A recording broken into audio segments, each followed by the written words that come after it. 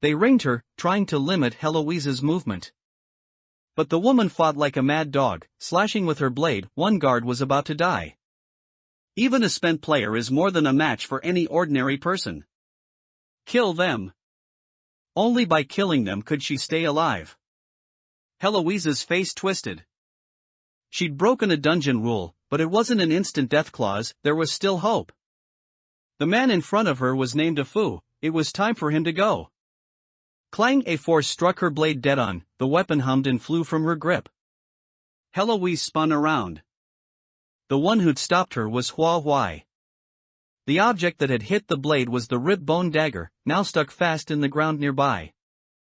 Without a word, Heloise lunged. A Fu was right there, who needed a knife to kill. Fingers hooked like claws, she went straight for his throat. Guard. A Fu's assigned player was Hua Huai. Arong had already died at Erica's hand. Though Hua Huai knew the buyout price, she couldn't risk anyone touching him. And why, of all people, had Heloise chosen a Fu for her despair-driven murder?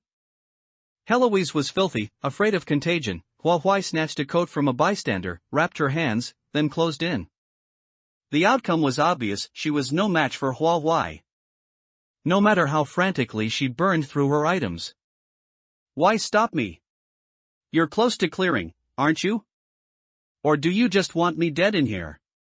Time was running out. Daylight beyond the grotto was fading. Not long after Hua Huai returned, Yamani and Zhang Taiman arrived as well. Erica came back with Marin. Seeing the chaos inside, they were baffled. A Fu and the other guards scattered, terrified for their lives. Hua Huai shot back, "What do you mean? If I hadn't stopped you, you'd survive?" Heloise, knocked to the floor, looked up. "Of course, if I meet the clear condition while I'm alive." That was her only way to live. Yet why did clearing require a Fu's death? Paying the buyout fee should have been enough. There was no need for murder. Unless, she didn't have enough money. So she'd struck a deal with someone. That person promised to cover the shortfall if she killed a Fu, maybe others as well. By that logic, a Fu must be vital to the mastermind and absolutely had to die. While Hua Huai weighed this, Heloise sprang up, trying to get past her to a Fu. Hua Huai hadn't blinked. She booted Heloise back again. Heloise's strength was spent. She couldn't kill anyone now. As despair and resentment swamped her, a Fu suddenly spat black blood. What? She hadn't touched him. It didn't matter who, so long as a Fu died. Only one more Ajin. He wasn't her guard. Surely Hua Huai wouldn't interfere. As she prepared to strike, she felt flesh sliding off her hand. The disease had reached this stage. Her body was putrid. Strings of mucus clung to the falling chunks. The reek was unbearable. Heloise screamed in agony, a sound more piercing than a pig being slaughtered. Even while shrieking, her gaze and limbs inched toward Zhang Taiman. No good, time was up. Pain garbled her words, her eyes begged for salvation. "Save me, please, save me." The wailing lasted 10 minutes. Zhang Taiman watched coldly until Heloise finally fell silent. Hua Huai checked a Fu. She recognized the signs of poison but could do nothing. She wasn't a doctor. She couldn't tell what toxin it was, only that it was lethal and a Fu was moments from death. One of her bound specters was a physician, but dungeon restrictions barred her from summoning him. The instant Heloise died, a Fu beat her to the grave. Erica was delighted. Good riddance, glorious death. Hua Huai, I never thought you'd end up just like me. Hua Huai knew the buyout sum. Why was she the same? Reading her puzzlement, Erica smirked. Having enough money isn't enough to buy your freedom. A female player has her assigned guard. And the fee must be paid to that very guard for the released account. Until the mission requirement is met, that guard cannot die. The glee in her voice was greater than if she herself had cleared the dungeon. Still unconvinced, Hua Huai asked, "How did you know? Just because of the matching guard clue?" Erica shook her head with a smile. "Of course not. You can find other clues, so why can't I? Since we're both in the same boat, I can tell you this clue." She stepped closer and whispered into Hua Huai's ear, the leader has a booklet recording all the other women's work, everyone except players. Do you think female players are naturally free, or am I right in my guess? The booklet stays with the leader. After male players gather enough money for release, they hand it to the leader to complete the process. Correspondingly, female players pay their release fee to the matching guard. Erica's conclusion was also speculative, but verifying it was simple. Once the sum was met, the truth would reveal itself. Knowing this rule, and unable to clear the dungeon, she had every motive to kill A Fu. If one person falls into water, only that one struggles. If a group falls in together, will they rack their brains as one to get back to shore? As long as someone finds a way out, she gains a chance to live. Clearly, the first target would be Hua Huai. She was just short of the release fee. Standing before Jiang Taimin, she opened her palm. Give me all the money on you. She intended to test whether Erica's words were true. Jiang Taimin handed it over without hesitation. Hua Huai now had enough. Normally the leader held absolute authority, yet when Hua Huai declared she wanted release, he acted as if he hadn't heard. The leader and the guards had witnessed A Fu's death. Strangely unperturbed, they treated the players' anomalies as perfectly normal. Once everything settled, they snapped out of their frozen state, as though someone had pressed their start button. The leader looked annoyed. TCH, 2 more dead. Drag them out and bury them quickly. His gaze swept over the female players. What are you doing loafing outside? We don't poach clients here, get back inside, all of you. Then, beaming brightly at Marin and Jiang Taimin, he asked, same as usual for you two today? Hua Huai was completely ignored. She had to raise her voice and repeat, I said, I want to buy my release. This time the leader heard her. He shrugged. You're on a death contract. What release? Even if you die here. The test delivered its verdict, release was impossible. Night had fallen, Zhao Bai would keep his promise and come to Beauty Grotto, at least tonight would be safe. Sooner or later the male players would gather enough money. When they completed the mission and left the dungeon, Erica's death would be close at hand. Hua Huai could survive thanks to her potent healing ability, but an endless dungeon was a torment to the mind. The dungeon was too vast, on foot you could never walk out of its zone. Fortunately, this was a modern dungeon, and she owned a sports car item. Yet her current body could hardly drive it. If she matured inside the dungeon, every player would see it. Unless absolutely necessary, Hua Huai didn't want to expose that. She still had one candidate, Erica. Erica's life was also at risk, leaving the dungeon together was the best option. She guessed Erica wouldn't refuse the proposal. Viewed this way, her scheme had succeeded, a sliver of hope had appeared. That night Zhao Bai arrived as promised. The players took a short night rest. Hua Huai keenly sensed that after Heloise died, the specter would not appear in her room to replace her identity. Hua Huai didn't dwell on it, she planned to leave the dungeon anyway, let the others worry. All she needed was good rest to face a challenge different from theirs.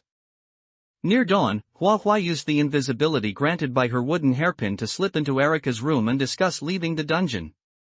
Erica had considered escape, but she couldn't even find the dungeon's edge.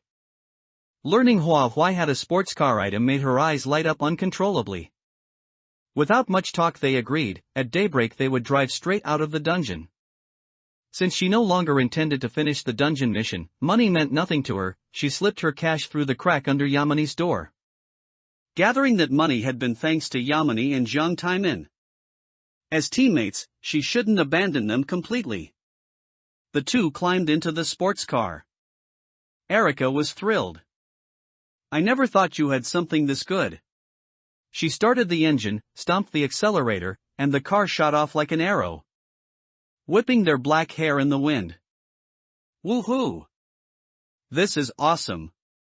The launch felt great, but after a long while they still hadn't crossed the dungeon's boundary. Erica's palms began to sweat. Damn it, how big is this dungeon? She muttered, don't tell me it's drawn along national borders, do we have to drive clear out of the country? Collecting herself, she added, luckily I checked a map before entering, I know roughly where we are. The border isn't far, we should get out of the dungeon's zone before nightfall. In truth, she wasn't 100% sure, a waver crept into her voice. Most players had studied a map before entering, Hua was no exception. Her guess matched Erica's. Though the dungeon story still felt incomplete, it mostly unfolded within national borders. Yet she couldn't understand why the dungeon's range was so enormous. Was it simply because this was an S-level dungeon?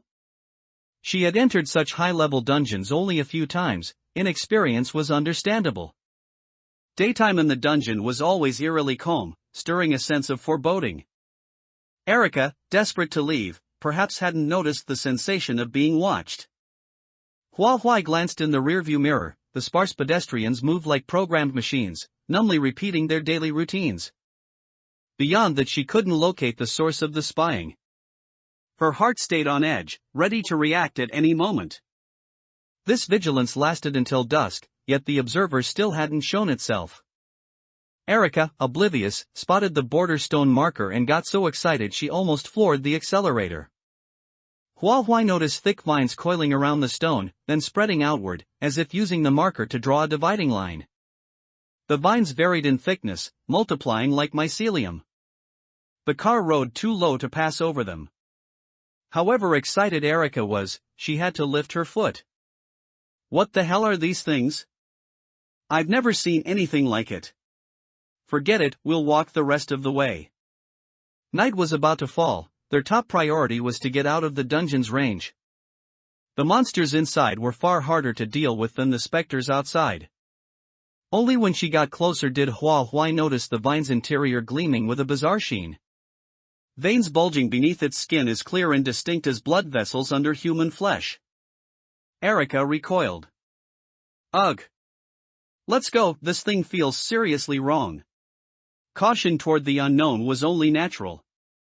The two of them edged past the tangle of vines, hearts thumping, terrified of accidentally stepping on one and provoking an attack. Surprisingly, the specters struck before the vines did. The moment players set foot outside the dungeon, the specters outside were free to attack at will. A gust whipped past their ears, specter claws, still dripping fresh blood from a recent kill, sent droplets pattering to the ground. The air reeked of blood. Hua and Erica instantly realized they'd left the dungeon's boundary. Both had stayed on guard, so the specter's ambush failed. But Erica's earlier injuries had never been properly treated, although she sensed the danger and tried to dodge, every movement was agony. The wound tore, she bared her teeth in pain. What made it worse, this specter was only one of countless others outside the dungeon. As far as the eye could see, specters packed the area densely enough to make anyone's scalp tingle. They glared at the two women, poised to charge and tear their prey to shreds at any moment. Specters outside an S-level dungeon were far stronger than those near lower-level dungeons. With her injuries, Erica stood no chance against the horde. Even summoning her bound specter wouldn't give her the upper hand. She thought leaving the dungeon would buy her a sliver of hope, turns out it was wishful thinking. After entering the horror game, how could she expect to dodge its rules whenever she wished? If the game wanted her dead by midnight, then even if she clung to life till the 11th hour, she still wouldn't see the dawn. When terror and despair peaked, the mind drowned in negative thoughts, rational thinking shut down. For an instant, a notion flashed through her, dying here might be better, no more fear, no more pain. Her gaze turned vacant, she watched the specter lunge without even blinking. Hua knocked the monster away and snapped, if you can't fight, at least get out of the way. Did you escape the dungeon just to die to a specter outside? Erica jolted back to her senses, realizing Hua had actually helped her. Yet her will to fight didn't revive, she gave a wan smile. Why save me? You clearly hate me, and now that we're out of the dungeon you've no more use for me. Hua didn't mince words. I do dislike you, but not enough to want you dead. There was no solid proof that Erica had caused Afu's death. Since Erica had chosen to leave the dungeon with her, at the very least she hadn't wished Hua dead. Besides, the sight of you giving up on life grates on my nerves. It rubbed her the wrong way, so she was happy to save Erica's life. Erica, instead, flared up. It's none of your business what I do, who says you get to feel annoyed. Don't think I'll be grateful just because you saved me once. Unlike Erica's momentary leisure, Hua Huai had to keep fending off specters that charged in non-stop. In a brief lull she said, to survive this long, you must have resorted to every means possible, right? After coming so far, you're ready to quit today? Reaching A-level player status was never easy, overcoming fear of specters was step one. Humans, frankly, could be far more terrifying than specters. Most players died at the hands of their own kind. Usually they could sense a dungeon's taboo conditions, just at different speeds. Many exploited that time gap, using their foreknowledge to kill others before the rest figured it out. Erica had done plenty of that. After acquiring her bound spectre, she'd grown so arrogant she'd nearly forgotten her old caution. An easy road traveled too long is never a good thing. Hua Huai's small frame fought through the spectre swarm. Her combat strength was incredible, stronger than any player Erica had ever seen. She embodied what it meant to cling to life with everything one had, stirring something inside Erica. Right, she'd come too far to let it all end today. She couldn't, and wouldn't, accept that. Erica summoned her bound spectre into the fray, easing some of Hua Huai's pressure. Roughly 2 hours later, her bound spectre's mysterious ability was exhausted, yet countless specters still loomed ahead. Sensing Hua Huai was too tough a target, they shifted their focus to Erica. She had almost no fight left, but this time she refused to sit still. Even if she had to crawl, she would dodge their strikes. Rolling again and again reopened her wounds, the scent of blood drove the specters wild with excitement. They bared fangs, ghastly faces grinning. Erica pressed her back to a stone tablet. The slab looked solid, maybe it could block one blow. Unexpectedly, the specters hesitated, as if unsure where to strike. Then, from nowhere, came the sound of an infant suckling, accompanied by a contented coo. The noise was jarringly out of place, even the moonlight overhead turned eerie. Under that cold-hued light, both Erica and Hua Huai instinctively searched for the source. Strange, the sound seemed to rise from underground. Could it be hollow down there? At once, the specters scattered like startled birds, evidently terrified of whatever was making the sound. Hua Huai pressed her ear to the ground. The noise really was coming from beneath. Normally, creatures fled only when confronted by something far stronger than themselves. Realizing the danger, Erica urged, "Call out your sports car, let's get out of here now." Curiosity toward the unknown was best left unsated, Hua Huai agreed. Once clear of the vines, the sports car reappeared without issue. Driving while racked with pain and cold sweat pushed Erica's mental strength to its limit. She had to reach the next dungeon soon, her body couldn't hold out much longer. Without medicine, if her wounds became infected, the consequences would be dire. In a daze she remembered steering into a building. Game Mission Replacement Update. Current game dungeon, desperate escape difficulty, S-level objective, find a way to escape the park's control within 30 days. Players cannot actively hunt NPCs. Countdown has begun. Out of the dragon's pool, straight into the tiger's den. Why was she so unlucky? Most players did not sleep too deeply during the night in the dungeon, and Yamini was no exception. When she noticed the movement, she saw a lot of money on the floor by the door. It was everything they had collected over the past few days. Quietly opening the door crack, she only saw the retreating figures of Hua Huai and Erica. Clearly, they were going to leave the dungeon, and they were confident in their ability to do so. It was probably for the best that they left. Yamini actually didn't want Hua Huai to die. This way, the current dungeon was left with only Yamini as the female player, along with the remaining 4 male players. Everyone harbored their own sinister intentions, calculating their personal schemes.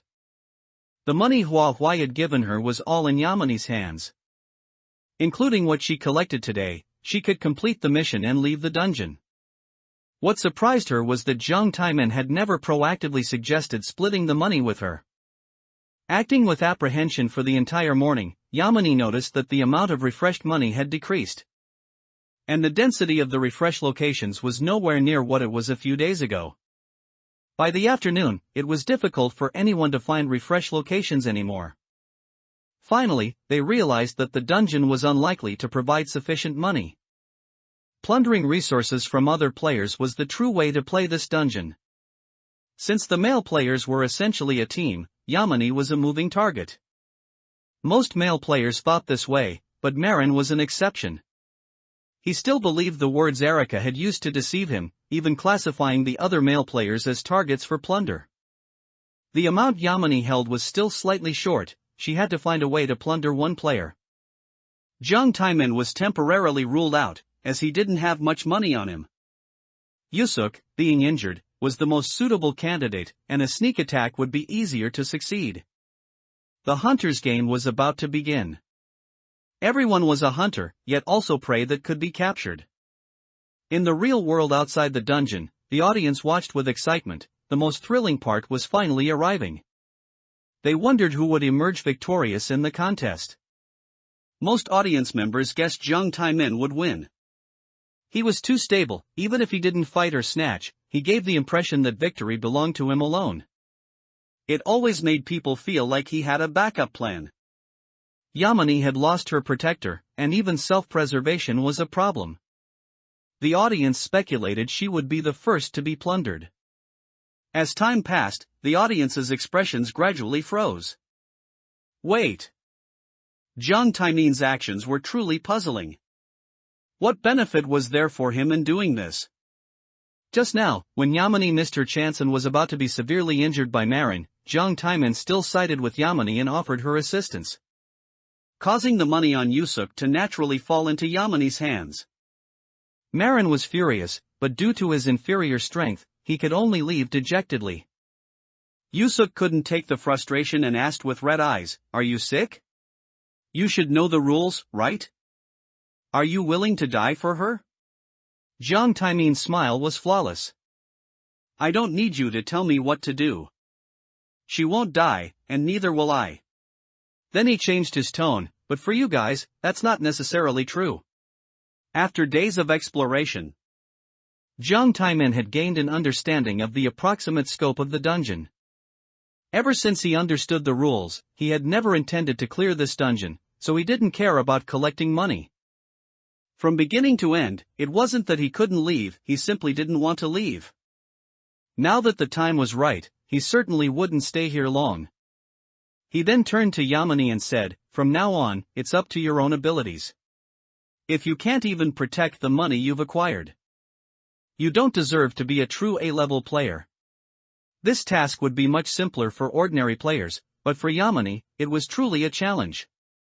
Yet she firmly accepted the challenge, nodding seriously, "Of course, see you outside the dungeon." On the way back, Yamini suffered quite a bit. Zhao Bai and Marin, who had returned, searched everywhere for her whereabouts. Finally, they simply staked out the area outside the beauty grotto. To redeem herself, she had to return to the beauty grotto. Moreover, after nightfall, it would be very dangerous for Yamini to stay outside. She would definitely come back. The function of the princess mirror item was already known by both of them, so the success rate of sneaking up on them was low. And other items were temporarily useless. Yamini racked her brain and shouted directly inside, "Hurry, someone chase her." Yamini ran away. This kind of shouting, damaging the enemy by 800 but losing 1,000 oneself, left the two men completely dumbfounded. Zhao Bai reacted, "Quickly cover her mouth." It was too late. The soundproofing here was terrible. From the moment Yamini spoke, she had already won. Immediately, Yamini handed the sufficient amount of money to Ajin. Redemption. The success panel for clearing the dungeon instantly appeared, and the money handed to Ajin dissipated into scattered specks of light. The money already used for redemption could not be plundered. Zhao Bai and Marin were so frustrated their gums were practically grinding. The audience in the real world watched, sighing with emotion, wondering what would happen to the remaining players. Soon, they got the answer. In the following days, refresh locations no longer appeared in the dungeon. Marin displayed his hideous side to the fullest. He severely injured Zhao Bai and took the money to redeem himself, but he did not succeed. He should have known that Erica's clue was a deception long after Yamini left. But he had no way out. The money wasn't enough. What could he do? If the money didn't refresh, he would starve to death. The restaurant here wouldn't give him free meals. Food only refreshed when the NPCs inside the restaurant were acting normally, rendering plunder useless. So hungry. This was the final thought of all the male players who could not clear the dungeon and could not leave. Subsequently, they welcomed the endless darkness. The scene within the dungeon ended here. The players and the audience had only glimpsed the tip of the iceberg. They did not learn the complete story, nor did they see the true appearance of the abnormal boss. As expected of an S-rank difficulty dungeon, Yamini was the only player who successfully cleared it. Moreover, her process of clearing the dungeon was truly an unfair victory. Hua Huai, Erica, and Jiang Taiman all left this dungeon, and there was no continuous footage shown of them. The flow of time in the dungeon is different from reality, so presumably, it won't be long before the results are known. In a vast, empty space, a drenched person lay. Her already blood-soaked body trembled from the cold water, and she forcefully opened her eyes to look at the culprit. She had entered the dungeon area. Where was Hua Huai? Where was she? The moment her gaze found Hua Huai, Erica's heart inexplicably settled. Many people stood in the field, neatly lined up, only Erica was sprawled on the ground in a sorry state. The woman standing in front of everyone was dressed alluringly, with a powerful aura. Awake? If you're awake, stand properly. I'm warning you, this is Brother Chang's territory. Be obedient and don't think about escaping. Otherwise, if your limbs are broken, don't say I didn't warn you. At this point, her tone softened slightly. I know you're here to make money, and you can indeed make money here. If you work hard and complete your performance, you'll get a decent bonus. Here, everything depends on performance. I hope you won't disappoint. Her words were interrupted. A man's head was hanging out of a window on the 6th floor, struggling desperately to pull back inside. A person stood behind him, pressing on the back of his neck, preventing him from retracting no matter what. The commotion caused by their struggle was loud, drawing the attention of everyone downstairs. The woman in front of the crowd snorted coldly, if you don't want to end up like him, then be obedient and don't think about defying the group leader. Let's go, I'll show you around the company. There were several buildings in the park. The woman first led everyone to familiarize themselves with the closest one. The first floor was the cafeteria, but not all employees were qualified to eat there. Those who didn't meet their performance targets weren't allowed to eat. From the 2nd floor upwards, it was all office space. The people sitting in front of computers exuded an infinite sickness. Some were ecstatically happy after achieving their performance, while others, at the bottom of the performance list, looked as if ghosts were chasing their lives. Here, power was infinitely magnified, and everyone witnessed the concrete reality of how a higher rank could crush a subordinate. Along the way, Hua Huai saw many security personnel carrying guns. Each of them was well built and clearly professionally trained, much like mercenaries, exuding a strong deterrent. If this were the real world, ordinary people facing them would probably only be able to tremble in fear. The woman led everyone to the 6th floor. Immediately, a man with a buzz cut came forward, smiling, Sister Zhang, just leave these newcomers to me. You can rest. Sister Zhang gave everyone a meaningful smile, work hard, all of you. Then, she left gracefully. The buzzcut man, however, immediately changed his demeanor, looking at everyone with disdain. This floor is for newcomers. You're under my charge.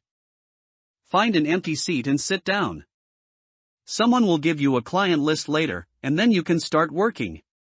As players, Hua Huai and Erica certainly wouldn't act rashly. They would at least wait until the end of the day to assess the situation. But not everyone present was a player. Many indigenous residents also held employee identities. They sensed the unusualness of the place, their panic clearly visible on their faces, and protested, something's wrong here. I don't want to work here, I want to go home. The buzzcut man sneered, approaching step by step. Then suddenly lifted his knee and struck the person's abdomen. Go home? Go home. I'll send you home. The person's face contorted in pain. The buzzcut man grabbed his hair, forcing him to look up and make eye contact. I don't like hearing those two words. I hope you'll remember that. Casually throwing the person aside, the buzzcut man introduced himself. My name is Lushan, and I'm your group leader. Don't ask me if you don't understand anything, unless you're itching for a beating. We have performance targets every week. But to help you better complete your mission, I've divided the mission targets into daily goals. Those who complete their performance get rewards. And those who don't get punished. Lushan pointed to a blackboard not far away. The daily performance targets will be updated there. Since you're newcomers, the first day's target is only 5,000 yuan. After explaining everything, Lushan finally left. Everyone found empty seats and sat down. Through Hua Huai's discreet observation, she learned that there were approximately 8 players in this dungeon. Excluding her and Erica, there were 3 women and 3 men.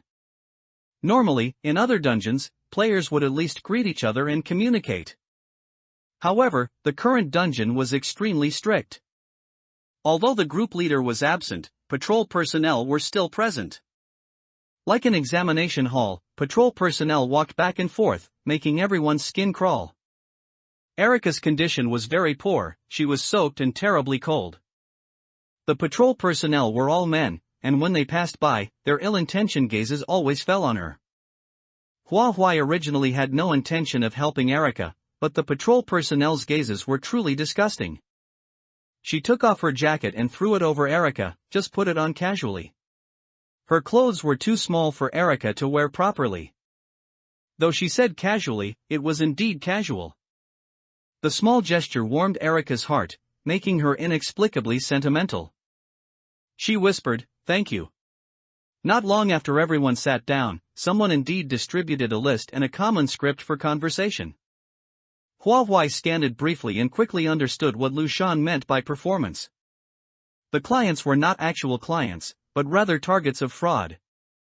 Among them, many clients were specifically marked as elderly individuals, as well as vulnerable groups like students and stay-at-home mothers. They exploited human weaknesses and created information asymmetry to achieve their fraudulent goals. Some people were already at their wits' end. This list was more like a death warrant sending them to hell. Hua Huai's evaluation of this was utterly deranged. She did not rush to act. The dungeon mission requirements never stated that performance must be completed, but before finding a way out. Players couldn't have absolutely no performance. The mission requirements were very interesting. It wasn't simply about escaping the park.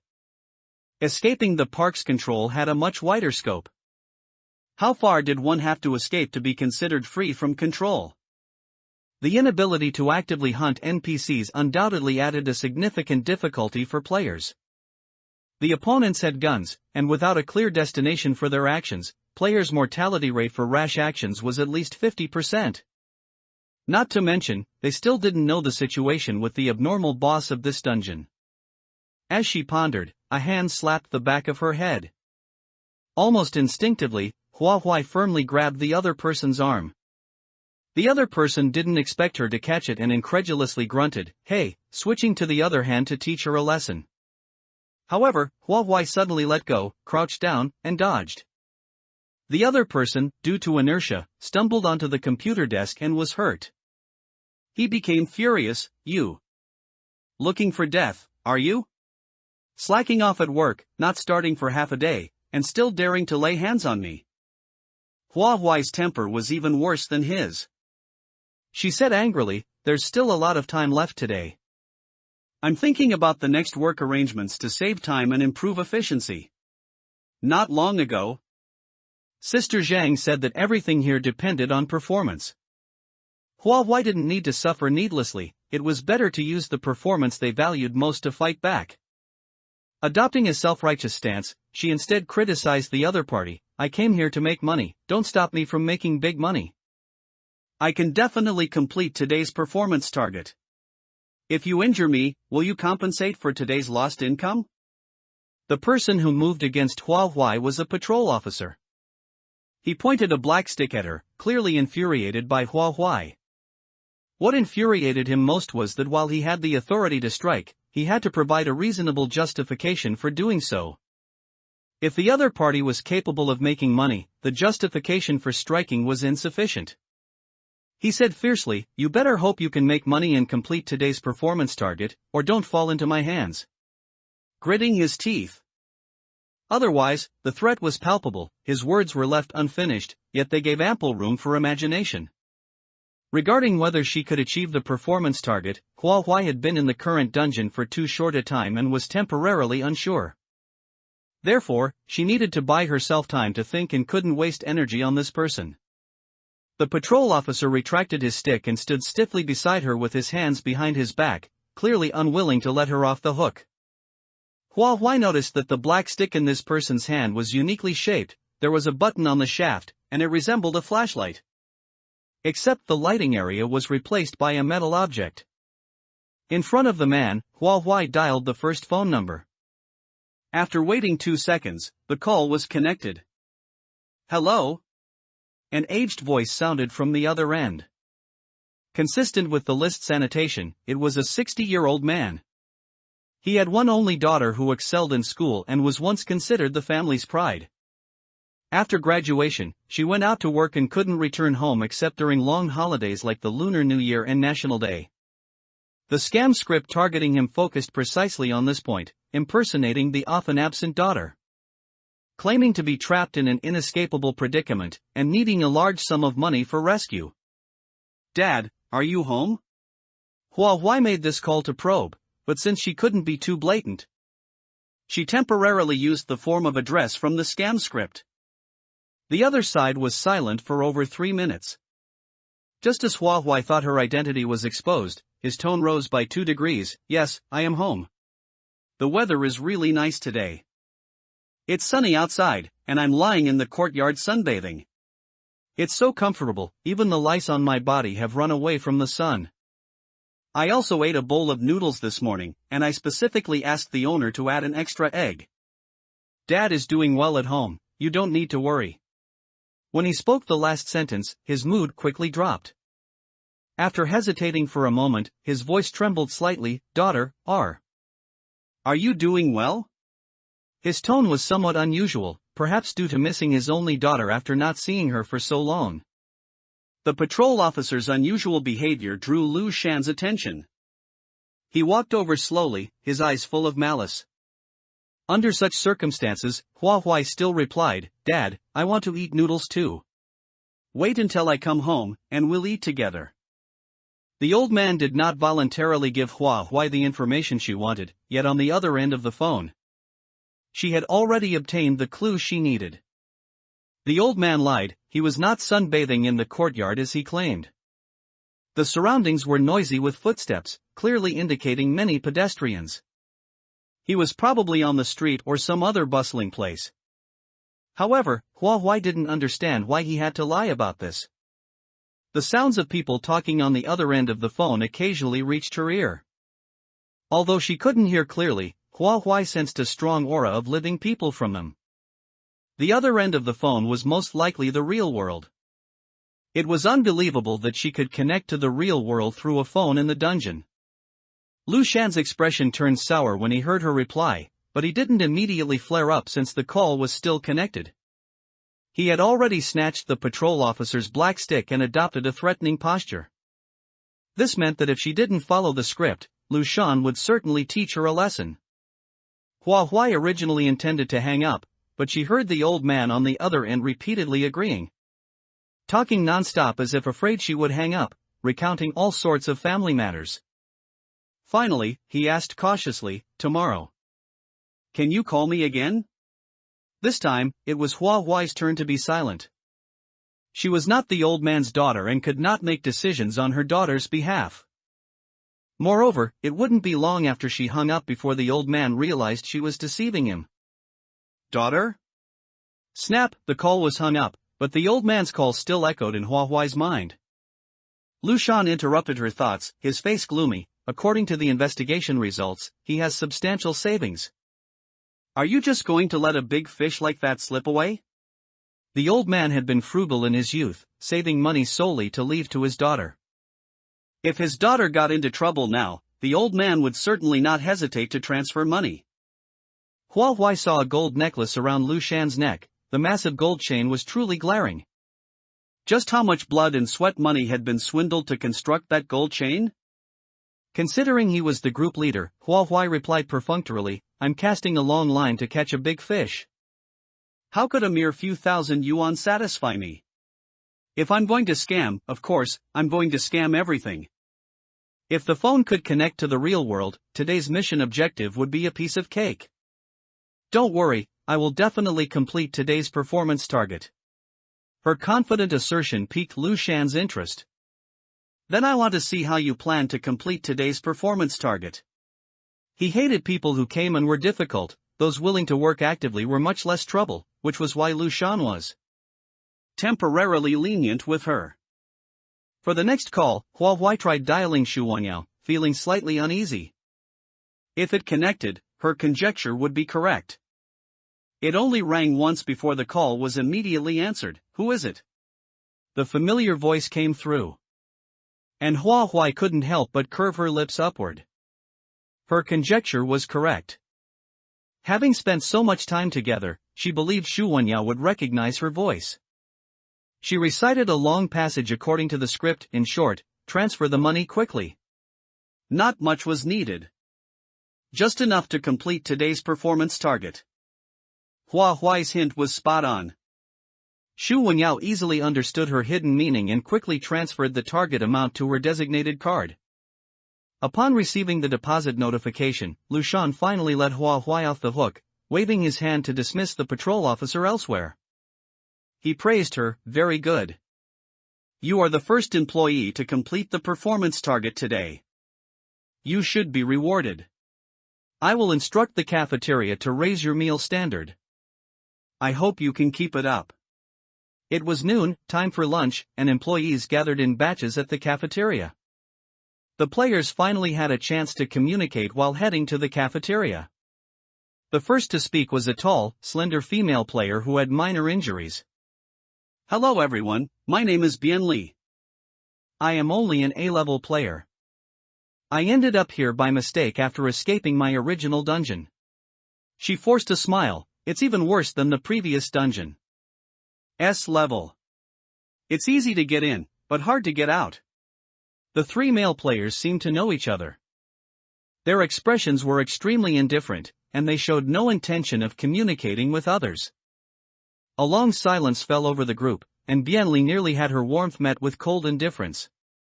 Among them was a dark-skinned woman who wasn't very adept at using the translation watch, taking more than 2 full minutes to respond.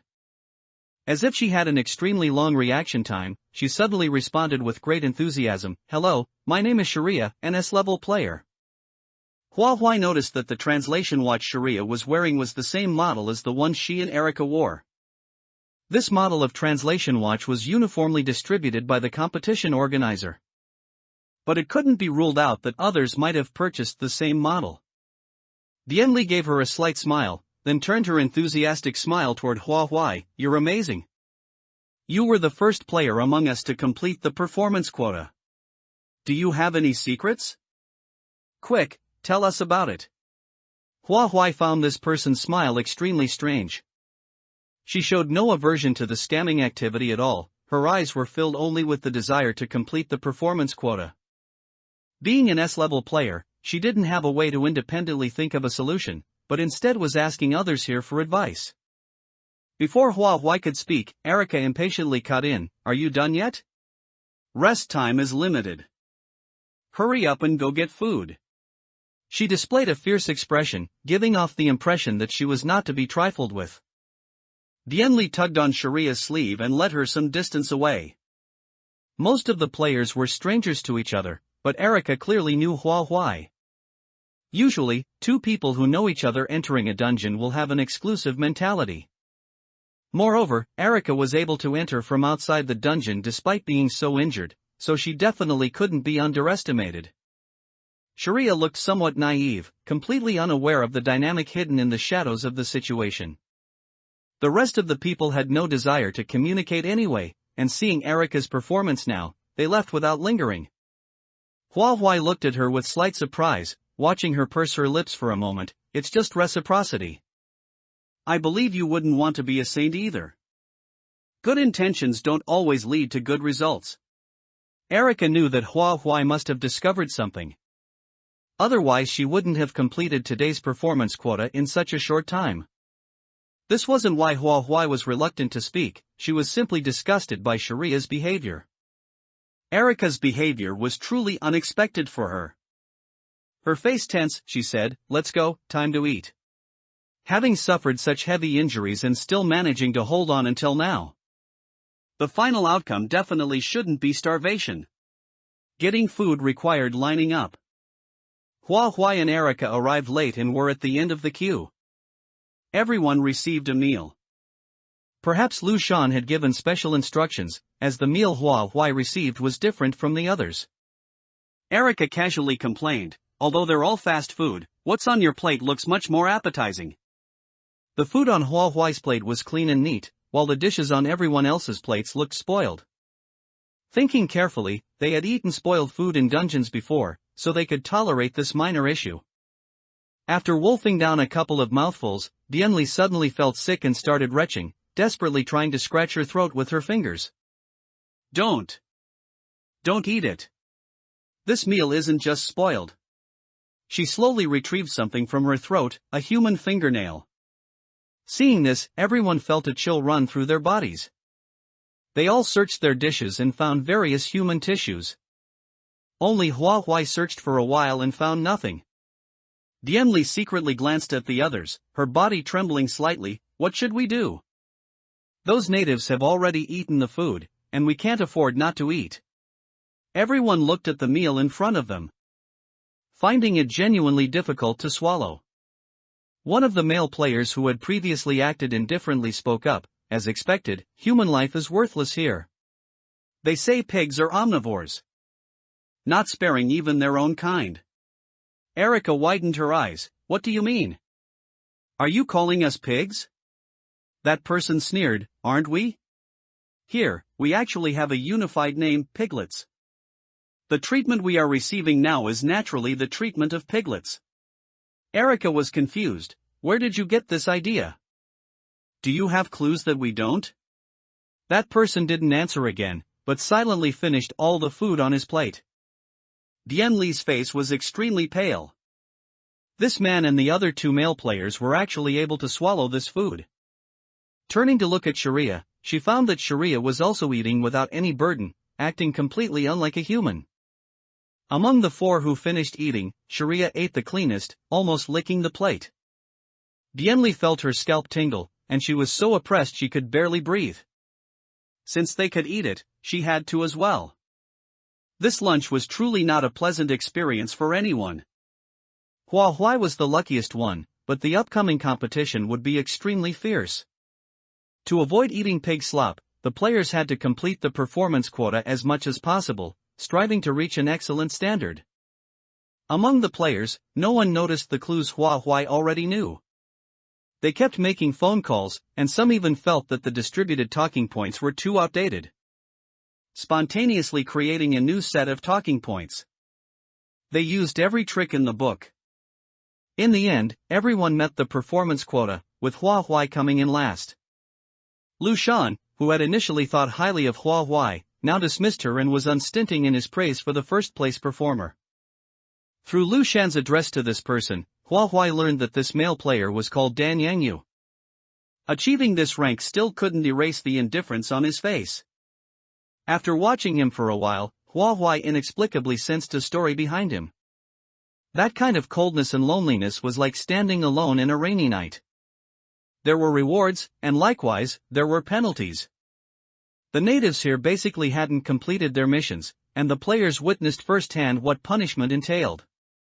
When the black sticks in the hands of the patrol personnel were switched on, the metal parts at the front would generate electricity. Hua Huai hadn't seen one before, but at that moment, she realized it was a stun baton. They went from strongly resisting to kneeling on the ground and desperately begging for mercy, completely devoid of dignity. Hua Huai's feet seemed nailed to the ground, she couldn't move half a step. A dense ball of anger was trapped in her chest with nowhere to vent, but constrained by the mission requirements, she had to remain rational. Sharia didn't notice her abnormality and pulled her away. "Stop looking, someone is leading us to the dormitory." What was going on? Sharia's voice even carried a hint of excitement. What was she happy about? The dormitory was arranged in another building. There were no beds in the room, just simple mats and thin quilts laid on the floor. This type of room was called a common sleeping area. All the female players stayed in this room, while the 3 male players stayed in a different room.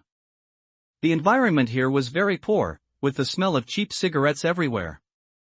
Sharia was completely oblivious to this. She took a deep breath and flashed a satisfied smile. The scent of freedom. If the player's identity was that of piglets, then this place was the pigpen. Hua Huai couldn't understand her statement. It wasn't something a normal player should say. From the moment they entered this dungeon, Sharia's overall state had been very relaxed. Was she acting like this on purpose? Dian Li went over to a mat and sat down. "You weren't free before?" Sharia smiled without saying a word, seemingly admitting to it by default. The floor they were on was low and close to the stairs, so Hua Huai frequently saw people passing by. Combined with the poor soundproofing, she could even hear their conversations. "I heard Lu Shan's group had good performance today." Although most people didn't produce any performance, that small group's results were quite impressive. TSK. Why are all the people under me just useless trash? If they don't produce any performance soon, I'll have no choice but to call their families. The man in the suit yanked his tie askew, looking extremely impatient. He took a pack of cigarettes from his pocket, pulled one out, lit it, and held it in his mouth. The lackey beside him said flatteringly, "Group leader, don't let such trivial matters bother you. I'll pick out some clever ones for you another day. If you're feeling too annoyed, why not go have some fun?" The man in the suit puffed out a cloud of smoke and narrowed his eyes with a smile. "You understand me." The two of them then left the dormitory area, heading off to parts unknown. Not long ago, Erica had gone out alone and happened to miss this scene. About 10 minutes later, she returned clutching a medicine bottle and a candle. She showed a proud smile and said, "The people here are somewhat reasonable. It wasn't in vain that I worked hard to produce performance today." She handed the medicine to Hua Huai. "Help me apply the medicine." Without avoiding the gazes of others, she swiftly took off her clothes, revealing the injuries on her body. There were many wounds on her back. It was indeed a difficult area to handle alone. Several of the wounds were deep enough to show bone, and some even showed signs of festering. Erica had actually managed to endure the pain until now. Hua Huai didn't reach for the medicine bottle. "Why ask me?" Erica's reasoning was clear. "I have no choice. Here, I can only trust you. If you're unwilling, there's nothing I can do. There are so many people here, there will always be someone who can apply the medicine for me. However, others might not have the principles that Hua Huai adhered to." Having reached the second dungeon together, Erica naturally saw through Hua Huai's character. Yamini had once spoken harshly to her, yet when Yamini was being bullied, she was still willing to step forward. She was clearly someone with a sharp tongue but a soft heart, governed by her own set of principles. Such a person would absolutely never take the initiative to harm others unless it was a last resort. She believed Hua Huai would soften her heart. She tossed a small knife behind her and then lit the candle. "The festering parts need to be carved out. I don't want to die yet." Finally, Hua Huai picked up the small knife and stated beforehand, "I've never done anything like this." Erica didn't change her mind. "Just do it. There's a first time for everything." Since she was prepared to do it, Hua Huai would not back down at the last moment. Learning basic wound treatment was a compulsory course for every player. Hua Huai practiced based on what she had learned, her hands unexpectedly calm. Erica grit her teeth in pain, unable to hold back physiological tears. By the time all the wounds were treated, Erica was drenched in sweat. With the help of the medicine, Erica's condition was much better before she fell asleep. She needed to rest well, but the others wouldn't be so restless. Late at night, the female player who hadn't given her name quietly got up. At this time, perhaps the aberrations would be more active, but it was also when those people were most lax. The mission requirements only restricted players from attacking NPCs, aberrations and the like were not included. Moreover, this dungeon hadn't restricted the player's bound specter. Fear?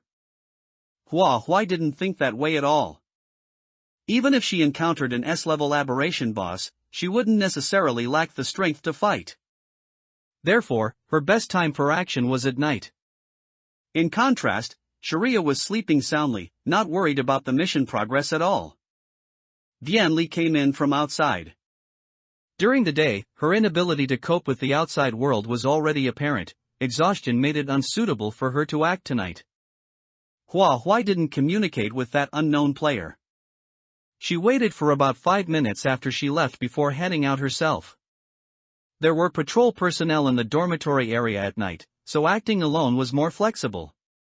While passing the neighboring dormitory, Hua noticed a button dropped on the floor, matching the clothes of one of the male players. The 3 male players always acted as a group. Hua looked inside through the glass window, and as expected, they were not in the room. It seemed they also thought nighttime was a good opportunity for action. Hua carefully avoided the patrol personnel. The entire building here was for dormitories, but the upper floors were where management lived. She lived on a lower floor, so she often saw management personnel passing by, surrounded by followers. If she wanted to investigate clues, she had to go to the upper floors. After going up a few floors, Hua found an iron gate installed at the 4th floor landing to separate the levels. The conditions here were poor. The stairs were open style, allowing a direct view of the situation below from both sides. Without even needing to pick a lock, she nimbly vaulted over the iron gate.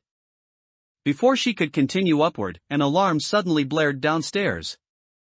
Everyone in the park was startled, and lights in the dormitory building began to flicker on one after another. Out of necessity, Hua could only temporarily retreat to her room. Shortly after returning to her room, shouting came from downstairs. Murder! Murder! There was no panic in that voice, it was purely a descriptive warning. Everyone came out at the sound, only to be blocked by a group of armed security personnel, restricted to the dormitory area. During chaos, ordinary employees might take the opportunity to escape the park, so they were quite guarded against it. The players who had previously left the dormitory had all returned, looking as if they had just stepped out of their rooms. The players looked at each other, their eyes hiding probing gazes. While everyone remained still, Sharia asked the security guard beside her directly, "Big brother, who died?" The dark muzzle of the security guard's gun was aimed right at her, yet she didn't show the slightest fear. The incident was sudden, and the security guard didn't know who it was. He shouted coldly to back her off, "Stand still. Bullets don't have eyes, I can't guarantee this won't go off." The answer came about 2 hours later. The deceased's status was not low, it was one of the supervisors here. The high-level management personnel searched other areas and found no suspicious persons, so they turned their attention to the dormitory area. It turned out that Sister Zhang, who had previously led the players, was also one of the supervisors.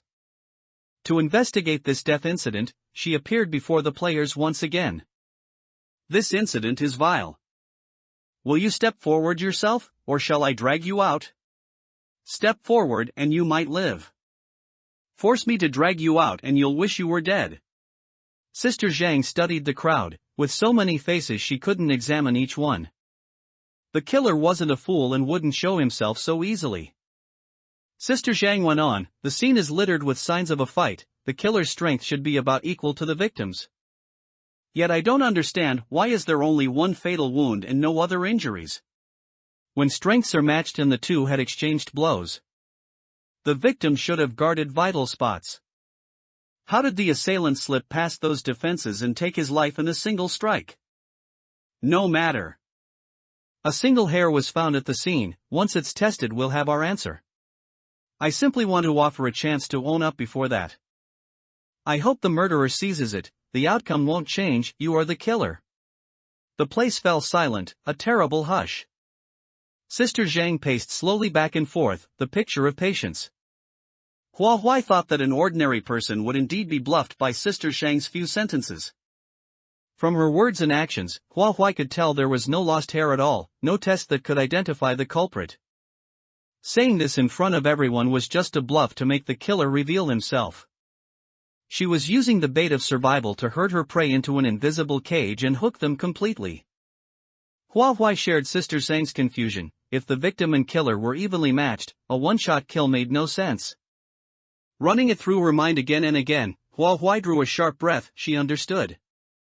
The instant it happened she'd considered this possibility, but the dungeon's rules had kept the thought from lingering. The rules forbade players from actively hunting NPCs, but what if it was passive? That explained why the scene showed a struggle before the single lethal strike.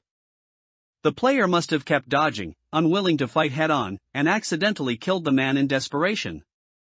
Only one thing still puzzled her: normally players far outclassed NPCs. How had the victim pushed the killer so hard? Minutes crawled by until someone lost patience and shouted, "Whoever it is, get out here! Sister Zhang is giving you a chance to live, don't keep us standing in the wind all night." The shout set the crowd murmuring. Yet still no one stepped forward. Sister Zhang's look shifted from certainty to doubt, then to irritation. She gave a cold laugh. So stubborn. Waste the chance and we'll wait for the lab report. Her emotionless gaze swept over them. Dismissed. By dawn the whole affair seemed forgotten, no one mentioned it. On the office blackboard the day's performance target had been changed to 20,000. Yesterday's 5,000 target had merely been to let players learn the ropes. Now that they knew the process, the quota had to rise. Tomorrow and the day after it would probably keep climbing. After so many dungeons, Hua Huai had some experience. Xu Wenyao had already given up his status as young master of the Shu group. The cash he had left was scant. And Hua Huai couldn't linger in this dungeon. She planned to dawdle, then find a chance to call Xu Wenyao, but the moment she sat down a patrol personnel slapped a stack of documents onto her desk. These client lists are void. Shred them. Hua Huai gave him a puzzled look and earned a sneer. You scraped past yesterday's quota barely. So you've got a problem doing grunt work? Hua Huai stayed silent. No problem. Not just yesterday, today she intended to skim the line again. She hugged the files to the shredder and, while feeding them in, caught the names and notes on the pages. They were other players' client lists, far longer than she'd expected. Money earned in the horror game could flow back to the real world, probably the reverse as well. Hua Huai could only keep herself from doing it. She had no right to stop others. Players trapped in a dungeon were all trying to survive, no life was worth more than another. People in the real world rarely died from losing money, players here deserved a chance to live. After shredding the papers she returned to her desk, only to see Lu Shan strolling over. Her heart sank. Why single her out in this crowd? Lu Shan stopped beside her cubicle. I remember you, cast a long line to land a big fish. Time to phone your big fish, isn't it? It had been a brush off. And she'd still hit yesterday's target. Why was he hounding her? He's really looking forward to your call. His dangerous stare bore down on her, radiating menace. Cornered, Hua Huai dialed the old man again. He answered at once. Girl, are you somewhere safe? The worry in his voice made her chest tighten. Didn't he sense this call was wrong, that she wasn't right either? She wasn't his daughter at all. And why had he asked that? Suppressing her doubts, she forced out, I'm safe. Every word she gave, the old man answered with 10. The news says lots died yesterday, drowning, falling into missing manholes, home invasions. The funeral home can't hold all the bodies. Are they cursed? Or targeted by villains? Never cross petty people, they strike in the dark. At first she dismissed it, accidents happened. But too many bodies for the funeral home? That sounded extreme. Unnerved, she asked, did the news give their names? No, too many, and nothing good, he replied after a moment. If you want, I'll go to the nearest funeral home and ask. Hua Huai stopped him at once. Wait. It's safer if you stay home. The cause of the incident was unclear, but since Hua Huai had other channels to obtain information, there was no need to let the old man run this errand for her personally. After hanging up the phone, she heard Lu Shan sneer, I see you're not trying to fish, you're trying to raise the fish. What? You really want to be their daughter? Hua Huai lowered her eyes slightly. Group leader, are you very free? Her indifferent words easily provoked Lu Shan's anger. He snatched the stun baton from the patrol personnel's hand. Do you know who you're talking to? Hua Huai slowly raised her eyes. I am talking to the group leader. I heard that there is a competitive relationship between group leaders. A group with higher performance should have more of a say, right? From the conversation between two people passing by the dormitory yesterday evening, Hua Huai learned that the relationship between the group leaders was not good, from which she could infer a few things. People who can produce results are hard to find. Besides, your group is full of newcomers. I shouldn't need to say more about the rest. Lu Shan narrowed his eyes. After a moment of deliberation, he threw the stun baton back to the patrol personnel. You certainly are confident. In that case, your performance target will be doubled from now on. As long as you can complete your performance on time, I won't cause you any more trouble. Otherwise, I'll let you taste the price of arrogance. Since things had reached this point, she naturally had to accept the challenge. Lu Shan kept his promise and didn't bother her again. At this time, Dan Yangyu stood up and went out. He had exceeded his performance target yesterday, so the patrol personnel turned a blind eye and did not make things difficult for him. The park was full of guards. He was likely just going out for a bathroom break. If he really did something out of line, someone would naturally stop him. When he left his seat, a folded slip of paper rolled off. He didn't seem to notice and walked out without looking back. Sitting to his left was the male player who had been acting with him, and to his right was Bienli. That male player was focused on his phone call and didn't notice the note. Bienli took the opportunity to step on it and slide it under her own table. Opposite Bienli was Erica. She noticed Bienli's small movement and saw a momentary look of joy on Bienli's face. In a dungeon, things that could make a player happy were mostly related to completing mission requirements. Hua Huai's mind was on the anomalies in the real world, and due to the angle of her seat, she didn't notice this for the time being. The call to Xu Wenyao was connected quickly again. She asked about what the old man had said. Xu Wenyao had also heard the news and had conducted an investigation into this unusual occurrence. Those who died had one thing in common, they had all received calls suspected of being scams. Hua Huai's call with him yesterday had also used scamming scripts. It was hard for him not to connect the two. The reason they were called suspected scams was that the people who received the calls didn't actually lose any money. At first, they thought it was someone's prank and didn't take it to heart. Now this matter had spread on the internet, being treated as a bizarre form of curse. Because of the unique nature of this dungeon where calls could connect to the real world, Hua Huai and several other players had already disappeared from the real world for a whole day.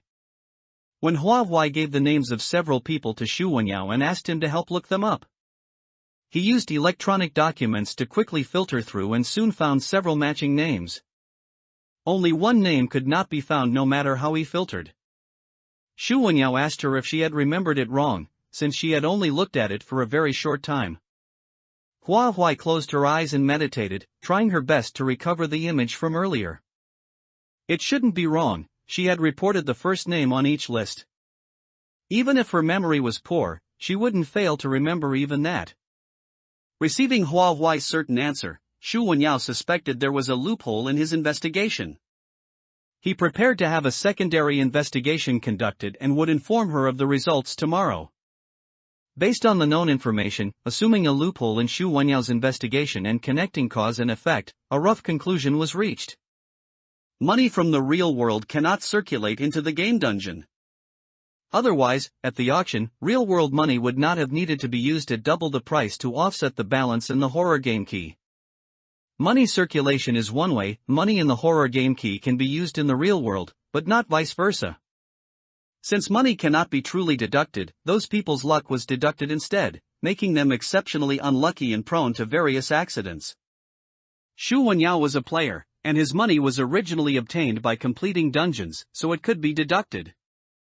But this situation couldn't last for long.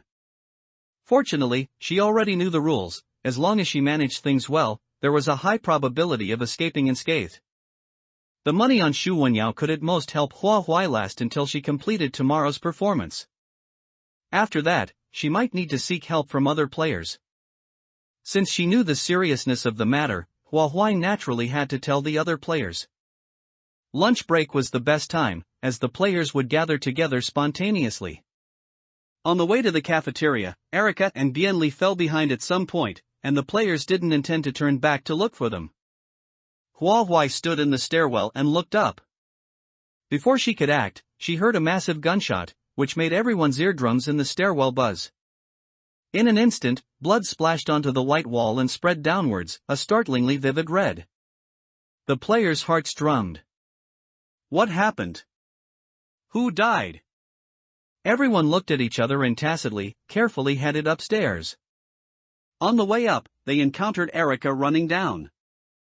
Her expression was terrified, looking like she hadn't recovered from the shock. Go, quickly go. She did her best to lead the players in the opposite direction. Sensing something unusual, the players cooperated with her movements. Only when they reached the cafeteria did Erica calm down a bit, but she refused to mention what had just happened. The others didn't intend to ask either, making Hua Huai seem like she had a heavy curiosity. However, she didn't ask directly either. If Erica wasn't speaking, it might be because the current timing wasn't right. Even if she asked, she wouldn't get a result. Unexpectedly, Erica took the initiative to ask her, Hua Huai, where did you go last night? Hua Huai knew that Erica's implication was likely to ask if the supervisor's death was related to her. She didn't hide anything. I came back right after leaving the dormitory. I didn't even leave the dormitory building, and I didn't do anything. The players present looked thoughtful. It was unknown how many believed her. Erica then turned to ask the other unnamed female player, you always keep to yourself, I still don't know what your name is. How about you? I remember you also went out. That female player said, my name is Yu Huai. I didn't go far last night either. Erica nodded, then said suspiciously, except for the two of you, the three of us stayed in the dormitory. Since you two didn't have time, could it be? Erica's gaze fell upon those three male players, her suspicion growing even stronger. Dan Yangyu's expression was indifferent. Without evidence, don't slander people at will. Besides, what makes you think it was a player's doing? There are many people in a place like this who want to resist. To create a sense of realism, the management won't just target players. If it was an act of resistance by the native piglets, your suspicion is meaningless. Erica looked hesitant and said, I didn't consider that carefully enough. The moment she lowered her eyes, a strange look flashed across her face. The topic Erica raised ended, and Hua Huai brought up a new one. The peculiarity of the connection to the real world made the players feel a bit surprised, but few of them took it to heart. Erica curled her lips into a smirk. We can barely save ourselves, do we really need to care about whether others live or die? Hua Huai, your kindness should have a limit. Otherwise, if you die in a dungeon one day, I won't be able to help you. Yu Huai gripped his chopsticks tightly. I have no friends in the real world, so I can only follow the list. Sharia remained silent. Whether it was yesterday's meal or today's, she ate with great appetite. Dan Yangyu spoke on behalf of the male players. No wonder the reactions from the other side were so realistic. So that's how it is. But we have more important things to do. I'm afraid we can't save them. Many accidents happen in the world. The funeral home has bodies every day, there are just a few more than usual now. If they appear on the list, it can only be said that their fate is sealed. Indifference was the norm for players. But for Hua Huai to do nothing and watch so many people die because of the calls in the dungeon, she still couldn't do it. If I could help you complete your daily performance? I have quite a balance on my horror game key. Although it can't be used directly, I can overdraw from guild members first and return it to them after leaving the dungeon. There was only one point: to save on usage, the players could only barely scrape past the passing line. The players' gazes toward her were somewhat moved. Erica said in disbelief, "Are you out of your mind? Doing this brings you no benefit at all." Hua Huai said calmly, "I don't need benefits. I just understand that life is much more important than money. I struggle with all my might to survive, not to keep money clutched in my hands. I understand the feeling of wanting to live. Where possible, I'm willing to lend a hand." Sharia, who had been quiet all along, acted uncharacteristically. Her gaze was extremely sharp. Hypocrite! After making that brief comment, she lowered her head to focus on eating again, as if the person who had just spoken wasn't her. The sense of disconnect was very strong. Hua Huai's brow furrowed slightly. This hostility came out of nowhere. Compared to before, Dan Yangyu's tone was slightly gentler, but his meaning remained unchanged. "You can't help us. The amount we need is huge, emptying your entire guild might not even fill the gap. But you really are special, Hua Huai." Hua Huai expressed her lack of understanding. "Why do you need such a large amount? Shouldn't they try their best to stall for time and then find clues to complete the mission?" Now, Dan Yangyu's behavior was catering to the will of this dungeon. He wanted to gain the trust of the NPCs. What exactly was he trying to do? Dan Yangyu was silent for a moment, his eyes gradually turning red. "I want to climb up." He didn't say the rest, seemingly wary of eavesdroppers. In reality, there were no walls in the surroundings. Hua Huai pursed her lips. Why were all these people acting so mysterious? She subconsciously looked around. People were focused on their meals, munching away. In a daze, the images of those people turned into pig heads on human bodies, and their way of eating became extremely sloppy. Hua Huai's breath hitched. Looking again, those people had returned to their original appearance. Had she just had a hallucination? Erica and the others showed no change in expression, as if they hadn't noticed this scene. Except for the 3 male players, the rest silently agreed to Hua Huai's plan. Anyway, not only did they lose nothing, but it also saved them a lot of trouble. The lunch break was very short. After the meal, the players had to return to the office. Just then, a stretcher was carried past everyone's eyes. A white sheet covered the face on the stretcher, but it didn't cover the whole body carefully.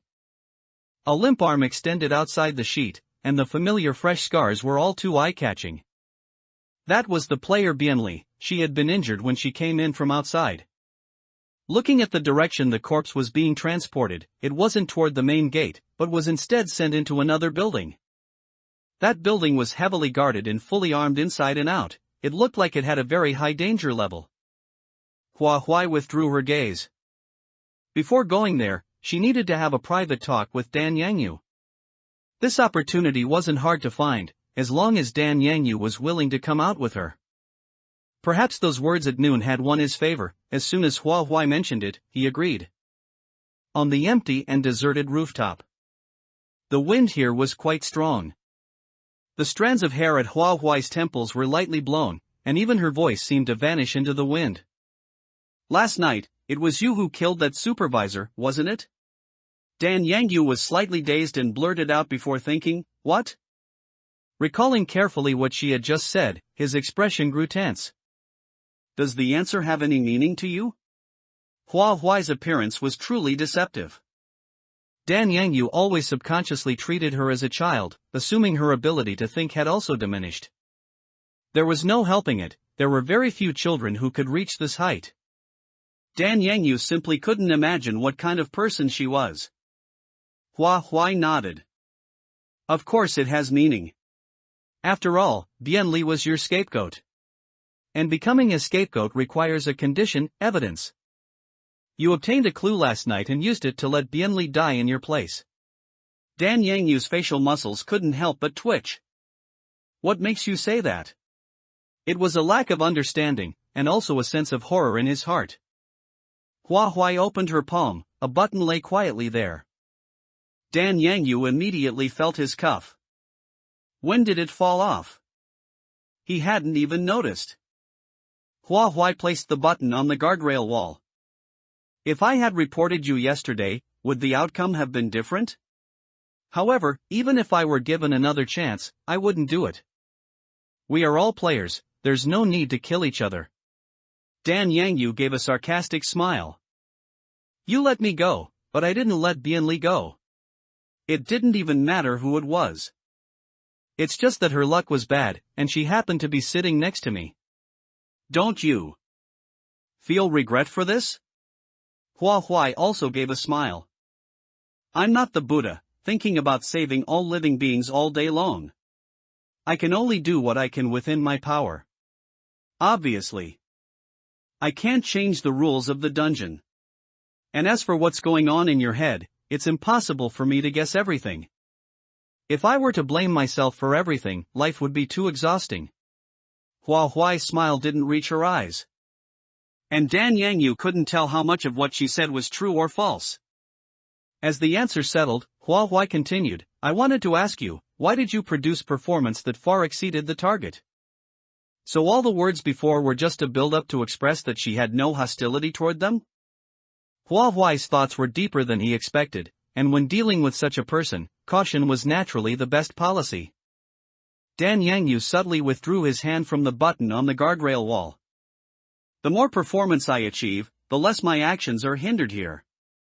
Everything is to fulfill the mission requirements. There's no need to call me out just to ask about such a simple logic. After saying that, he turned to leave. Earlier in the cafeteria, his emotions were off. Now that he was so calm, it actually felt like he was lying.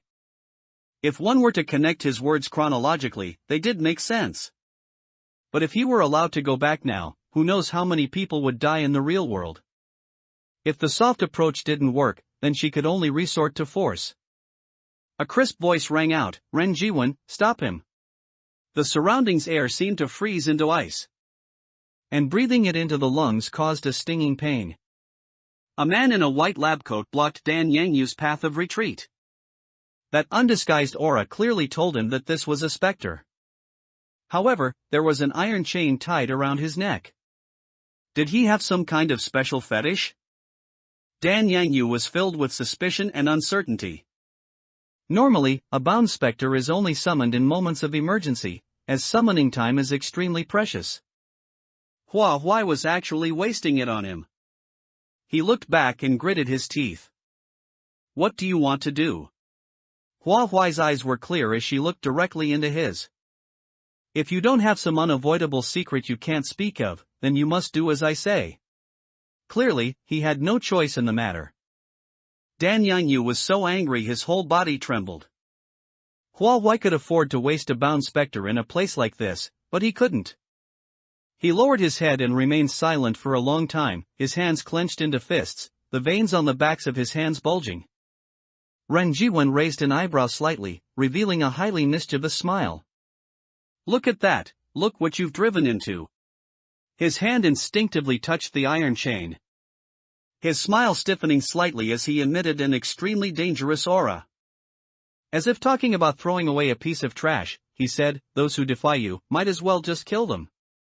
Trading his one life for so many people you want to save is a very worthwhile bargain. Hearing that his life was at stake, Dan Yangyu looked up in shock.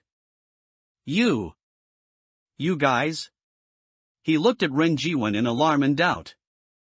Are you trying to get her killed? The relationship between a bound specter and a player is a partnership. How could a bound specter say such a thing? Ren Jiwen was actually quite happy. I really want to. Unfortunately, even if I do that, she won't die. It really is such a pity. Dan Yangyu truly saw the word pity written on his face, yet Hua Huai showed no anger toward this. It was as if it were only natural, they really were a bizarre pair. Unable to leave and unable to give an immediate answer, Dan Yangyu sat down on the spot in resignation, giving up. After about half an hour had passed, he said with a hint of dejection, "The NPCs in this dungeon aren't just simple NPCs.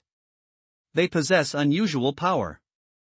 It's very difficult for us to complete the mission through ordinary means. The abnormal boss of this dungeon has the power to control the entire situation. Even getting close to it is no easy task. I can tell you this much, but please do not interfere with my actions. I want it." During the silent part in the middle, Dan Yangyu mouthed the words, which Hua Huai identified as to hunt. The complete sentence should be, "I want to hunt it." Dan Yangyu wanted to climb higher just to get a bit closer to the abnormal boss. The fact that he was forced to this point was enough to show that his strength was limited, and he likely wouldn't take a head-on approach. But no matter how one thought about it, hunting the abnormal boss shouldn't be the top priority for completing the mission. There was another very strange point. During lunch yesterday, he was the first person to bring up the term piglets. As if he had prior knowledge of this dungeon. Before that, everyone's route of action had been identical, there was no reason for him to have extra clues. Hua Huai asked uncertainly, "Are you here for revenge?" Judging by Dan Yangyu's words and behavior, he wasn't a purely bad person. She still held an appreciative attitude toward good character. However, if an obstacle appeared ahead and required a blood sacrifice from others, he wouldn't be soft-hearted either. In short, he had a bit of a kind heart, but unfortunately, not much. Perhaps he would only do whatever it takes when facing someone he cherished. And that person had once died in this dungeon. Dan Yangyu touched his face and said in shock, "How did you know?" Could it be that he had spoken his inner thoughts aloud without realizing it? Or had the expression on his face betrayed him? Hua Huai nodded understandingly. "How about this, let's make a deal. You tell me all the clues you know, and I will hunt it for you. In exchange, the three of you can no longer dial the numbers on the list. Specters in dungeons are divided into good and evil, for those who are evil. Their execution is not to be regretted. This dungeon was full of malice. The fact that Dan Yangyu had to reach a high position to even contact the abnormal boss was enough to show that the abnormal boss's status was not low. Likely being the head of all malice. Dan Yangyu didn't have full confidence to begin with, so it would be a lie to say he wasn't tempted. But how was he to trust Hua Huai? Forget it, at most it would just be wasting a few days. If Hua Huai failed, he would just proceed according to his original plan. Afterward, Hua Huai understood the point of confusion from last night. Those acting NPCs seemed like normal people, but in reality, they weren't necessarily just NPCs. Without summoning his bound specter, Dan Yangyu was no match for them at all. Initially, Dan Yangyu thought they were specters in disguise, but after being hunted, their bodies didn't directly dissipate, instead. They remained on the spot as corpses. Therefore, the fighting marks at the scene were very heavy. It wasn't that Dan Yangyu was intentionally yielding, the one-hit kills were the credit of his bound specter. From the motive of the hunt, it was passive, falling outside the dungeon's restrictions. During that trip, Dan Yangyu did indeed gain something. He obtained a map and an ID card from that supervisor. The map marked the distribution of forces, following that map gave a probability of escaping the park's control. Dan Yangyu never thought about leaving directly, he simply used a golden cicada shedding its skin trick, making Bianli his scapegoat. At this point, his expression tightened slightly as he uttered a sentence, "Bianli might not be dead yet. However, she should be dying soon." Hua Huai's gaze couldn't help but fall on that building in the distance. "What do you mean?" Dan Yangyu said something quite bizarre and hair-raising, "Every part of a piglet is precious. The meat can be eaten, the organs can be sold. If they are beaten to death directly, they won't be worth any money." The next moment, Hua Huai was already crouching on the guardrail wall. Dan Yangyu's pupils contracted, and before he could stop her, he saw her leap down. Dan Yangyu sprinted to the guardrail wall. They were over a dozen stories high. Wasn't she afraid of falling to her death? But then, a relaxed child's voice reached his ears. No need to be so nervous. I'll protect big sister. He Dan Yangyu turned his head in shock to see another bound specter suddenly appear. Just who was this Hua Huai? Why did she have so many bound specters? As Hua Huai's body was about to hit the ground, a wooden hairpin sank into her hair, and the invisibility ability took effect. From Dan Yangyu's perspective, Hua Huai vanished into thin air. Turning back to look at Zhang Changchang beside him, she too disappeared in the blink of an eye. On the vast rooftop, he was now the only one left. His heart thrummed. This deal seemed like a guaranteed profit for him. Hua Huai entered the building with ease. The interior was densely packed with people, and there was a heavy smell of blood. There were many rooms here, and the blood clinging to the walls was so thick it would be hard to wash off.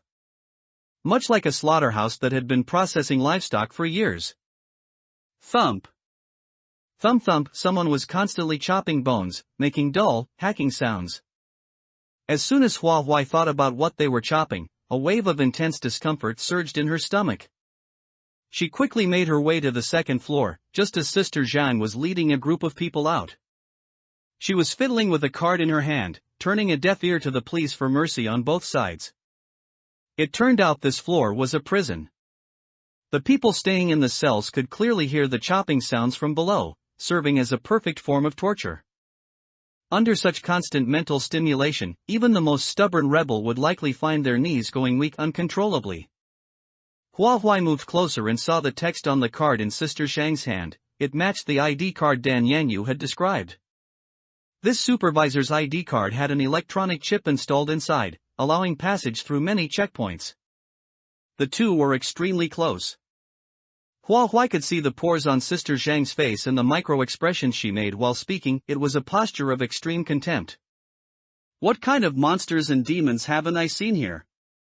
Humph, to think she'd dare put on a show with such petty tricks right under my nose. She really thinks I have no way to deal with her just because she stays tight-lipped. She should look around and see how many of our eyes are watching. She instructed her subordinates, tell that group to pluck them clean. It's all money.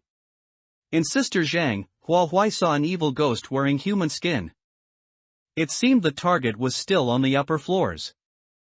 Without wasting any time, she rushed upstairs at top speed. Perhaps to isolate the environment from the floors below, there were several empty floors in between with almost no human activity. Only further up did a completely different scene appear, so clean it made one wonder if they had stepped into the wrong place. However, it was within reason. Items taken from a filthy environment wouldn't fetch a good price. Before taking action, they would certainly perform all sorts of disinfection work. No wonder Dan Yangyu still claimed Bianli might not be dead, despite so much time having passed. When she found Bianli, the person at the operating table had already picked up a scalpel and was preparing to cut into Bianli's body. Hua Huai grabbed a metal instrument nearby and knocked the person unconscious. She then examined Bianli's injuries and found that the gunshot wounds had deliberately avoided vital areas. But regardless, the wounds had to be treated immediately, otherwise, excessive blood loss would still be life-threatening. As it happened, one of her bound specters was a doctor. Handling a wound of this difficulty would surely be no problem for him. Ren Jiwen was pulled out to work again. He complained, "You dare let me treat her? Aren't you afraid I'll treat her to death?" Hua Huai said bluntly, "If you don't treat her, could she possibly live? Also, don't forget why you became my bound specter." Because he was unwilling to dissipate, he became the evil dog in her hands, handing the chain around his neck over to her. The positions of the two were not equal. In a strict sense, Hua Huai was his master. What right did an evil dog have to bark at its master? If it couldn't even follow orders within a reasonable range, there was no need to keeping the evil dog. After all, a master who kept an evil dog always hoped the dog's fangs would be pointed outward. Ren Jiwen had no choice but to understand the reality of being controlled. Frustration squeezed in his chest as he spat out 3 words through his teeth, "I've got it." although he had done every evil deed imaginable. His medical knowledge was very solid. Bienli's injuries were quickly handled properly. It wasn't realistic to take Bienli out in this state, and if she stayed in the dungeon and was discovered again, she still wouldn't escape the fate of death. Hua Huai could only leave the wooden hairpin on her for the time being. At the very least, the invisibility ability would take effect for a short time, leaving room to think of a way out. The wooden hairpin was Jin Jiayue's item.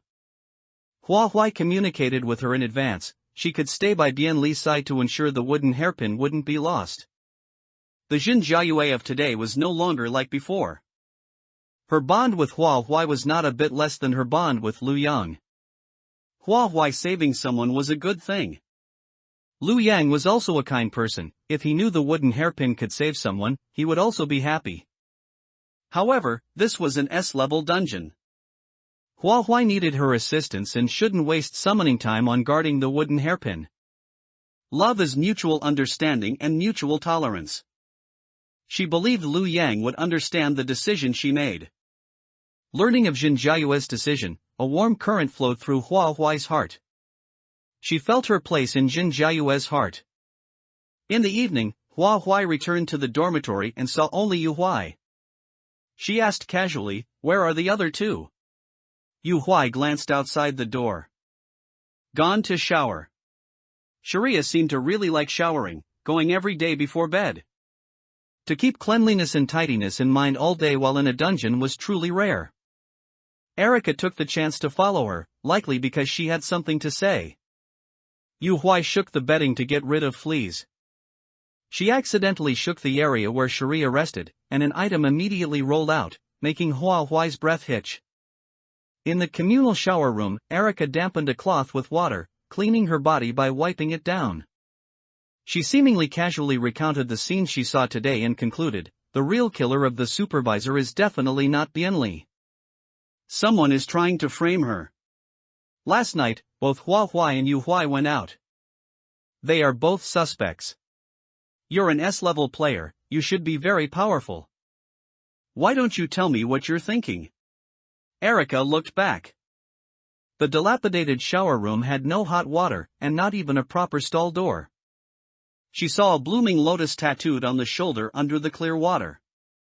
The darkish skin was like mud, highlighting the untainted quality of the lotus. A phrase suddenly echoed in her ears, rising from the mud, yet remaining untainted. Gulp. Erica swallowed hard. It had to be a coincidence. She had already come out of the beauty grotto, it couldn't be what she was thinking. Sharia turned her head and smiled at her. I think it's very nice here. Why don't we just stay and live here? Erica instinctively took a step back, accidentally kicking over the water basin beside her feet and falling clumsily to the ground. In a daze, she seemed to see Sharia's head twisted 180 degrees, giving her a ghastly smile.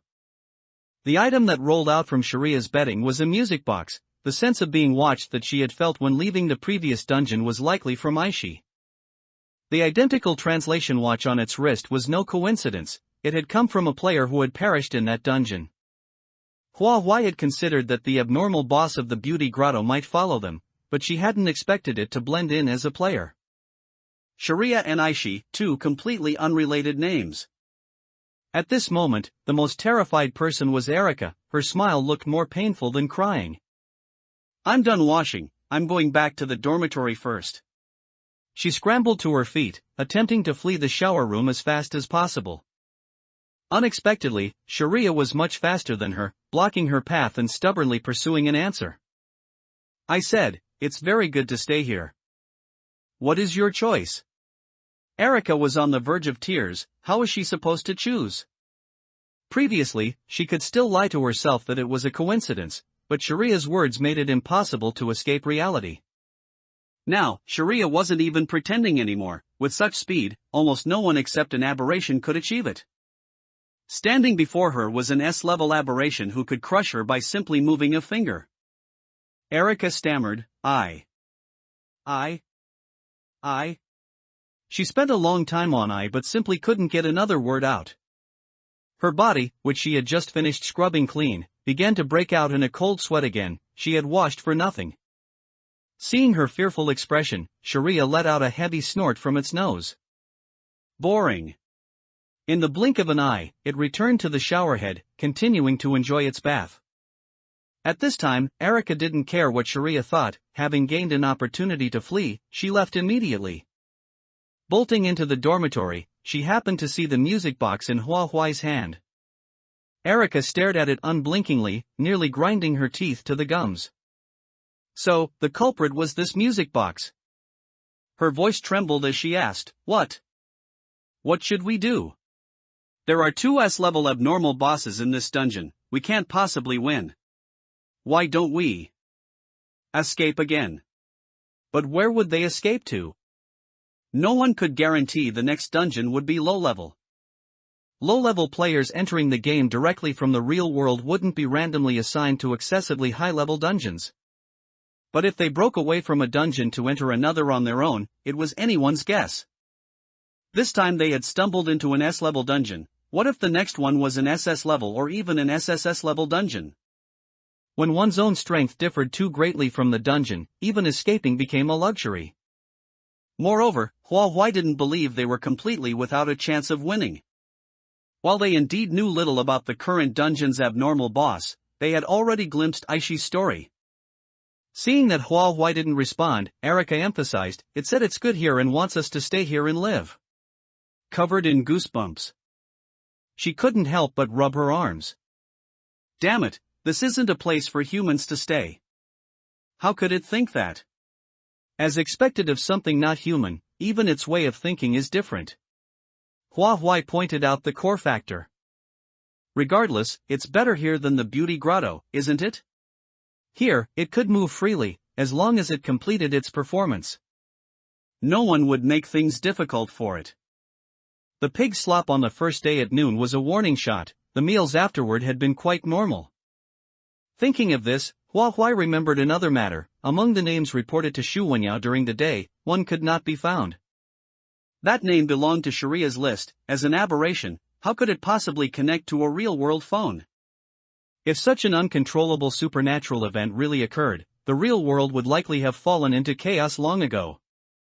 As far as Hua Huai knew, matters related to players and horror game dungeons would be rationalized in the real world. Therefore, Sharia's list had nothing to do with reality. In that case, what was it relying on to complete its performance? Her drifting thoughts were pulled back by Erica, who said, "That's true. At the very least, one doesn't have to sell their body and be controlled by others." The theme of the beauty grotto was redemption. Which shows how much it wanted to escape that place. Since it had already escaped, it naturally hoped to stay here. Although it didn't need to continue that kind of life after becoming an aberration, the shadows that place cast on it would never fade away. Over time, it had become an obsession. As Erica's eyes darted around, the door behind her was pushed open, causing her to stagger. Sharia walked past her. "Sorry, I didn't know you were behind the door." Erica's heart was pounding. It's fine." Sharia saw the music box in Hua Huai's hand and had a strange expression, but said nothing. Everyone had their cards on the table, no one called the other out on the spot, creating a strange sense of harmony. Due to her previous urgency to save people, Hua Huai and Dan Yangyu hadn't had time to communicate specific. Before nightfall, she found Dan Yangyu again and learned that the identity of the current dungeon's abnormal boss was the park leader, the brother Chang mentioned by Sister Zhang. It usually didn't show itself. The hunting of players was handled entirely by management. In other words, joining management was the easiest way to get close to it. Clearly, Hua Huai would not take that path.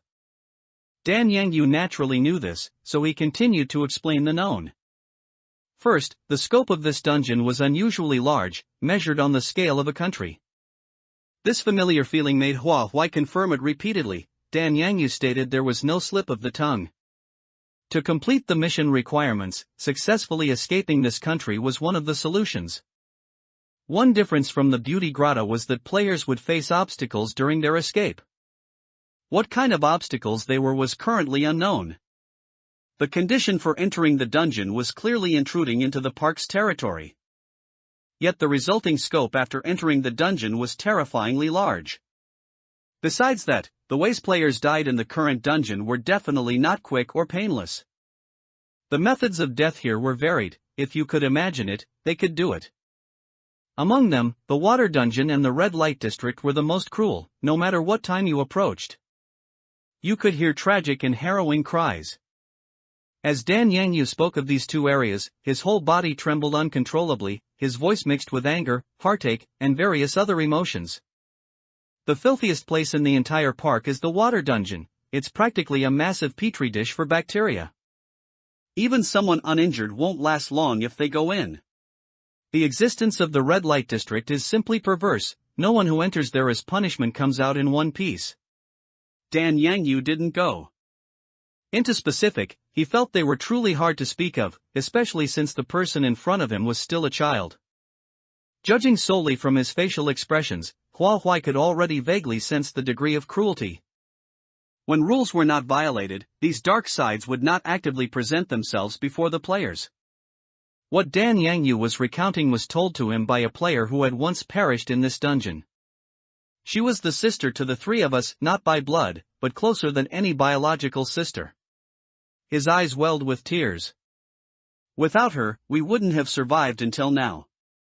Good people don't live long, while evils endure for 1,000 years. We'd rather she hadn't been so good. Leaving in such a manner of death, how could his heart not ache with piercing pain? Hua Huai's eyes flickered slightly. She finally understood where the sense of contradiction in Dan Yangyu came from. He wanted to be a scourge, not wanting to follow in his sister's footsteps. However, his sister's past kindness had influenced him invisibly, leaving him with a lingering sense of admiration for it. Hua Huai said softly, "It's precisely because she was a good person that she became your sister. If your wish came true, would your sister still be your sister?" Dan Yangyu's expression froze, and he stared at her blankly. After a long time, he suddenly smiled. Right. That's exactly it. After his sister left, he had experienced helplessness, madness, and obsession. Losing his true self as he entered dungeon after dungeon. He looked down at his hands. They seemed to be covered in blood that could never be washed away. By the time the two separated, the sky had turned completely dark. The invisibility of the wooden hairpin couldn't be maintained for long. Whether Hua Huai wanted to or not, she had to settle things quickly from here on out. Was there any way to force the opponent to reveal themselves? After thinking it over, a delightful idea popped into Hua Huai's head, and she couldn't suppress a smile. This small body would likely be inconvenient for her actions. There were many clothes hanging out to dry in the dormitory area, so she grabbed a set and appeared in her adult form. Hua Huai loved the feeling of having long limbs. It gave her a sense of power when she moved. Hiding in the shadows, she crooked her finger and snatched a gun from a security guard. Just as she was about to fire forward, a blinking eye suddenly appeared in the scope. Immediately, a distorted, warped hand reached out through the lens, and countless powers hidden in the shadows broke free to attack Hua Huai. Danger closed in from all directions, intending to kill her in a single strike.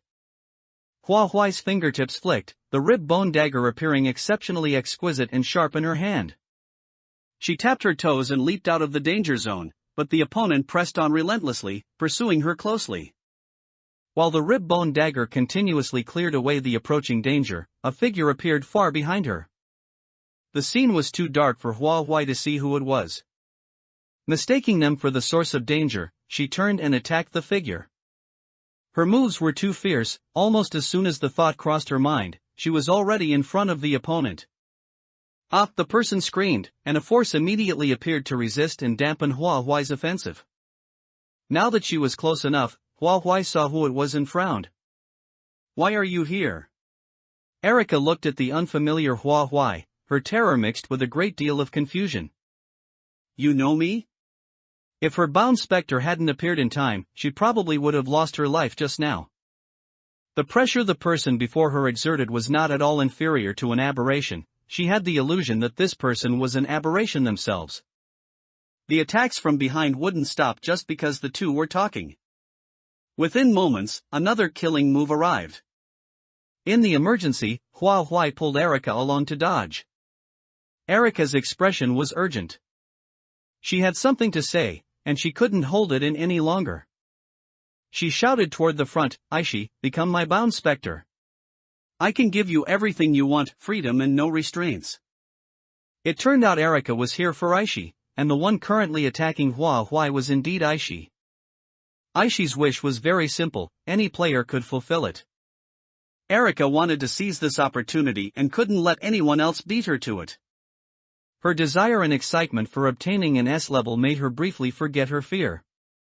In her mind, the success rate of doing this was very high. She didn't expect that in the next instant, her neck would be pinned violently against the wall, her body aching from the impact. "I don't need your charity. What do you take me for? A pathetic worm?" Aishi's voice carried a murderous chill that made one unable to stop shivering. Erica shook her head repeatedly, struggling to get the words out. "No. I didn't mean that." Reflected in her pupils was the other's cold smile, and she clearly heard it say, "If you want something, you have to fight for it yourself. Relying on others is never reliable. I won't believe any of you. Yes, you did escape the beauty grotto. But you don't actually think you escaped because of your own abilities, do you?" Aishi laughed crazily, her eyes hiding the cunning of a successful scheme. She glanced sideways at Erica as if looking at an ant. "When I am willing to play house with you, you should play your roles well instead of trying to ruin the game." Aishi had once placed her trust in others, but they had betrayed it. She had encountered more than one person like that. Under such circumstances, how could she possibly continue to trust people? Erica's fantasy was too beautiful, and she had overlooked such a fatal point. Her neck felt like it was about to be snapped, and physiological tears blurred her vision. Suddenly, the force on her neck loosened, and she was tossed onto the ground like a rag doll. Cough, cough. Her bound specter was completely unable to contend with an S-level abnormal boss. Aishi letting go was thanks to Hua Huai. However, she didn't yet know that the person in front of her was Hua Huai. The commotion from the battle between the human and the aberration was not small, yet not a single person came toward them. Looking closely, one would find that something similar to a barrier had been set up around them. In the already dark night, this area was exceptionally black, as if filled with shadows. It was said that once an abnormal boss broke free from its original dungeon, it would no longer be bound by the dungeon's rules, making its strength even more formidable. As expected, it lived up to the reputation. Hua Huai was clearly at a disadvantage. Rather than defeating Aishi, she hoped to take action in other areas. Those shadow-filled areas were like a barrier, yet not a barrier. The outside couldn't perceive the inside, and the inside couldn't perceive the outside. Yet one could come and go freely without an invisible wall blocking the way. She tried her best to shake off the black shadows behind her, but they stuck to her like glue, pestering her relentlessly. Rather than killing moves, it was more accurate to say they were preventing her from leaving this area. Aishi didn't want her actions tonight to go smoothly, but unfortunately, she wouldn't get her way. She hadn't used the prop phone in a long time. Its prophecy function could help her make a perfect escape now. She broke free from the shadow's entanglement and rushed toward a glimmer of light, exposing herself to the security guard's sight. Seeing them cock their guns, she used her puppet ability to snatch them in the next second and fired several shots into the empty air. Snatching firearms was a major event in the park. Someone immediately sounded the alarm, which blared through the entire park. Hua Huai curled her lips slightly. "That's it, keep all the attention on me." Under everyone's gaze, she ran toward the outside of the park. The electric coils wrapped around the high walls posed no threat to her at all. Her corrosion ability directly ate through the wall, opening another door. Perhaps worried the others wouldn't be able to keep up, she would deliberately stop and wait every so often, intentionally creating quite a bit of noise. Ever since Hua Huai moved out of the shadow's range, Aishi's power had been restrained. Hua Huai thought for a moment and understood. Aishi was reluctant to abandon the current playing house scenario and didn't want to be detected by the other abnormal boss of this dungeon.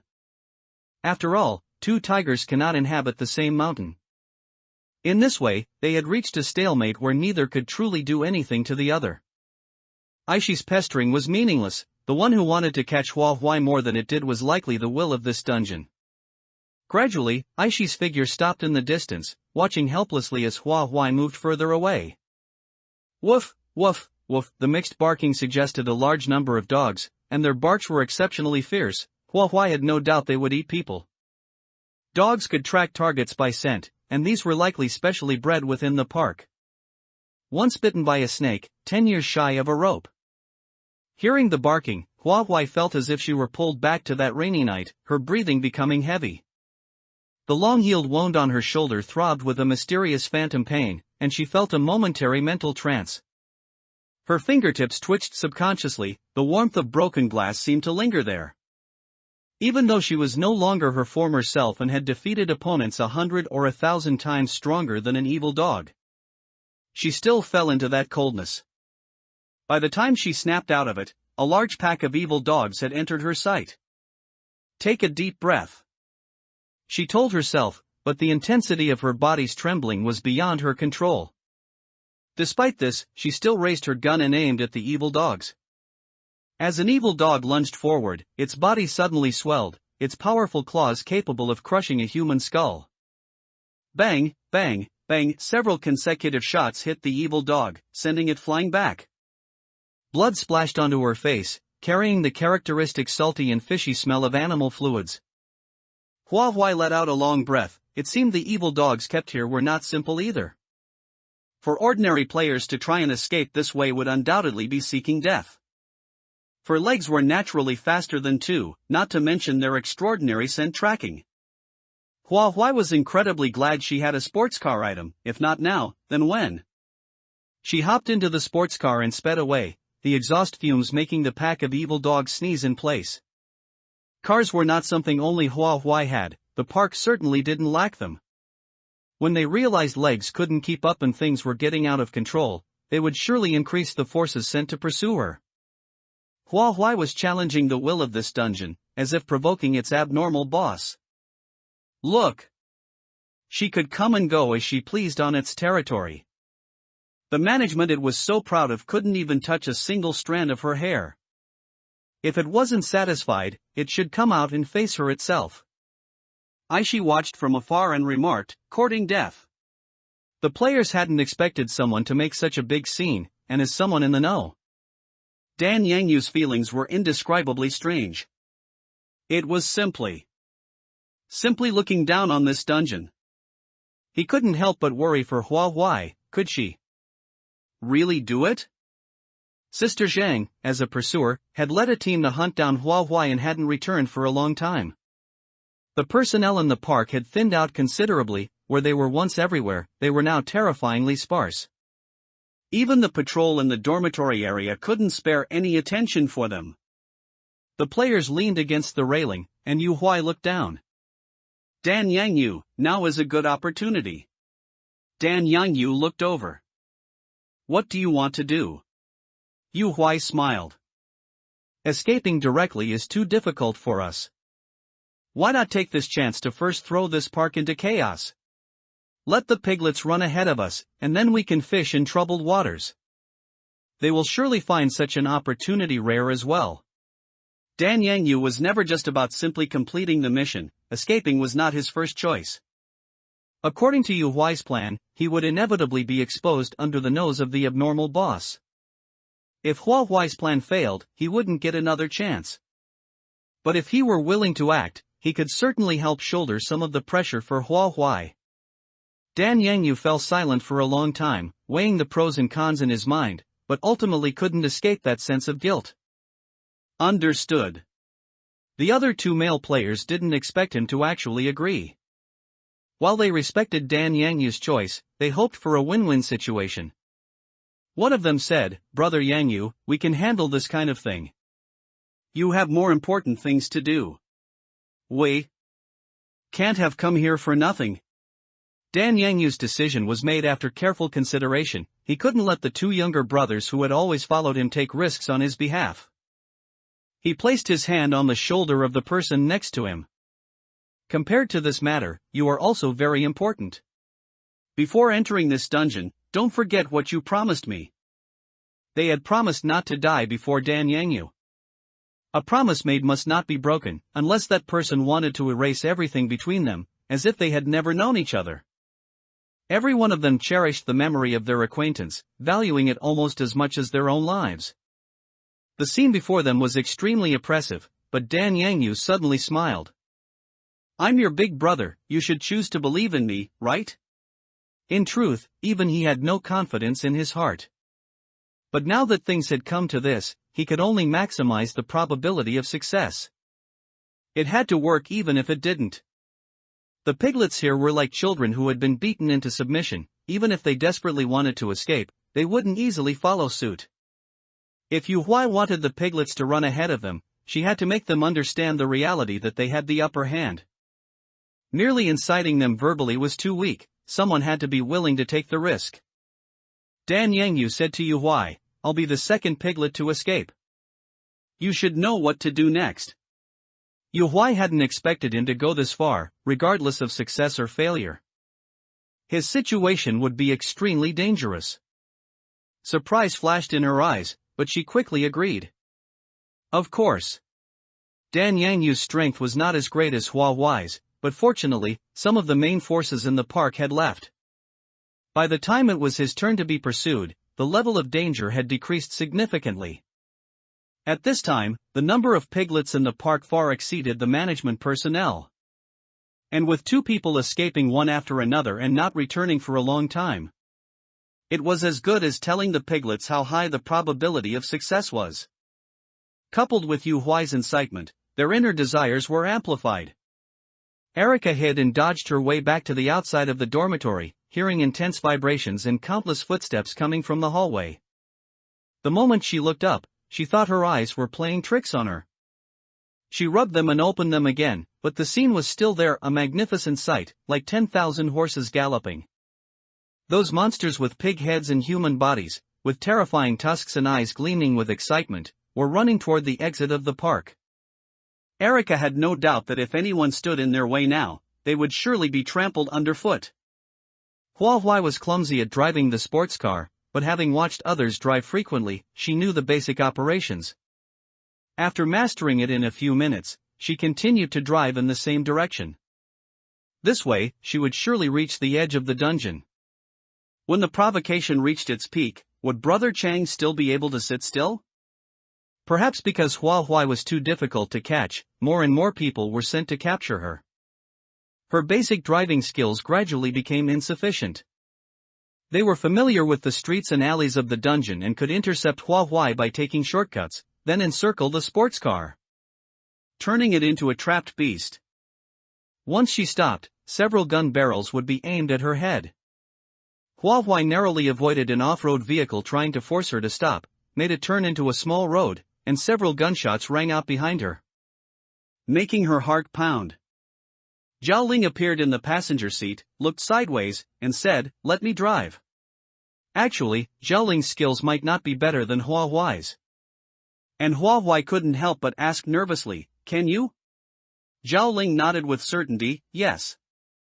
When the two exchanged seats and the sports car started rolling again, Hua Huai's suspended heart remained suspended. Compared to Hua Huai, Zhao Ling's driving skills were much more aggressive. Perhaps accustomed to crashing into anomalies, he showed no mercy when crashing into cars now.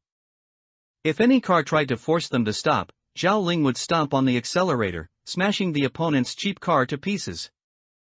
At the same time, the corners of his mouth turned up slightly, as if he was enjoying it. By the time they reached their destination, the silver-gray sports car had also lost its luster, becoming a wreck. Hua Huai didn't even have time to feel sorry for the sports car. Her gaze was already drawn to the scene before her. Countless vines were distributed near the dungeon's edge, Chan Rao around the stone tablet. That marked the border. What's going on? These vines appeared again. The text on the stone tablet clearly told her that the current location was not the same as last time. The same things appearing in different locations felt unusual no matter how she thought about it. Hua Huai observed her surroundings, trying to find useful clues. Zhao Ling reminded her, these things give me a feeling of being inviolable. Hua Huai was surprised, inviolable. Zhao Ling's anomaly level had reached A, yet he still felt this way. No wonder the anomalies that attacked them last time suddenly scattered like birds and beasts. These vines were present both inside and outside the dungeon. Does this mean that the vines are unrelated to the dungeon, and are products of the horror game world, just like the mirror fragments? Even anomalies feel them to be inviolable, so they clearly cannot be directly destroyed. It seems she'll have to wait until after leaving the dungeon to inquire about relevant information. The pursuers arrived later than Hua Huai expected. Lu Shan got out of the car with his men, gnashing his teeth at Hua Huai, almost popping his eyeballs out. I knew you'd be trouble. Once we catch you, I'll break your limbs and throw you into a cage to feed the dogs. In the eyes of these NPCs, Hua Huai's image didn't affect their recognition of her. Hua Huai remembered Sister Zhang being among the pursuers, but now she wasn't in the crowd. Where did Sister Zhang go? What could be more important than pursuing her? The focus of events seemed to have shifted, not entirely proceeding as she wished. Zhao Ling instinctively activated his ability, intending to teach Lu Shan a bloody lesson. Unexpectedly, as the corrosion ability approached, it seemed to touch upon some taboo, dissipating into nothing on the spot. Players are not allowed to actively hunt NPCs. Lu Shan currently posed no substantial threat to Hua Huai, so his attack was nullified by the rules, not harming Lu Shan in the slightest. Only when Lu Shan gave the order, followed by everyone raising their guns to shoot, did the prerequisite for a threat materialize. The next moment, Lu Shan and the other pursuers were swallowed by the corrosion ability under Zhao Ling's delighted gaze. Their bullets falling into the gaping black mud maw. Hua Huai noticed that the angle at which those people fired their bullets had one thing in common: they perfectly avoided the vines. The veins beneath the vines pulsed, like fresh blood flowing through capillaries. Listen closely, there seemed to be a sound. It was the same sound of a baby sucking milk, with occasional satisfied coos. What? What exactly is this thing? However, now was not the time to investigate this. Brother, I'm afraid we have to go back. The mission requirements were within reach. But Hua Huai's promises were always kept. She couldn't just leave like this. Something more serious than my escape must have happened in the park, causing the attention that should have been on me to be diverted. Zhao Ling, after clearing out the remaining pursuers, said simply and concisely, okay. He didn't try to persuade Hua Huai to leave immediately for safety.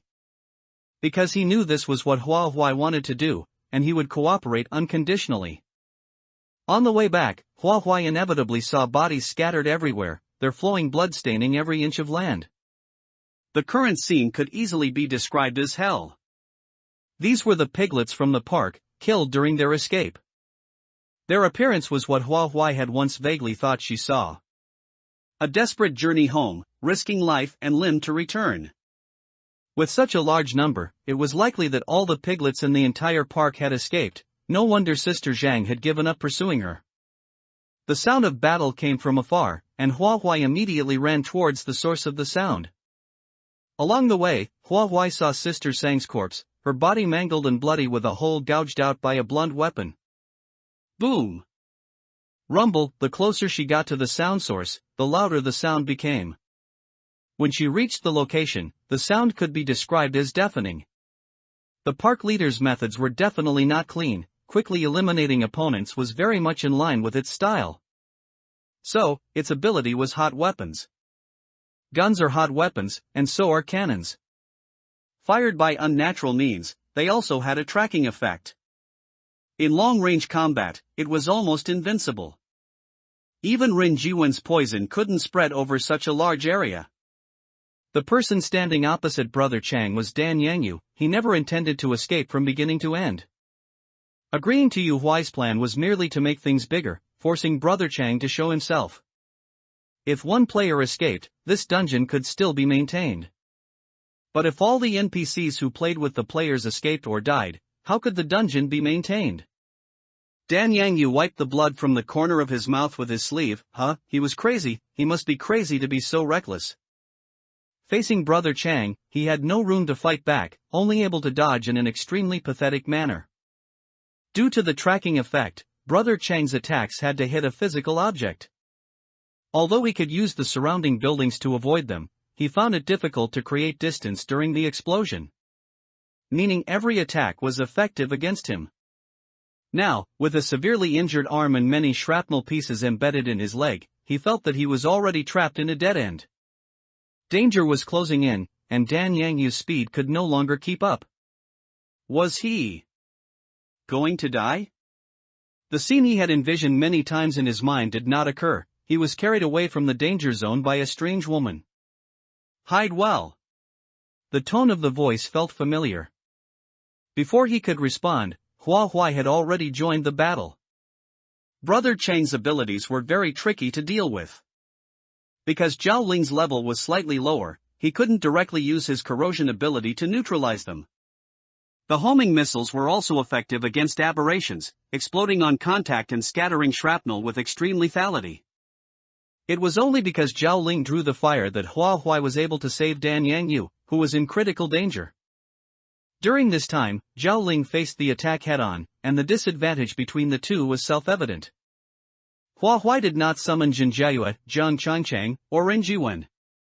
She needed to retain a certain amount of power to remain flexible, and Ren Jiwen was a variable. This was not the right occasion for him to appear.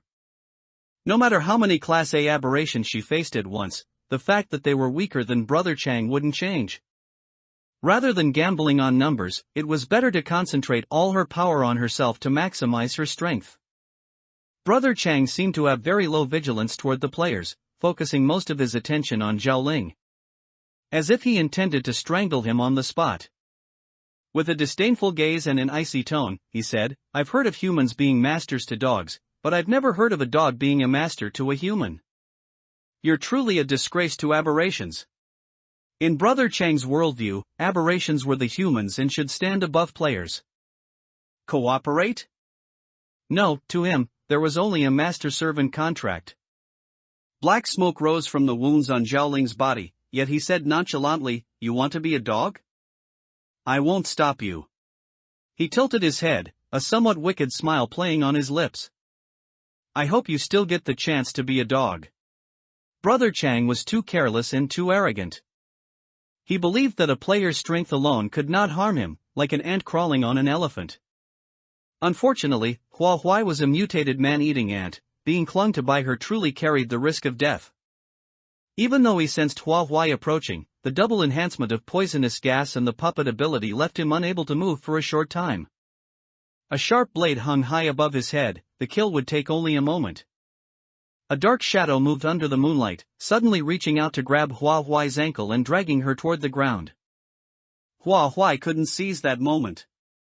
Obstructed by the shadow, she lost her chance, and Brother Chang immediately regained his mobility, turning to launch an attack on her. With her movement restricted and the artillery having a homing effect, it was no different from hitting a stationary wooden target. Cold sweat poured down Hua Huai's face. Aishi had popped up again at this time. Was she still determined to stay in this dungeon? Hua Huai! She heard Zhao Ling's urgent call. The next second, the shadow's restraint on her loosened, intercepting the artillery attack. Obstructing her one moment, saving her life the next. Hua Huai wasn't naive enough to think Aishi's actions were out of kindness. The shadow coalesced into a human shape on the ground, and Aishi's figure appeared, staring at Hua Huai without restraint. This round of the game has come to an end. Hua Huai, we aren't finished yet. Hua Huai didn't retreat a single step. What do you want to do? Aishi's gaze turned to Brother Chang as she smiled. Start the next round of the game, of course, until I get bored of playing. Hua Huai, you are the medium. I won't let you die, but don't think about killing him either. We must maintain a balance. How about I become the order maintenance officer? Her smile looked chilling, without a trace of warmth. She gave Hua Huai no room to bargain, entirely because of her absolute confidence in her own strength. Hua Huai curled her lips slightly. I might be willing, but Brother Chang might not be. She threw the problem back, leaving the choice to others. She quietly crouched down, the rib-bone dagger slicing her fingertip as she drew a formation on the ground with her hand. She had a chance of winning if she faced S-level aberrations one by one, but the chance of facing two at once was near zero. The Soul Fairy ability was her trump card, she wouldn't use it unless the odds were truly bleak. The level gap was too large, and using it against two abnormal bosses simultaneously. She hoped her complexion wouldn't look too terrible afterward. Aishi took it seriously and began negotiating with Brother Chang. Brother Chang was used to being arrogant, how could he tolerate Aishi acting so insolently in front of him? Hua Huai was the person he wanted to kill. Aishi protecting her was the same as opposing him. Having seen many great storms, Brother Chang said without changing his expression, the medium can be someone else. Choose someone else. When the snipe and the clam fight, the fisherman wins. Brother Chang wouldn't be the clam, and Hua Huai couldn't be the fisherman. He wanted to achieve everything he set out to do, by any means necessary. Aishi was used to the perils of the lower levels, but she had never seen this kind of disdainful arrogance from a superior. Her innate perceptions limited her behavior, allowing her only to act in ways that fit her understanding.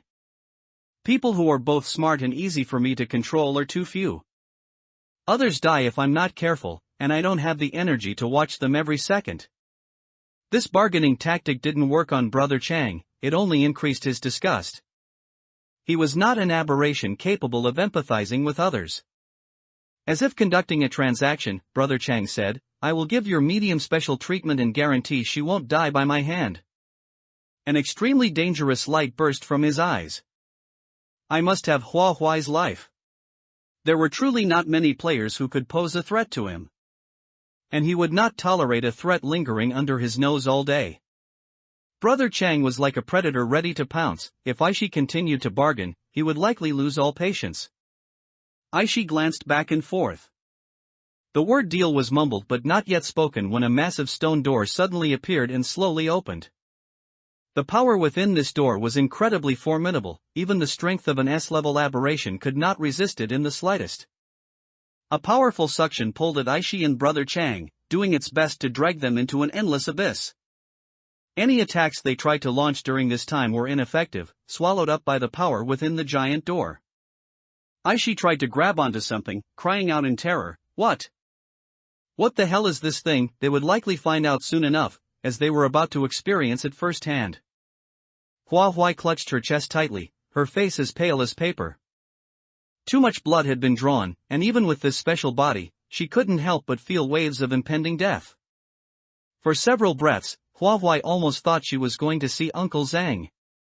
Zhao Ling crouched beside her, observing her complexion. Hua Huai, are you okay? Once the stone door closed and vanished, Hua Huai's body gradually warmed up, and she spoke weakly, I'm fine. With the abnormal boss gone from the dungeon, the mission requirements were technically met. A crimson panel appeared, but Hua Huai was in no hurry to leave, she still had something to retrieve. Brother, let's go get the hairpin back. Seeing that she was in much better condition, Zhao Ling's smile bloomed like sunlight. Together. Dianli was too badly injured and had remained unconscious. Hua Huai retrieved the wooden hairpin, then roused a trace of Dianli's consciousness before leaving the dungeon. As the scene turned illusory, the horror game began tallying this dungeon's rewards. Congratulations to players Dan Yangyu, Yu Huai, Erica, Dianli, and 2 others for clearing the S-level dungeon. Clear reward, 1 additional year of rest time, prize money of 4.285 million yuan each, already deposited into your horror game key. Successfully captured 2 abnormal bosses, triggering an extra reward mechanism, clear rewards doubled. So the specters that had entered the stone door hadn't vanished, they'd merely been captured. Congratulations on completing the S-level desperate return mission. As Chief Brother Chang has left, this dungeon is now permanently closed. Soul Fairy upgraded, current rank A. Usage condition revised, for any form of Soul Fairy, simply will the array into being, forced ferrying allowed, no quantity limit. When ferrying across ranks, heavy blood loss still occurs, cooldown reduced to 3 days. Item, Battle-Scarred Sports Car Performance degraded, current max speed 150 km/h. Worthy of a dungeon item, even half speed after damage. It's still a rare find. Next, the player panel unfolded. Hua age, 12 rank, a money, 85.19 million rest time, 6 years 63 days skills, soul fairy, rank A, items, rib bone dagger. Battle scarred sports car, Liu Yang's wooden hairpin, live streaming mobile phone, red high heels bound specters, Zhao Ling, rank A. Xinjiaoyue, rank A, Ren Jiwen, rank A, Jiang Changchang, rank A, Xing Xiumin, rank B. Xianyu, rank B, spirit pet, black feather, rank D. Huahuai's birthday had passed, yet her age remained frozen at 12. She stared blankly, unsure whether to feel joy or sorrow. Perhaps she would never grow up again. Back at the hotel and just finished washing up, the phone rang. Huahuai stepped out of the bathroom, picked up the mobile phone from the nightstand, and saw an unfamiliar number on the screen. She answered. A tentative voice asked, "Is that Huahuai?" The voice sounded familiar, but she couldn't place it. Who's this?" she replied. At her response, the other side brightened. "It's me. Xia Xiao Xiao. Thank you for what happened last time. I prepared a special gift for you. We're waiting for our flight at the airport. We'll see you tomorrow." Their only intersection had been inside Eternal Night General Hospital. To Huahuai it had been a mere hand, she'd never sought thanks. Flying across countries just to deliver a gift, their enthusiasm was hard to handle. Before leaving the dungeon she'd mentioned her guild name, they must have used it to get her number and location. After only a few words the other side had to board, the call ended in haste.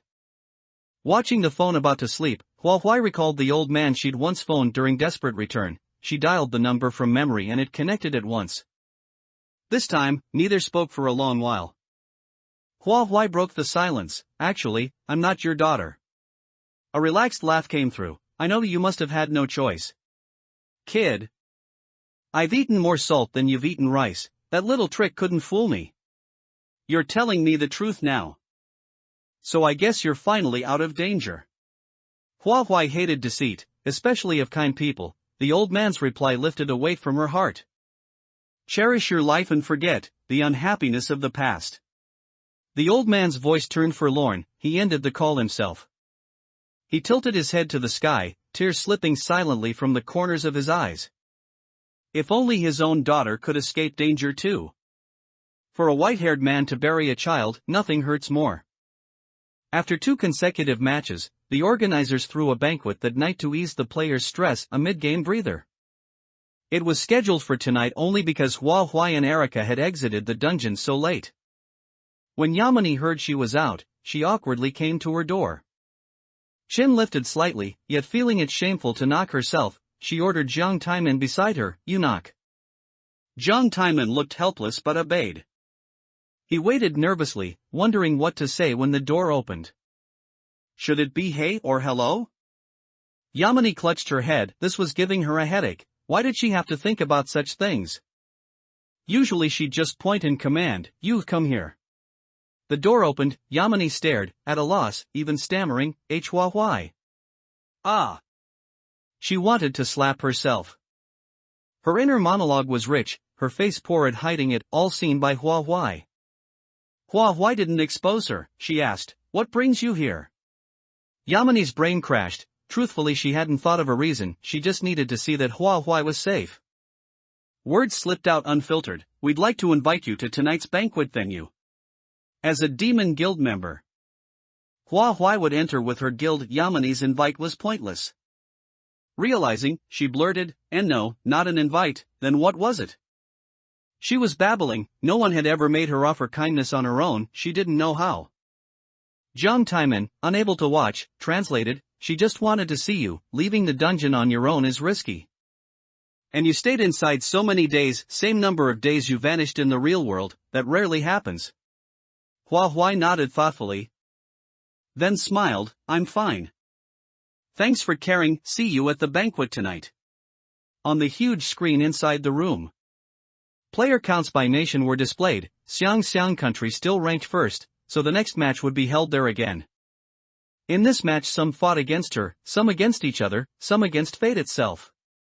Yet the goal was singular, to be the first player to reach SSS rank. Before the banquet began, Hua Huai returned every coin borrowed from Xu Wenyao. She now had 85.045 million left. The dungeon had finished far sooner than expected, so hardly any money had been lost. Though called a banquet, it was actually more like an open-air party. There was a heated pool available around the clock, and a nearby drink table was stocked with a wide variety of beverages. According to Xu Wenyao, those drinks were expensive. The price of a single bottle was enough to cover an ordinary person's monthly salary, showing that the organizers had spared no expense. The setup for the entire banquet was high-end. Anyone who had never experienced such a thing before would likely find it hard to hide their amazement upon entering. Here, the players only needed to relax as much as they wanted, as no rules were established. However, not everything would go as planned. From the moment she entered, Hua Huai felt a predatory gaze on her. When their eyes met, Fu Qiu shifted her gaze away as if nothing had happened. Xu Wenyao frowned, his tone unable to hide his brashness. "She's provoking us, right?" Knowing the other party was provoking them if they did nothing. Wouldn't it make the Demon Guild look like they were afraid of the Bloodhunt Guild? Xu Wenyao walked quickly toward Fu Qiu, as the distance between them closed. Fu Qiu glanced back at Hua Huai once more before turning to walk in the opposite direction. Thinking back, the Bloodhunt Guild had been quiet for quite a while. She had almost forgotten about Fu Qiu, who once wanted to take her life. Rather than saying Fu Qiu was provoking the Demon Guild, it was more accurate to say she was provoking her. Hua Huai bypassed Xu Wenyao and followed Fu Qiu's pace. Xu Wenyao followed closely behind but didn't notice the waiter beside him. The two collided shoulders, and the tray in the waiter's hand accidentally tipped over, splashing drinks onto a player in another direction. That player cried out in alarm and scolded, "Can't you even figure out how to carry a tray? How clumsy!" The waiter frantically tried to wipe it off, but it did no good at all. He said, "I'm sorry, guest. We have spare formal wear in the changing room. Please come with me. I'm truly sorry." This incident was Xu Wenyao's fault, yet the blame seemed to fall on the waiter. He had no choice but to stay behind for now to deal with the matter. In the distance, Fu Qiu stopped. The deep blue liquid in the glass in her hand looked very mysterious under the venue's lights. She took a sip of wine, her expression relaxed and natural. "The vines you saw near the national border? I've seen them too. There's no need to have such strong hostility toward me. Most of the players here are the same kind of people as me, they just know how to disguise it better. Moreover, we should be united against external threats right now." Hua Huai did not easily believe Fu Qiu, keeping a silent face and quietly waiting for her to continue. Leading her over on purpose. Didn't she have something to say? Fu Qiu adjusted to her height, leaning down slightly. "Coincidentally, I know what that thing is." With that, she entered the building and went to the balcony on the second floor. The floors here were very high, with each level being at least 5 meters tall. The extensive use of marble created a sense of steady, elegant beauty. Purposely stopping halfway through a sentence was enough to make one itch with curiosity. She extended her wine glass in her direction, signaling an invitation. Hua Huai entered the building. There were many players here as well. The view from the second floor balcony was excellent. Looking down, one could see the entire pool, and looking up, the sky was filled with starlight. The player who had been splashed with wine left with the waiter. 10 minutes later, the waiter returned, but the player was nowhere to be seen. Xu Wenyao spoke a few words with the waiter. From her vantage point looking down, Hua Huai saw a look of disbelief on his face. "Still in the mood to worry about others? It seems you don't want to know what that thing is." A thick surge of killing intent struck from beside her. Fu Qiu threw away her wine glass. A fighting knife held firmly in her hand. She had the height advantage, and the height at which she swung the knife was in a range difficult for Hua Huai to control. Forced to dodge repeatedly, she was pushed to the edge of the balcony. The players present were surprised by this sudden change, while many looked on with eyes full of excitement. Hua Huai and Fu Qiu were both from China. Now that they were at each other's throats, the reason behind it was truly intriguing. After leaving the horror game, the players were all ordinary people. That Hua Huai could dodge Fu Qiu's attack several times in a row was already unexpected. It was a foregone conclusion that Hua Huai would lose, but what price would the loser have to pay? Would it be death? Surely not. Unless Fuqiu didn't want to live anymore either. Every one of Fuqiu's knife strikes was aimed at Hua Huai's cheek, showing a very clear purpose.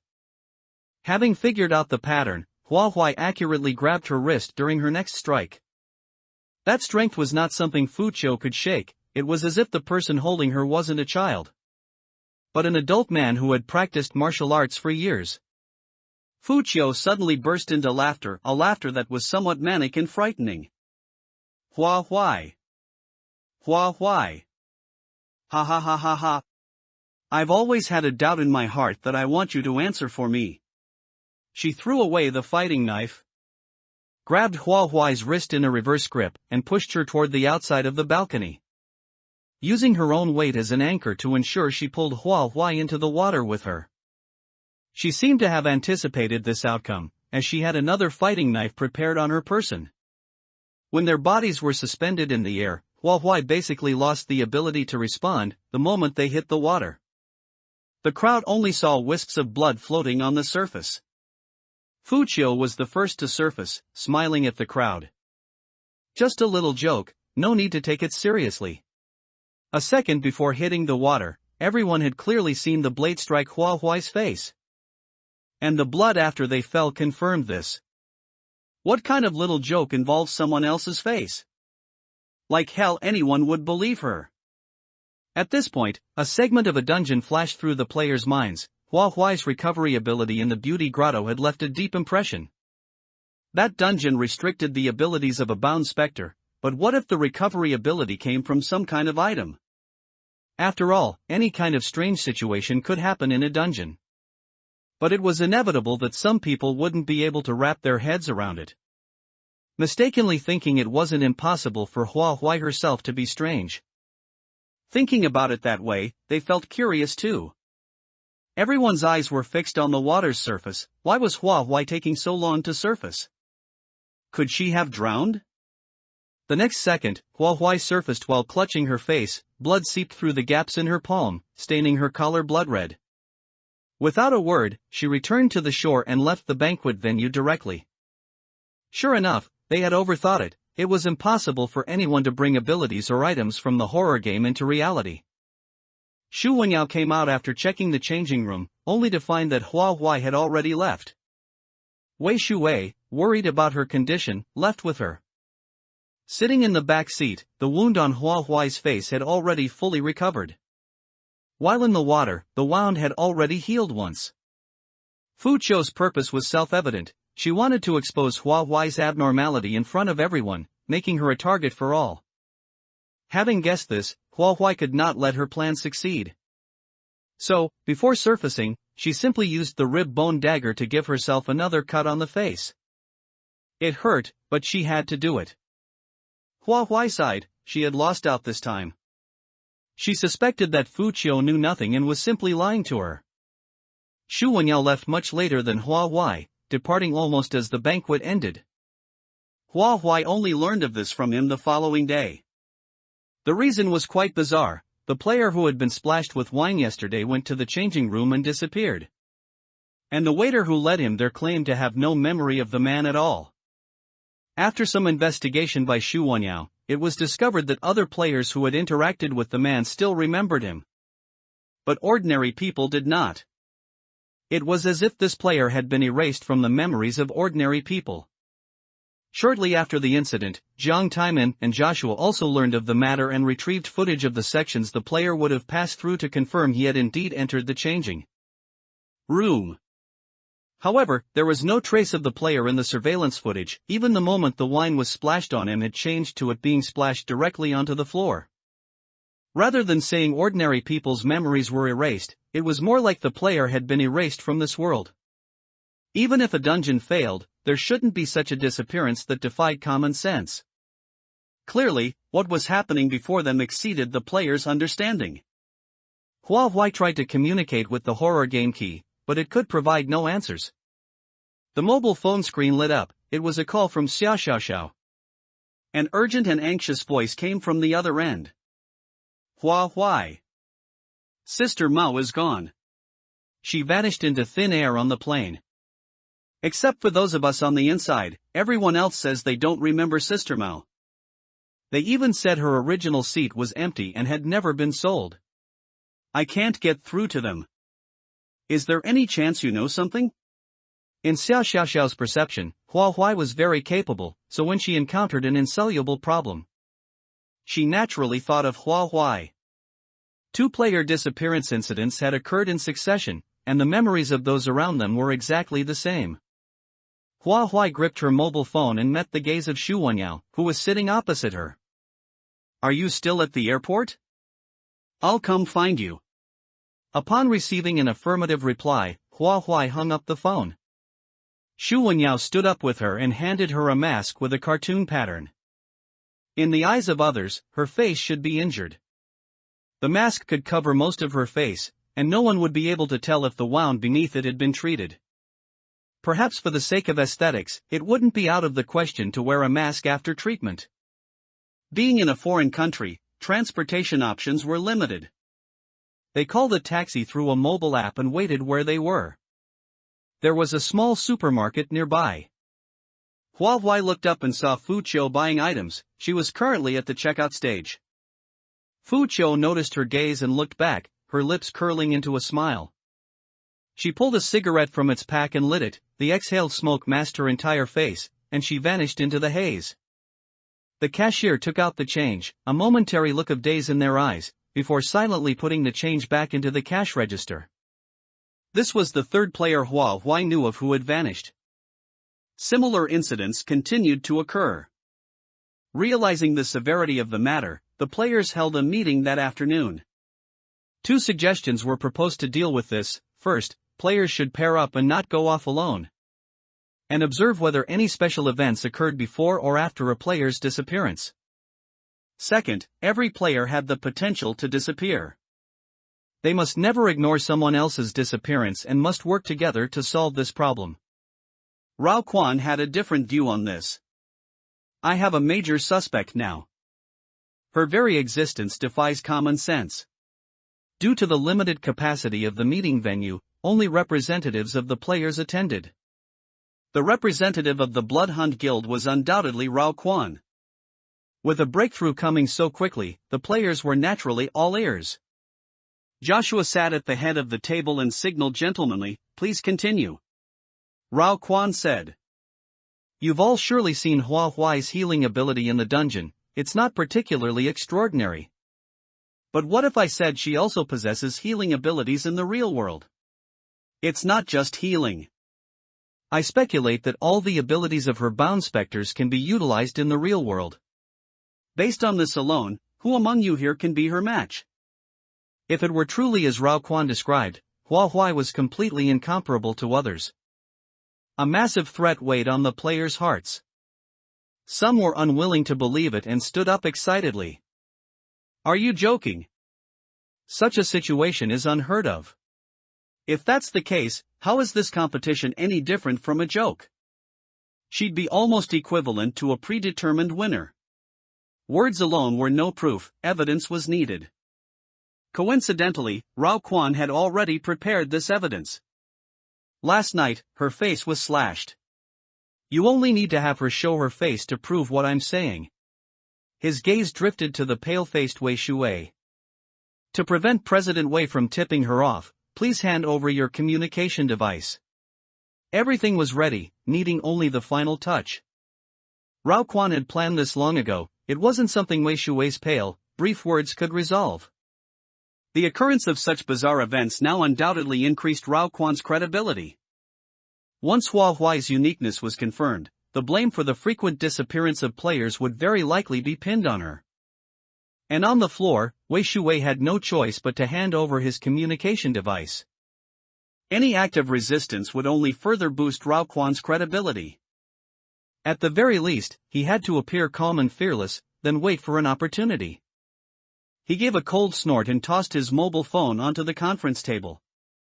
To avoid alerting the target, they didn't send anyone to find Hua Huai, but quietly waited for her return to catch her off guard.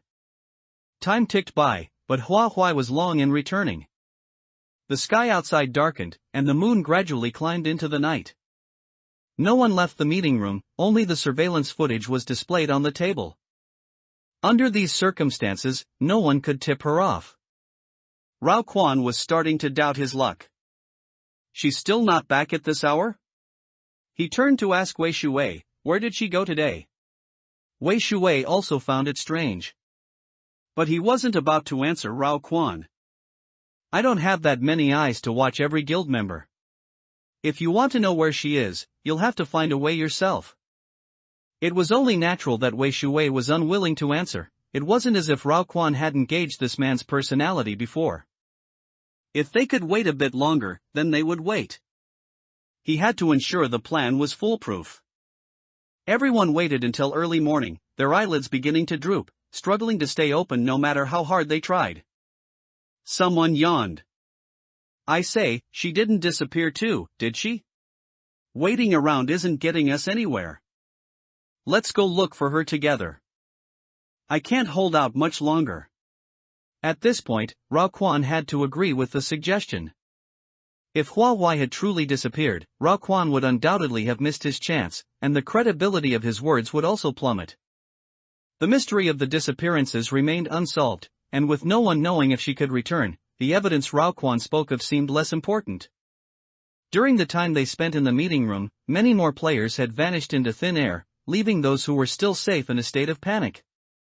The player's speculation was correct. Hua Huai indeed disappeared right under Shu Wenyao's nose shortly after getting into the taxi. The ride-hailing app's display of 2 passengers automatically updated to 1. From Hua Huai's perspective, there was no usual transition blur between the dungeon and reality. Nor were there any mission prompts, everything was extremely abrupt. She tried to call upon the horror game key, but received no response. The scene before her was quite magical. The buildings were bizarrely shaped, making it difficult to match them to any historical style. Lifting her gaze slightly, she saw small islands floating in the air, adorned with abstract murals that, upon closer inspection, were filled with a bloody aura. The sky was the red of a sunset, and eerie clouds drifted in the air. No matter how much time passed, the clouds remained motionless. A hand rested on Hua Huai's shoulder, and as she turned around, a boning knife swept through the air. This kind of knife was extremely sharp with a pointed tip, typically used for the delicate operation of separating meat from bone. Because the distance was too close and she didn't yet understand the current situation, she could only dodge hurriedly. The mask on her face was easily sliced apart, but fortunately, her skin wasn't harmed. After pulling away to a distance, Hua Huai saw the other person's appearance. Unkempt wasn't enough to describe him, his eyes were bloodshot and filled with a morbid excitement. She questioned, "Who are you?" "I didn't do anything, why are you attacking me?" Attempting to get an answer from him, he remained immersed in his own thoughts. Revealing a twisted smile, "If I kill you, I can live through today. Be good, stay right there and don't move. My knife is very fast, it won't hurt. Was this person a player? Or an NPC? Why was there such intense malice toward her? The frequency of attacks was very fast, giving Hua Huai almost no extra time to think. She summoned the rib bone dagger to block the strikes. The clashing blades produced a continuous metallic resonance, even sending sparks flying. The opponent was surprised by the power she emitted, and his eyes regained clarity for a moment, after fighting for about 10 minutes. He turned and fled as if escaping, muttering, "Don't kill me. Don't kill me." He was clearly the one who started it, but now he made Hua Huai look like the villain. Hua Huai was baffled, her mind full of questions. "Ah! Help!" Suddenly, a scream came from the floating island. A woman's face was splattered with blood as she fled frantically toward the edge of the island. The height was at least 100 meters from the ground, falling would certainly result in being smashed to pieces. Someone was chasing her with a knife behind, clearly treating the woman as prey. The island was in a floating state. How did these people get up there? Perhaps they were placed directly at that location when they entered here. The woman didn't dare jump down and wept, begging the other person to spare her, but that person expressionlessly plunged a knife into her abdomen, twisting the handle once, causing her to lose all life in agony. The corpse fell from the floating island, the killer's gaze lowered, as calm as a pool of stagnant water. Sensing an unfamiliar gaze, the killer's eyes began to shift until they fixed on Hua Huai. A newcomer. Hua Huai's vision was blocked by a dense mass of shadows as countless bats flew through the air. The wind from their flapping wings sent a persistent smell of blood to her nose, which was extremely unpleasant. By the time the bat swarm passed, the person on the island had vanished. To understand the situation, Hua Huai began to explore the surroundings. First, she should check inside the buildings. Perhaps there would be an NPC who could answer her questions. Looking at the sky, it was evening, but Hua Huai couldn't see any lights inside through the windows. Could it be that no one was inside? With 12-fold alertness, she pushed open the door, and immediately a net of special material fell from above. While retreating, she sliced the net in half, but unexpectedly, a pit had been dug behind her, filled with countless long nails. Just as she stepped into the air and was about to fall, Jin Jiayue stood at the edge of the pit, grabbed her hand, and brought her back to a safe position. A voice from inside the house was full of irritation and blame. "My silk net, you broke my net, you have to compensate me." That net was an item. It seemed the person inside was a player. After 3 similar incidents in a row, Hua Huai wasn't naive enough to think the people inside were targeting anyone else. Players hunting players? And the first person who attacked her said, "If I kill you, I can live through today." After realizing he couldn't kill her, he fled frantically, extremely afraid of being killed by her in return. This indicated that here, there was no trust between people, everyone was in a hostile relationship. To be so unscrupulous, there was a high probability that hunters would not suffer any backlash. If the speculation was correct, what was this rule based on? It contradicted the rules of the horror game. It wasn't a loophole, it was an explicitly separate rule. Intuition told Hua Huai that she had stepped into an extraordinary place. Past rules did not apply here. Thinking of this, Hua Huai's ink-colored eyes stared into the house. The rhetoric of the person inside was likely intended to lower her guard so they could launch the next round of killing moves. Such tricks were truly not enough to pass before Hua Huai and Jin Jiayue. Jin Jiayue moved slightly, intending to enter the house. Hua Huai grabbed her arm and smiled slightly. No need for Sister Jin to handle this personally. The next moment, a chain fell into Hua Huai's hand, and she tugged it, forcing Ren Jiwen to lower his head. "Go and drag the person inside out. I want them alive." Then her hand loosened, and the iron chain fell freely, hitting the ground with a loud clang. A bound specter that didn't need to be cherished should be used at times like this. Ren Jiwen felt incredibly humiliated. Ever since being bound to Hua Huai, things like dignity no longer existed. Even so, he still had to obey orders. "Understood, my master." Respect and sarcasm coexisted. He was defiant yet had no choice but to submit. Ren Jiwen's actions didn't go smoothly. As expected, there were hidden killing intents inside. Hua Huai and Jin Jiayue only heard the loud clanging of battle, and then the walls of the building were damaged, showing signs of collapsing. Specters didn't fear collapsing walls, but a player with a flesh-and-blood body wouldn't dare stay in the house. That player fled in a panic, running directly into Hua Huai and Jin Jiayue's line of sight.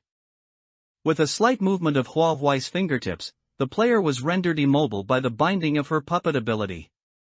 Even so, he still resisted desperately. The puppet threads cut into his flesh, as sharp as knives.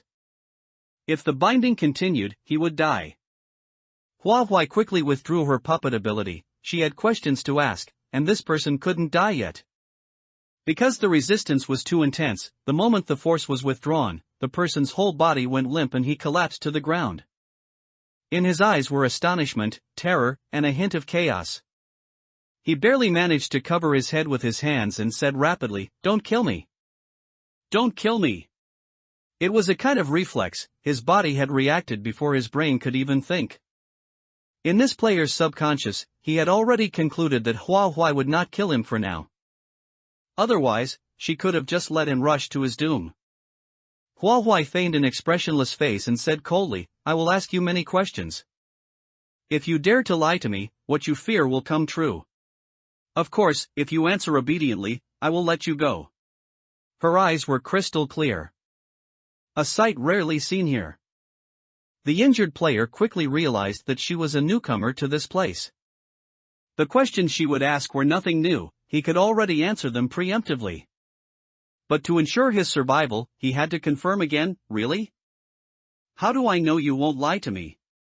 Hua Huai looked at him, do I have a reason to kill you? Her gaze became more dangerous, as if deeply moved by the thought. The injured player shivered violently and quickly said, no. There's no such reason. I'll tell you. You'll find out sooner or later anyway, so it's not really a secret. He took a deep breath, cleared his thoughts, and said, this is the realm beyond the world. As the name suggests, it's a place the horror game can't reach. So, there's another set of rules here. Every night after midnight, players who haven't completed their mission for the day will be executed by the 12 zodiacs. Hua Huai noticed that this person deliberately avoided mentioning what the daily mission was and where to learn about it. Noticing her gaze, the injured player suddenly seemed to understand, in the realm beyond the world, all players have the same daily mission. The male player's mission is to successfully hunt a female player. The female player's mission is not to be hunted by a male player on that day. Successfully surviving is considered completion. Other than that, there are no other restrictions here.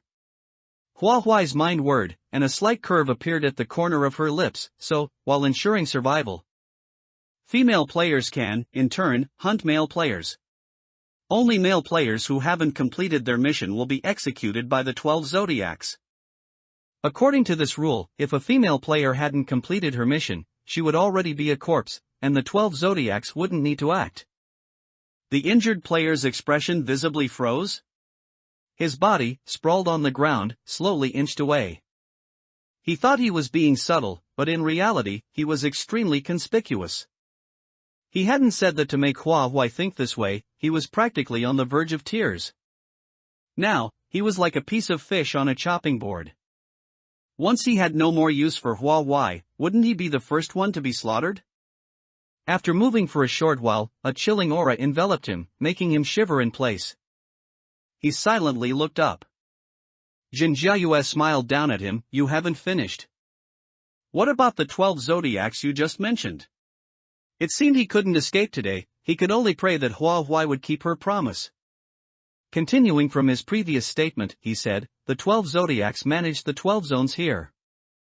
Players cannot travel back and forth between the zones. We are currently in the bat zone. It was so preposterous that Hua Huai interrupted him. Wait. I remember there's no bat among the 12 zodiacs.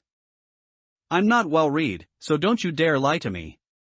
The injured player was speechless for a moment, though it's hard to believe, that's how it is. Things in the realm beyond the world cannot be compared to reality. Many things here are bizarre. Besides, what animal the 12 zodiacs are isn't important here. You just need to know that they are the enforcers here. Knowing just this was far from enough. Hua Huai pondered, focus on the 12 zodiacs. This touched upon his blind spot. The player said, actually, I don't know much about them. I only know the time they execute players. When I usually encounter them, I walk around them. Perhaps you should ask someone else? Hua Huai pointed at the sky, you said they execute players after midnight. It should be that time now. The player took this for granted, so much so that he neglected to explain it. He quickly said, the time here doesn't depend on the sky. No matter how long you stay, the sky always looks like this. We generally judge the time by the appearance of bat swarms, each interval is 1 hour. When bat swarms have flown 24 times, it's a full day. Today, they've already flown 21 times. That's all I know. He looked at Hua Huai with pleading eyes, then was met with her gaze, causing him to shrink his neck and not dare to speak. Just as he thought he was doomed, Hua Huai's voice, like a heavenly melody, sounded in his ear, you may go. Having received permission, he immediately scrambled away from her sight, fearing she might go back on her word the next moment. Jin Jiayue asked in surprise, how much do you believe him? Hua Huai was thoughtful, a little bit. I can't say about other things. But at least he lied to me about one thing. His expression wasn't right when he described the hunting rules, it was too artificial. He probably feared I would kill him and deliberately put male players in the position of hunters. If this place is compared to a jungle, there's no logic in herbivores hunting carnivores. Jinjiayue's eyes lit up slightly, and she smiled. So the next sentence you said was also intentionally to scare him? Hua Huai, exposed, averted her gaze, who told him not to be honest. It was indeed the Hua Huai she knew, not easily deceived. Jinjiayue said with satisfaction, you now have a bit of a dark-bellied potential. But speaking of which, wasn't it too hasty to let him go? What he doesn't want us to do, we very likely need to do. Compared to performing a kind act, Jinjiayue preferred Hua Huai to survive first. Hua Huai, however, said, the malice here is stronger than in all previous dungeons. Dungeons never explicitly make players kill each other, instead. They give hints indirectly, followed by various deceptive and enticing methods, intending to exploit rule loopholes. The realm beyond the world has lost its rule constraints and most likely encourages this behavior, making players reckless. Changing the subject. Did you see the eyes of those killers just now? After a few seconds, she answered her own question. Their mental state is abnormal, they must have been here for a very long time. Completing daily missions only grants a chance to survive. They can never leave this place, so they must endure day after day of slaughter. Over time, these people's way of thinking becomes singular. Living on the edge of killing and being killed every day. It's as if they don't know what to do besides killing. If we don't want to become like them, we must hold on to our original intentions. Jinjiayue had indeed not considered this aspect. After all, she was not human, so it was difficult for her to think from a human perspective. Before her, Jinjiayue asked a difficult problem that had to be faced. If we do nothing, what if the 12 zodiacs come looking for us? Hua Huai's eyes flickered with cunning. Then let me see what exactly these 12 zodiacs are. The injured player departed. And the bound specter that had been entangled with Ren Jiwen left with them. Perhaps to vent his internal frustration, Ren Jiwen had beaten the opponent until they were covered in wounds, striking with extreme severity. Upon returning, he went straight back into the horror game key. To preserve her strength, Jinjiayue also left for the time being. In the time that followed, Hua Huai prepared to investigate the size of this area. Thinking that her small body would easily become a living target, she found suitable clothes in one of the buildings and assumed her adult form once more. Even though she was already mentally prepared, she couldn't help but be greatly shocked during her actions. This place was a land of utter savagery. The players were like mad dogs, biting anyone they saw, which also quickly debunked the lie told by the previous player. Male players didn't only target female players, most of the male players who did so only did it because their own strength wasn't enough. And the appearance of female players gave off an air of weakness, making them easy to view as enemies. There was another remarkable discovery. Unlike the constraints of a dungeon, the levels of the players here varied greatly, suggesting there was no level limit for players entering this place. High-level players treating low-level players was like a massacre.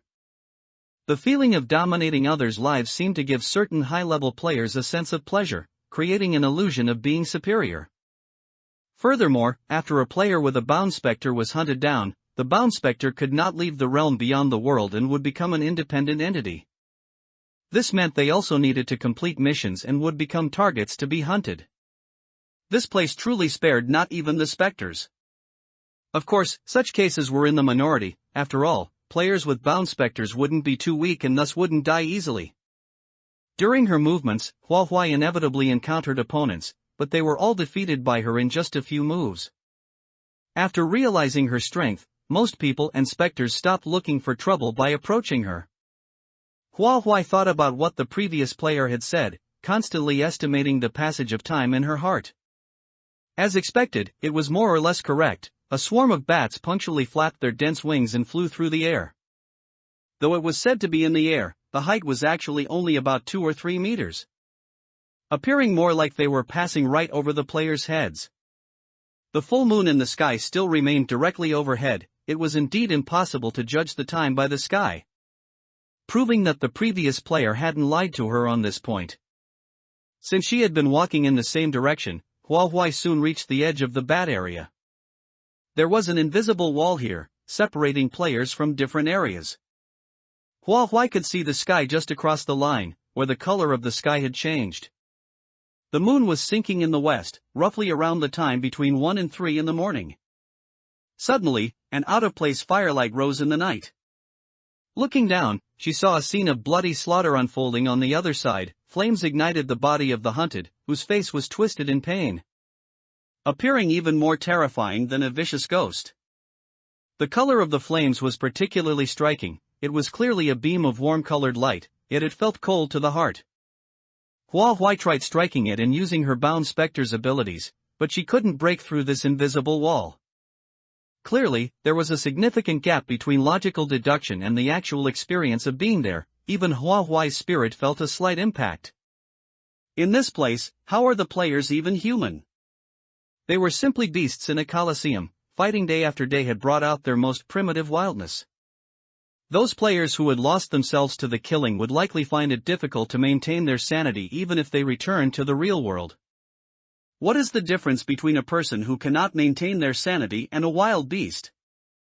Huahua constantly warned herself not to cross the line. Some things were bottom lines that must not be touched. She stopped wasting her efforts and used the remaining time to search the area to see if there were any familiar faces.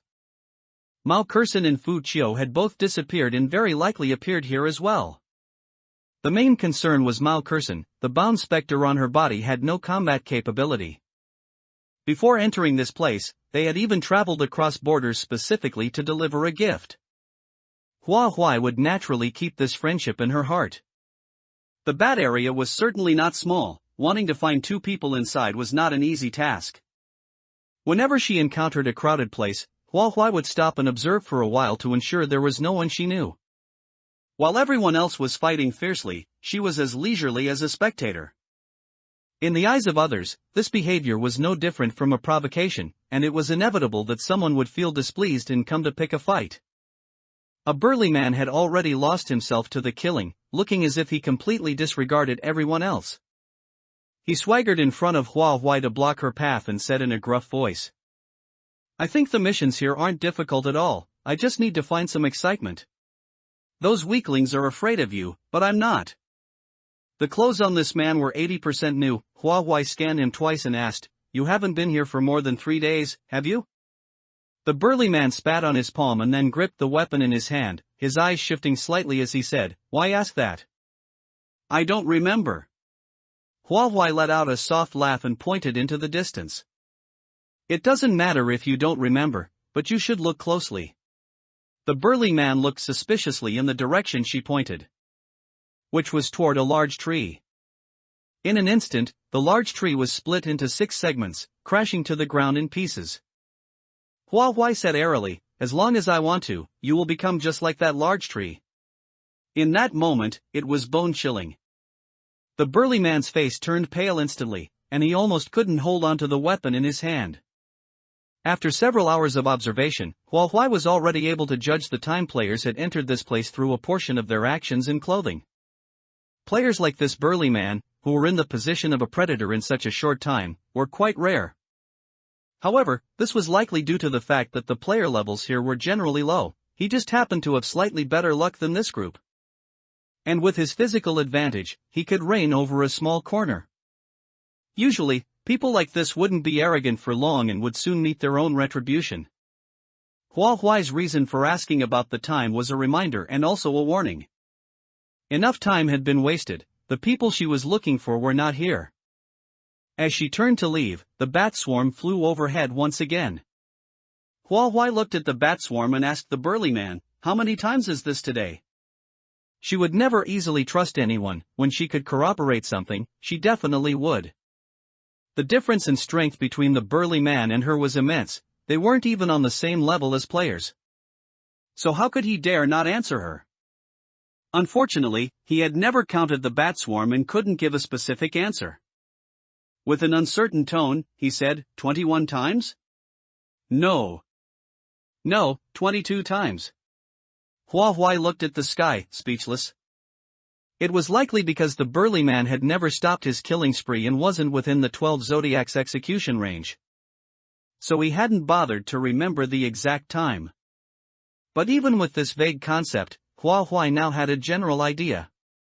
The previous player's answer was 21 times, and it had flown over twice since then, so it should be the 23rd time now. Once the bat swarm flew over one more time, the 12 zodiacs would take action. Just a couple of steps after she started walking, Hua Huai felt a weight dragging on her leg. Looking down, she saw a middle-aged woman clinging tightly to her thigh. Little girl, big sister knows you're a capable person. Please, save me. I don't know why I came here. I'm really scared, I want to go home. Tears and snot streamed down the middle-aged woman's face. Her coat was relatively neat, and she had the front pulled tight as if she were cold. Along with her words, the gazes from the surroundings shifted. Intuition told Hua Huai that if she dared to agree to this woman's request, most of the people there would swarm her to seek her protection. The hunters, having lost their targets and facing a threat to their lives, would make Hua Huai a target of public criticism even if her abilities surpassed theirs. As the saying goes, 2 hands are no match for 4. If she was unwilling to follow the rules, she could only keep avoiding them, which would reveal her disadvantage in no time and eventually force her to take action. Moreover, these people weren't necessarily worth risking her life to save. Hua Huai bent down slightly and pried the middle-aged woman's fingers off one by one, saying coldly, "Not raising a hand against you is my greatest kindness. You're clever, knowing how to snatch someone else's clothes to cover your own rags. Giving the impression that you've only just arrived here. But you've pulled the front up too high, the top of the zipper is almost choking your neck.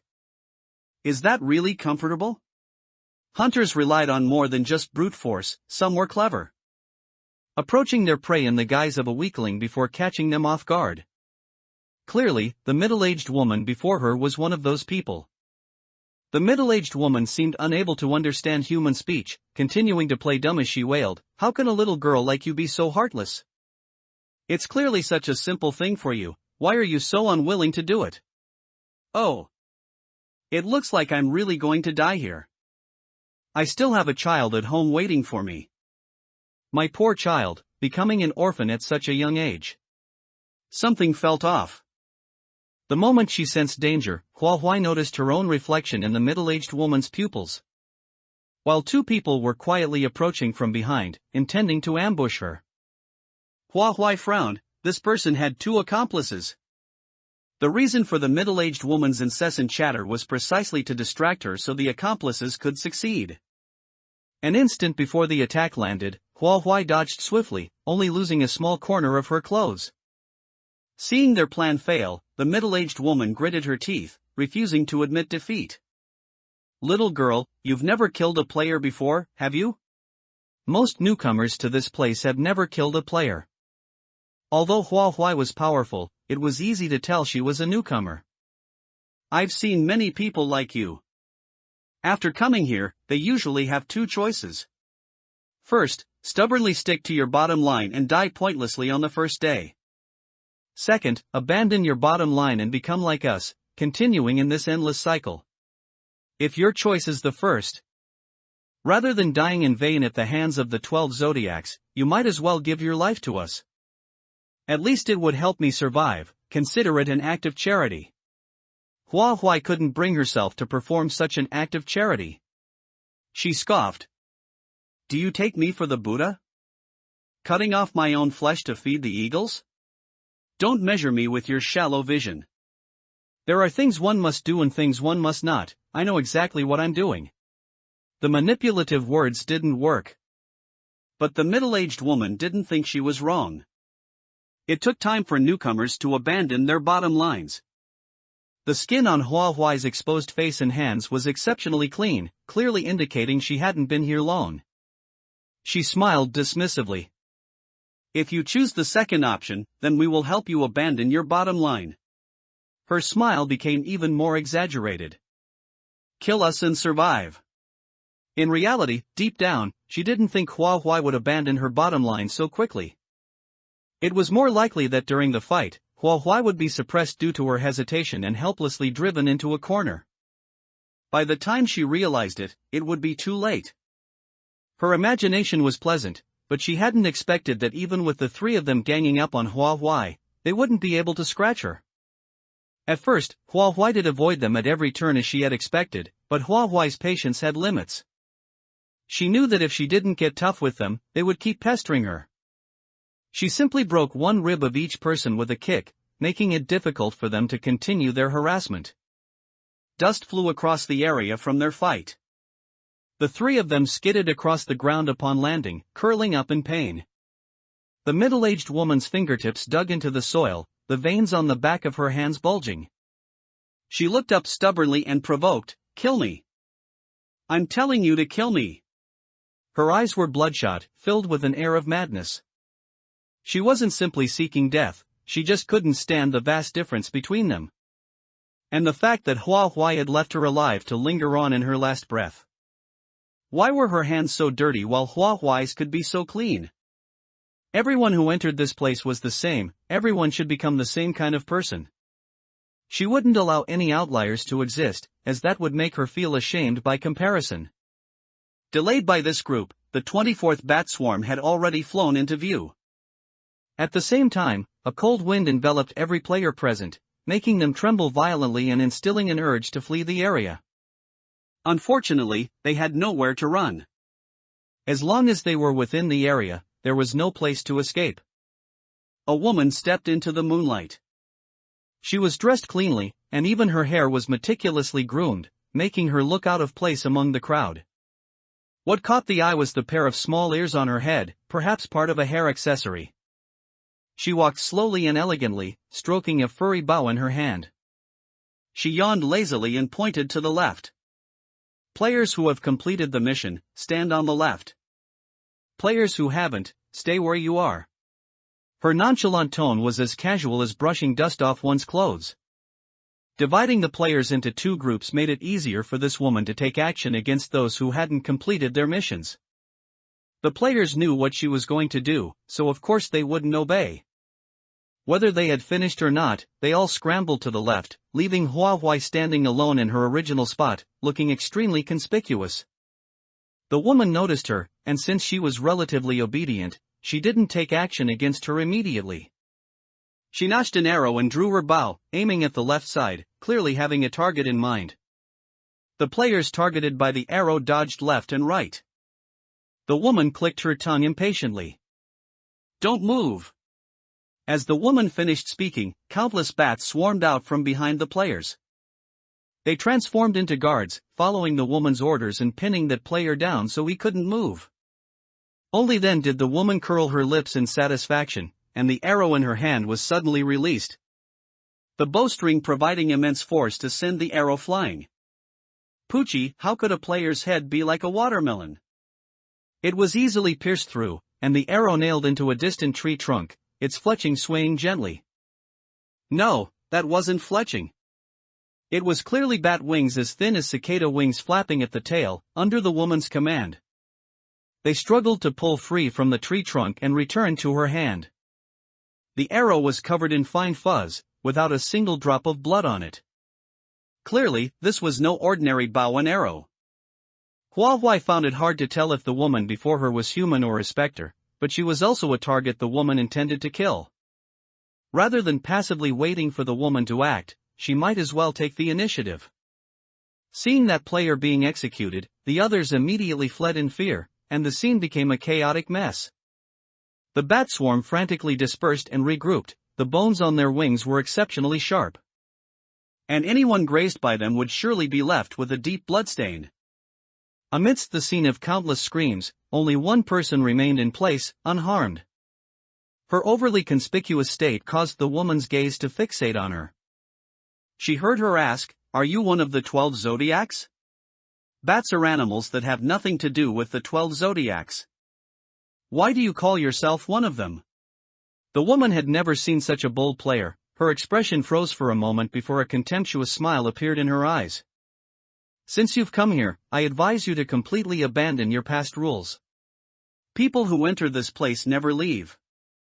You have enough strength to survive here, you shouldn't make such an unwise choice. In the woman's eyes, Hua Huai's behavior was undoubtedly self-destructive.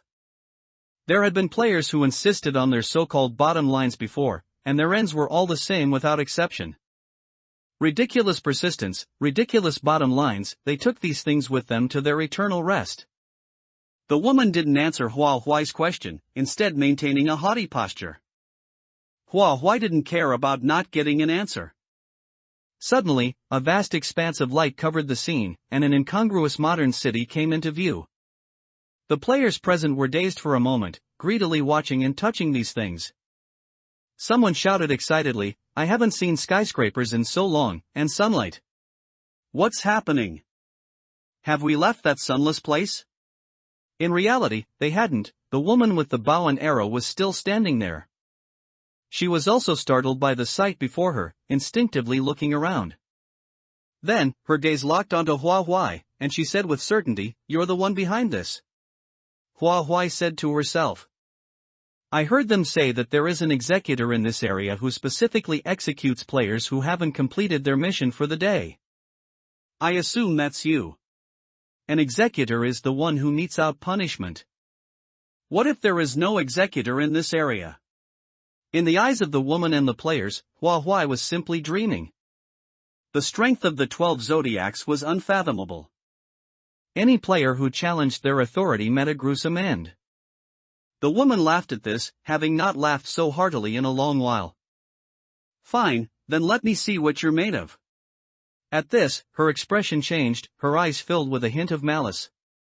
"If you lose, I will skin you alive and pull your bones apart, you won't die as quickly as they did."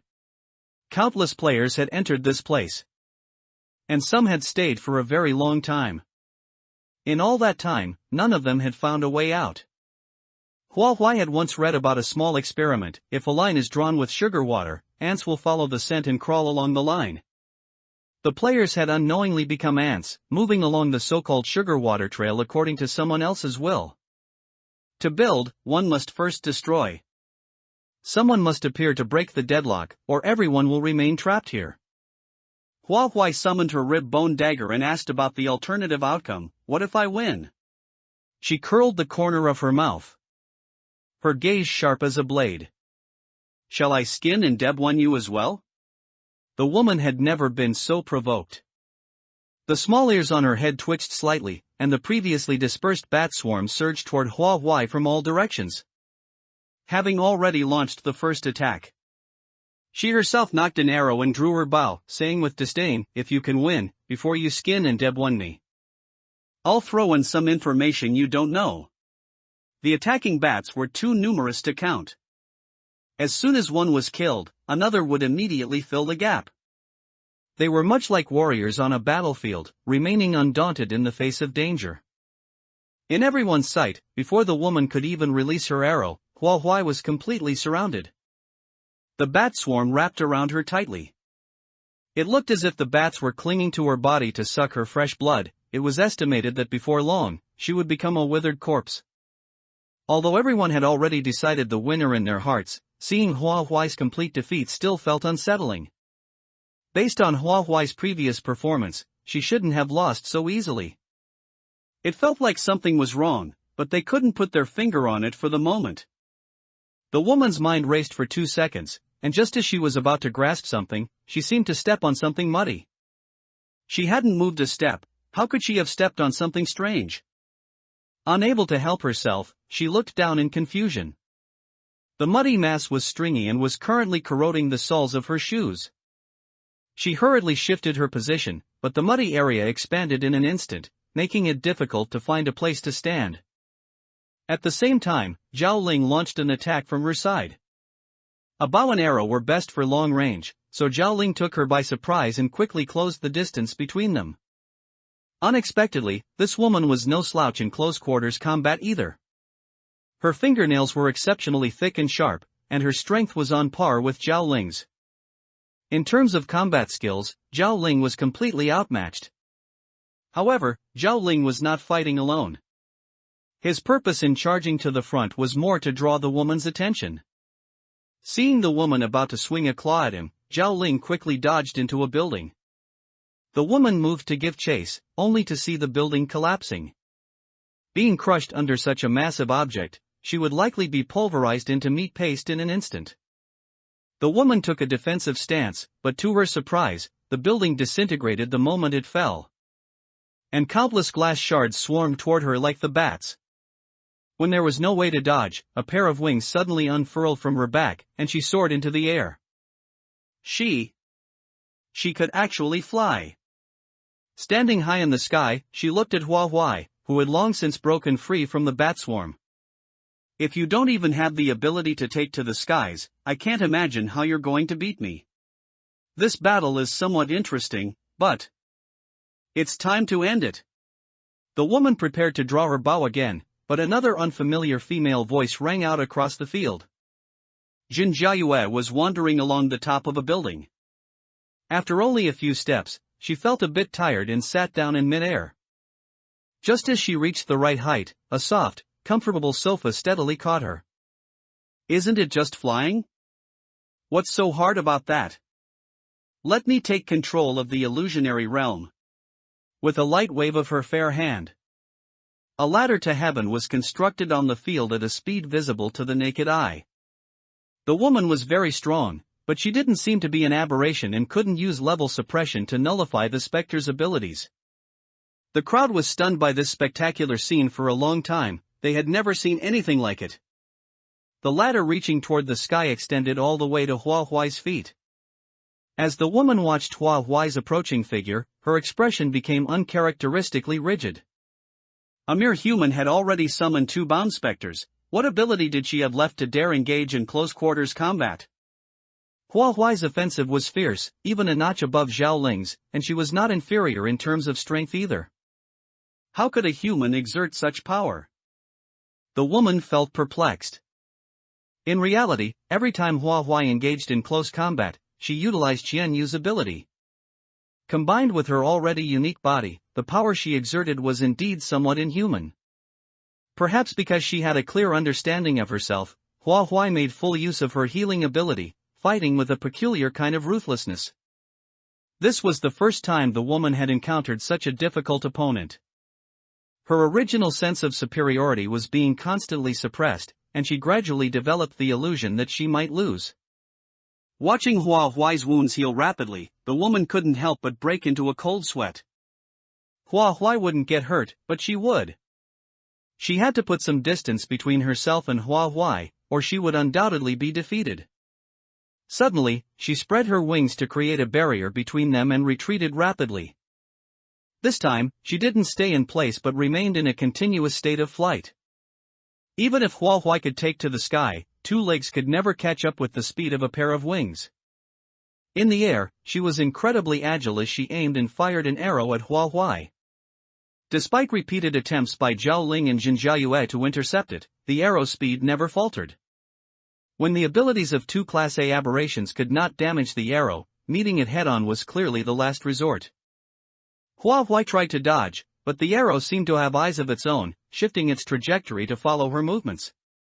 It seemed she had to take it head-on. As long as it didn't hit a vital spot and kill her instantly, she would have a chance to turn the tables. Timing it perfectly, Hua Huai firmly grasped the shaft of the arrow. However, its momentum didn't decrease in the slightest, and the arrowhead sank into her chest.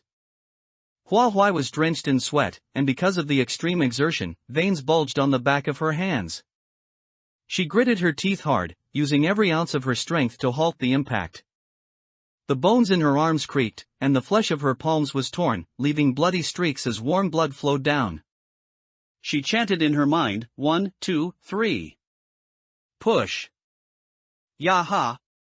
From a physiological perspective, shouting loudly while exerting force can make a person feel more powerful for a short period. It is said that doing so can stimulate the sympathetic nervous system, increasing muscle tension and explosive power. It also helps expel carbon dioxide from the body and relieves the feeling of holding one's breath during exertion, making movements smooth and powerful. The force in her hands gradually diminished, and the small wings at the tail of the arrow slumped like a frostbitten eggplant. With the arrow now held firmly in Hua Huai's hand, her injuries began to automatically repair themselves. The woman tried to recall the arrow, only to find that it was no longer obeying her commands. The bow and arrow were a set, and there was only one arrow. If the arrow couldn't return to the woman's hand, it meant the bow had also lost its function. This time, the woman truly panicked. She proactively showed weakness, saying, "I admit defeat. I'll tell you everything I know, and then you give the arrow back to me." Her eyes were fixed intently on the arrow in Hua Huai's hand, undoubtedly revealing the message that this arrow was extremely important to her. Hua Huai knew the power the arrow would have once it returned to the woman's hand, so she naturally wouldn't agree easily. Besides, she had the upper hand now. Why should she listen to the woman? Hua Huai said coldly, "The words admit defeat are far too simple. I have yet to collect the price you promised to pay."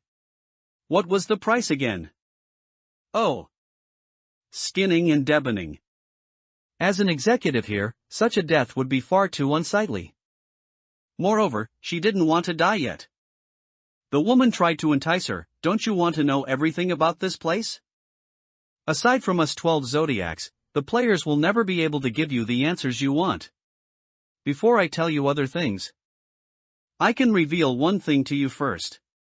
Players who enter this place can never leave. Not even I can." At this, a mocking smile touched the corners of her mouth. "You didn't expect that, did you? I am also a player." The woman's appearance was indeed far removed from that of a player. Hua Huai had long been puzzled, and now she had received a relatively reasonable explanation. After a moment of thought, she said, "I can't give you the arrow. If you want to talk, then talk. If not, I'll find another way to get my answers." Their thinking was so rigid that they probably couldn't imagine what kind of crazy things she might do. Hua Huai's gaze was firm.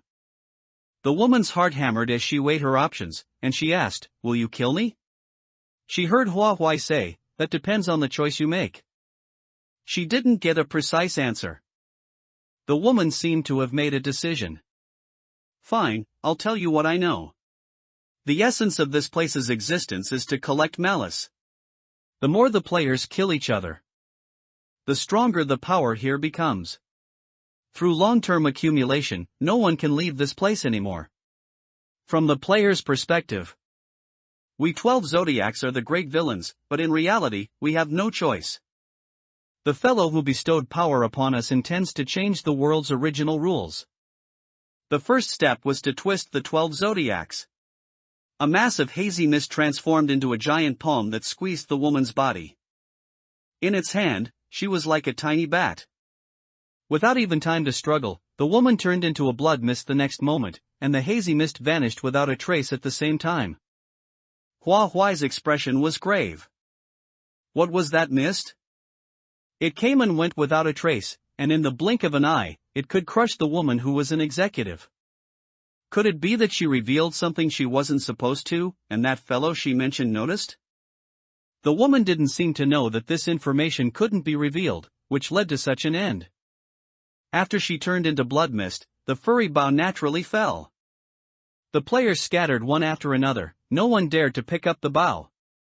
Judging from the woman's previous expression, she must have cared deeply about this bow and arrow, perhaps there was something special about it. When Hua Huai went to pick up the bow, the gazes the crowd cast upon her turned strange.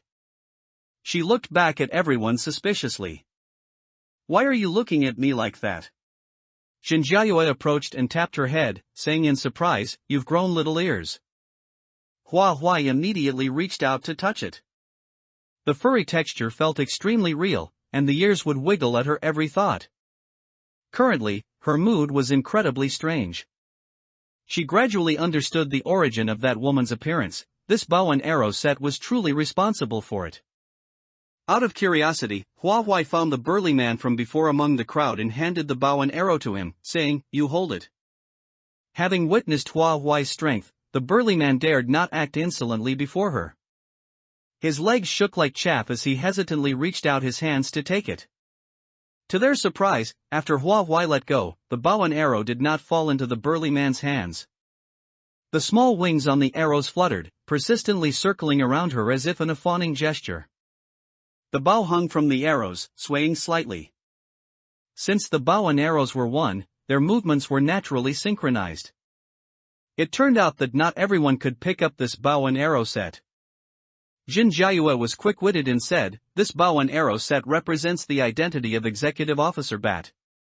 Whoever obtains the bow will automatically become the corresponding executive officer. But not everyone has the ability to become an executive officer. It must be that the battle just now earned you the recognition of this bow and arrow set. It is quite attracted to the strong." Zhao Ling's eyes were as dark as ink. From another perspective, as long as there are players here, the corresponding executive officers will never disappear. These distorted rules can continue forever. Everyone present is dry wood, fuel for the furnace of malice, involuntarily making the fire burn brighter and brighter. To oppose this place, one must do the opposite. Unfortunately, knowing what to do is one thing, while being able to do it is another. Hua Huai suddenly felt a wave of dizziness, as if a force was tugging at her soul. In the process of resisting, cold sweat unknowingly covered her entire body. Hua Huai! Hua Huai! The calling voice seemed to come from a very distant place, sounding increasingly indistinct. Instead, another rough voice was exceptionally clear, with a condescending tone that made one feel utterly repulsed. "From today on, you will take Bat's place. I will grant you the authority of an executive officer. Prey marks will appear on players who have not completed their mission, and you must eliminate the prey between midnight and 2 in the morning every day. Otherwise, that woman just now will be your fate." Presumably, the owner of this voice was the reason the executive officers had no choice. At the same time, Hua Huai felt her strength surge. She estimated she could uproot a large tree with her bare hands. Was it bestowing power upon her because it needed her to do its bidding? She had never heard of an anomaly being able to split off part of its own power to a player without being bound to them. The possibility of this thing being an anomaly was small, and the probability of it being a player wasn't high either. Just what was this thing? With Hua Huai's current abilities, she clearly could not contend with it. Before obtaining more useful clues, Hua Huai could not act rashly. Recalling the woman's previous words, Hua Huai asked, "Do you need malice more, or the undead who perish here?" The thing said without hesitation. "Malice, of course. However, is there any conflict between the two? The process of them becoming undead brings malice. And they can also scatter a bit of authority through their struggles." It actually answered truthfully, which really surprised Hua Huai. Besides that, she caught a keyword: authority. She had seen many players lose their lives here, and nothing special happened when they died. She harbored doubts, but the timing was not right to ask the fellow in front of her directly. "To resolve the current predicament," she said, "according to the current mission rules, more than half of the players die every day. The total number of players is limited, and it's impossible to continuously fill this hole. Malice does not come from a single source. Formulating rules to forcibly squeeze out malice makes it less pure instead. It's better to utilize the scarcity of resources to let survival instincts suppress moral constraints from the side. This can ensure the survival of players while obtaining sufficiently intense malice. Like refugees in a famine year. Their bottom line collapses step by step. To get enough food, they will do many unimaginable things." That fellow became more and more intrigued as it listened. It had never thought of such a method. It was as if a door to a new world had been opened for it. In fact, it cost a lot of power to pull a large number of new players here every day. Now that there was a better way to obtain malice, even its voice became much lighter. "Fine, then we'll do as you say." Since she needed to cater to this fellow's will. The suggestion Hua Huai proposed could only be said to be slightly better than the original. At least, the number of players surviving each day would increase. Before leaving, Hua Huai asked it, "How should I address you?" She heard it say, "Main God." The next moment, Hua Huai's soul returned to its place. And her dilated pupils refocused. Hua Huai. Someone was calling her. It was Zhao Ling and Jin Jiayue. Seeing that she had finally come to her senses, Jin Jiayue said worriedly, "What happened to you just now? No matter how we called you, there was no response. If it weren't for the fact that we ourselves are anomalies, we would definitely suspect you had been possessed by something." Hua Huai gave them a comforting smile. "I'm fine." Looking around, she saw a line of text on the ground made from severed limbs. The old mission was over, but no new mission had arrived. Besides informing them that daily missions were no longer required, the text only indicated the location of food. The surprise came too suddenly. Some players thought they had been relieved of a long-standing burden. They were incredulous and couldn't help but relax. Regarding the second half of the sentence, they didn't take the hint to heart at all, saying dismissively, "Since I came here, I've never eaten. And I don't feel hunger." Then came a long silence as they became confused and couldn't help but think. How could they be so kind as to remove the daily mission restriction? There must be some hidden malice. Where is the trap? Not feeling hunger before didn't mean they wouldn't in the future. Since it was a deliberate reminder, there was no reason for it to be useless. Someone left quietly, running toward the location mentioned in the hint. Hua Huai watched the persons retreating back, but what she was thinking about was that fellow's answer. Main god? She thought calling it a heterodox god would be more fitting, that evil aura didn't even deserve the word god. Was the reason for distorting the 12 zodiacs actually here? A fellow vainly attempting to become a god. Thinking about it carefully, that fellow's thoughts were really one-track and straightforward. It didn't use its brain at all. That naive and clear appearance was like a child who knew nothing of the world. Was it the reason it had been staying here? Or was it that it hadn't been born for long? Withdrawing her thoughts, now that her status had changed, she hoped she would have the authority to access other areas. On the land illuminated by bright moonlight, someone was crawling and rolling, covered in blood, shouting incessantly, "Help! Lunatic!" In such extreme circumstances, who wouldn't go mad? The sound of the chainsaw made one's scalp tingle, as if the cold serrated edges were about to touch the skin, sending goosebumps all over. No matter how they fled, the sound followed like a shadow, and the pressure it brought was even greater than that of an ordinary ghost. Zhuangzi licked the blood off his fingertips, the salty, metallic taste constantly stimulating his nerves. Coming here was too sudden, he hadn't had time to bring his medicine at all. Under the continuous stimulation, he had already forgotten his humanity, now no different from a violent wild beast. His head hurt so much. Those piercing screams made him even more irritable. To resolve the source of his headache, the chainsaw's teeth slammed without hesitation into the back of a fleeing player. In an instant, flesh and blood splattered everywhere. That player whimpered once and breathed their last. People had seen others hunting players, but never hunting like this. In this state, ordinary people wouldn't dare take a single step near him. Perhaps other than the executive officer of this place, no one could restrain this lunatic. There seemed to be movement in the sky. Looking up, there appeared to be a person between a pair of giant bat wings. She blocked half the moonlight from her high vantage point, making it impossible to see her exact appearance. It was said that there were 12 Zodiac executive officers in the realm beyond the world, and one of them was the bat. But this was the Dugon's area. Why would the bat appear here? Strange, she's diving down. Executive officers usually only appear when killing players. Is her target him? Before he could think about what he had done wrong, his legs went limp, and he slumped like a pile of mud, cold sweat soaking his entire body. The sensation of pain didn't come for a long time, and his consciousness remained. After a moment, he focused his eyes to look. The chainsaw's teeth were being forcibly blocked by a rib-bone dagger, and then the chainsaw was kicked away. It turned out that Zhuangzi had already caught up behind him, and he had nearly died under the chainsaw. The bat executive officer had actually saved him. It was simply inconceivable. Despite this, he didn't dare look any longer. Saving his life was the priority. Zhuangzi didn't care about the 12 zodiacs or executive officers.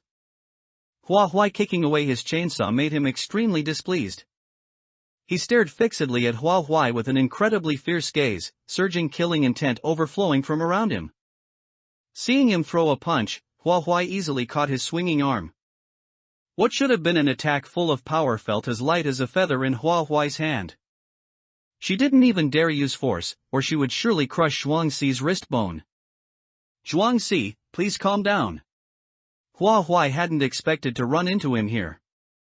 Seeing him crazily slaughtering the players here, her first feeling was one of suffocation. In Hua Huai's memory, Zhuangxi was someone who had once shown her kindness. Hua Huai had also learned from him that dungeons could be replaced. Hua Huai could not just leave such a person alone. Perhaps calling his name accurately allowed a moment of his sanity to return. He held his position and blinked his eyes with considerable effort. Hiss, he sucked in a breath of cold air, withdrew his hand, and kept pounding his head. Crazy. Really crazy. After a long while, he looked back at Hua Huai blankly. Who are you? I don't remember seeing you. In truth, he was uncertain. He didn't necessarily remember everyone he saw while he was mad. Hua Huai had no intention of hiding it from him and said bluntly, Hua Huai, Information Hive, the 12-year-old girl. Does that ring a bell? In a place like this, finding someone trustworthy wasn't easy. Her individual strength was truly limited. If they could divide the work and cooperate, they would surely achieve twice the result with half the effort. Hua Huai's appearance had changed too much. Not only did she have an adult body, but she also had two furry little ears on her head. Although she had retracted the large wings on her back, no matter how one thought about it, this image shouldn't appear on a human. Zhuangxi was mad, not stupid. He resolutely refused to believe such a thing. Facing that unfamiliar gaze, Hua Huai understood his thoughts and said hesitantly, You. Wait. Moving behind a large rock, Hua Huai reverted to her original appearance, only poking her head out. How about now? After becoming smaller, those two little ears were even more prominent and cute. The facts were before him, and Zhuangxi had to accept them. The little girl who only reached his waist could actually transform into an adult form. His understanding was forcibly refreshed. Not long after entering this place, his state had been wrong, and he had been quite confused. Now that he was somewhat sober, he observed his surroundings and found that the buildings here were strangely shaped. And even the plants grew in irrational ways. He tried to call up the crimson interface of the horror game key, but unexpectedly, there was no response at all. He helplessly asked Hua Huai, Do you know what place this is? How do we get out? Hua Huai turned back into an adult, emerged from behind the large rock, and replied. You can call this place the realm beyond the world. She shared the clues she had obtained with Zhuangxi. Of course, she deliberately omitted the part about the main god. Zhuangxi organized the clues in his mind and concluded, So, this isn't an ordinary dungeon, and there's no way out for the time being. Because the bad executive officer died, you took her place, which is why your appearance changed like this. Ordinary players cannot move between areas, but as an executive officer of the 12 zodiacs, you can. At this point, a sinister air was hidden in his eyes. It felt as if insects were crawling on his body, and his left hand gripped his right, nails digging into the flesh. Clearly, he was enduring something. His breathing was extremely unstable as he urged, Leave quickly, I'm about to lose control of myself. After I've sorted out my state, I'll come find you again. Through the clues Hua Huai provided, Zhuangxi quickly thought of his next move. He wanted to obtain the authority of an executive officer. And the nearest executive officer was right in front of him.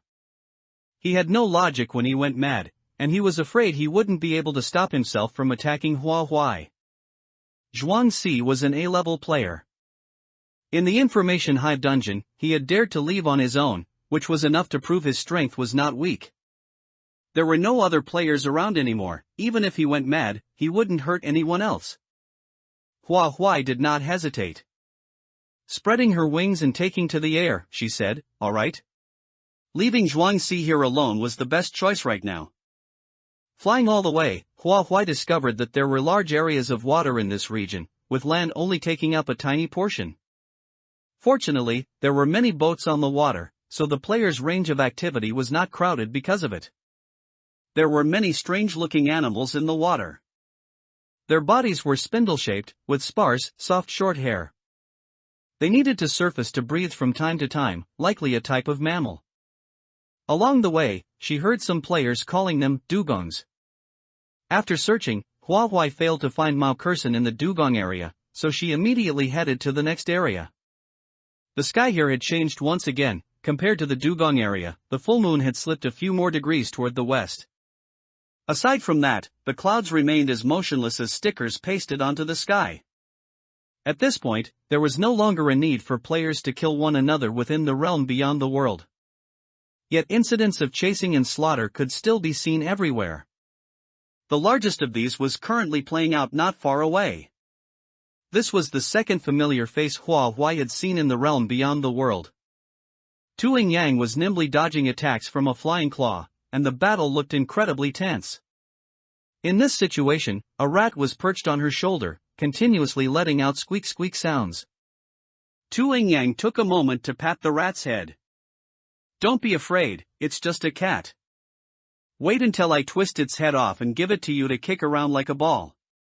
That was no ordinary cat, its appearance was mostly humanoid, making it clear at a glance that it was a member of the 12 zodiacs. But what kind of cat was this? A tuft of long black fur grew on the tips of its ears, which were much longer than those of a normal house cat, giving it a truly unique appearance. Tuing Yang's physical fitness was extraordinary. For some reason, she was able to accurately dodge her opponent's attacks every single time. With her expert self-control, she began to gradually close in on the attacker. Her left hand surreptitiously behind her back as she secretly summoned an item. She hadn't even summoned her bound specter, and her only spirit pet was a rat that was afraid of cats. Her chances of winning seemed slim. In the eyes of that cat-shaped zodiac, Tuing Yang posed no threat to him even at close range. He possessed absolute power bestowed by the main god, making ordinary players seem extremely fragile in comparison. To think she wanted to twist off his head, this person was far too arrogant. Little did he know, he would pay a bloody price for his arrogance. Before he died, he heard Tuing Yang ask, "Do you know how I climbed to A rank?" He couldn't answer and could only watch as Tuing Yang answered her own question. "It was built up continuously by using the lives of ants like you. Staying grounded is always much steadier than trying to reach the heavens in a single bound." Of course, Tuing Yang didn't actually twist his head off. After pushing the corpse aside carelessly, the rat nuzzled Tuing Yang's neck and squeaked twice more. She looked accurately toward Hua Huai's position and couldn't help but frown when she saw Hua Huai hovering in the air. "Just killed one, and here comes another." "Fine. Bring on as many as you want." Tuing Yang was full of confidence, but the rat was stomping its feet in anxiety, squeaking incessantly. She let out a somewhat guilty and helpless sigh. "I know, this one can fly, she'll be hard to deal with." Hua Huai understood that Tuing Yang was communicating with her spirit pet. The language of a spirit pet could only be understood by its corresponding bound player. However, through their audible conversation, she could tell that she was being treated as a hostile target. Being treated as an enemy by a friend who should have been a peaceful ally made her feel quite strange, causing her to fall silent for a moment. Finally organizing her thoughts, Hua Huai deliberately spoke from a distance, saying, "It's me, Hua Huai." The feeling Tuing Yang gave her had always been one of mystery and danger. Until she was sure Tuing Yang had dropped her hostility, she decided to maintain a safe distance. Unlike Zhuangxi's skeptical attitude, Tuing Yang sized her up and down and actually accepted the situation very quickly. Hua Huai saw her nodding thoughtfully. "So that's how it is. Why did she accept such a bizarre phenomenon so quickly?" Hua Huai couldn't hold it in and asked the question aloud. Tuing Yang simply curled her lips into a smile. "It's not as if there were no signs. If you think about it a little, it's easy to connect the dots. Remember the questioning in the corridor that day?" She had already noticed the oddities about Hua Huai. Now, those oddities had simply been explained. As for the more specific, she couldn't guess them. Hua Huai would have to be willing to tell her herself.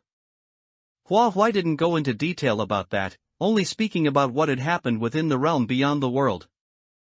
The reason she had become the Bat Executive Officer was that she had gained the recognition of the bow and arrow in her hand. The rat squeaked in Tu Yang's ear again, and she responded, "I didn't expect there to be an accidental harvest." Noticing Hua Huai's slightly confused gaze, she kindly explained, "It's called sound, and it's a spirit pet. Perhaps because it's naturally afraid of cats, it understands the habits of felines exceptionally well. It's thanks to its constant help that I managed just now. The players here don't listen to reason at all. I'm also quite frustrated to have ended up here for no apparent reason."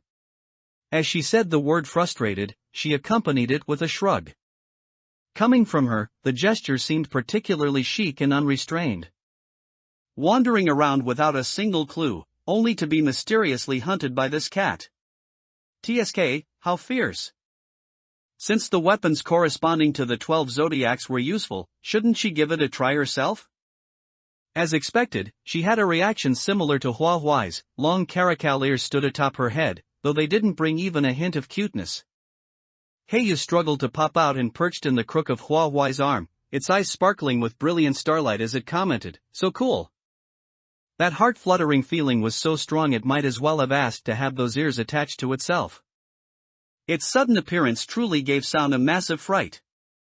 Not only did its fur stand completely on end, but it also bounced up from the spot, clearly having been terrified. As it happened, Heiyu was completely oblivious to this, its eyes fixed only on Tu Yang's cool caracal ears. Hua Huai quickly held Heiyu tight, fearing it wouldn't be able to resist pouncing on Tu Yang, while translating, "It says you're very cool." Tu Yang said understandingly, "A caracal is indeed a handsome animal." As soon as she finished speaking, Tu Yang experienced a strong sense of discomfort. The main god that Hua Huai had once seen, she was now seeing as well. Even though Hua Huai's suggestion had come first and there was no longer a need for the 12 zodiacs to do anything specific, it still bestowed a portion of its power upon Tu Yang. Perhaps what kind of person the 12 zodiacs were didn't matter to the main god at all, it simply had to maintain such a superficial mechanism. When all her senses returned, Tu Yang let out a long breath and looked at Hua Huai. The two shared a tacit understanding. The power of the main god was not to be underestimated. Some things that shouldn't be said would be left unsaid for now. Tu Yang suggested, "There are definitely more than just a few of us acquaintances in this place. Let's move together." Hua Huai needed to find Mao Kurson, and Tu Yang nodded in agreement. "Fine, let's go." On the way, Hua Huai asked her, "Do you know what authority is?"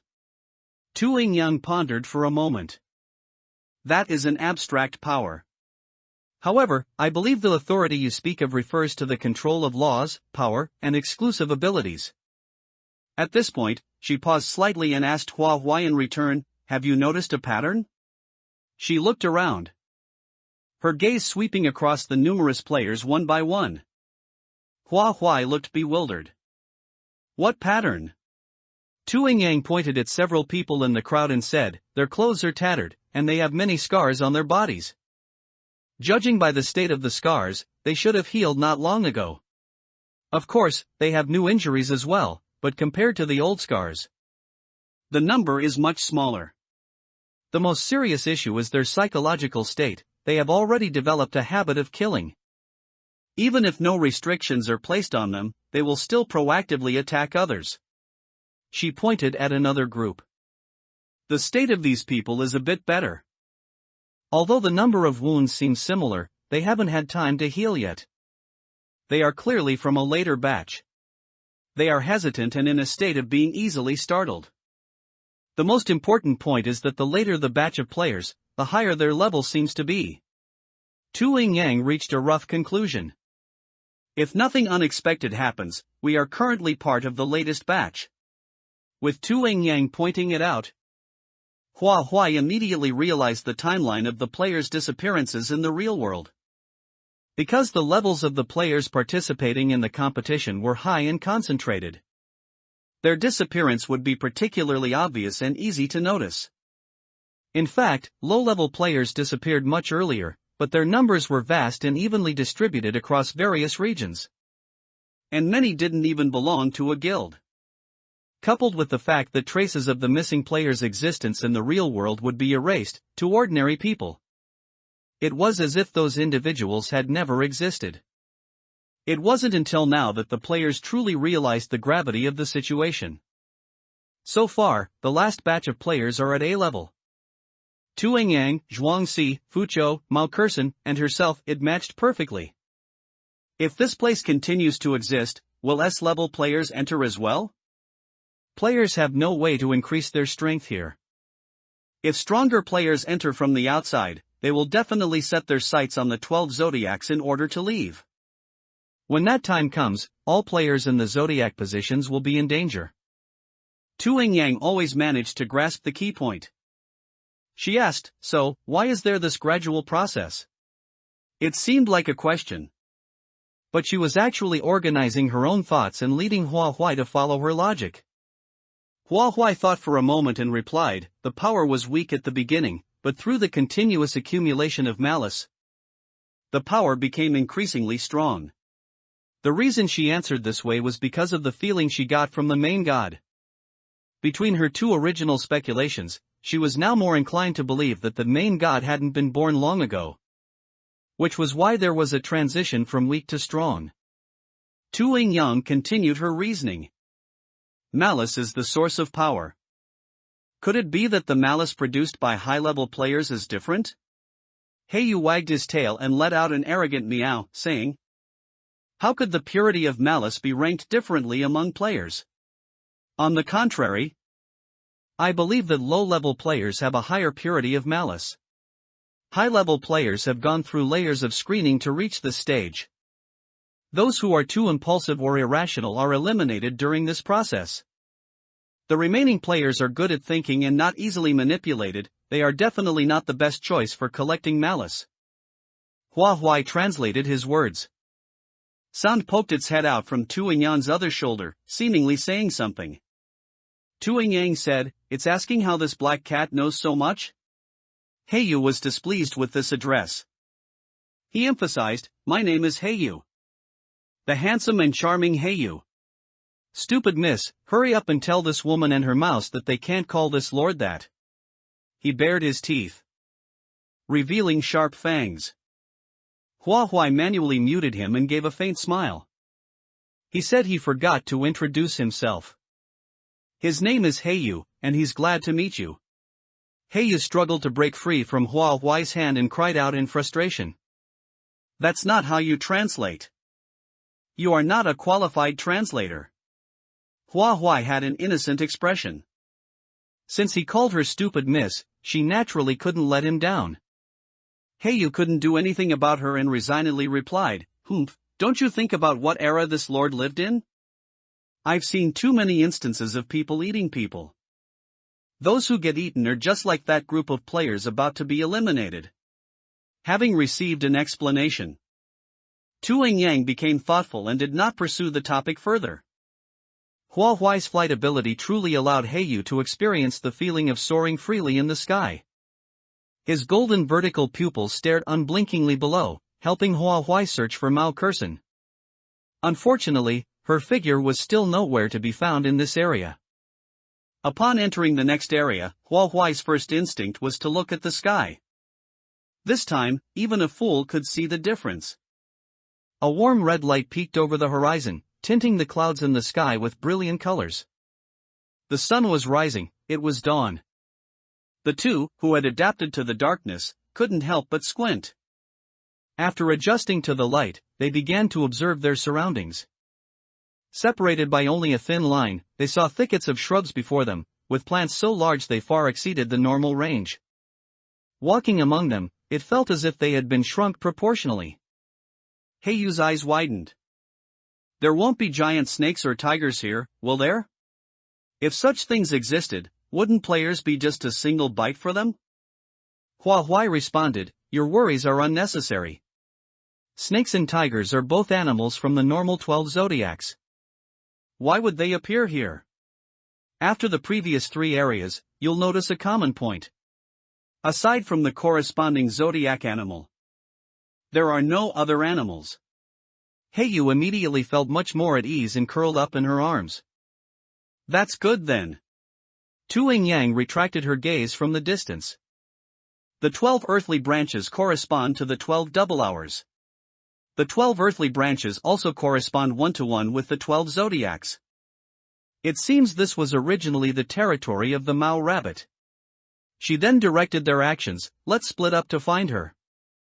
You take the left, I'll take the right, and then we'll meet on the opposite side. Hua Huai nodded. Okay. Unfortunately, they didn't find anyone they knew in this area. What they saw most was an animal with slender limbs and large, round eyes. They looked like a cross between a deer and a rabbit. They usually moved in quick, small steps and would make short leaps when startled. Tu Yang, being well-traveled, told Hua Huai that this animal was called a mouse deer.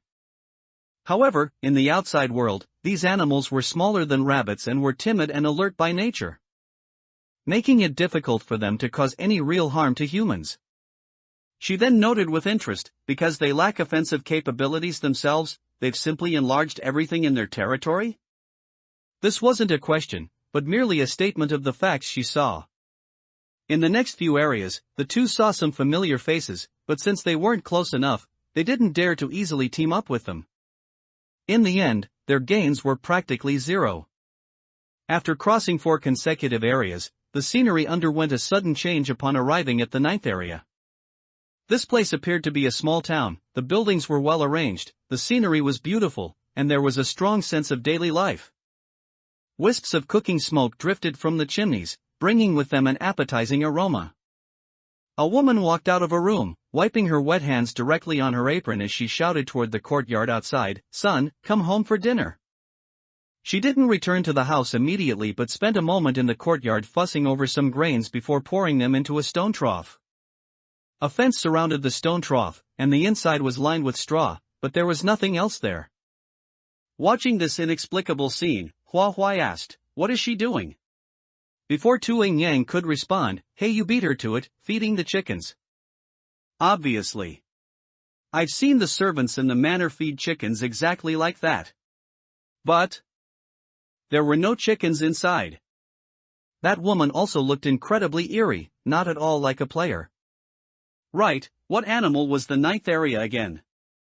Hua Huai mentally counted to the 9th of the 12 zodiacs, and her vision instantly cleared. It was the monkey. The knowledge she had learned told Hua Huai that humans were also a type of animal. Furthermore, humans and monkeys share many similarities, both belonging to the order of primates. Following the pattern of the previous areas, there would be no other animals here besides the human animal. Therefore, the humans here had the same living habits as real humans, but without the corresponding conditions. It inevitably seemed hollow and eerie. In the most prominent part of the town sat a large bell. Every time an hour passed, the bell would be struck once. The chime was loud, ensuring that all players within the area could hear it. However, it seemed this bell could not be rung by the players. A head had been used in place of a clapper to smash against the bell's surface, the skull was caved in, and blood splattered across the bell. Despite such a powerful impact, the large bell remained motionless. The player who had shed their blood on the spot had been clutching food in their arms. After losing their strength, it all scattered across the ground. The culprit's eyes were bloodshot. Before picking up the food on the ground, he saw Hua Huai nearby. In an instant, shame flooded his face, and he stood there in a state of utter confusion. It was like a child who had done something wrong and was caught red-handed by an adult in the family. Wait, that's not right, he was clearly the older one. Despite thinking this, he didn't dare stay any longer and turned to run in a panic. Heiyu leaped down from Hua Huai's arms, agilely intercepting Dan Yangyu. Its body expanded several times over, becoming even more imposing than a tiger. It bared its teeth with a fierce expression, a dangerous light glinting in its golden vertical pupils.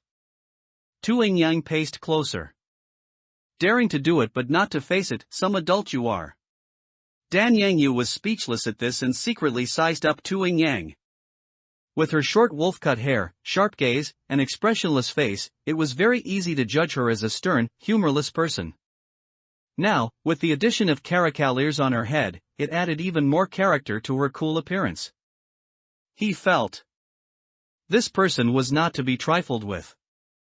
In truth, Hua Huai and Dan Yangyu hadn't interacted much, and their understanding of each other wasn't very deep. She was also quite surprised to see Dan Yangyu here. However, it was within the realm of reason. After all, Dan Yangyu was also an A-level player, which matched the earlier deduction of the two women.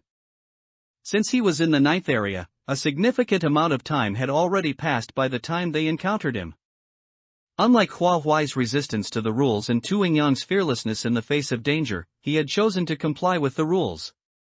He shouldn't have done so, but this place was different from previous dungeons.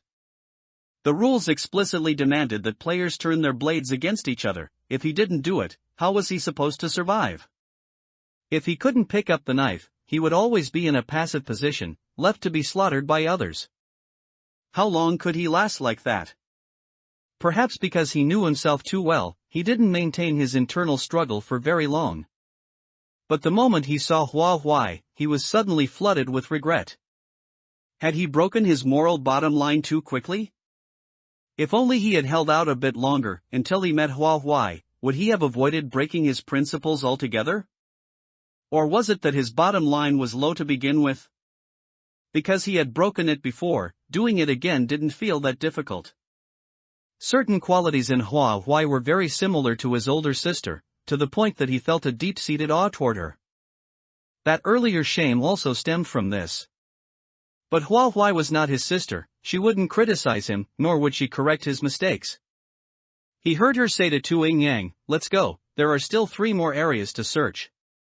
She was just leaving like that? Being ignored like thin air was far harder to accept than being criticized for his faults. Wait. In his urgency, Dan Yangyu blurted out. As Hua Huai looked back, their eyes met.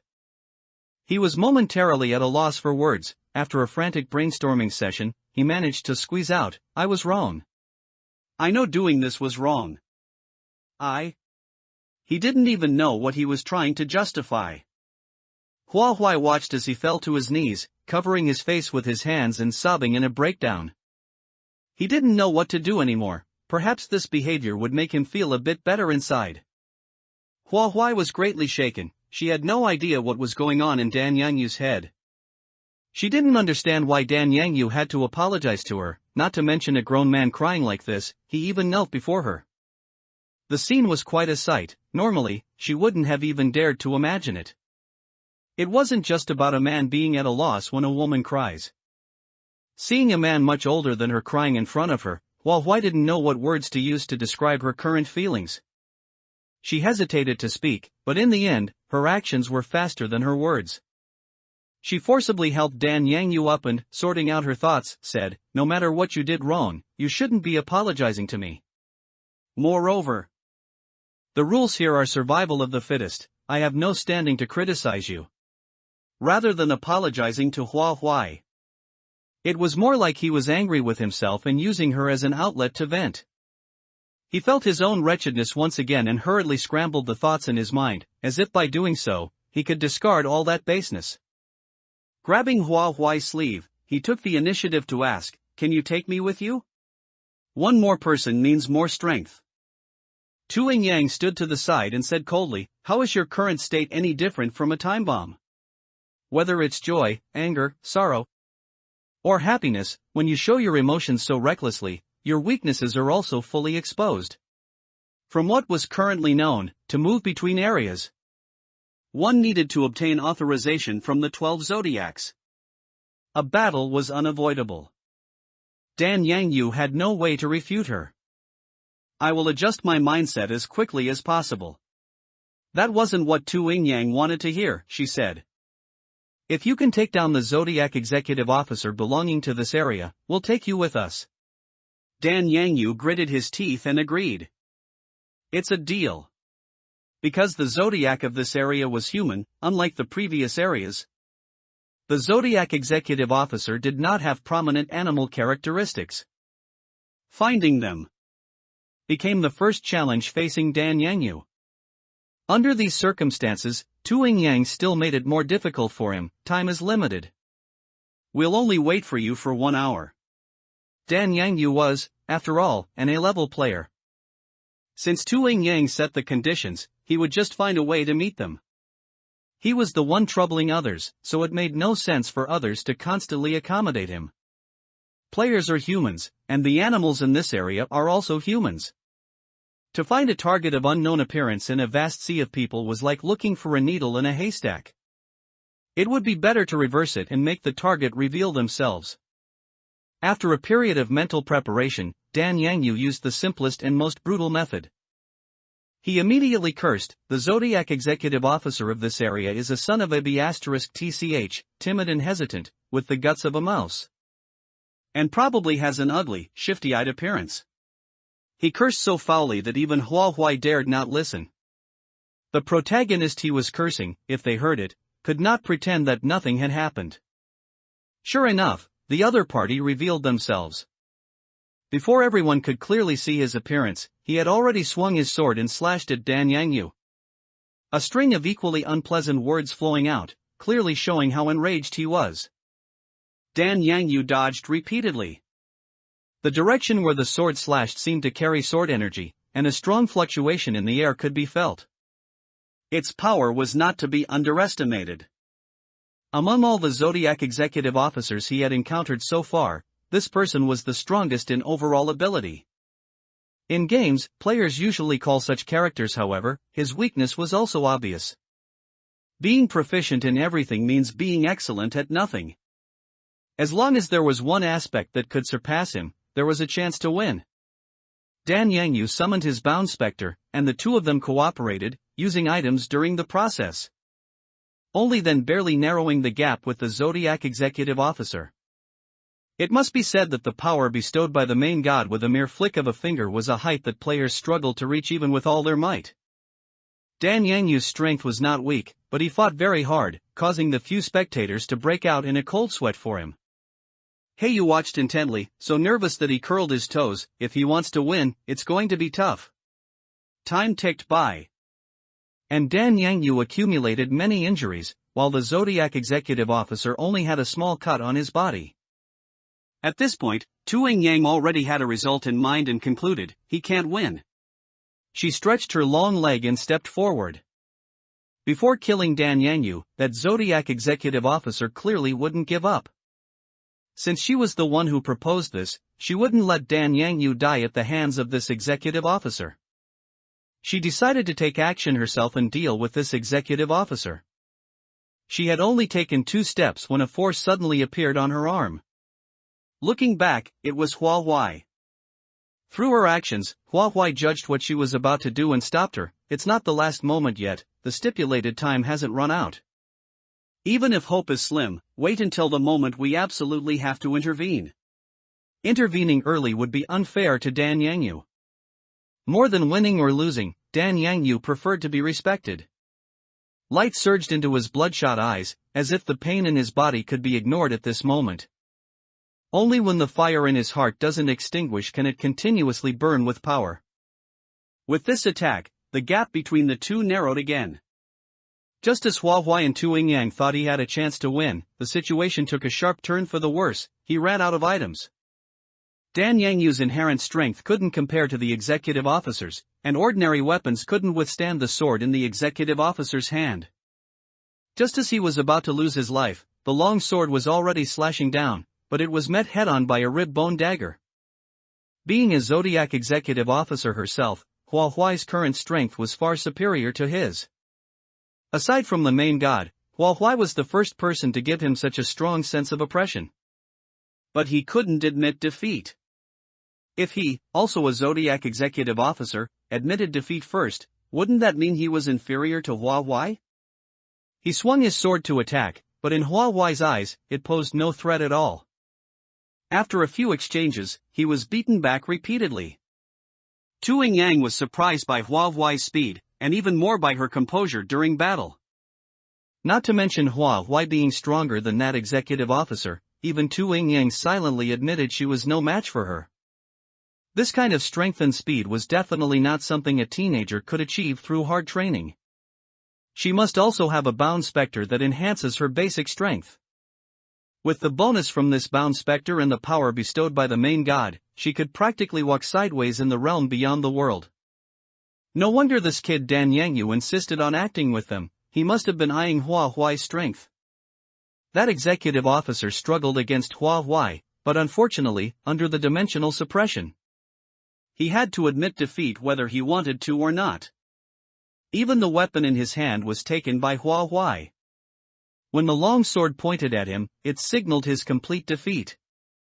Hua Huai didn't kill him, only saying, "I've confiscated your sword. You may leave." Half of a Zodiac executive officer's power resided in their weapon. Gaining the recognition of the corresponding weapon was the only criterion for selecting an executive officer. And when a Zodiac executive officer couldn't protect their weapon, it also meant they had lost the weapon's recognition. Seeing Hua Huai let him go, that person quickly fled out of the group's sight. Hua Huai already possessed a corresponding weapon, and one person could not hold two Zodiac positions, leading to a comical scene before the three of them. A bow and a sword competed against each other, both hoping to become the weapon in Hua Huai's hand. For this, they fought fiercely, determined to break each other. Heiyu stared dumbfounded. Are they fighting for favor? Then he spoke sarcastically, anyway, no matter how much they fight, they're not as favored as this lord. As long as this empress lives, you all will always be concubines. No sooner had he spoken than the bow and sword changed direction, both aiming directly at Heiyu. Heiyu didn't expect the two weapons to understand his words. Knowing he was no match for them, he bristled in terror and meowed excitedly, "Dear cat servant, help!" His majestic figure instantly shrank, and he lightly leaped into Hua Huai's arms. Feeling the comforting warmth of the surroundings, he fearlessly added, "Naya Naya Naya, you can't hit me with that smug look." Tu Yang and Dan Yangyu couldn't understand cat language, but they could glean some meaning from his expression. Tu Yang covered ZZ's ears with just 2 fingers. "Don't learn that. I'm afraid you'll get flattened like a mouse pancake." Hua Huai rubbed Heiyu's head, indulging his swaggering behavior. She said to everyone, "The petty squabbles end here. Time is precious. Dan Yangyu, see if you can gain the recognition of this sword. If not, you'll have to wait here for now." As soon as Dan Yangyu approached the sword, he was immediately threatened by it. He tried to forcibly take it, but only ended up with several new injuries on his body. It seemed that unless it won a fight against the bow and arrow, it would not be willing to look for someone else. But the status among the 12 Zodiacs was equal, and their weapons clashing could never determine a winner. This decision still had to be made by Hua Huai. The bat possessed flight capabilities, with agility and speed superior to humans, though its strength was relatively weaker. The superior choice was obvious, she naturally chose the bat. The bow and arrow returned to her hand, and everyone saw a look of smug satisfaction on the weapon. The sword lost its master but did not settle for second best. It plunged headfirst into the soil, like a warrior vowing to defend the land, waiting for the next person who could stand shoulder to shoulder with it. Dan Yangyu refused to give up and exerted all his strength to pull the sword, only to find the blade completely unmoving. He was so tired he was sweating profusely and had to give up, saying, "I'll just wait for you all here." Returning 5 hours before midnight of the previous round. Within the 10th area. The cigarette was still clamped between her fingers, and the smile on the corner of her mouth hadn't faded before she entered the realm beyond the world. Fuqiu rubbed her stiff mouth corners, looked up to observe her surroundings, and waited in vain for any mission requirements regarding the dungeon. The sun was setting, marking dusk. The surroundings offered a wide view, with rocky ground underfoot and very little vegetation visible. Countless gerfalcons circled in the sky, their gazes sharp, possessing beaks like iron cones, seemingly looking down to find prey. Under normal circumstances, gerfalcons would not actively attack humans, their prey mainly consisted of small to medium-sized birds and rodents. But looking at the rocky ground beneath her feet, aside from plants, the only living things were probably humans. And even among humans, they had to slaughter each other. Fuqiu was all too familiar with those pairs of eyes filled with killing intent. More newcomers, hee hee. Newcomers know nothing and always look timid, they're perfect for completing today's mission. She's mine. Don't even think about snatching her. These people intended to whisper, but she heard every word. Fuchio didn't understand why a newcomer would be timid. She flicked the ash from her fingertips and took another hard drag of the cigarette butt. It certainly wouldn't be anything good for her. Perhaps because she smoked so hard, the cigarette quickly burned down. Her fingers loosened, and the butt fell freely. The sole of her leather marten boots crushed the cigarette, but as a player who had threatened to attack her lunged from the side. Without turning her head, she caught his neck with one hand precisely, slamming him onto the ground.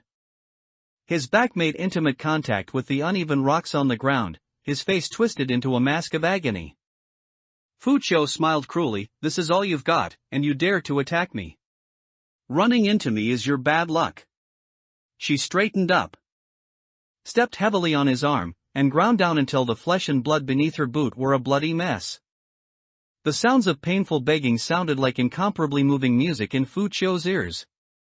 She laughed wildly, the emotion she usually had to suppress now fully exposed.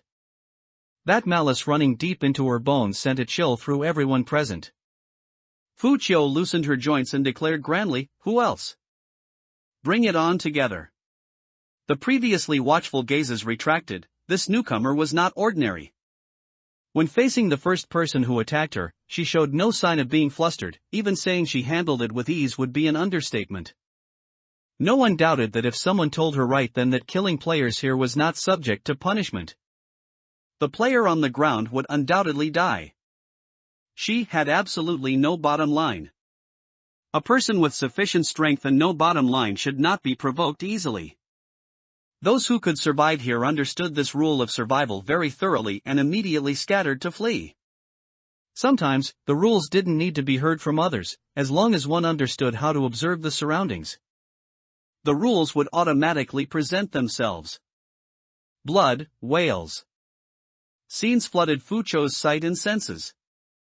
So, killing players here was not subject to punishment. How could this be hell? It was clearly heaven. Because she had moved from her original spot, no one knew about her recent frenzied side, and someone else rushed forward to attack her. This time, Fuchio did not hold back. The instant the opponent got close, the fighting knife shot out of its sheath. The blade reflected the red of the setting sun, a silver flash, and warm blood splashed halfway up her body. Her hand trembled slightly, and the crowd assumed she was scared. Unexpectedly, she immediately revealed a twisted smile, as if she had downed a jug of aged fine wine. Her entire being radiating a look of intoxication. Seeing her extend one finger and part her lips, she uttered, "One." At first, the crowd didn't understand what she meant. It wasn't until another person died under her blade, accompanied by a voice suppressed with excitement, "Two." She killed anyone she saw, no one targeted by her escaped. The threat Fuchio posed to the players far exceeded that of the Zodiac executive officers, compared to her. The usual killings by players seemed like child's play, completely insignificant. The death rate of players in this area far exceeded the average fluctuation of previous days. The players were even more terrified of confronting her, leading to a game of hide and seek. Mao Curson, completely unaware of this, happened to run into her. Fuchio was holding a corpse in her hand. Seeing Mao Curson deliver herself to her door, she had already locked onto her as prey. Staring into those eyes overflowing with wicked energy, one felt like they would face eternal damnation. Mao Curson steadied her deeply shaken heart and spoke first. "The people here are hard to communicate with, and I haven't seen any mission prompts. But they all say there's no way out of here." After her words, Fuchio's rationality gradually returned. She casually tossed the corpse aside like trash and slightly curled her lips, saying, "You believe whatever they say? Your mental state seems good. You haven't been here long, have you?" Since it was obvious, Mao Curson saw no need to lie and nodded, "That's right. I hope to find players I can communicate with, and then we can search for clues to leave here together. Cooperation is often more efficient than fighting alone." Mao Curson knew the person before her was hardly a good person. But she had no choice but to take what she could get. As long as their ultimate goal was the same, there was a possibility of cooperation between them. Although Fu Chou enjoyed this place, she only saw it as a place to relieve stress. She couldn't spend the rest of her life here. Leaving was inevitable. Since Mao Curson extended an olive branch, Fu Chou had no reason not to accept it. After Fu Chou agreed, the two women pooled their known clues. Mao Curson had arrived earlier and had more clues. Fu Chou learned about the daily missions and the 12 zodiacs from her. Then, Fu Chou scanned Mao Curson up and down and asked, "Don't tell me you haven't killed anyone in all this time?" Saying long was relative, it hadn't even been 12 hours yet. Mao Curson's clothes were too clean, not even stained with a speck of dust, clearly indicating she hadn't been in any fights. Mao Curson subconsciously clenched her fists, an unnatural expression flashing across her face. "You don't need to worry about me, this is my business." At the same time, Mao Curson realized that Fu Chou didn't know this information, yet had killed so many players in such a short time. Others killed each other for survival, but she simply wanted to kill for the sake of killing. For a moment, she couldn't help but hesitate. What difference was there between this and dancing with wolves? Fu Chou suddenly smiled. "It's almost midnight.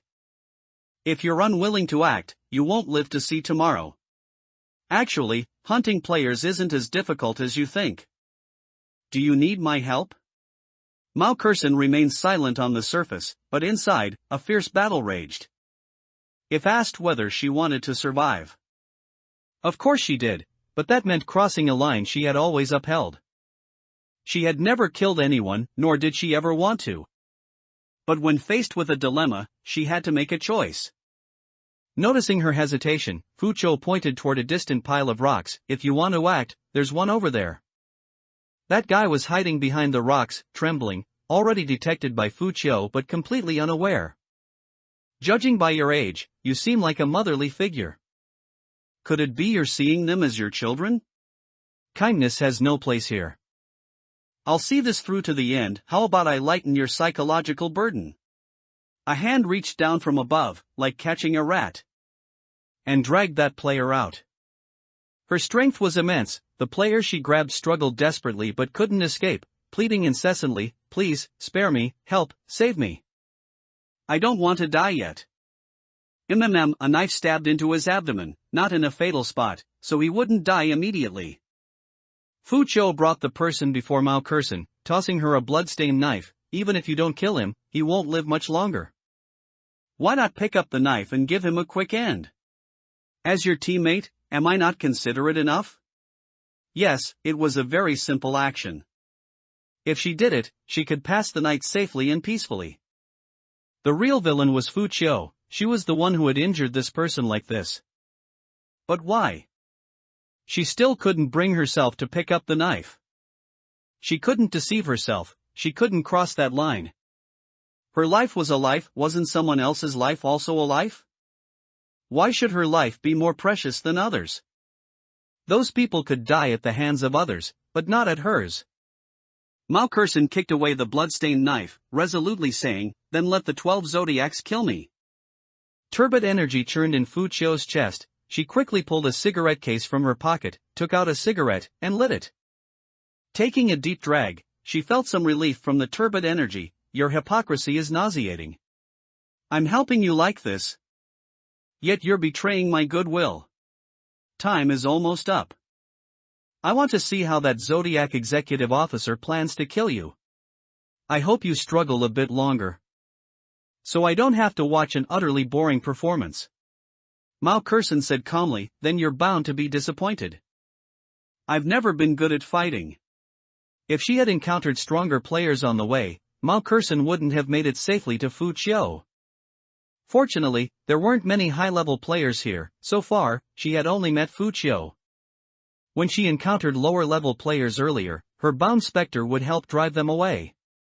Strictly speaking, her bound specter's appearance was purely for intimidation. It had never caused any real harm to anyone.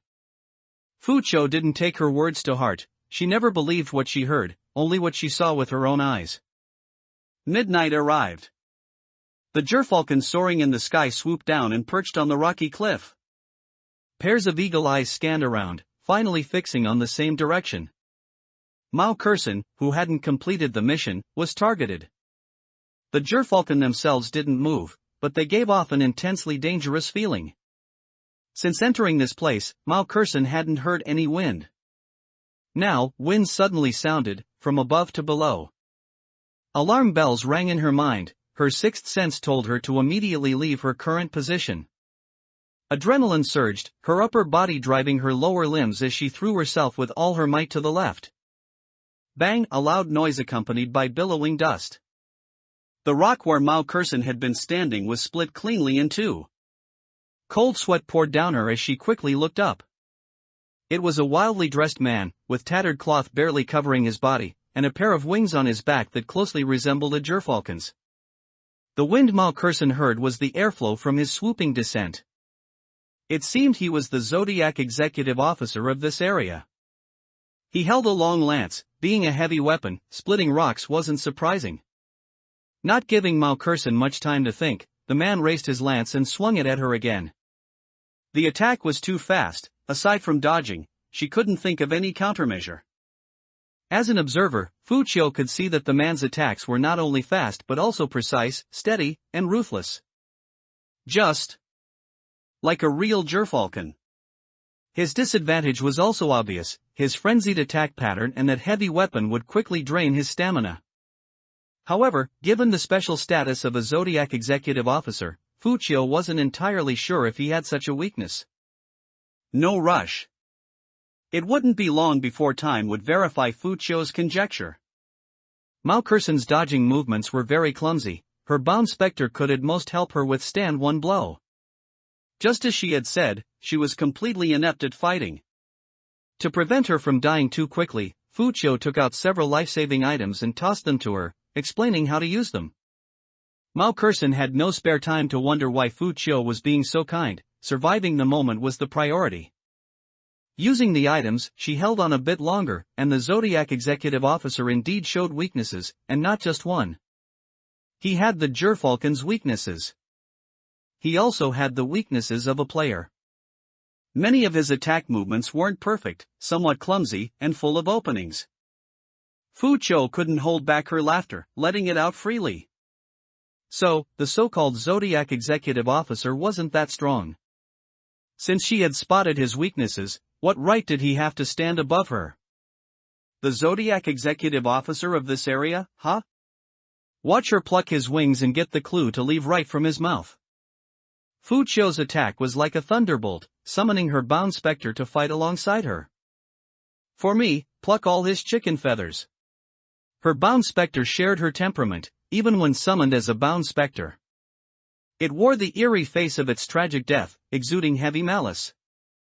They had been together for a long time, fighting with great tacit agreement, almost understanding each other's thoughts with a single glance.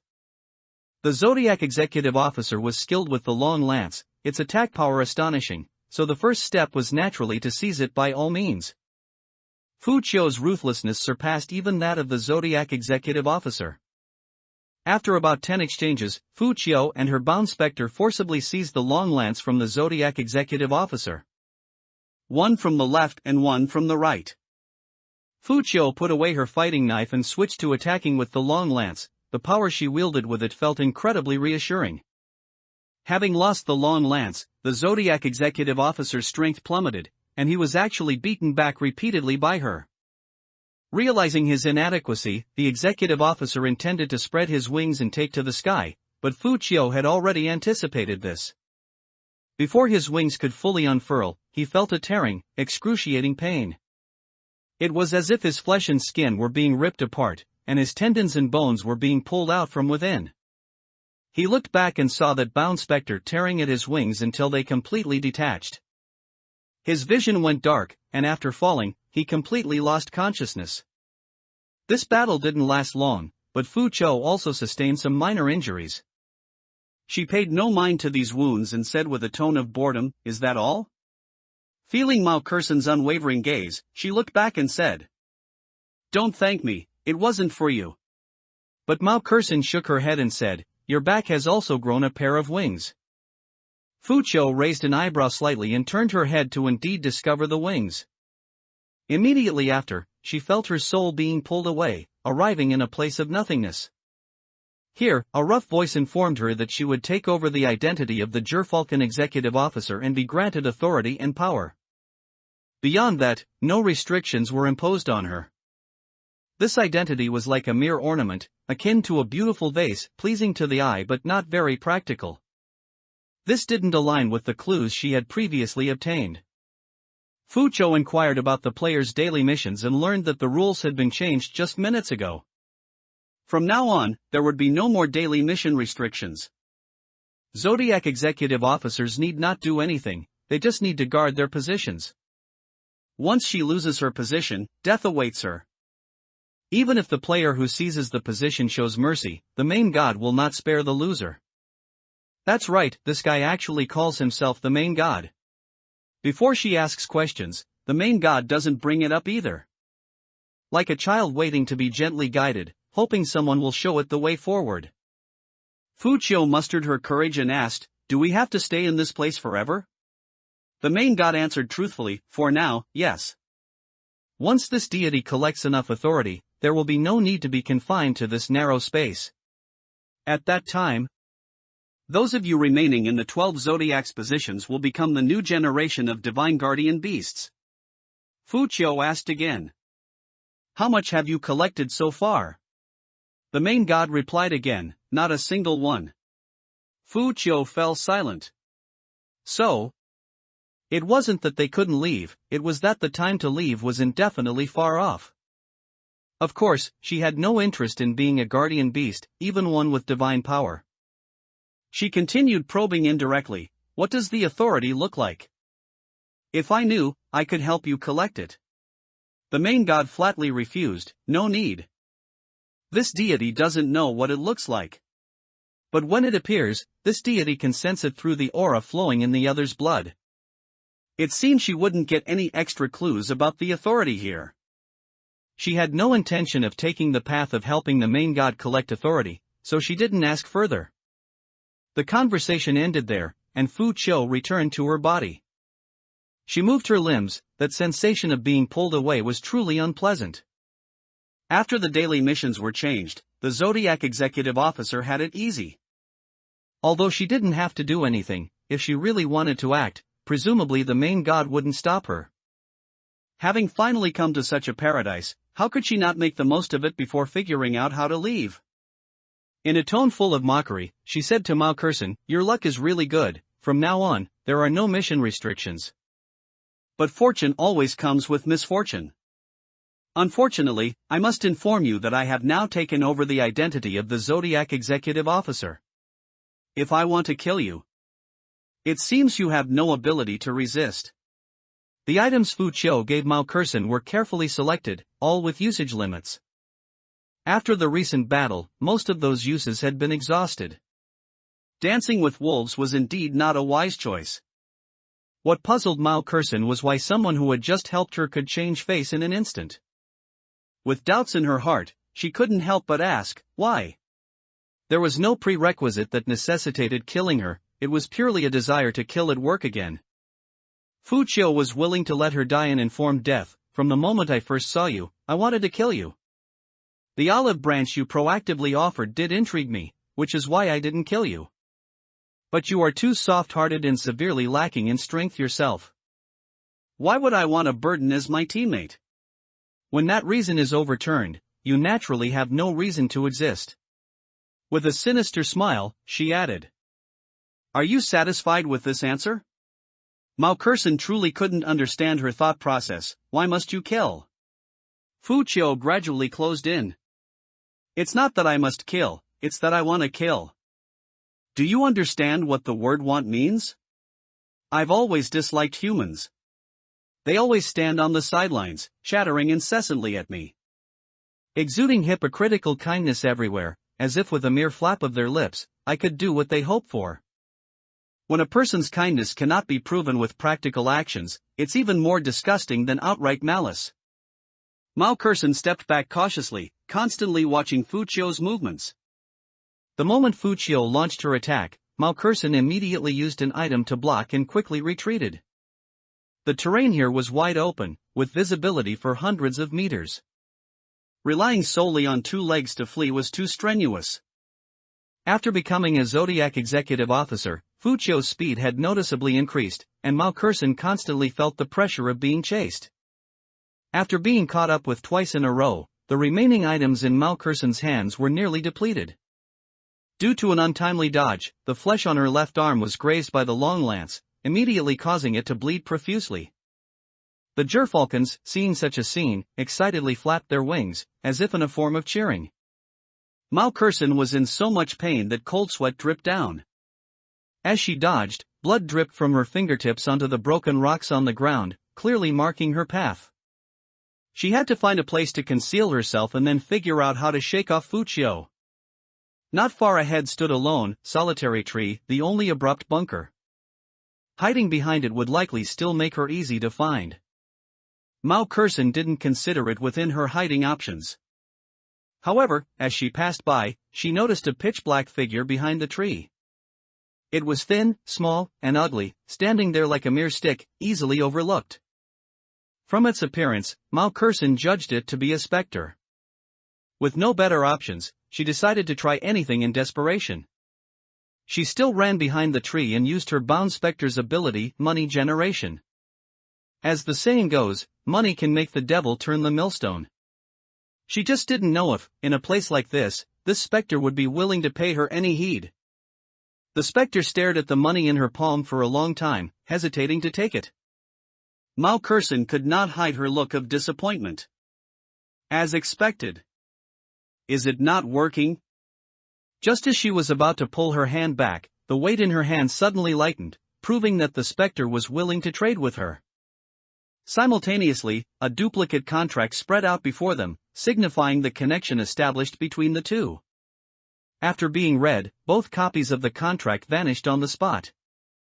Life money accompanied the transaction. Once Mao Curson clearly stated the terms, as long as the specter took her wealth. It had to do its utmost to fulfill the deal.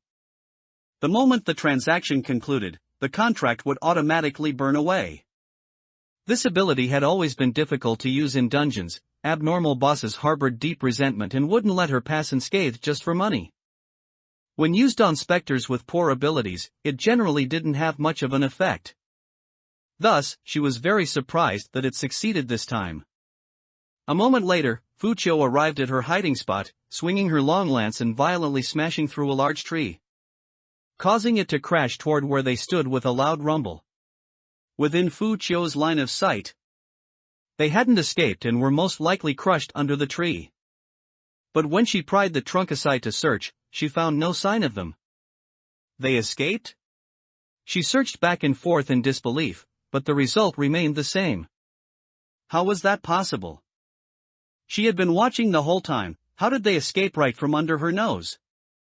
It was impossible for them to vanish into thin air, they had to be nearby. After searching for over 10 minutes, Fuchio discovered a small amount of blood near the edge of a cliff. She dived down confidently, determined to capture Mao Curson. Little did she know, Mao Curson's actual position was the exact opposite of her deduction. The blood on the cliff's edge had been left there intentionally by Mao Curson to create a diversion and lead her astray. By the time she realized she'd been tricked, some time would have passed, allowing Mao Curson to find a new hiding place. That thin, small specter followed silently behind her. When its help wasn't needed, it was like a shadow with no presence. To avoid revealing her location through blood trails, Mao Curson used her clothes to catch the blood. By now, most of the fabric had turned a deep crimson. She had to bandage it soon, or she would die from excessive blood loss. It took Fuchio a full half-hour to realize she had been tricked. That tiny bit of blood on the cliff really didn't prove anything. The injury on Mao Curson's left arm was severe, no matter how well she hit it, without immediate treatment. She should be collapsing from exhaustion by now. There wasn't even a trace at the bottom of the cliff. If she still hadn't caught on, she would have been far too slow-witted. Returning to the fallen tree, Fuchio used the trunk as a seat, sat down, and pulled out a cigarette to light. Rather than anger at being deceived, she found it more interesting. She enjoyed this battle of wits. It made the victory feel more rewarding. The gerfalcon soaring in the sky could have served as her eyes, but she chose not to use it. She wanted to see just how long it would take to catch Mao Curson. The advantage was clearly on Fu Chio's side. Mao Curson's injury made it difficult to keep moving, and her strength was gradually failing. No matter where she hid, it was only a matter of time before Fu Chio found her. Finally, Fu Chio found her in a cave. Seeing her pale face, she clapped nonchalantly and said, "Congratulations on successfully surviving under my hand for over 20 hours. This area is quite large, finding you did take some time. However, I'd like to know if you have any other cards to play. If you do, I'll be very pleased. It is said that when a full cat catches a mouse, it doesn't eat it immediately but plays with it like a toy until the mouse dies, then discards it." Fu Chio's current state was exactly like that of a satiated cat.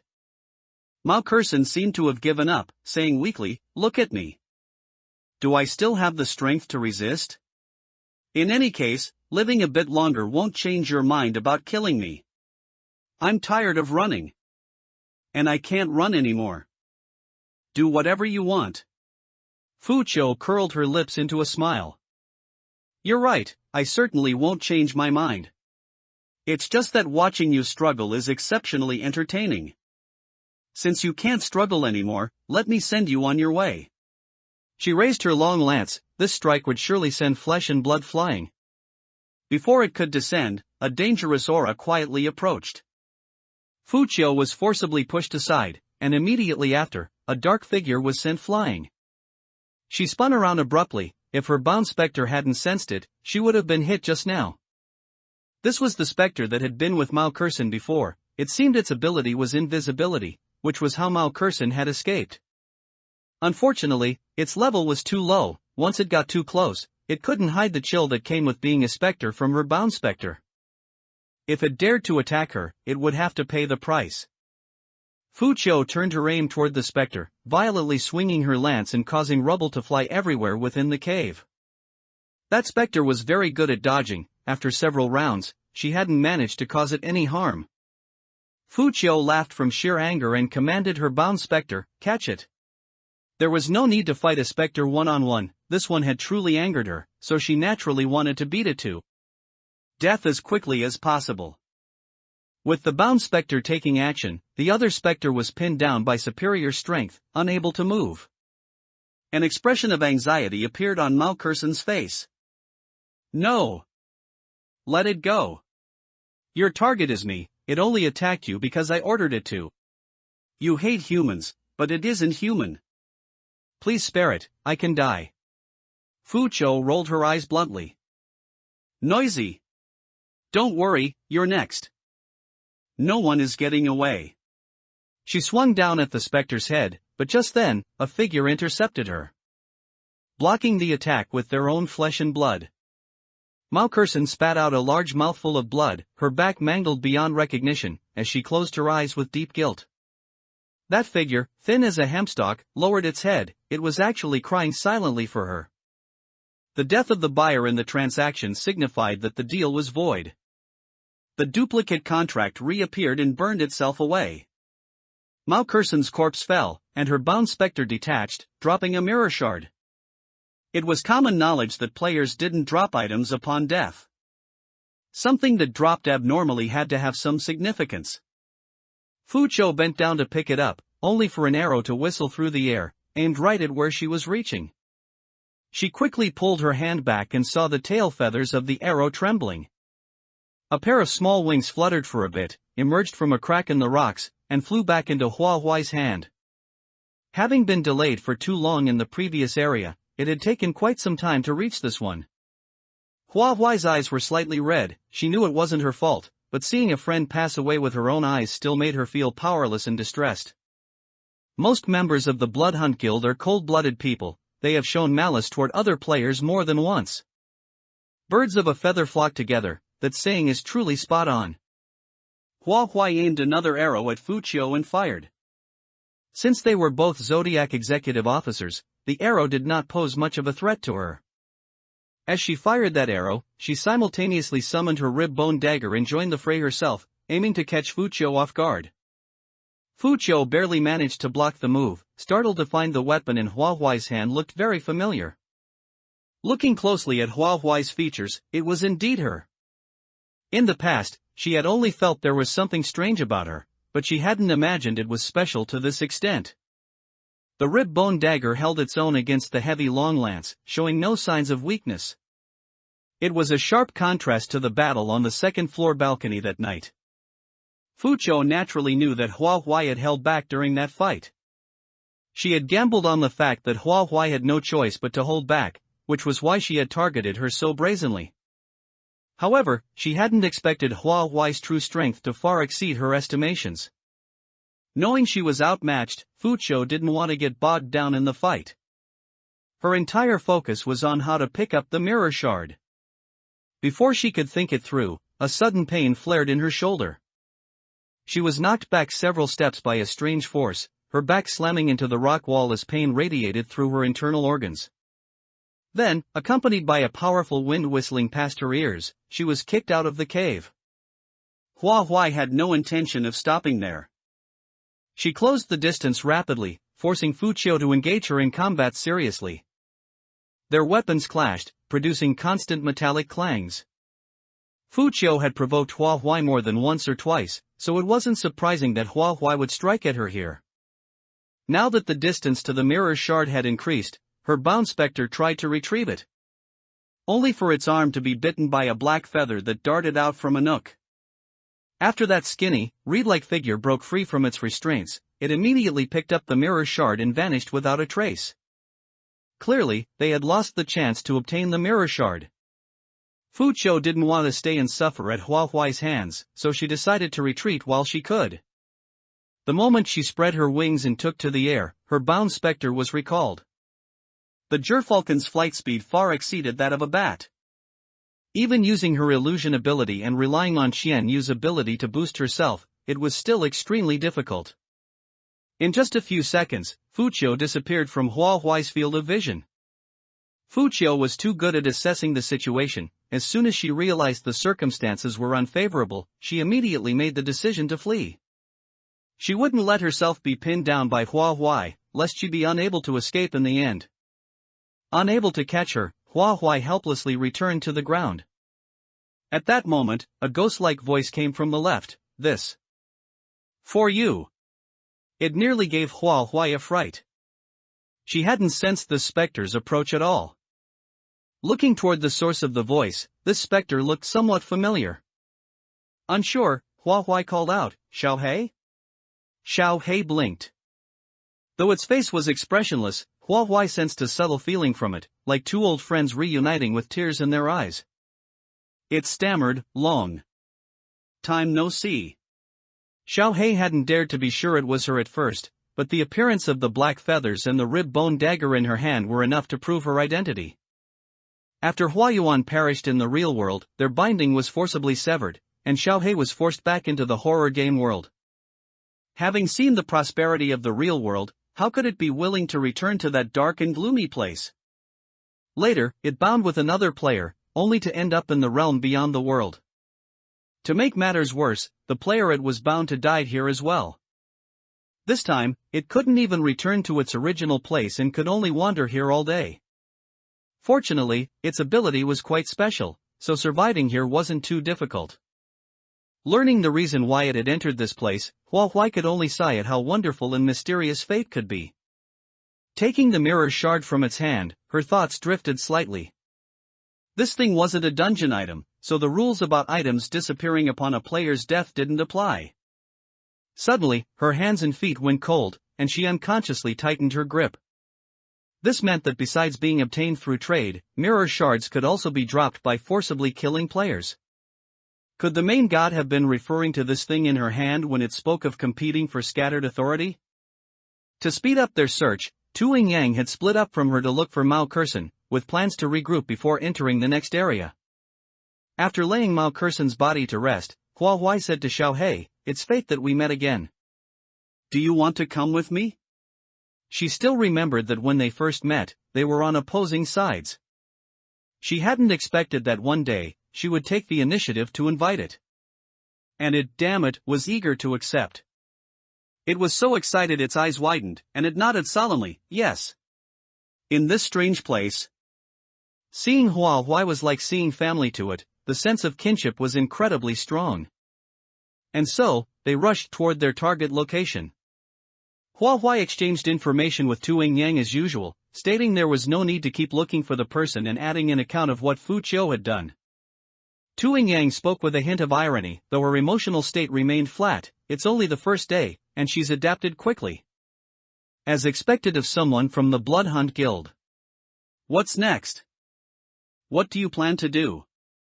Hua Huai admitted frankly, chase her. I definitely can't catch up to her. Zodiac executive officers can travel freely between the 12 areas. Looking for her would be a waste of both time and energy. It's better to find a way out first, then settle the score with her later.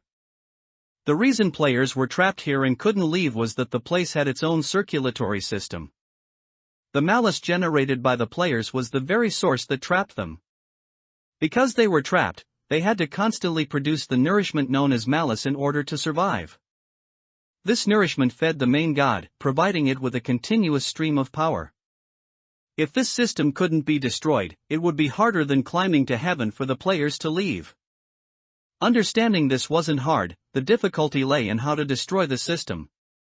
Hua Huai filtered through several plans in her mind, only to find that none of them were feasible. Human thoughts were too complex and fickle, even good people had a dark side in their hearts. Not to mention that in this environment, that dark side would only expand further. Her face showed her struggle, no matter how she looked at it, it was a dead end. Tu Yang pointed out, are you thinking on too large a scale? Its power is built like a tower from grains of sand. When there isn't enough sand, the tower can just be a pile of sand. Why must you level it completely? It was like a question for the soul. Instantly clearing Hua Huai's confusion. Players were compared to sand. What they needed to do was divide as much of the sand as possible to their side. When their numbers overwhelmed the other side, they would already be close to victory. After all, they weren't without power themselves. To simply divide the players like that was indeed difficult, so it was better to divide them even further. The players themselves could be sand, and the malice in their hearts could also be sand. Like an hourglass, with good on one side and evil on the other. Good could all flow toward evil, but when the hourglass was flipped, evil could also all flow toward good. They only needed to ensure there was more sand on the side of good, and it would count as overwhelming the opponent in numbers. Hua Huai instinctively punched her left palm with her right fist, realization dawning on her, I understand.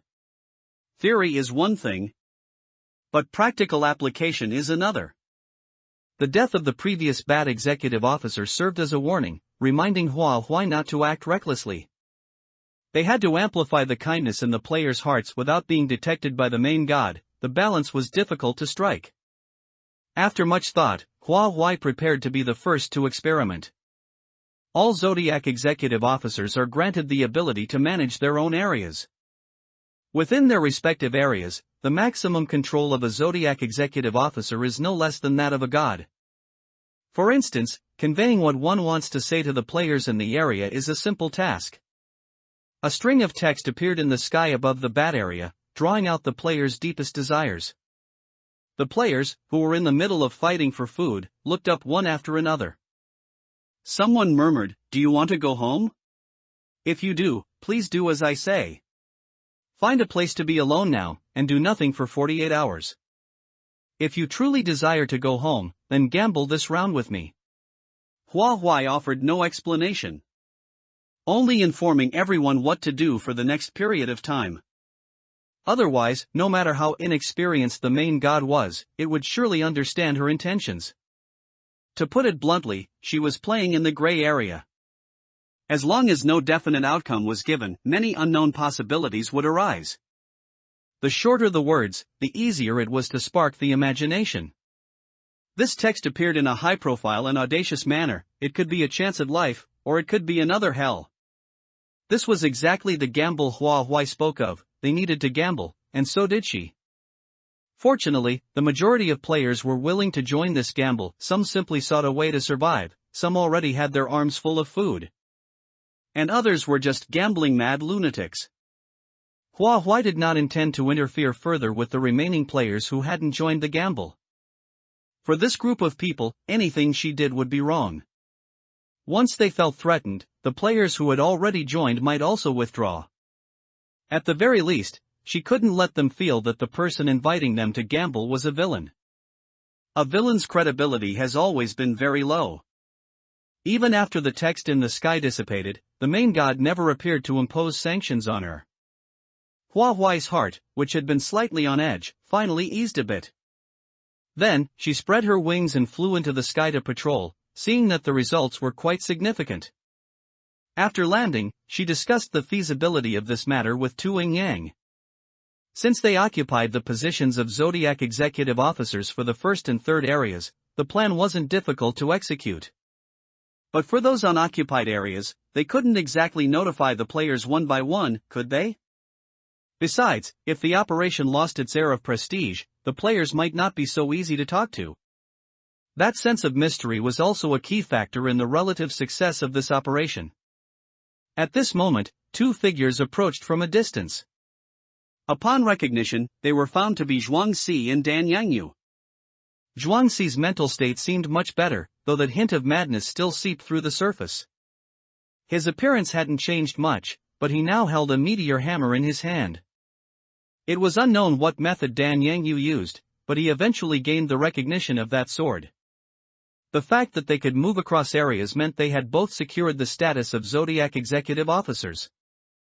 Upon learning of Hua and Tu Yang's plan, and with Hua already providing a template, their arrival with their new statuses was truly like providing charcoal in the snow. Tu Yang was more cautious and asked Dan Yangyu, "You've gained the sword's recognition again?" Aberrations changing their appearance to deceive people was common in dungeons.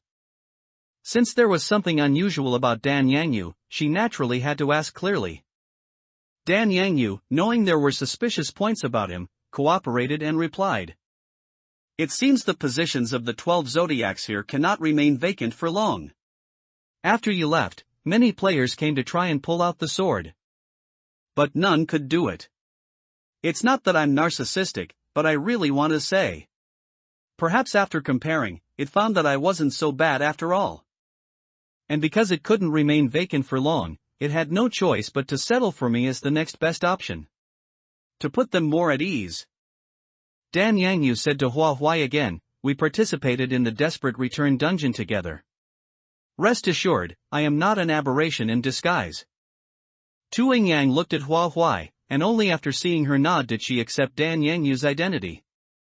Even with 4 people now, it still wasn't enough.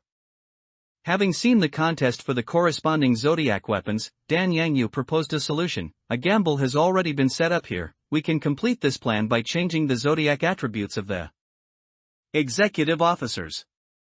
Such an action undoubtedly required taking risks. If what Dan Yangyu said earlier was accurate and the positions of the 12 zodiacs could not remain vacant for long, the original weapons would surely seek new masters. The probability of the situation spiraling out of control was too high, and if it did, all previous efforts would be in vain. The 4 of them racked their brains but couldn't come up with a perfect countermeasure in a short time. At the critical moment, it was Heiyu's casual words that solved the puzzle for them. "Stupid miss, have you forgotten your brother Zhaoling, sister Jin, and little Chanchang? If all else fails, just drag that black-hearted doctor out to make up the numbers. If the black-hearted doctor doesn't behave, just chop him up and let me eat him. A Class A aberration is very nourishing." Heiyu truly wasn't afraid of indigestion. The gap in levels was so large that Hua feared it might explode from eating him. Most of an A-level player's power comes from their bound specter, and within the realm beyond the world. A specter can become an independent entity after being bonded. Not to mention that those Heiyu mentioned were all Class A aberrations. Taking over the position of a Zodiac executive officer in an area would be a piece of cake for them. The reason Tu Yang and the others hadn't mentioned this was because their own bound specters didn't possess such strength when separated. Nor did they know enough about Hua's bound specters, so they naturally had no way to suggest it. Hua gave Heiyu a thumbs up and smiled. "I'll treat you to lots and lots of dried fish snacks once we're out. As for that black-hearted doctor, Ren Jiwen, Hua Huai did not intend to let him be part of the plan. His heart was black to the core, no one could achieve 100% control over him. After communicating with Zhao Ling, Jin Jiayue, and Zhang Changchang, they readily agreed to carry out the plan. Upon unbonding, Hua Huai felt her connection with them steadily weaken until it was completely gone. The horror game key never emitted any relevant notification sound. But they all knew in their hearts that the bond had been severed. Even though she knew this state was temporary, she still couldn't help but feel a bit empty inside. Hua Huai and her group's actions were significant. They seized the authority of the Zodiac executive officers one after another, leading many players to hide behind cover and peek out. Thinking that a major change was about to occur within the realm beyond the world. Sure enough, after they seized authority, they made a grand show of setting up a wager with the players. If they won, they would leave together; if they lost, the damage wouldn't be too great. The players weighed the pros and cons in their own hearts. This move did not directly spark the kindness in the players' hearts, because as a fellow player, Hua Huai knew that kindness would not be so easily ignited. Moreover, words alone felt pale and powerless. It was better to directly put the players into a state of solitude, leaving them with nowhere to vent their malice. In this way, could the sand be considered to have flowed toward kindness to some extent? The room for maneuver was too small. This was already the limit of what Hua Huai could think of. If the method were truly effective, the main god would surely notice soon. They had to be on high alert to deal with the main god making trouble at any time. Every second the realm beyond the world existed required the consumption of power. And the main god's physical form also relied on malice to sustain itself. When its power was continuously reduced and the number of new players it could drag into this place became limited, the main god finally flew into a rage. As a god, it had actually been toyed with by a human. Because of Hua Huai's previous suggestions, which had brought in a considerable amount of malice, the main god had been relatively appreciative of her and had turned a blind eye to that ambiguous wager. Perhaps Hua Huai had some other clever idea it didn't know about. It was waiting for a surprise, not this mockery that was quite the opposite. An ant who dared to mock a deity should pay the price. Just like crushing the previous bad executive officer, a giant palm formed of mist appeared in the sky, accurately pinpointing Hua Huai's location to crush her in a single blow. Hua Huai had already scouted the area in advance and chose a valley with complex terrain. As Hua Huai flew across the valley, the giant palm followed, causing many rocks to tumble down from above like a rain of stones. In contrast, the giant palm's power was reduced due to the obstructions. By the time it truly reached Hua Huai, the condensed mist was already thin. There was no turning back once the arrow was shot. Before facing the challenge head-on, Hua Huai needed to know how much of the main god's current power remained. It was obvious that its power had been weakened by more than half. Although it still brought her a sense of pressure, it was much better than the original feeling of not daring to clash with it at all. Furthermore, Hua Huai was slightly surprised. Since the main god wanted to kill her, why didn't it take back the power it had given her? Could it be that it couldn't take it back, or it wasn't allowed to? It seemed the main god wasn't omnipotent here either.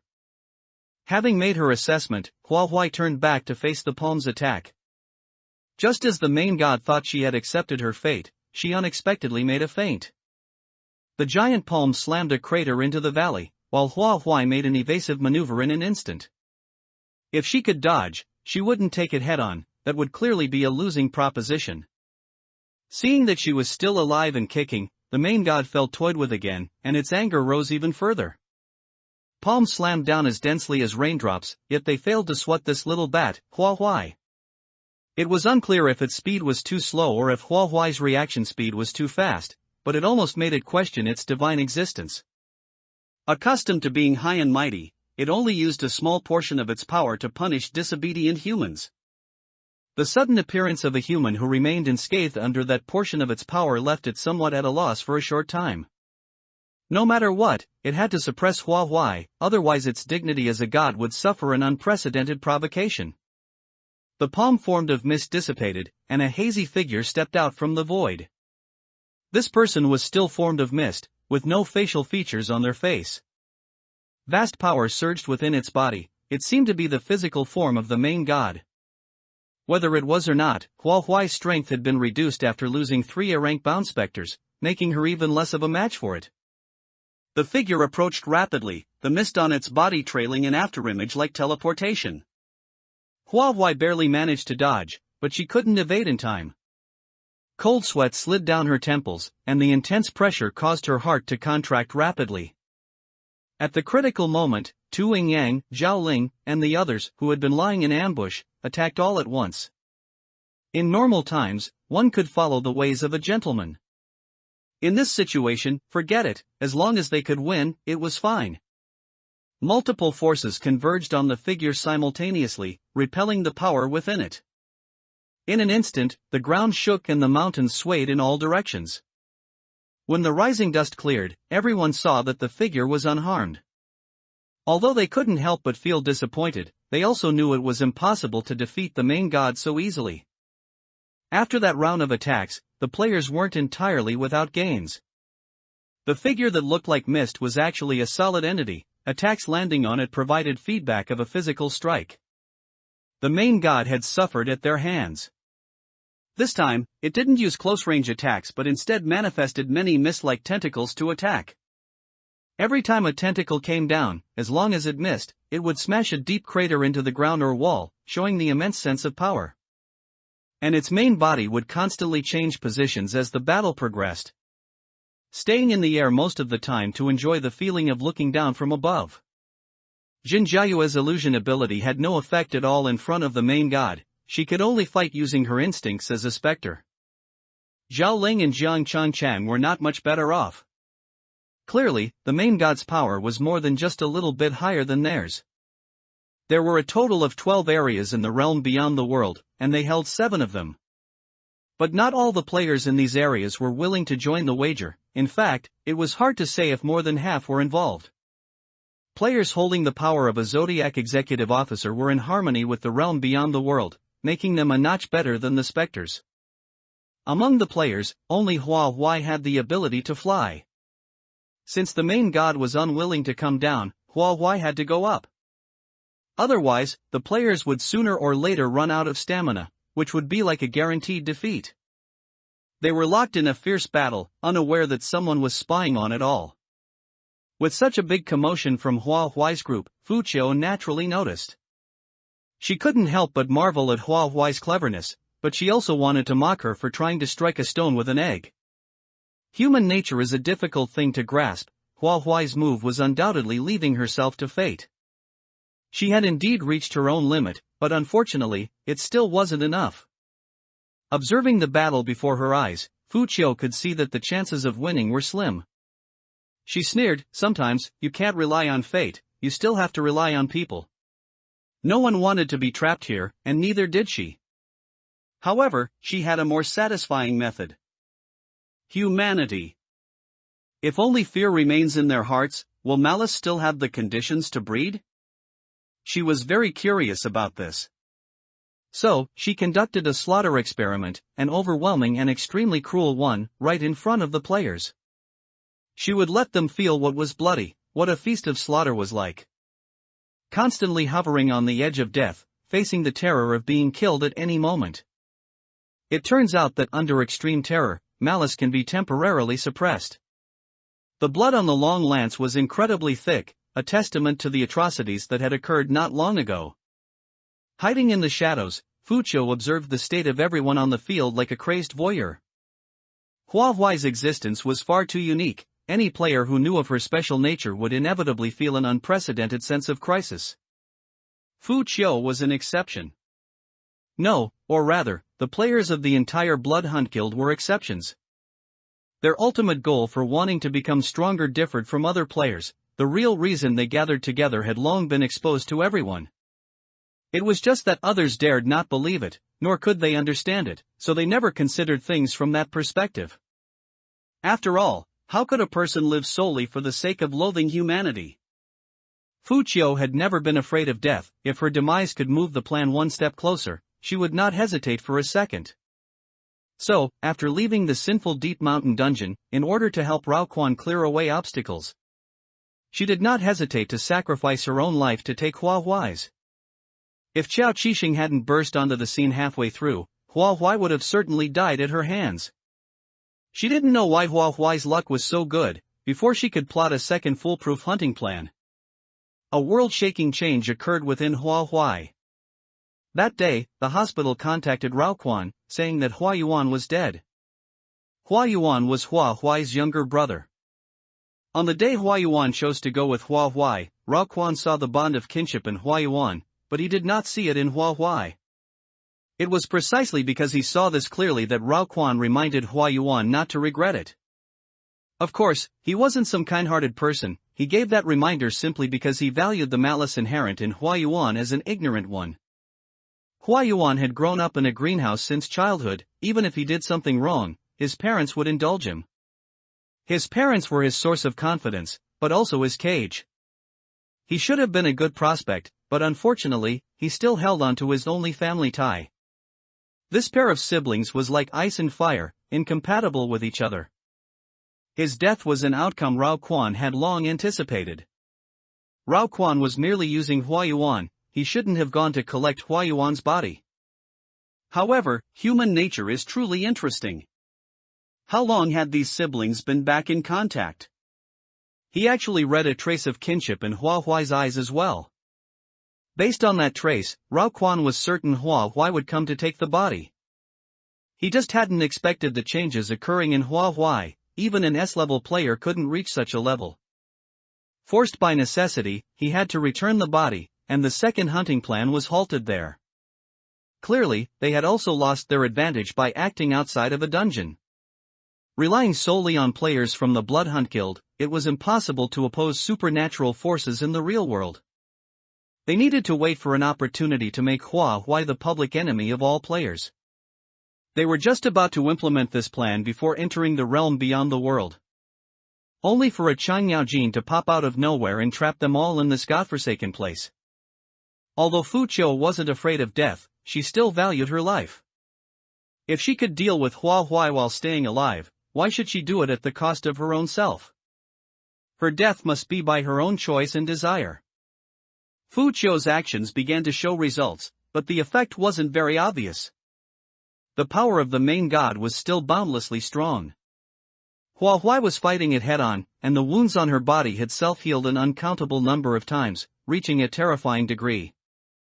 At this moment, the main god seemed to have been provoked by something, shifting the focus of its attack entirely onto Hua Huai, making the situation completely one-sided. The players and anomalies on the ground exerted their full strength, barely managing to fight a small portion of the main god's separated power to a draw. The battle on the scene was extremely deadlocked. From time to time, the aftershocks of the combat scattered outwards, instantly flattening the surrounding vegetation. Strange, why is the main god's power still so strong? What she did should have been effective. Time waits for no one. If Hua Huai loses this battle, the time for her to leave this place will be indefinitely delayed. The other way to leave is to wait for the main god to obtain sufficient authority. But the main god doesn't even know what that authority looks like. She might wait a lifetime and still never leave this place. Fu Qiu admitted that she needed Hua Huai to be the key to opening the door. Since this key wasn't strong enough, she could only continue to lend her a hand. Flight capability, it just so happened that her zodiac was the gerfalcon. Fu Qiu appeared before everyone in a violent manner, smashing her bloodstained long lance toward the main god, momentarily scattering the mist on its body.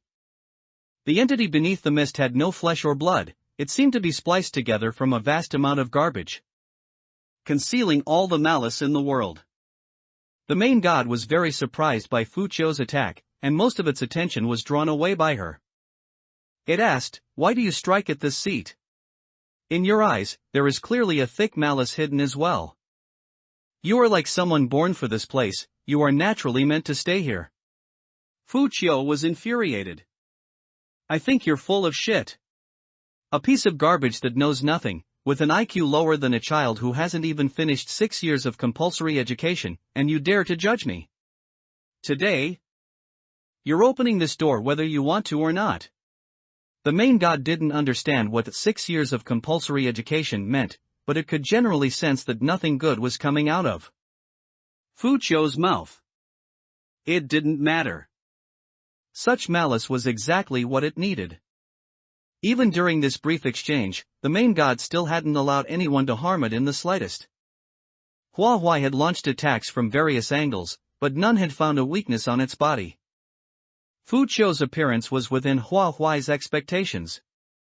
Their goals for leaving were the same, so their paths were bound to intersect. What was somewhat unexpected were the words the main god said to Fu Qiu, which seemed to bring a turning point to the current predicament. Logically, since they had caused such a huge commotion, Fu Qiu should have sensed it and then acted to reduce the player's malice.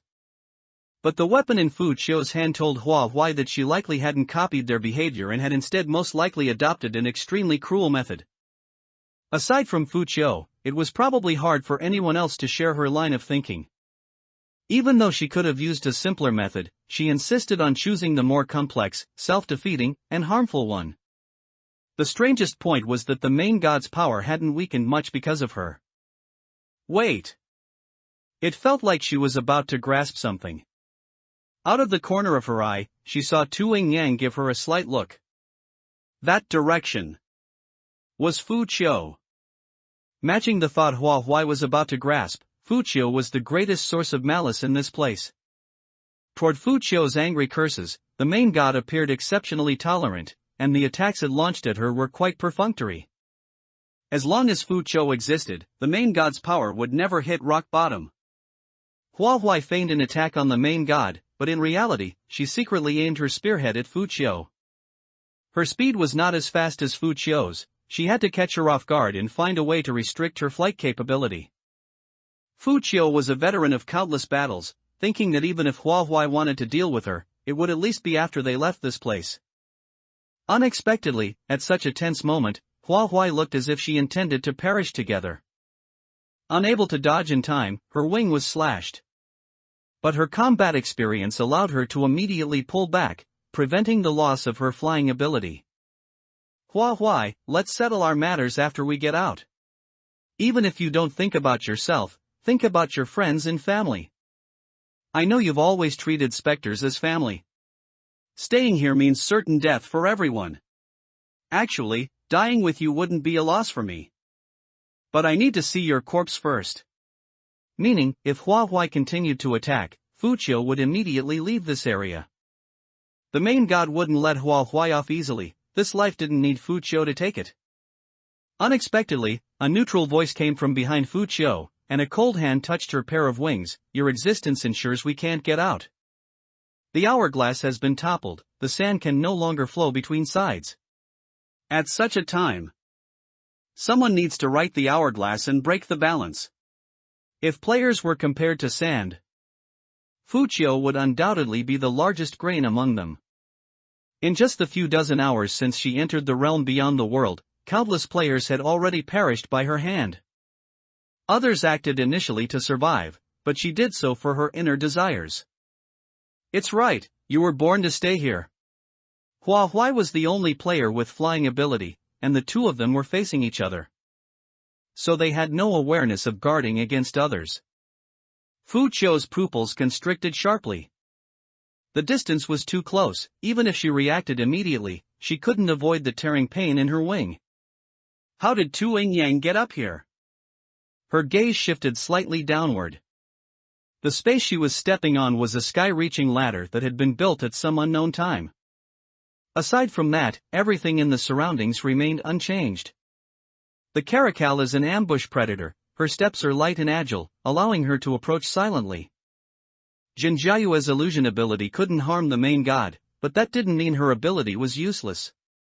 Hua Huai deliberately drew her attention so Tu Yang could successfully get close to her. Fu Qiu managed to resist just in time, barely preserving her wing. The tearing pain made her head spin, and she gritted her teeth, saying, I'm just a grain of sand.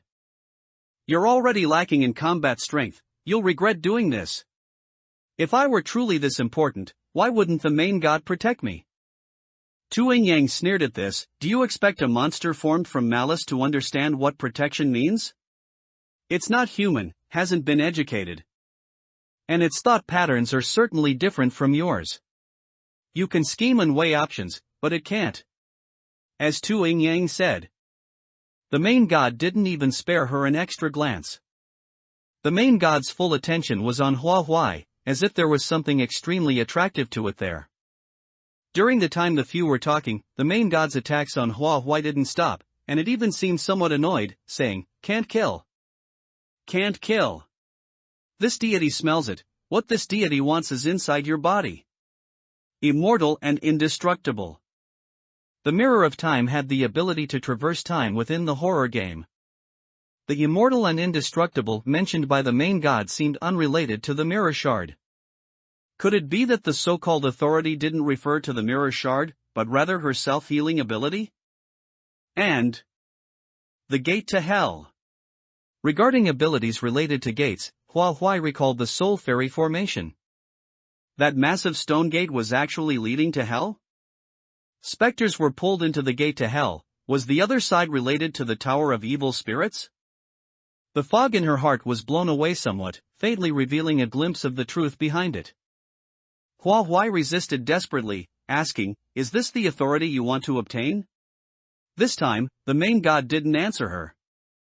Ranting madly on its own, "They can't function on you, you should hand them over to this deity. Becoming the guardian beasts of the 12 zodiacs. Helping this deity stabilize the divine structure, is that really a disservice to you? The birth of a new god always requires the foundation of blood and tears. Once everything settles, then." At this point, it suddenly faltered. What should happen then? To be honest, it wasn't too sure either. It just had an innate feeling that it should do this, an indescribable urge rising from the depths of its heart. Fu Qiu's wing was mostly torn, severely damaging her flying ability, but she didn't flee. Instead, she charged toward Hua Huai. Hua Huai was under frontal assault, violently knocked back by the main god. Before the recoil ended, Fu Qiu, eyes crimson, attacked from the side. Since she couldn't get out, Hua Huai shouldn't think about getting out either. Everyone die together. Hua Huai had self-healing ability, true, but Fu Qiu didn't believe she was truly immortal and indestructible. After all, she wasn't a god. The horror game hadn't yet determined the final victor. Her self-healing ability must have a weakness. Wounds could heal, but what if her head was cut off? Tu Yingyang closely pursued Fu Qiu, just a short distance away from grabbing the feathers on her wing. At the critical moment, the puppet ability controlled Hua Huai's body, quickly moving her away from the danger zone. When the recoil ended and the puppet ability was withdrawn, Hua Huai shifted her target again. Instead forming a pincer attack on Fu Qiu from front and back. This time, her wing was completely torn by Tu Yingyang from behind. The rib bone dagger was thrust into her chest, but she firmly grabbed Hua Huai's sleeve. "Hua Huai, you also grew up in malice, you can't deny your roots. Are rotten too." Her mouth filled with blood, gushing out with each word. Her gaze at Hua Huai seemed to peer deep into her heart. They should have been on the same path. Why did Hua Huai choose to take a fork? Humans, she despised them so much. She hated interacting with humans, hated those hypocritical faces.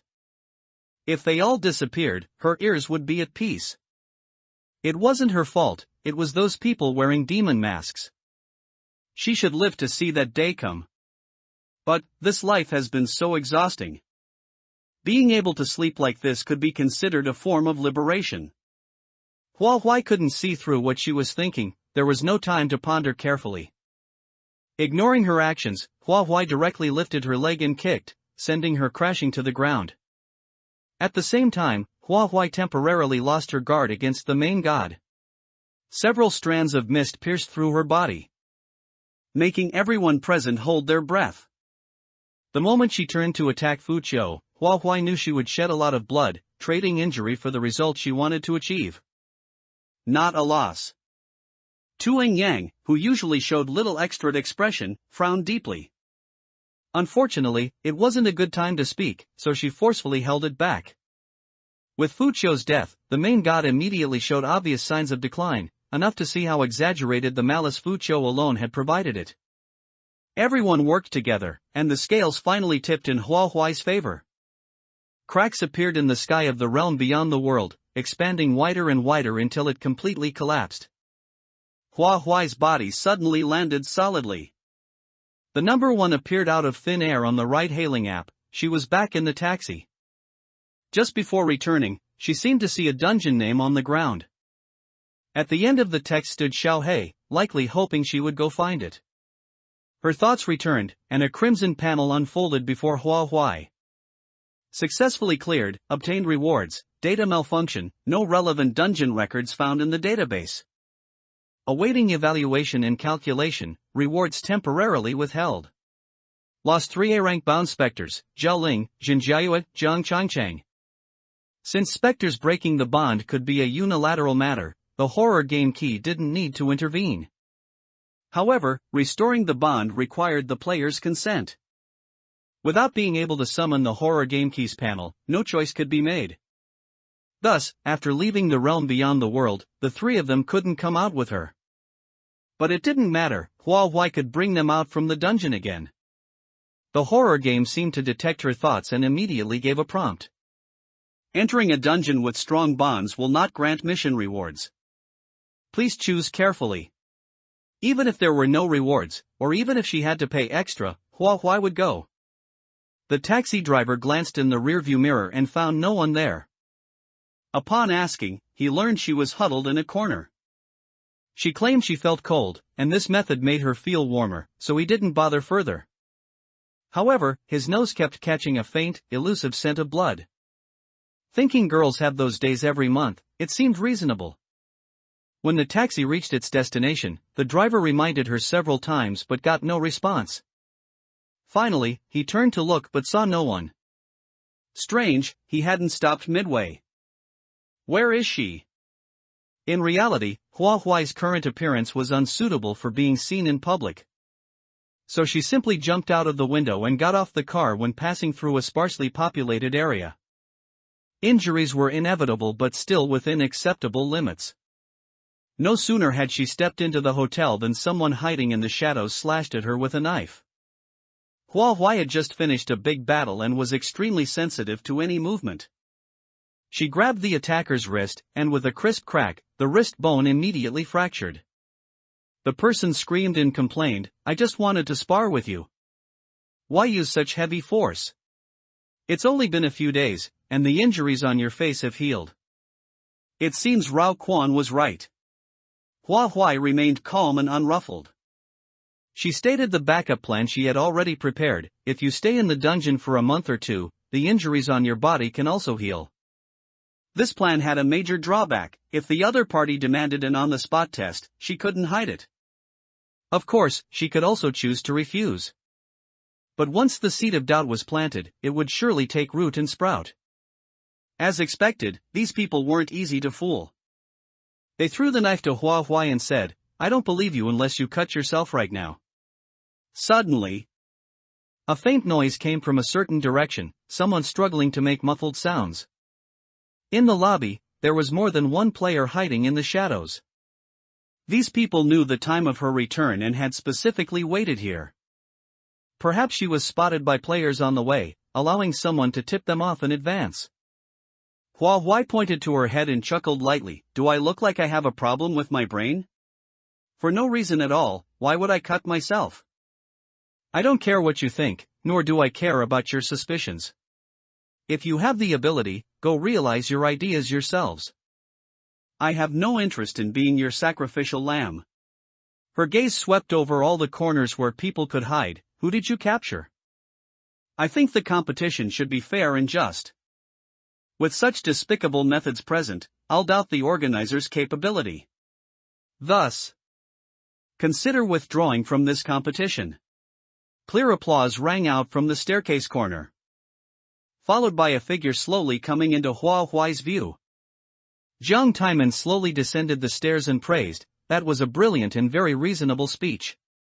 No matter the suspicion, such actions lack gentlemanly grace. I suggested long ago that this method wouldn't work, but unfortunately, I was outnumbered and couldn't convince them. Now it feels like we've been lectured by a young girl. Truly embarrassing. Turning to a certain corner, he called out, "Hurry up and release the person. Do you really want her to think we're despicable and shameless? Might as well disband altogether. What's the point of competing?" At this stage of the competition, players had some understanding of each other.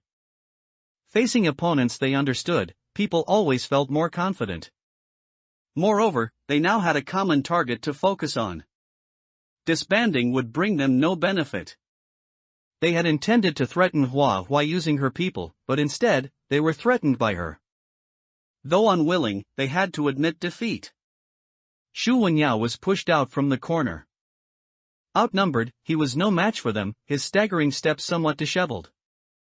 After steadying himself, he turned and pointed at the crowd, "And our president? Where have you hidden him?" Since the meeting started, Shu Wenyao hadn't seen Wei Shuwei again. Now with this happening, Wei Shuwei was likely detained by these people.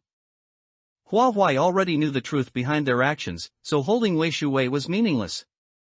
Jiang Taimen, as the representative, spoke. "Later, President Wei will return to his room." With a somewhat helpless smile, he added, "Rest assured. We haven't mistreated President Wei. He's been doing well these past few days." Shu Wenyao grew increasingly displeased with him and sneered. "Whether he's well or not isn't for you to say. If I find out he's even scratched, I won't let you off. People from the Demon Guild aren't to be bullied by you." Jiang Taimen said very seriously, "He will definitely be safe and sound." Only after leaving the sight of that group did Shu Wenyao's tense expression relax slightly. Turning to show concern, he asked, "Little Hua Huai, are you injured?" Being able to recover quickly from injuries didn't mean the pain endured could be lightly dismissed. For minor injuries, Shu Wenyao wouldn't ask. However, the bloodstains on Hua Huai told him this injury was severe. Hua Huai recounted the events of entering the realm beyond the world and the matter of Mao Kursen's death. Bang! A door not far away was slammed hard against the wall, almost torn off its hinges. A group rushed out of the room. Xia Xiaoxiao half knelt on the ground, tightly grabbing her shoulders, tears streaming down her face as she demanded, "What did you say? Say it again." Hua Huai had been thinking about how to broach this topic with them and wanted to ask Shu Wenyao's opinion. Now, well, they all heard it. A few days ago, Hua Huai vanished into thin air while in a taxi, leaving Shu Wenyao to pick up Xia Xiaoxiao and the others alone. He arranged for them to stay in another hotel, at least 10 kilometers away from the one they were currently living in. Thinking back, he must have been targeted even then. Later, using him as leverage wasn't enough, so they brought Xia Xiaoxiao and the others here as a second layer of insurance.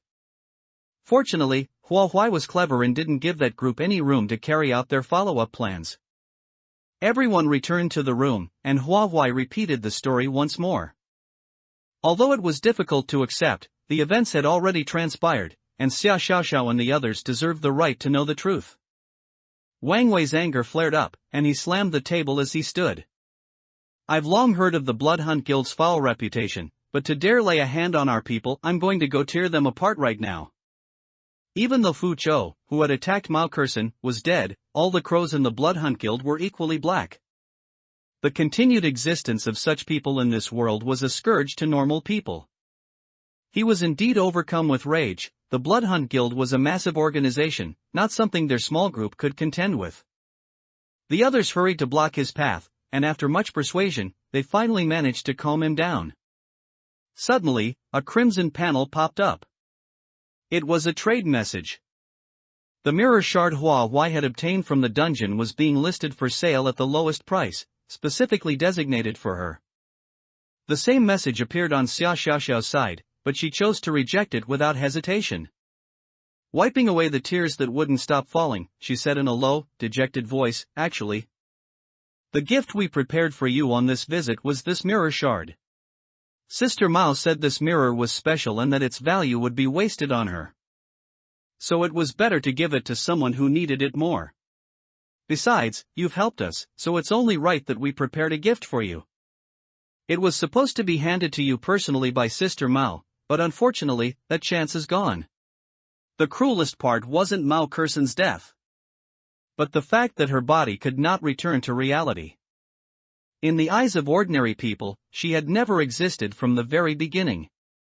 Xia Xiaoxiao's eyes were filled with tears as she struggled to suppress her sobs. Hua Huai, we're going back home tomorrow. Thank you for telling us all this. You must see the truth for us, and then tell us. Otherwise, I'll go crazy. Living every day in this endless cycle of anxiety is truly agonizing. Hua Huai said decisively, of course, I will. It wasn't just their hope, she had her own reasons for needing to be at the very forefront. After bidding farewell to Xia Xiaoxiao and the others, Hua Huai and Xu Wenyao went their separate ways. Hua Huai's current state wasn't suitable for wandering around. She desperately needed a bath, a change of clothes, and a good night's sleep. When she woke up again, it was already the morning of the day after next. She entered the dungeons from her memory one by one. It didn't take much time, and not only did the original 3 return, but an additional one appeared as well. Ever since participating in this competition, the time they had to come out and move around had decreased. She slumped back onto the bed and murmured, when will it ever end? She casually picked up the horror game key, only to be startled to see that the pattern on it was different from before. Were her eyes playing tricks on her? Otherwise, why had the demon pattern on the back turned into a pair of scales? Originally, it had been a very striking color, making one feel uneasy with just a single glance. Now it looked dull and lusterless, with a dusty gray tone as if it were covered by a layer of grime. Hua Huai wiped it with her sleeve but found no other abnormalities. Had only hers turned out like this, or were everyone else's the same? Whatever, she could find out by asking someone outside. There was no use overthinking it. She sprang up with a kip-up and went straight to Xu Wenyao and Wei Shuwei's room. After asking, she discovered that only her horror game key had undergone a change. That's not right. How could it have changed like this for no reason? Before entering the last dungeon, the horror game key was still in its original state. That dungeon wasn't particularly special either. At most, Xiaohei had gone easy on her, making the mission incredibly easy, as if she were on a leisurely vacation. The corresponding price for that was the lack of rewards. She remained silent for a long while before belatedly thinking of another possibility. When leaving the realm beyond the world, the horror game key had displayed a data error and required a wait for evaluation and calculation.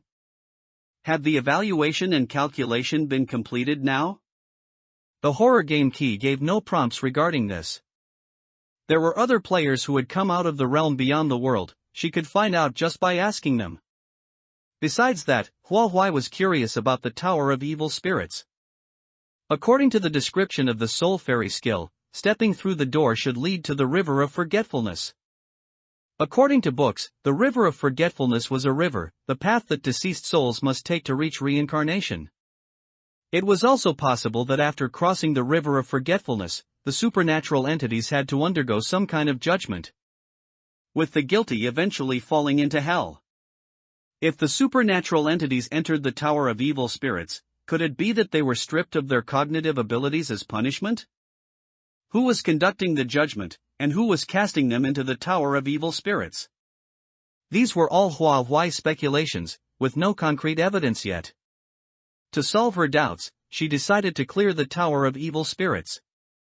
Normally, she wouldn't be able to clear it in one go. But that didn't matter. This time, she would prepare plenty of food and water to bring in with her. When she got tired, she would rest where she was and continue climbing once she recovered her strength. Hua Huai hired people to carry large bags and small parcels into her room, causing quite a stir. A few people followed her and the hired workers, whispering among themselves, "She's buying so much stuff. Could she be planning to secretly grind dungeons in her room?" Another person said, "Dungeons that can starve a player to death are rare, after all. Bringing food inside increases the difficulty, it's not worth it. The way I see it, she's going into the Tower of Evil Spirits." Under normal circumstances, players wouldn't stay in the Tower of Evil Spirits for an especially long time. Physical strength was secondary, any battle carried a chance of injury, especially against powerful enemies. If injuries weren't treated promptly, continuing to climb would be of no benefit to them. However, Hua Huai was an exception. The players looked at each other and dispersed with unpleasant expressions. At a corner of the corridor. Jiang Taimin, what are you doing leaning here? It was a question asked in a gender-neutral voice. Hua Huai turned back and saw half of Tu Yang's face. Having been caught, Jiang Taimin remained composed and smiled gently. I'm curious. The hotel delivers meals on time every day. Why is there a need to buy so much food? Besides, with so many people gathered here, my appearance shouldn't come as a surprise to you. Tu Yang had later heard about the incident where the players had attacked Hua Huai. Jiang Taimin's surface relationship with Joshua was decent. If he wanted to, he could definitely secure a voice among the crowd. But his behavior was relatively neutral, he didn't side with anyone's team. Tu Yang tilted her head slightly, her gaze drifting toward Hua Huai, though she was speaking to Jiang Taimin. I'm not surprised. I'm just reminding Hua Huai. Tu Yang didn't have much contact with Hua Huai, but being in a foreign country, one's own people naturally felt closer. Helping each other was just a small matter. Jiang Taimin, seeing himself excluded and finding it dull, turned to leave, saying, to avoid any misunderstanding, I'll go stay further away. At that moment, the workers finished moving all the supplies and left. Tu Yang walked into the room with Hua Huai. After ensuring the door was closed, she got straight to the point, has your horror game key changed? Her line of reasoning was similar to Hua Huai's. After noticing the anomaly, she quickly thought of the realm beyond the world. As expected, their speculation was correct. Hua Huai nodded and said, yes, the back has turned into a scale. I just don't know if it can be used normally. I'm planning to open the Tower of Evil Spirits to test it out.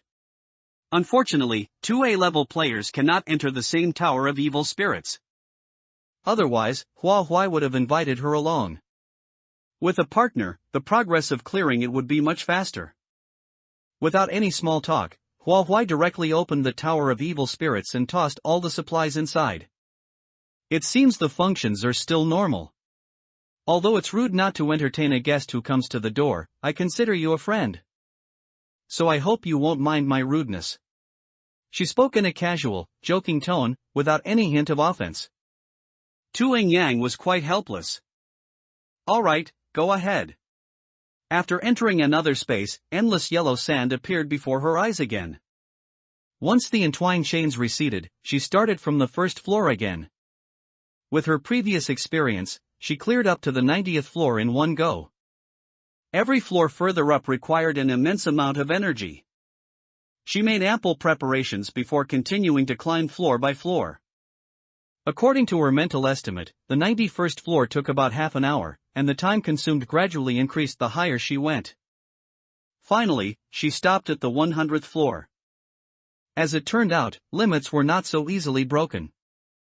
Now was not the time for her to break her limits, this was a long-term battle, and stability was more important.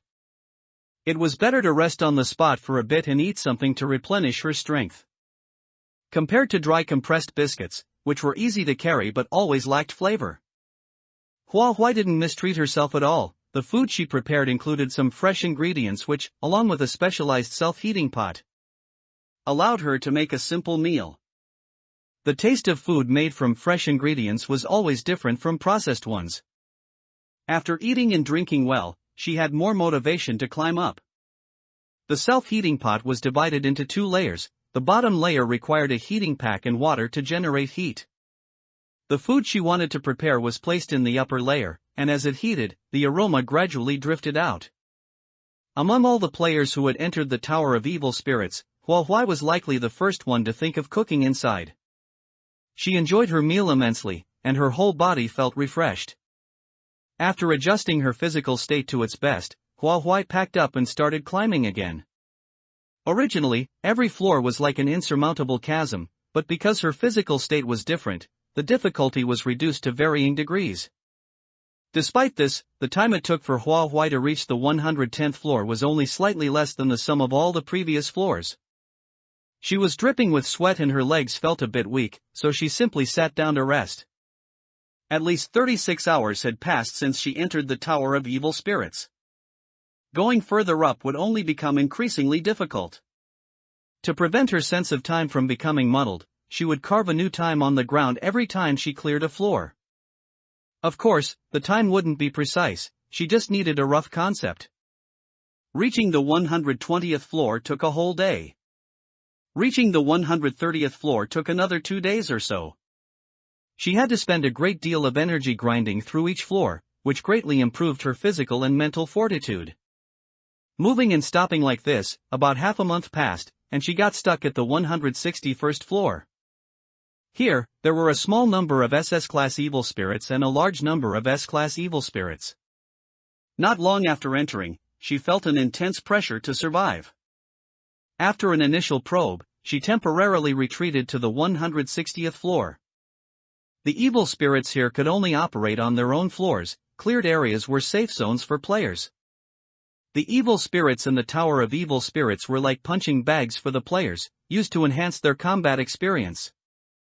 If she couldn't make it, she would retreat, rest, and then go back up to fight again until she won.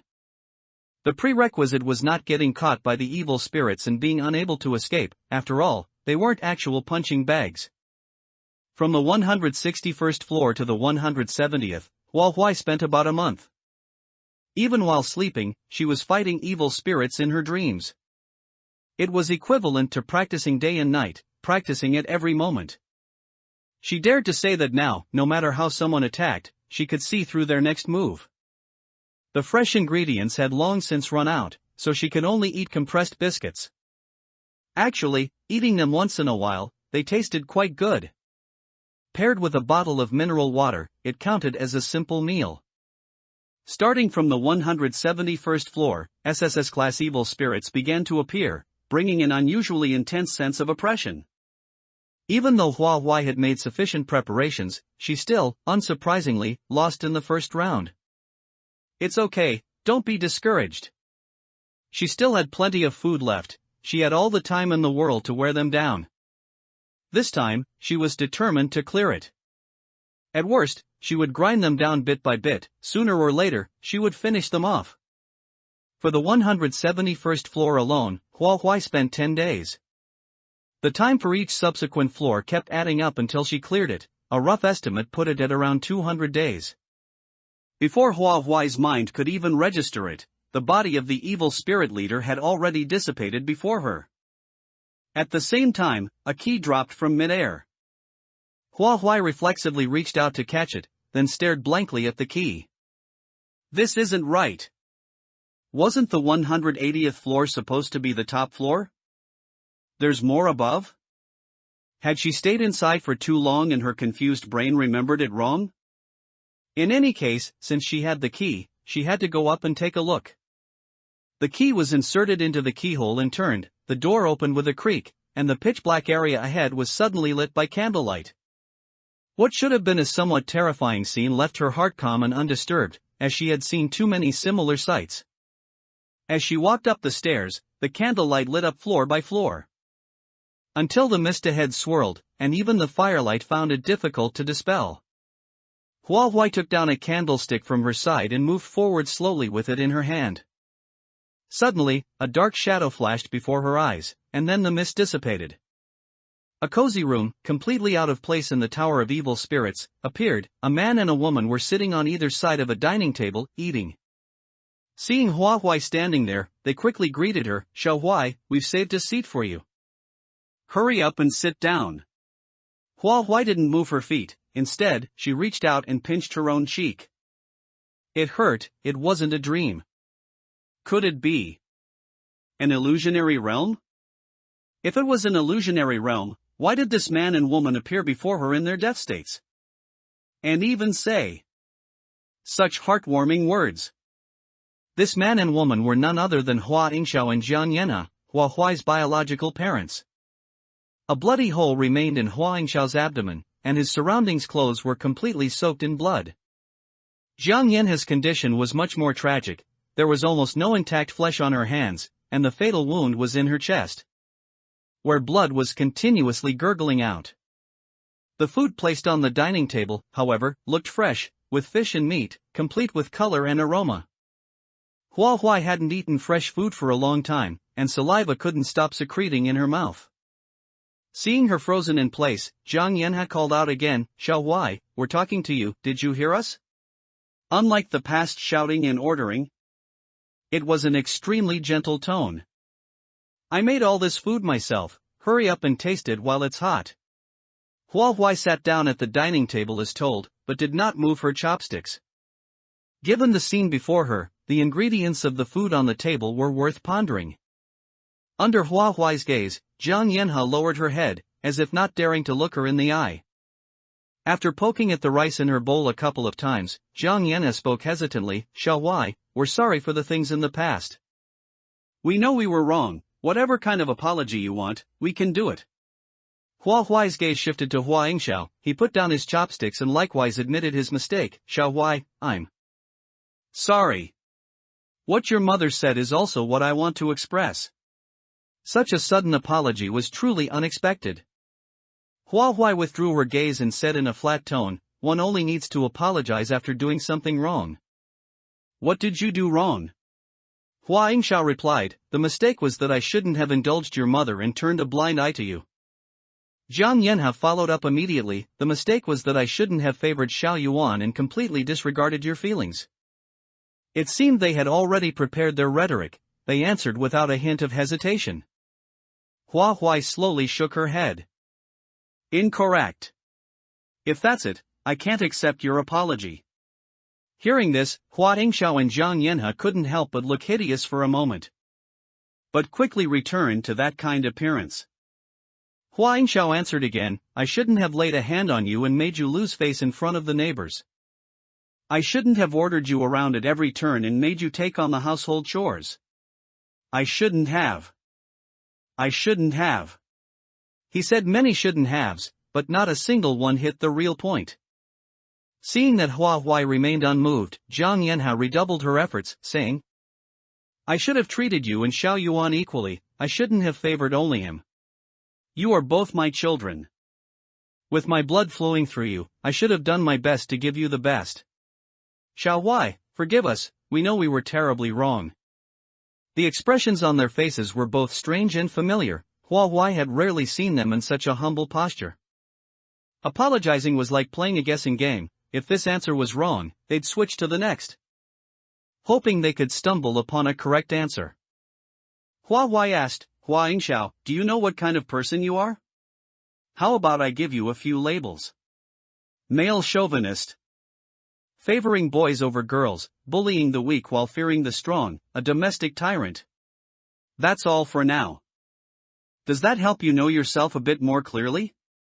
Their wrongs weren't just for a moment, they were like a slow-acting poison, gradually seeping into the bone marrow. This kind of poison wasn't lethal, but it would persist for a lifetime. In the remaining years of her life, just thinking of it slightly would cause her to feel that heart-piercing pain. Hua Huai had once given them a final chance, but they hadn't cherished it. Perhaps they didn't even know it was a chance at all. After that time, she cut them off. Parents were no longer parents, just strangers. Hua Yingxiao's eyes bulged, losing his previous easy-to-talk-to demeanor, and he said in an unfriendly tone, "Hua Huai, that's enough. I'm still the one who gave birth to you and raised you, how can you call me by my full name? And labeling me, since when did you start thinking like this? We've already admitted our mistakes to you, you should know when to stop." Jiang Yanha played the good cop, "Don't talk about the child like that, it was our fault to begin with. Since we've found where the problem lies and know what we did wrong, just give the child a proper apology." Her gaze turned to Hua Huai as she asked, "Xiao Huai, then what are the problems with me?" It was indeed like this, how familiar. Because of this, Hua Huai lost the desire to communicate even more, saying bluntly, "Give up, I won't forgive you." Standing up, she added one more sentence, "Never." The moment the words landed, Hua Yingxiao and Jiang Yanha were wrapped in coils of chains and dragged toward the wall behind them. The warm scene no longer existed, the room became a cold stone pavilion, and the food on the table turned into incense ash. Hua Huai knew exactly what kind of people Hua Yingxiao and Jiang Yanhao were, for them to bow their heads and apologize. There must have been corresponding benefits given. The more they hoped for her forgiveness, the more she couldn't relent. The horror game had always been a miraculous place. If she could appear here, naturally there was no reason they couldn't. Of course, concluding that they were real rather than an illusionary realm was mainly thanks to that rhetoric from the gates of hell. It was only logical for people who did evil deeds to descend to hell. Hua Yingxiao, who was about to merge with the wall, looked ferocious and said, "Our blood flows in you, you can't treat us like this. I truly regret giving birth to you." Hua Huai's face was calm. "Then stay here and continue to regret. No matter how much you regret it, things won't go as you wish." When the two of them were no longer before her, a crimson panel immediately refreshed. "Congratulations on enduring the top floor trial of the Tower of Evil Spirits, your horror game key has been upgraded." The dusty gray tones faded away as if washed clean in clear water, and finally, the entire card displayed a large area of white, with only simple black lines outlining a pattern. The scales on the back became dynamic, swaying up and down from time to time. Out of curiosity, Hua Huai asked, "If I had forgiven them, what would have happened?" "Then they could have left this place. And you would have lost a certain qualification." The part about losing something was deliberately blurred. The horror game key did not intend to give her a precise answer. Hua Huai asked again, "Is there any use in upgrading the horror game key?" "Of course there is." Following that was a long silence. It seemed to be the same result again. "Never mind. Things will work out in the end, the answer will be delivered to her sooner or later." This pavilion was full of windows, ventilated on all sides. Hua Huai went to one of the windows and saw countless tower tips poking through the clouds above the pure white cloud layer. As it turned out, there wasn't just one tower of evil spirits. Presumably, each tower corresponded to an A rank or higher player. Only players who reached the highest point would have the chance to see such a spectacular landscape. After coming out, Hua Huai had a dream. In the dream, she was still in the Tower of Evil Spirits. The evil spirits, who usually only knew how to attack, surrounded her, repeatedly chanting a certain phrase. "Hua Huai, your roots are rotten. Your parents' blood flows within you. Rotten roots cannot bear good fruit. You will never be a good person." The dream maintained this scene for the first half, but in the second half, the image flickered and changed to that rainy night when she left home. The scene of her fighting in the rainy night played before her eyes like a movie. Her small face was deathly pale from the cold, yet she still gritted her teeth and stayed away from home. To survive, she found a corner under some eaves and curled into a ball, trying to keep warm. Things did not go as planned. It seemed the heavens loved to play cruel jokes on people. A stray evil dog entered her line of sight. She hadn't had the chance to look closely before, but now, from a bystander's perspective, Hua Huai noticed its fur was unusual. It was a wolf dog so emaciated it was barely recognizable. If it stood up on its hind legs, it would probably be as tall as she was. If this wolf dog hadn't been so hungry that it lacked strength, Hua Huai certainly wouldn't have been able to escape from it. One person and one dog engaged in a fierce battle. When the glass shard pierced the wolf dog's neck, Hua Huai saw the expression on her own face. That touch of decisiveness and ruthlessness made even her own heart turn cold. A cold breath suddenly blew past her ear. Hua Huai looked sideways just as an evil spirit pressed up to her face, with only a finger's width between them. The evil spirit stared intently and said, "I have never seen such an expression on a good person. Tear into the flesh and blood of that wolf dog, and obtain the key that opens the door to your sins." The scene shifted again. There she was, slaughtering everyone in the boudoir pavilion. There she was, calculating every step to trap Hua Yuan in a design snare, and there was the infinitely magnified image of her slaying Fu Qiu in the realm beyond the world. The evil spirit's laughter was incredibly eerie, echoing in Hua Huai's ears throughout the night. In the morning, Hua Huai suddenly struggled awake from her slumber. This dream had left her completely drenched in sweat. Could it be that she had such a peculiar dream because she was thinking about these things during the day? She rubbed her temples to relieve her tense emotions. Afterward, she saw the display screen in the room light up. A new round of the match was starting to pair teammates. This time, Jiang Taimin was no longer on her team. Instead, several slightly familiar names appeared. Hua Huai found the list of special players she had obtained from Joshua, and those names matched exactly. Possessing this list gave her the upper hand. She could take precautions against these people in advance, making her chances of winning this match quite high. If it were only like that, it would indeed be true. Upon reaching the corresponding positions at the match venue, Hua Huai felt a sense of unease in her heart. In this match, although Jiang Taimin was not in her team, the distance between their two teams was not far. Yamini was in the team to her left, only a few steps away. Behind her was the team of S-level players, with Joshua right behind her. Soon, this unease became a reality. When the process reached Jiang Taimin's team, the scene before Hua Huai's eyes blurred. This was a sign of entering a dungeon. A high-level player was using their authority to forcibly pull players into a dungeon. Game loading complete. Game dungeon, Battle Royale game difficulty, S-level mission requirements, your identity is a slave kept by the nobility. To satisfy the noble's viewing needs, a Battle Royale game will be conducted. Successfully surviving to the finish line is considered mission completion. The surroundings solidified. And Hua Huai found that the number of players in this match was too many to count, roughly estimated to be at least over 200 people. Everyone was crowded into iron cages like livestock, with no dignity to speak of. The noble, acting as the master, further supplemented the rules. This game has a total of 10 stages.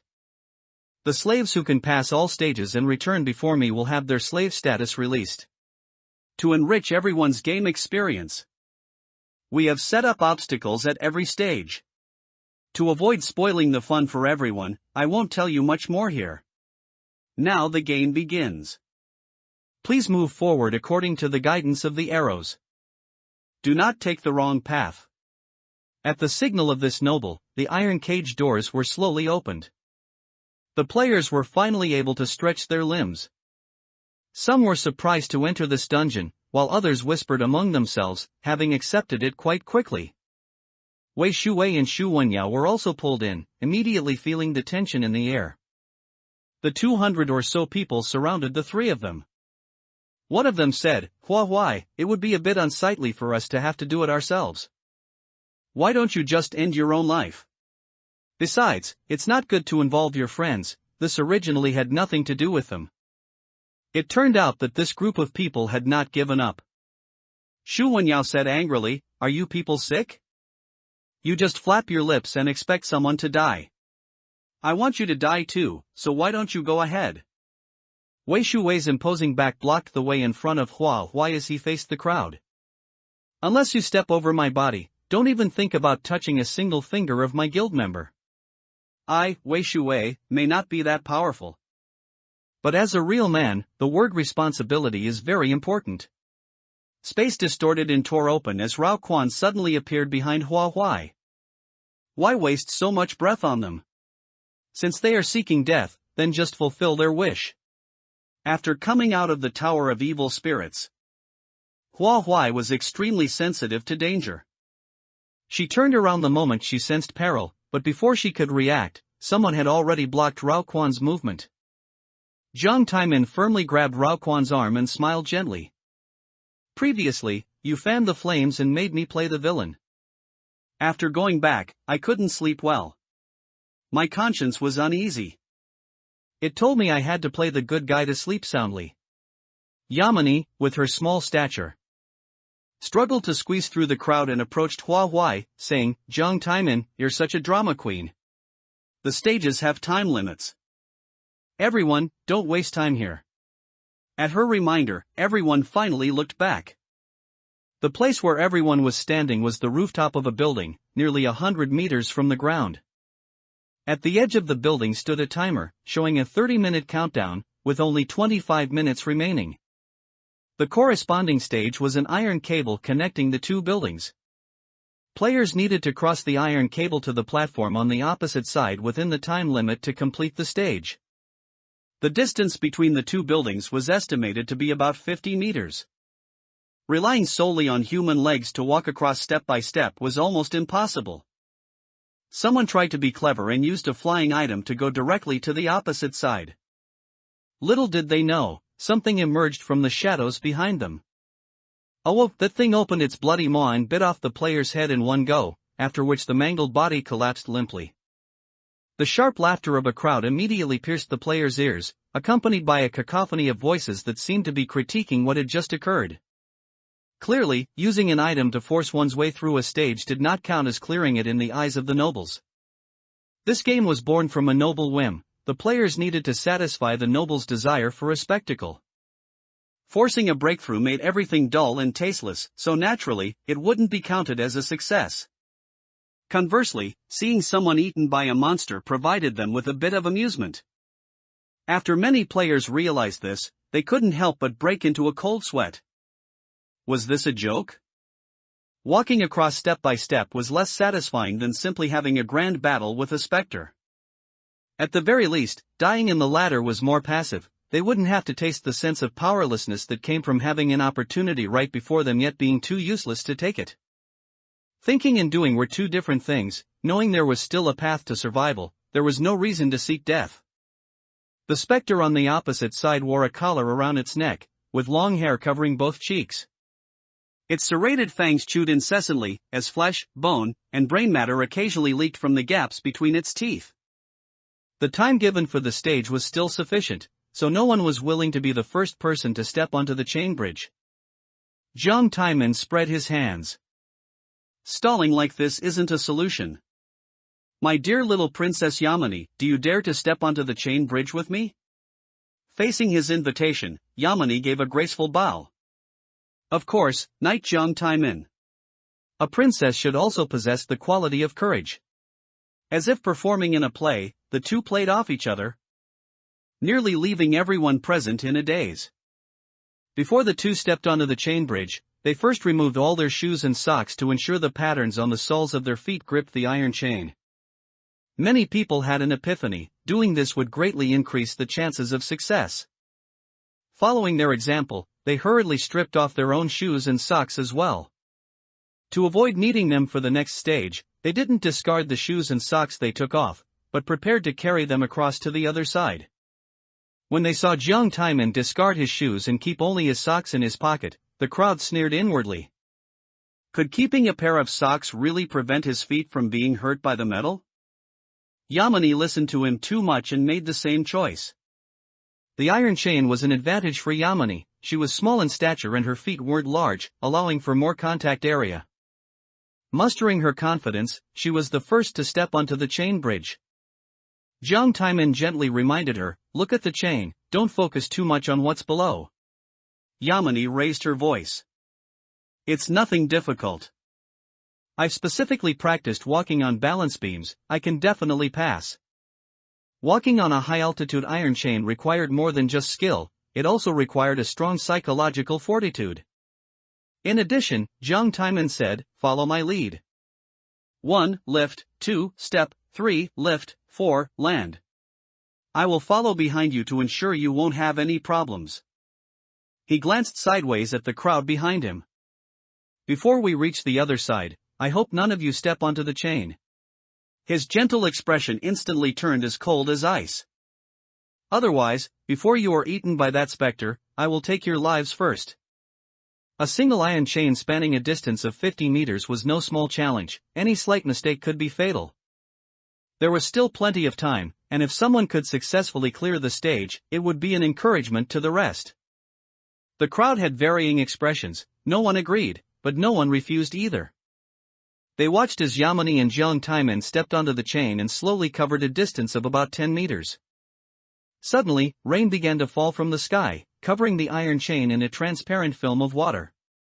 No matter how cautious their footsteps were, slipping became unavoidable. Yamini lacked experience after all. She had never walked on a balance beam in the rain. The moment she fell, she grabbed the iron chain, only to slip again. Two pairs of hands reached down one after the other, but Jiang Taimin was faster, grabbing Yamani's arm ahead of time. The other hand belonged to Yamani's bound spectre. At a glance from Jiang Taimin, the bound spectre shrank back and vanished on the spot.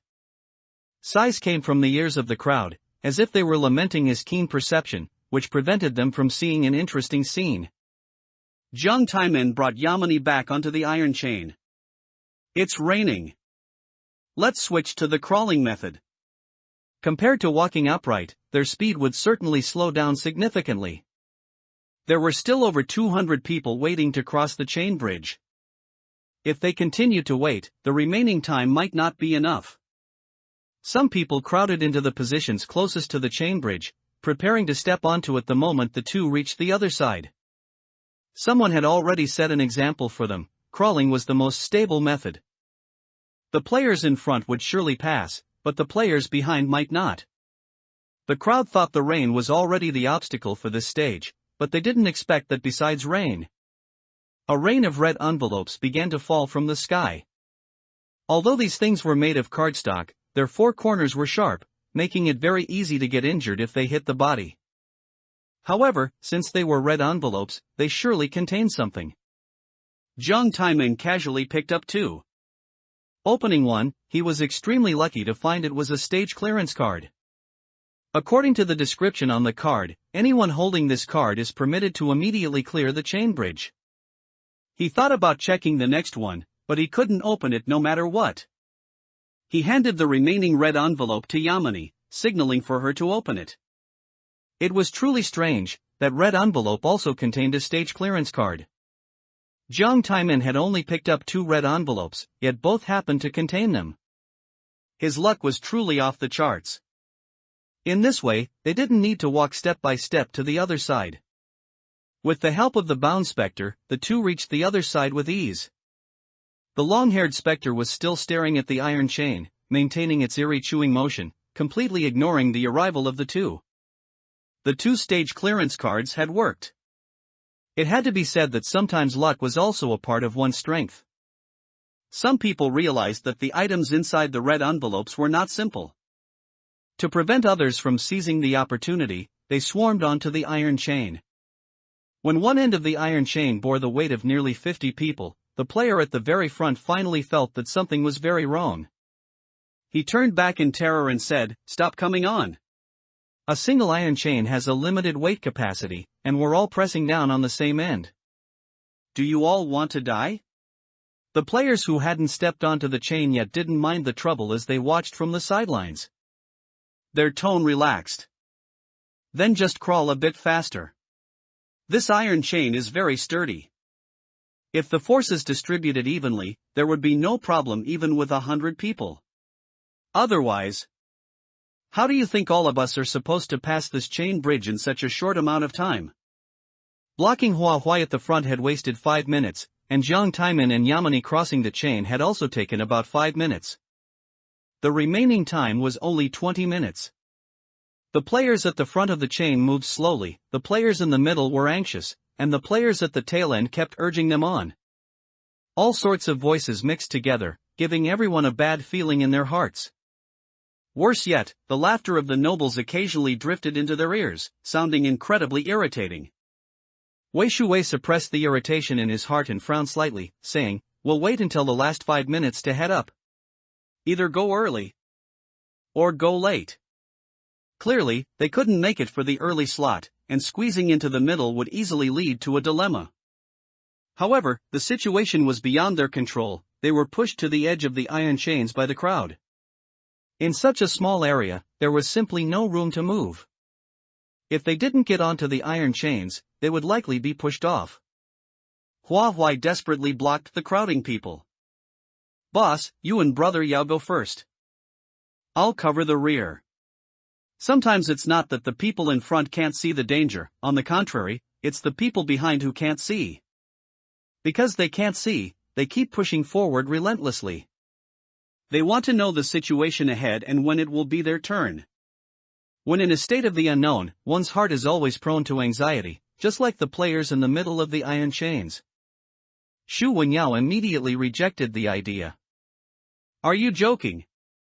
You should go first, I'll cover the rear." The three of them were people who could trust each other, those in the front and back would face danger, while the middle position was the safest. The risk for the person in front is ahead and can be seen with their eyes, making it slightly better than the last position. Hua Hua intended to leave the most dangerous position for herself, she wasn't acting on impulse. Based on an overall assessment, she believed she was the most suitable. In Shu Wenyao's eyes, Hua Hua was always a child, and he couldn't bring himself to let a child cover his rear. Hua Hua explained to him as quickly as possible, "Brother Yao, I cleared the Tower of Evil Spirits. I can handle the risks that come with this position." She had already communicated her experiences of over 200 days in the Tower of Evil Spirits with the two of them before entering the dungeon. Wei Shuwei was more rational and said to Shu Wenyao, "I trust Hua Hua. There's no time to hesitate." He was the first to get onto the iron chains in a crawling posture. Due to the large number of people, the chains were swaying significantly. Most players had undergone professional physical training, so they wouldn't fall off due to the swaying in such a short amount of time at the beginning. As the number of people increased further, all the players on the iron chains were terrified. The players walking at the very front reached the red envelope area and couldn't wait to pick one up. The moment it was opened, a skeletal-like claw extended from the red envelope. The player didn't have time to react and was directly impaled through the body. Under everyone's watchful eyes, the corpse fell from a great height, becoming a puddle of mush on the ground. It turned out that the contents of the red envelopes weren't all rewards, they could also contain a great gift bag of death. Consequently, the players picked up red envelopes but didn't dare to open them easily. Time ticked away, and before the leading player could reach the other side, shouts of exhaustion from players on the iron chains were heard. "People in front, can you go any faster? The chains are swaying too much, and they're wet and slippery. I'm running out of strength." The leading player wasn't in much better shape. It wasn't that he didn't want to go fast, but that he simply couldn't. Irritated by the urging, his words were even more explosive. "None of my damn business. Don't fucking bother me." Suddenly, a thought flashed through his mind, and he softened his tone. The red envelopes should have good things inside. If you really can't hold on, just open one. For those players who were about to collapse from exhaustion. This suggestion was indeed worth considering. Wasn't it just a ghostly claw appearing? If they took precautions in advance, it wasn't completely unavoidable. Having prepared themselves, someone else on the iron chains got ready to open a red envelope. This time, a rather comical scene occurred. A card was pulled out from the red envelope. The players watching from a distance almost thought it was another stage clearance card. Unfortunately, for large characters were written on the card, "Happy Little New Year." The player who pulled out the card widened his eyes in disbelief, flipping the card back and forth, unwilling to give up as he repeatedly checked the text. The player behind him couldn't help but burst out laughing. "Congratulations, at least you didn't open a bad one." The mocked player immediately threw away the card and tried to pick up another red envelope. But he couldn't open it no matter what. It seemed that each player could only open one red envelope. The unopened red envelope was snatched by the person behind him, and upon opening, it revealed a stage clearance card. His expression was extremely exaggerated. Heavens! It's a stage clearance card. The moment he got this card, it was as if he had one foot across the threshold of passing. But getting the other foot across would likely be as difficult as climbing to heaven. The players in front and behind attacked him at the same time. One raised a foot, trying to kick him off the iron chains. Another climbed halfway onto him, trying to snatch the stage clearance card from his hand.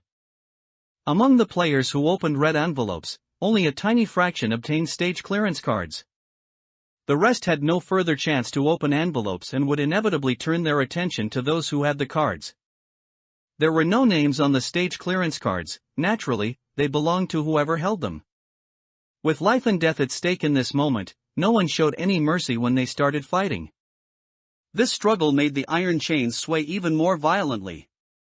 Because Hua Hua was different from ordinary people, she remained as steady as Mount Tai on the iron chains. Wei Shui and Xu Wenyao weren't so comfortable, their cheeks were flushed red all the way down to their necks, clearly exerting excessive force.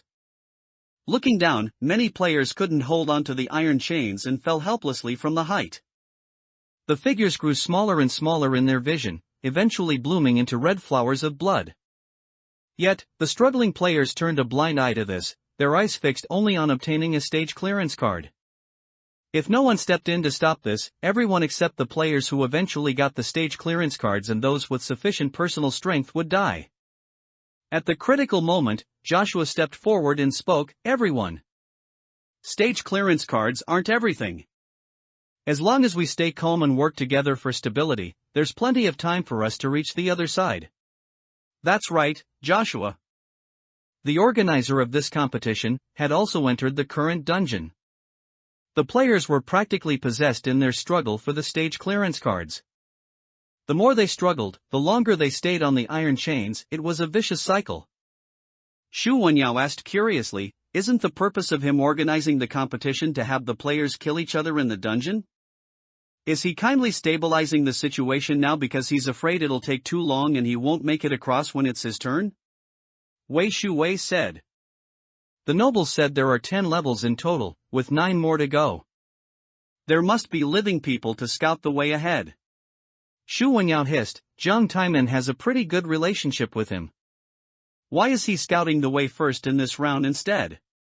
Wei Shui said meaningfully, "On the surface, they do have a good relationship. But they don't look like friends. Both of them have too strong a sense of self. At best, it's a cooperative relationship without any emotion." At the same time, he warned the two behind him, "You can't just judge people by their appearance. It's best to stay far away from people like that." Xu Wenyao had previously suffered at their hands and was somewhat unwilling to back down. "Why should we be the ones to stay away instead of them?" Wei Shui explained patiently, "You have things to care about, they might not. As the saying goes, the barefoot don't fear those with shoes. If we really clash, who do you think will be the one to lose out?" Wei Shui certainly wouldn't do nothing while participating in the competition. He would investigate whatever the other players investigated. According to the investigation results, neither Joshua nor Jiang Taiman belonged to any guilds in their respective countries.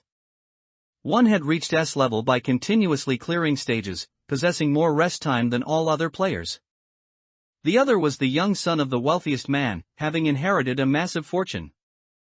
While Joshua seemed like a brilliant existence in everyone's eyes, no one noticed Jiang Taiman standing in his shadow. The true meaning of the competition they organized wasn't just a mere contest. It was more like a catalyst injected into the horror game to accelerate the process of reaching the final result. Most players participating in the competition knew this, and most tacitly accepted and agreed with it. They looked forward to witnessing the final moment and even more so to being the one standing at the very end. Joshua's words were effective. The players actually stopped their struggle and reluctantly allowed the players holding stage clearance cards to move to the other side. Such simple words could actually make this group of people stop? With so many people present, for them to suddenly start acting with one heart was a bit too eerie. Regardless, it seemed like a good thing for them for the time being. Unexpectedly, the red envelope rain was not the end of the stage's obstacles. When the leading player was only about 10 meters from the finish line, the light drizzle in the sky turned into acid rain. As the player's skin came into contact with it, a slight stinging sensation and redness soon appeared.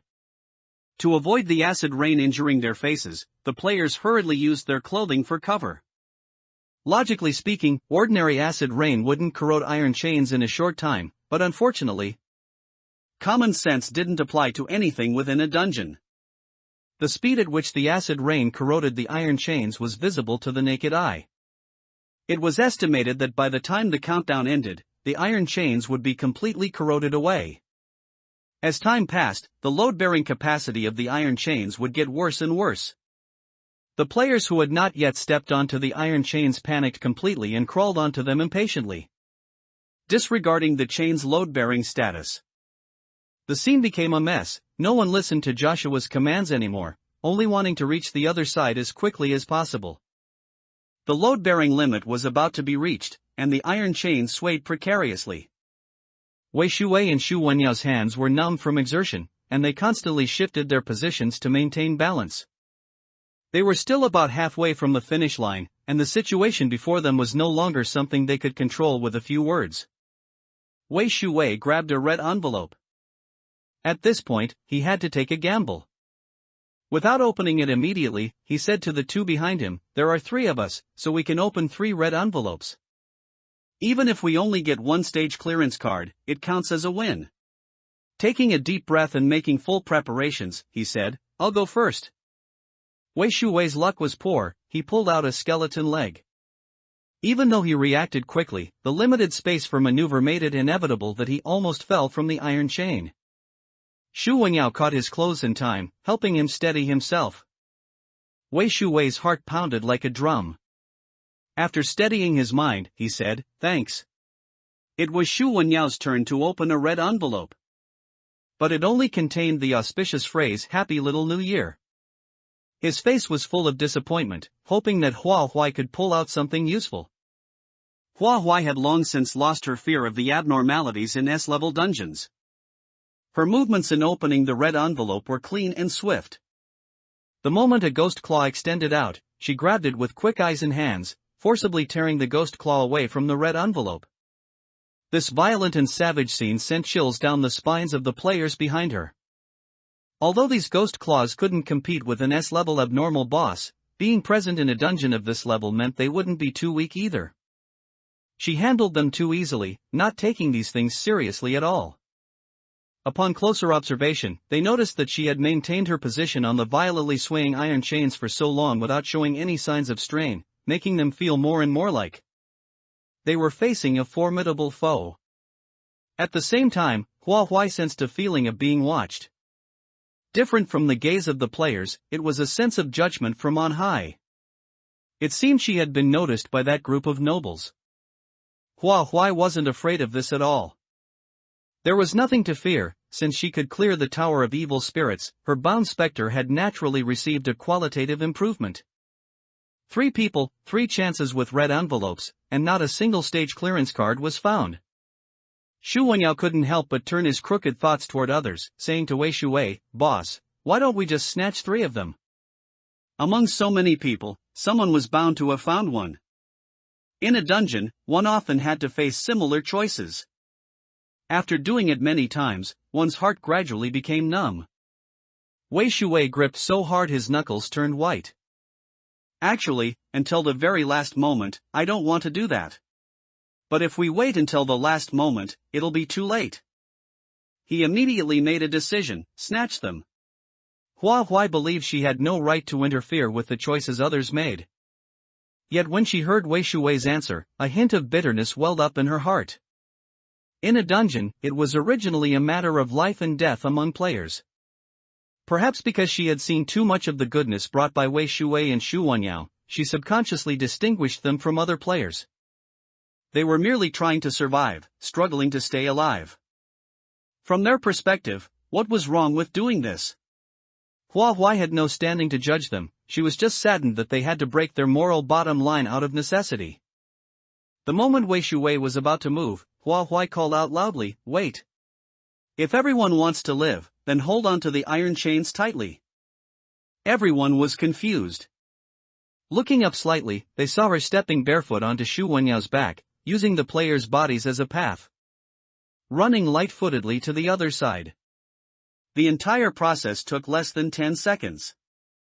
This move truly stunned everyone.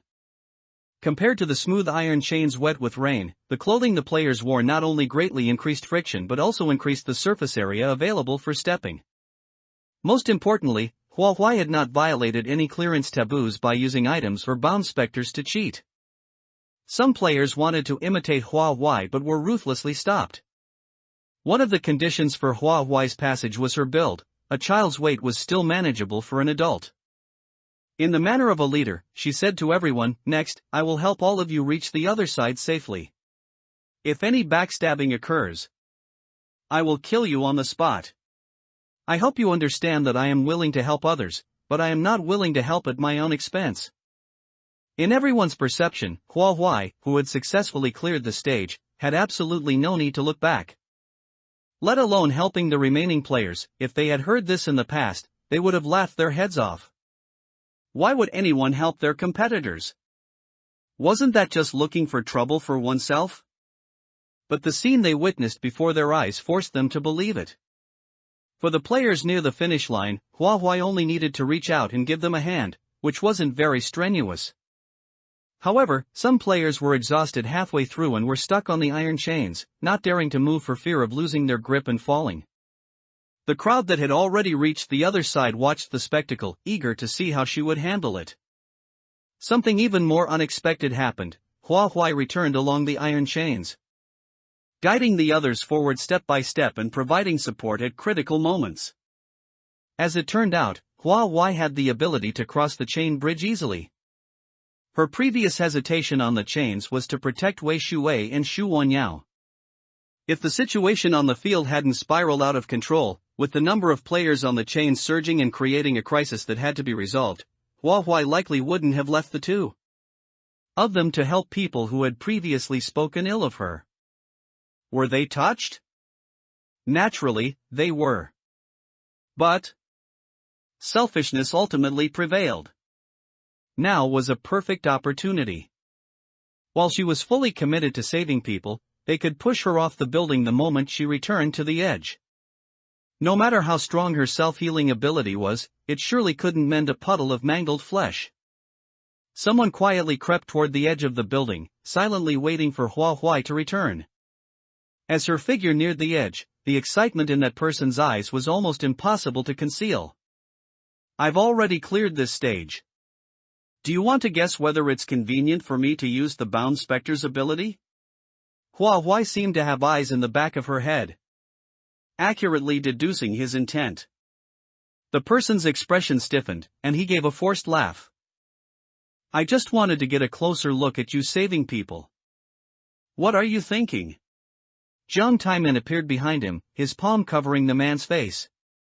His muscles tensed into rigid lines, and his expression was both gentle and terrifying as he said, so that's how it is. Even I almost misunderstood. Since you've done something to cause a misunderstanding, you must be able to bear the consequences. The man's vision was blocked, and he frantically tried to pull the hand away from his face. But the difference in their strength was too great, he couldn't succeed. He only felt himself being forcefully turned around, and in the next moment, he was suspended in midair. With a release of the hand, he plummeted from the great height. The player closest to Hua Huai shuddered violently, as if it were he himself falling rather than someone else. Jiang Taimin smiled slightly. I'm killing the chicken to warn the monkeys. You all understand, right? As for who the monkeys were, they knew well enough in their own hearts.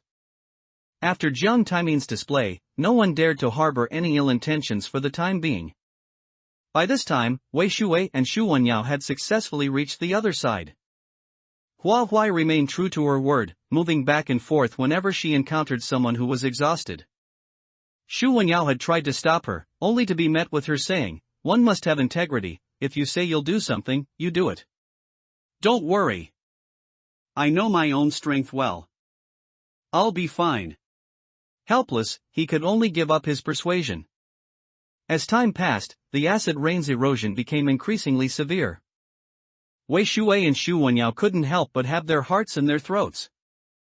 They would relax when she returned, only for their hearts to hang high again as she headed back out. The others wondered, why go to such lengths? Could it really be just for the sake of integrity? Hua Huai was truly an oddity, there was no better word to describe her. The first batch of surviving players successfully reached the other side. The second batch to get on the chain bridge were full of energy, and because Hua Huai was acting as a safety net, they didn't fight over the stage clearance cards like the first batch had. This batch of players not only had an extremely high survival rate, but their clearance time was also significantly shortened. Rao Quan was among the third batch of players, and Hua Huai did not give him a warm welcome. She sat coldly on the opposite side, watching with her own eyes as Rao Quan crawled over bit by bit. Rao Quan flashed a malicious smile. Does seeing me crawl like this make you feel satisfied? Do you have the urge to push me down? What should I do? I have no strength left. Are you going to help me too? It was a blatant provocation. Hua Huai said coldly, I don't even consider you a human. It was an expected answer. Rao Quan stood up after reaching the other side. Very well. I don't consider myself human either. I hope you can say the same the next time you see me. Hua Huai silently rolled her eyes. What a creep. Rao Quan smiled meaningfully and headed toward the next stage on his own. After fulfilling her promise, Hua Huai followed the arrows toward the next stage. Unexpectedly, the arrows led the players to the exterior of the building, where they found the architecture had a slight slope. Nearly vertical at almost 90 degrees. The building's surface was mostly glass, with only small protrusions where the glass panes connected. Many players felt dizzy just looking at it. Yamani's legs wouldn't stop trembling. Surely. They don't want us to climb down from here? And we can't summon bound specters or use items.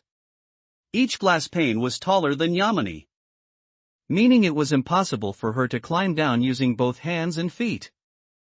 Hua Huai's current height was only slightly taller than hers, so she also wouldn't be able to climb normally. The players she had helped earlier were all silent now. However, she wouldn't be stumped by such a minor predicament. As long as she was quick enough, she could probably run down ahead of everyone. Yamani truly felt helpless. She clutched the hem of Jiang Taimin's clothes. You'll help me, right? Jiang Taimin hesitated for a rare moment before replying, of course. He immediately changed his tone. But this stage is indeed difficult.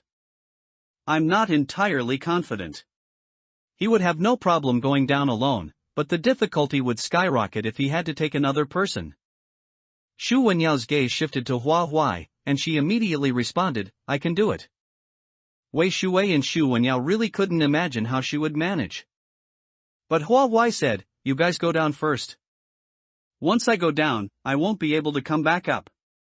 Moreover, she would reach the bottom in one go and wouldn't be able to stop halfway. She had to ensure Wei Shui and Shu Wenyao landed safely before she moved, just in case she needed to find a way to intercept them mid-descent. This stage also had a 10-minute countdown. The stage would only officially begin once all surviving players reached the area. Wei Shui and Shu Wenyao's usual strength training was quite good, so their chances of clearing this stage should be high. Hua Huai occasionally checked on Yamani's group, as they were the ones truly struggling. Jiang Taimin had to use one hand to steady Yamani while the other hand gripped the protruding edges with difficulty. Veins bulged on both his arms, forming grotesque patterns. Yamani didn't dare to move an inch more than necessary, fearing she would make the descent even harder for both of them. While most people were agonizing over how to get down, someone had already reached the bottom. That person used a sliding method, occasionally using his arms as friction brakes to avoid being seriously injured upon landing. Since sliding inevitably involved a high impact, he protected his head and landed in a roll, successfully reaching the ground. Due to the excessive speed, the current stage didn't even have time to activate the obstacles. Just as that person was about to stand up and show off, the thing unexpectedly reappeared, splitting open its massive, bloody maw. And its sharp teeth devoured half of his body. How could this be? This player neither used an item nor received help from a bound specter, so why was it not counted as a stage clearance? Someone who witnessed this scene felt their limbs go weak, failed to grab the protruding edge, and uncontrollably fell from a great height. Could it be that the speed of the clearance was too fast, preventing the nobles from feeling entertained? No, that's wrong. During the Iron Chain Bridge stage, it was definitely no coincidence that Jiang Taimin and Yamani both obtained stage clearance cards.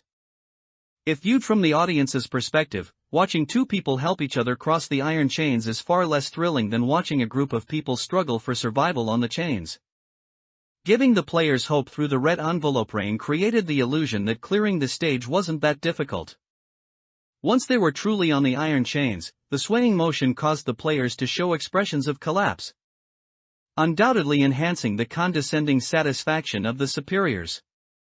The nobles felt bored, but instead of actively breaking the rules, they used stage clearance cards to accelerate the speed at which the players got onto the iron chains. Therefore, the player who was swallowed by the spectre had nothing to do with the clearance speed.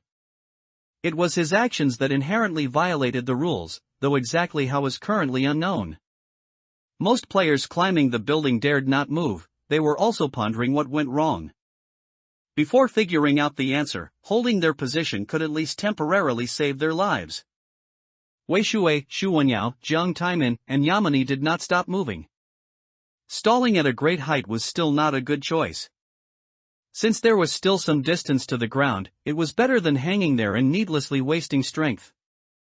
Jiang Taimin's palms were covered in sweat, and he had to wipe them with the fabric of his clothes occasionally to prevent slipping. When the countdown reached 7 minutes, a mechanism activated at the edge of the rooftop, and a thin layer of sand poured down. The sand slid down the side of the building, leaving a considerable amount clinging to the structure. Not only was the player's vision obstructed, but the friction on their hands and feet was also drastically reduced. Following this maneuver, the number of falling players was extremely significant. Jiang Taimin was drenched in sweat protecting Yamani. The difficulty of the operation was already high, and now he didn't even know where to step. The best solution right now was to abandon Yamani. Perhaps sensing his inner struggle, Yamani tightly gripped his sleeve, tears covering her cheeks as she said, "Don't leave me behind." Jiang Taimin looked straight ahead and said as usual, "Of course not. But sometimes, trying your best isn't enough." Although he had done his utmost, and Yamani was very cooperative, mistakes were still unavoidable. "Yamani!" Jiang Taimin cried out in alarm. He felt dizzy and disoriented from the torment of this stage, every foothold tested the limits of his endurance. Finally, he accidentally failed to hold onto Yamani. Just as she was falling, a gust of wind seemed to sweep past them. When he focused his eyes again, Hua Huai had already landed safely while holding Yamani. Wei Shui and Xu Wenyao didn't even have time to feel their hearts pound for Hua Huai before everything was over. Xu Wenyao's gaze swept back and forth across the building twice. That was practically a Superman. How could someone just run straight down from the top? Everyone else was also utterly bewildered. The gap between players could actually be this vast. What fun was left for those behind? The speed was equally rapid. Strangely, the spectre did not attack the two of them this time. The difference between the two instances was that Hua Huai was holding a person. Could it be that the nobles wanted to see players helping each other? The players spontaneously gathered and landed full of confidence. Something even stranger occurred, the spectre attacked some people but spared others. After this round of involuntary experimentation, the players finally realized belatedly that it had nothing to do with helping others. The reason Hua Huai was safe and sound was that she landed steadily. All the players attacked by the spectre failed to achieve this. Jiang Taimin successfully cleared the stage, walked up to Yamani, and apologized, "I really couldn't hold on, I'm sorry." Yamani trembled while huddled in Hua Huai's arms, like a frightened small animal. She said in a muffled voice, "I don't want your apology. I was terrified when I fell just now. I thought I was going to die. You betrayed my trust in you. I don't want to see you right now." Jiang Taimin squatted down, bringing himself level with her height. After a moment of consideration, he said mercilessly, "You were the one who actively sought my help, and I was doing my best to help you. If it weren't for you, I could have cleared this stage very easily. You are clearly a burden, yet you constantly place yourself on a pedestal. I can call you little princess, but you cannot actually step on my head. My apology to you is giving you a way out. Not because I was actually wrong. As for who is truly at fault between us, you should think about it carefully. Given Jiang Taimin's status, he should be the center of attention. His willingness to play along with Yamani didn't mean he was inferior to her." He stood up, brushed off the remaining sand on his body, took socks out of his pocket, wrung them dry and put them on, then took off his jacket, tore it into strips of cloth, and wrapped them around his feet for protection. Why, if she can't snap out of it, just let her walk alone. Lest she drags you down. When Jiang Taimin was ruthless, he was truly ruthless. Yamini felt a chilling emptiness in her heart. However, having grown accustomed to holding her head high, she wouldn't easily bow down. She pushed Huai away and stubbornly said, I can manage myself. I don't need your help. Huai was about to speak, but Xu Wenyao opportunely put his arm around her shoulder and led her forward, muttering, she deserves a lesson. How can someone ask for help and still be so self-righteous? This has nothing to do with age. She needs to be taught early, or she'll end up completely ruined like Hua Yuan. Actually, Huai hadn't intended to speak up for her. Xu Wenyao wore a resentful expression. Although I don't think Jiang Taimin is a good guy, he's not wrong about this. Wei Shuwei walked beside the two, shaking his head helplessly. You certainly know how to distinguish right from wrong. Huai nodded in agreement, giving a thumbs up. That's right, Brother Yao is extremely clear about right and wrong. Xu Wenyao blinked, then grinned upon realizing it. Oh, you two are teasing me. Huai ran away playfully, I wouldn't dare. Boss, run. Brother Yao is going to hit people. Wei Shuwei cooperatively ran to Huai's side, leaving Xu Wenyao alone where he stood. Rarely indulging in a moment of playfulness, traces of laughter still lingered in their eyes before they reached the third stage. Fewer than 150 players successfully survived to the current stage, which was more than some people had anticipated. This was entirely thanks to Huai's contribution in the first stage. Rao Quan passed by Huai and said as if in passing, how nice. You still have the heart to play around. I hope you can still laugh at the end. Wei Shuwei looked sideways, was this setup arranged by you again? Rao Quan spread his hands, with so many people, how could I have such great ability? Rather, it is the will of heaven. He looked back at Wei Shuwei and smiled provocatively, perhaps heaven wants us to decide the winner in one round, who knows? The level in front of everyone was an artificial pond. According to the arrow's guidance, players would need to swim to the opposite bank. There were many algae in the pond, making the water quality quite murky, so players couldn't see the movement underwater at all. The distance between the two ends of the pond was about 100 meters, and the given clearance time was 5 minutes. Compared to the previous two levels, the time was greatly reduced again. Everyone was hesitating whether to enter the water immediately when they heard a splash. Then a stream of curses rang out, fuck.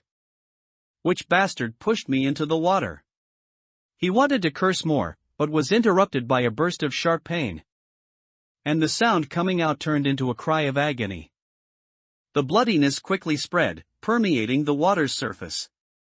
Pairs of eyes were exposed, staring coldly at the crowd on the shore. Rao Quan rolled up his sleeves, it seems the obstacle in this level is crocodiles.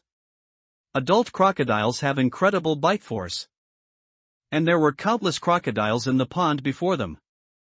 In this situation, Rao Quan entered the water without a hint of hesitation. He erupted with incredible strength, knocking the leaping crocodiles back into the pond with every punch and kick. Water splashed everywhere at the scene. Rao Quan used the crocodiles as stepping stones, successfully clearing the level by constantly striking them to make them fall into his desired positions. Running is faster than swimming. Although some time was wasted fighting midway, he still reached the other side in a short time. Rao Quan's own strength had always been outstanding, few people could achieve what he did. Wei Shuwei was not to be outdone, if Rao Quan could do it, he could do the same. When their eyes met, everyone present felt the tension between them. Since Wei Shuwei could sit in the position of guild leader, he naturally had some skills and also successfully reached the other side. One after another, the others cleared the level using the same method. However, this method extremely tests instantaneous reaction ability and precise judgment. Once a slight mistake is made and one is bitten by a crocodile, there is almost no possibility of escape. Not a few players lost their lives in this level. Yamini had not moved for a long time, it was impossible for her to get across relying on her own strength. She had just spoken harsh words not long ago, who else could she ask for help? Time passed second by second. She closed her eyes. If she died, it was no big deal. Anyway, she couldn't bow her head to that group of people. When she opened her eyes, she mustered the courage to jump, just as a crocodile opened its mouth below to welcome her. It's over, I'm dead. In an instant, many things went through her mind. Pride is nothing, finding a way to survive is the key point. If given another chance, she would definitely speak properly. She was willing to apologize to Jiang Taimin. Jiang Taimin wasn't wrong, she was indeed a burden.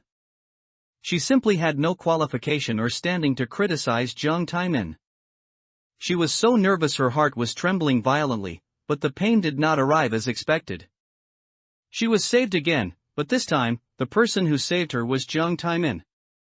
The lines of that face were tight, clearly unwilling to talk much with her. Once they safely landed, Yamani's mood had not yet settled, and her voice was unsteady as she asked, "Why did you save me?" Jiang Taimin was expressionless. One thing is one thing. I can't just want you to die just because you did something wrong. No need to thank me either. What I do is all from my heart and has nothing to do with you. Yamani finally relented. I'm sorry. When I fell during the second level, I was just too scared. I know I said the wrong thing. You were clearly trying your best to help me, yet I criticized you. I'm sorry, will you forgive me? I know I was wrong. Jiang Taimin was easygoing. After Yamani's words, his expression clearly softened. He relented. Forget it, I have no interest in arguing with a child like you.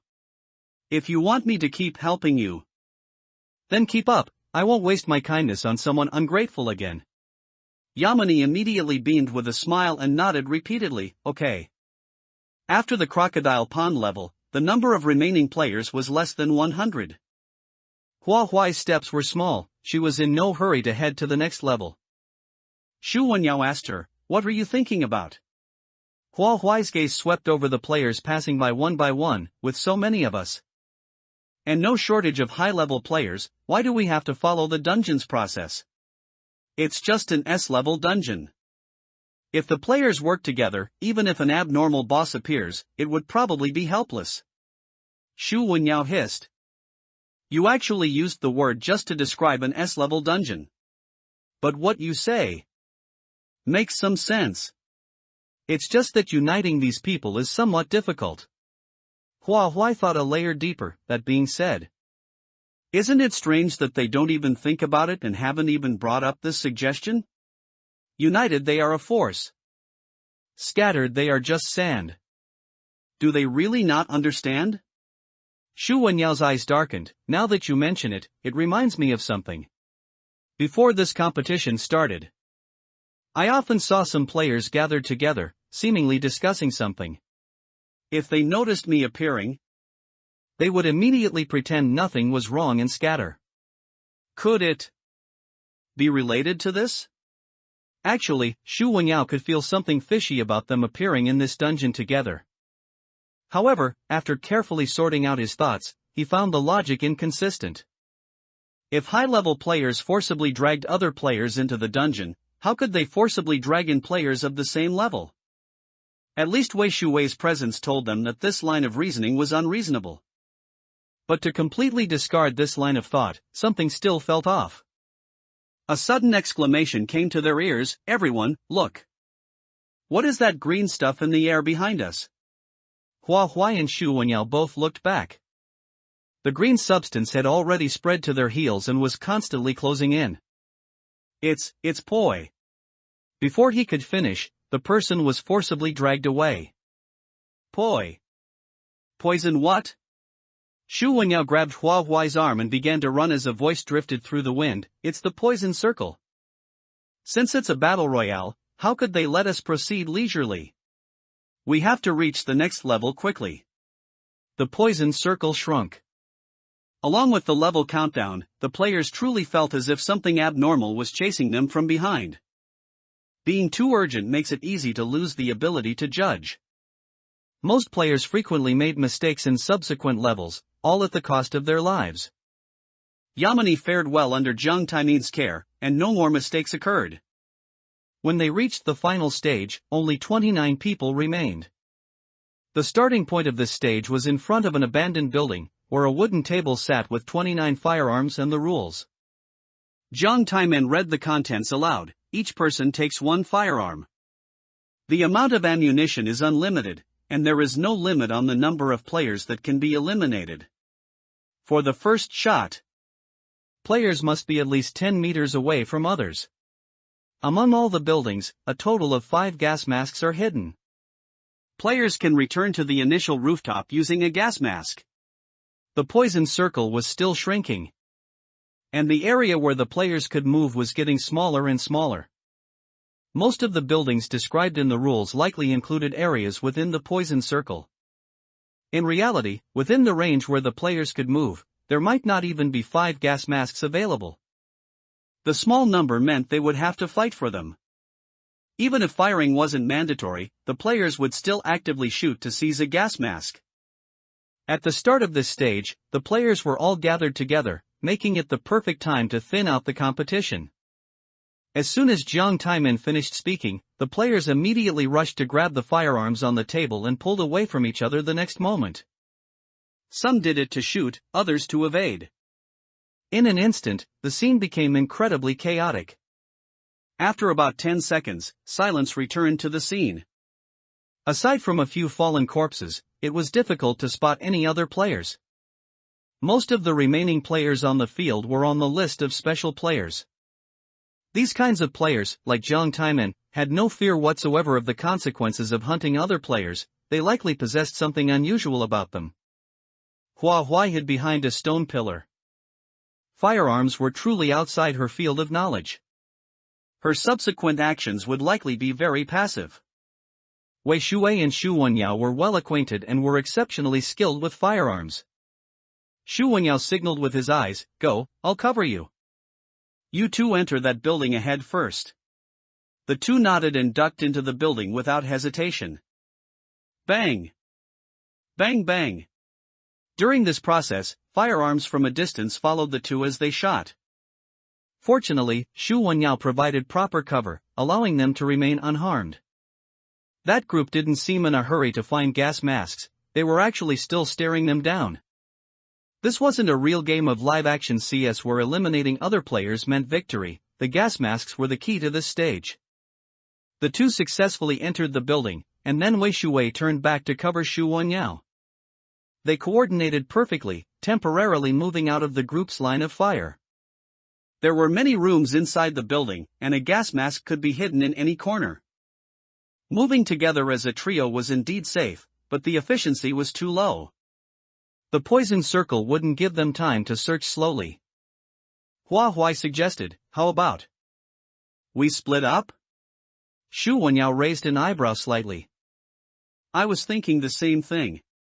After the previous 9 stages, Xu Wenyao and Wei Shui had gained a new understanding of Hua Huai's strength. Even if she couldn't use a gun, she definitely had the ability to protect herself.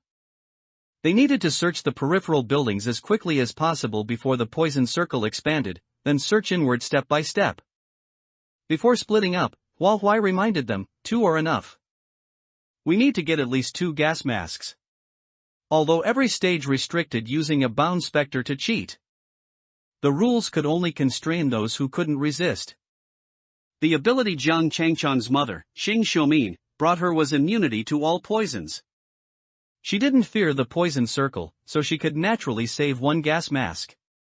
While the 3 over here chose to split up, Jiang Taimen and Yamani on the other side couldn't separate. Real firearms with live ammunition were quite heavy. Yamani struggled even to lift the gun, let alone fire it. Relying on Jiang Taimen's protection, she was currently safe and sound. Whether it was because the two of them hid well or just had good luck, their surroundings seemed extremely calm after that initial chaos. The quieter it was, the more uneasy Yamani felt, constantly fearing that a gun barrel would poke out from some dark corner.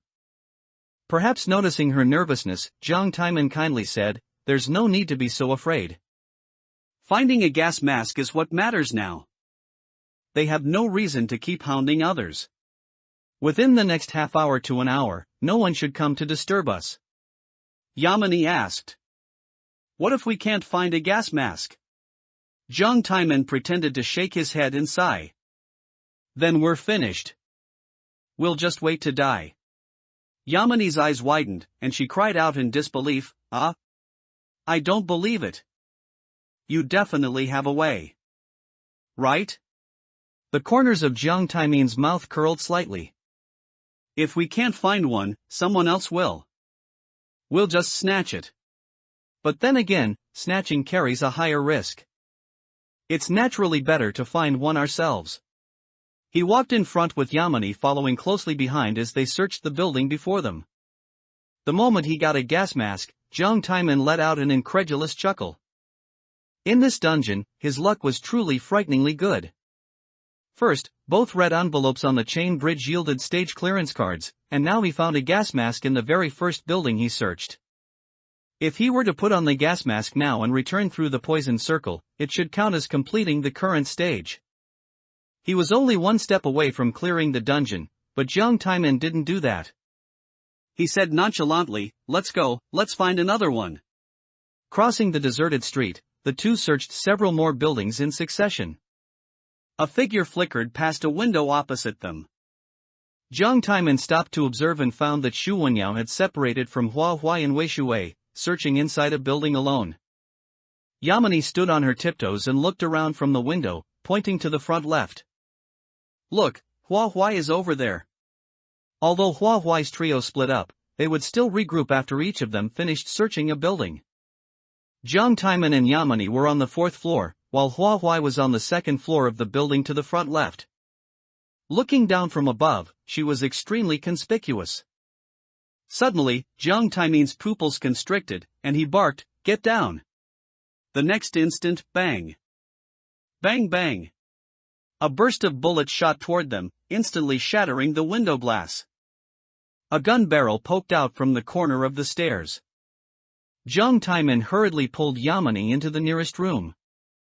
They were being targeted, and by more than one person. The players had firearms in their hands, and the door locks had almost no resistance. Jiang Taiman quickly rummaged through the room, hoping to find something useful.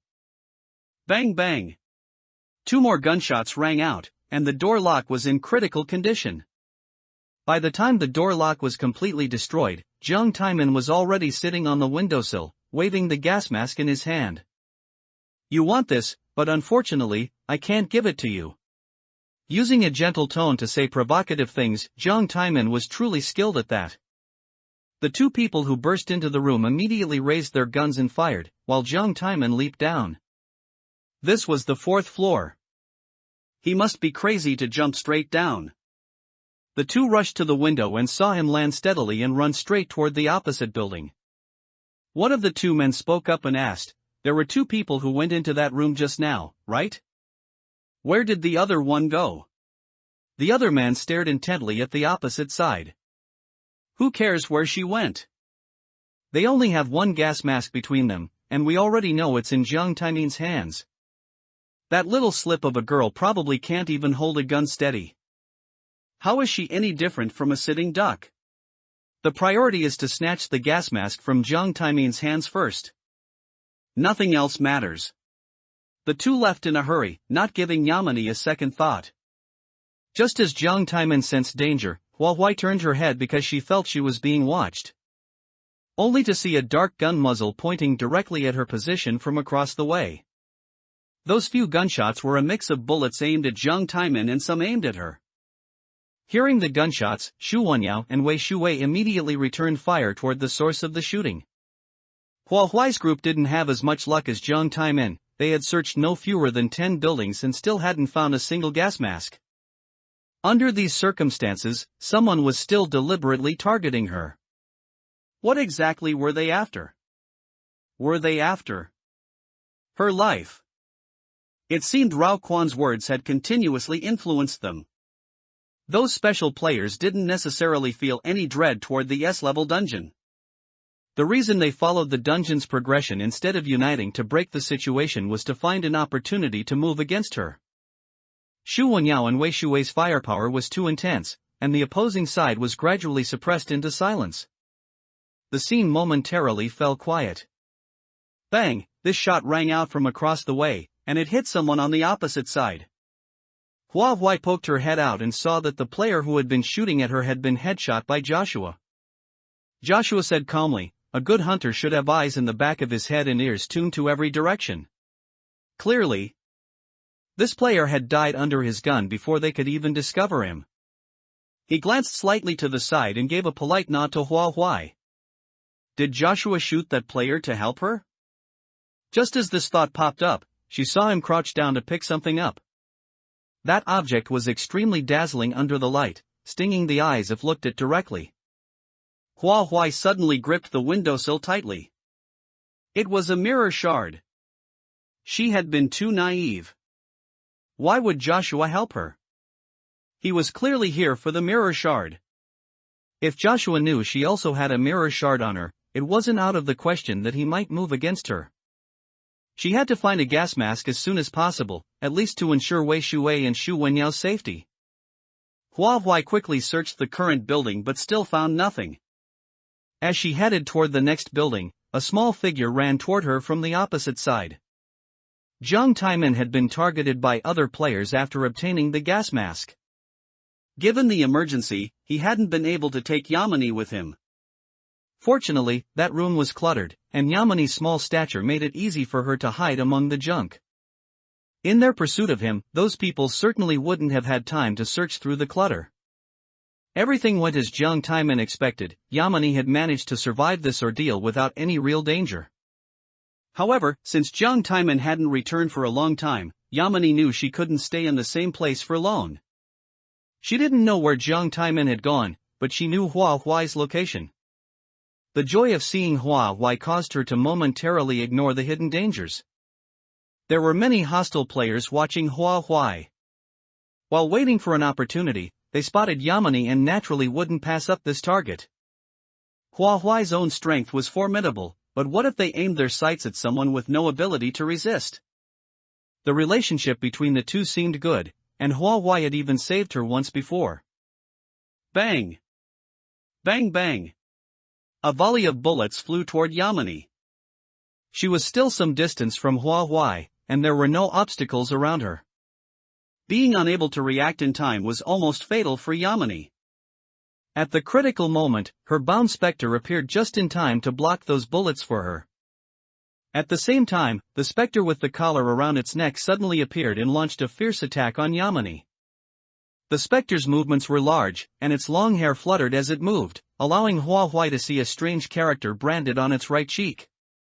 There was no time to worry about the meaning of the character.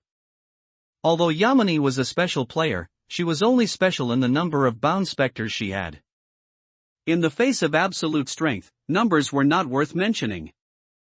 Judging by the strength this spectre displayed, it probably wasn't the abnormal boss of this dungeon, but its overall strength was around A level.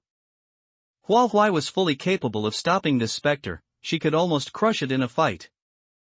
She should have sent it on its way directly, but when she saw what was in its eyes, Hua Huai hesitated.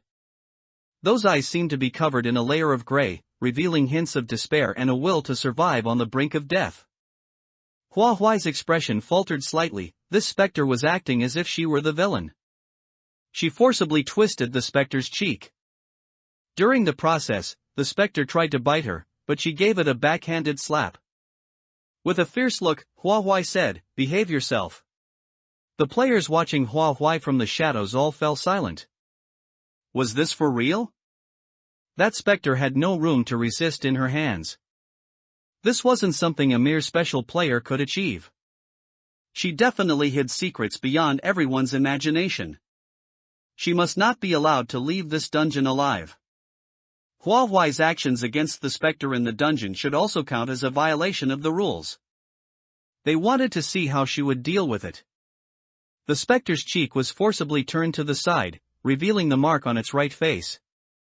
Hua Huai called out to Yamini, "Come over here and see what this character means." Yamini struggled to identify the character.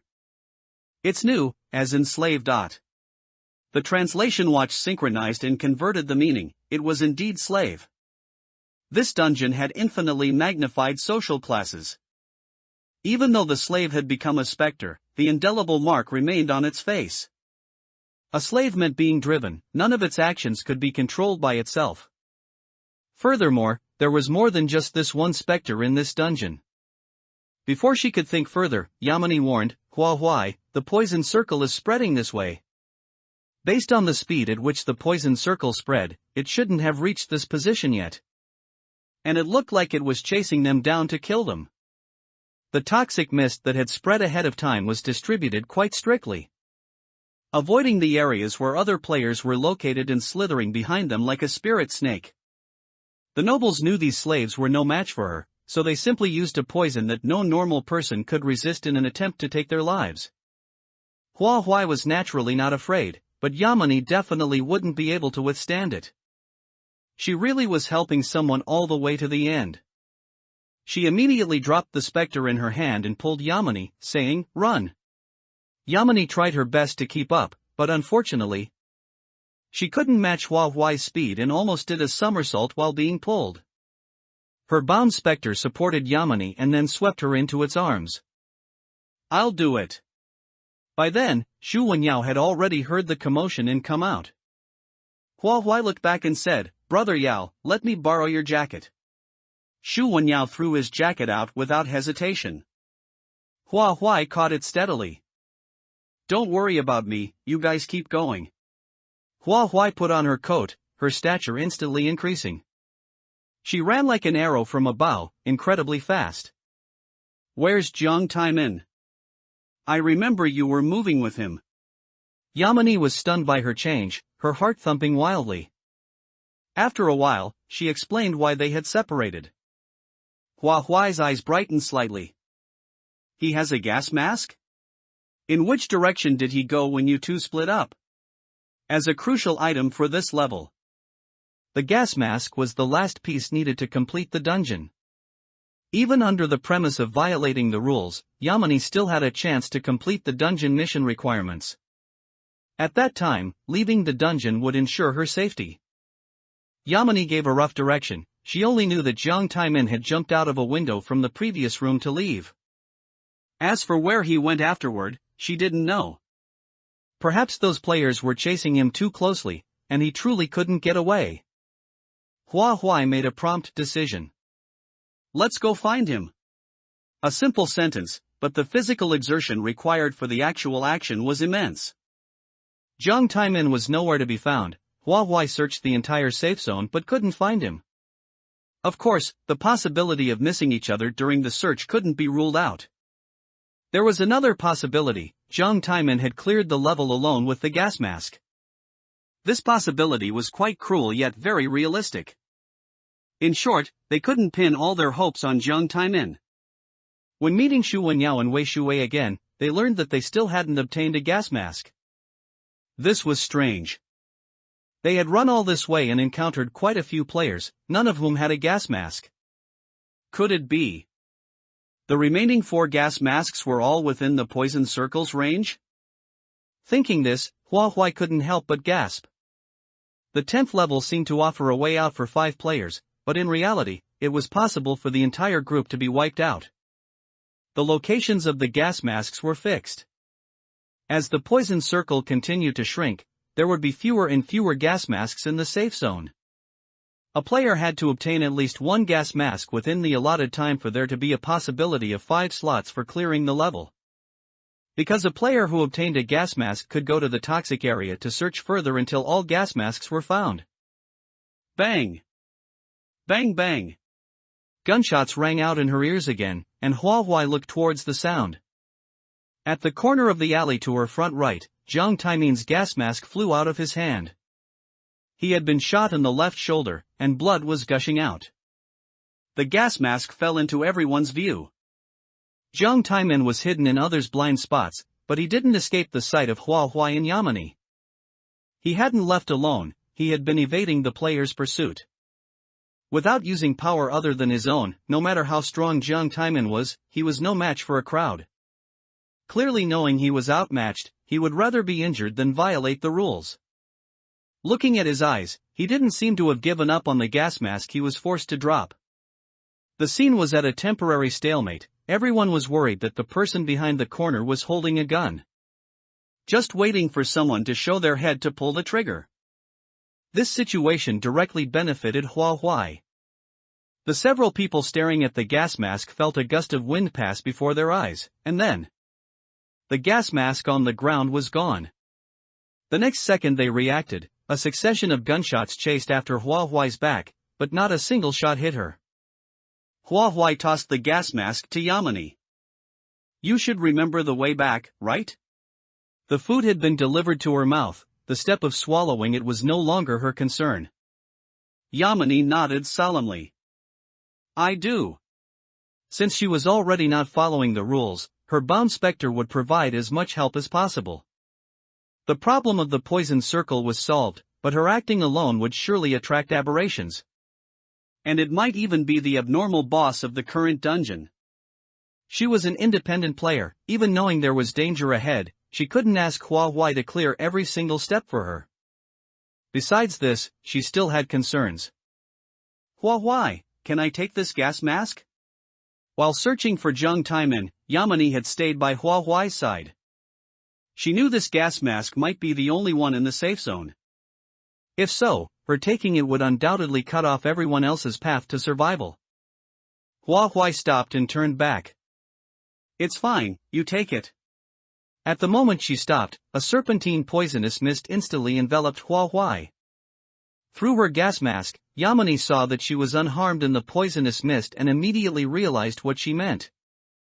Hua Huai didn't fear poison, her wounds could heal themselves, and her stature could change freely. Each trait seemed to approach the image of a deity in people's minds. On the once crimson panel, regarding the names of players after clearing a level, Hua Huai's name was always in a state of void. Which also confirmed this point.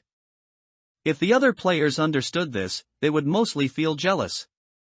However, Yamini didn't think so. She looked forward to Hua Huai becoming a true deity. The bound specter took Yamini into the poisonous mist, gradually disappearing from everyone's sight. In the poisonous mist, there seemed to be a pair of eyes staring at Hua Huai with a sense of overwhelming pressure. Its proud S-level dungeon was actually nothing in Hua Huai's eyes. Levels, poisonous mist, aberrations, nothing could stop her, nor could they cause her any harm. It tried to make her feel the power of the S-level aberration to recover from that sense of defeat. Unexpectedly, it was met with an even sharper gaze from her, which was terrifying to look at.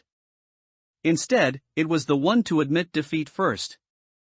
The serpentine poisonous mist retracted, a testament to its helplessness. The player who had shot at Zheng Taimin earlier stepped out from the dark alley, narrowed his eyes, and said, "Are you Hua Huai?" Yamini had just called her that. Although it was a question, it wasn't a genuine inquiry. No matter what Hua Huai did, being targeted by the players had already become a reality. In that case, continuing to hide her abnormalities would only restrict her. It was better to show them openly, perhaps it would make some people back off. Special players were a tiny minority, even so, it is difficult for them to contend with an S-level abnormal boss alone. Even if they could compete, the price to be paid was not to be underestimated. Hua Huai's uniqueness was clearly above that of the other players. How could that gun in his hand possibly harm Hua Huai in the slightest? That player felt like retreating and simply backed into the alley. Due to excessive blood loss, Zheng Taimin's face was deathly pale. He said to Hua Huai, "You sure know how to play the good person. I feel like I'm dying." The pale joke held a hint of pitifulness, and the wounded left shoulder caused the corresponding arm to hang limply. That gas mask was originally his, and he had a chance to take it back. And that chance had been snatched away by Hua Huai. Hua Huai was about to speak, but Zheng Taimin beat her to it. "But my luck has always been good. Maybe I can find another one. It's just that if I accidentally run into other players during this process and they attack me, I'm afraid it will be hard to handle." Having said this much, Hua Huai naturally understood. Zheng Taimin hoped the two of them could act together, with Hua Huai protecting his safety. There was a subtle implication that Hua Huai owed him something, blocking any possibility of refusal. What he said was reasonable and well-founded. Hua Huai truly couldn't refute it. After all, their goals were aligned, so acting together was acceptable. Afterwards, Jiang Taimin gave his wound emergency treatment. After a simple bandage, they began to move. While entering one of the buildings, Jiang Taimin said, "Actually, the 10th checkpoint is like a combination of live-action CS and a treasure hunt game. I see the remaining players on the field aren't very good at treasure hunting. In such a long time, not a single one has found a gas mask." At this point, his words paused slightly. Or perhaps they have too many crooked ideas, solely hoping others will find them so they can snatch them away. With too many people wanting something for nothing, this childhood game has instead become incredibly difficult to play. Hua Huai asked. "Do you have a better idea?" Jiang Taimin gave a pale smile. "Judging by how you asked that question, your childhood must have been quite unfortunate. Most children play treasure hunt games from a young age. That pure sense of immersion and the surprise of finding the treasure are the very joys of the game. Players who frequently play this game develop habitual thinking, knowing where treasures are most likely hidden. So, Jiang Taimin obtaining a gas mask wasn't entirely due to luck, there was this reason as well. He pushed open a door. "Anyway, just follow me. Who knows, I might even help you find the remaining 4 gas masks." He was quite greedy, leaving no room for the other players at all. It's easy to say, but quite difficult to do. However, while following Jiang Taimin, she gained some understanding. Using the mindset she gleaned from Jiang Taimin, Hua Huai took the initiative to act, going to search behind the paintings hanging on the wall. Crash, the sound of massive shattering glass made Hua Huai immediately drop what she was doing and rush out. In the corridor, a player was being choked by Joshua and pushed towards a window. The moment the player summoned their bound specter, a specter branded with the character slave appeared entangled with it. This person still gained no chance of survival. Everything happened too fast. By the time Hua Huai arrived, the person had already fallen from a great height. Hearing the commotion, Joshua turned his head.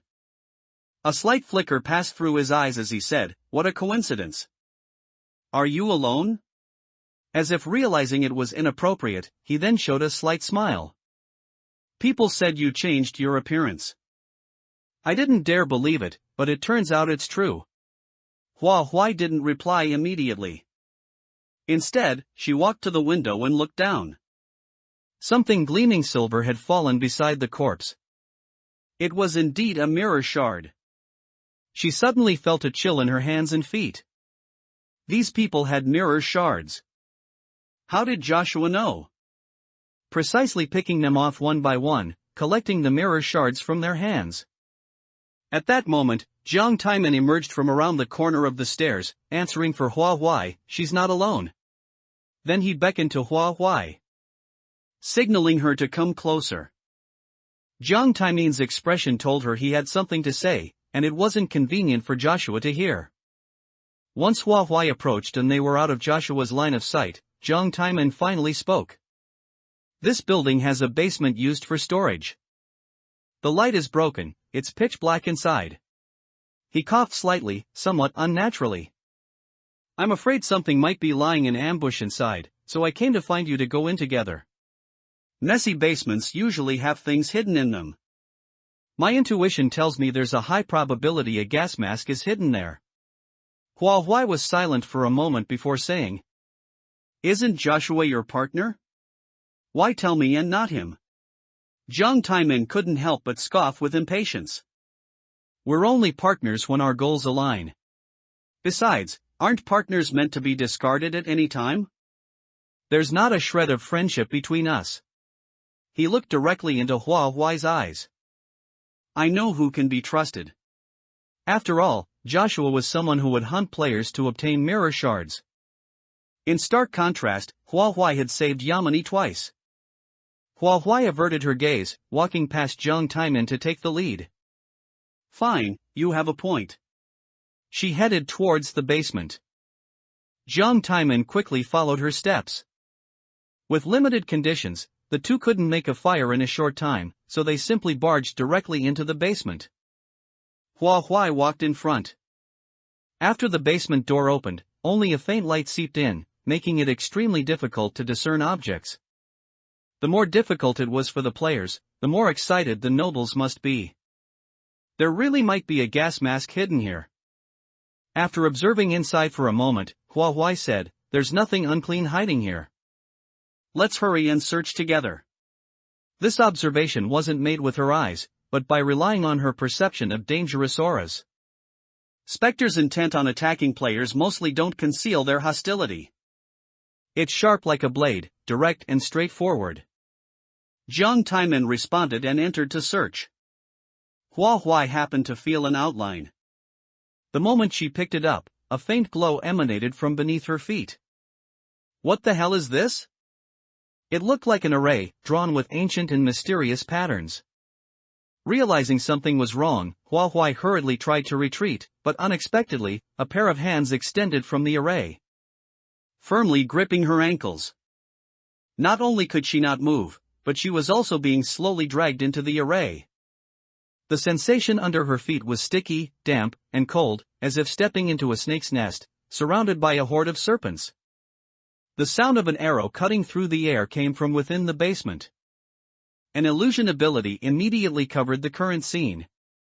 The light was blindingly bright, and the bow and arrow in Jiang Taimin's hands were even more dazzling. His opponent was a specter with the character slave branded on its face, currently pursuing and attacking him. Hua Huai suddenly smiled. Everything became clear. The array beneath her feet was Jiang Taimin's doing, activated because he used his ability, thus violating the rules. Jiang Taimin had long since set a trap for her, just waiting for her to step into it, one step at a time. The item in her hand was none other than a gas mask. After separating from Yamani's sight, Jiang Taimin had obtained a second gas mask. He used the information gap as bait to lure her in. To gain her trust, he had even laid the groundwork long ago. Protecting Yamani all along, creating the image of a good person. Deliberately losing the gas mask in front of her and appearing in an injured state. It was to win her sympathy and also use the identity of a weak person to lower her guard. It seemed parting ways with Yamani was also part of Jiang Taimin's plan. Truly moving step by step, what a cunning scheme. Hua Huai resisted the power of the array, her whole body drenched in sweat. She asked, "Do you also believe that special players are candidates for godhood?" Jiang Taimin shot 2 consecutive arrows at the specter. "What I believe is unimportant. I simply have no choice.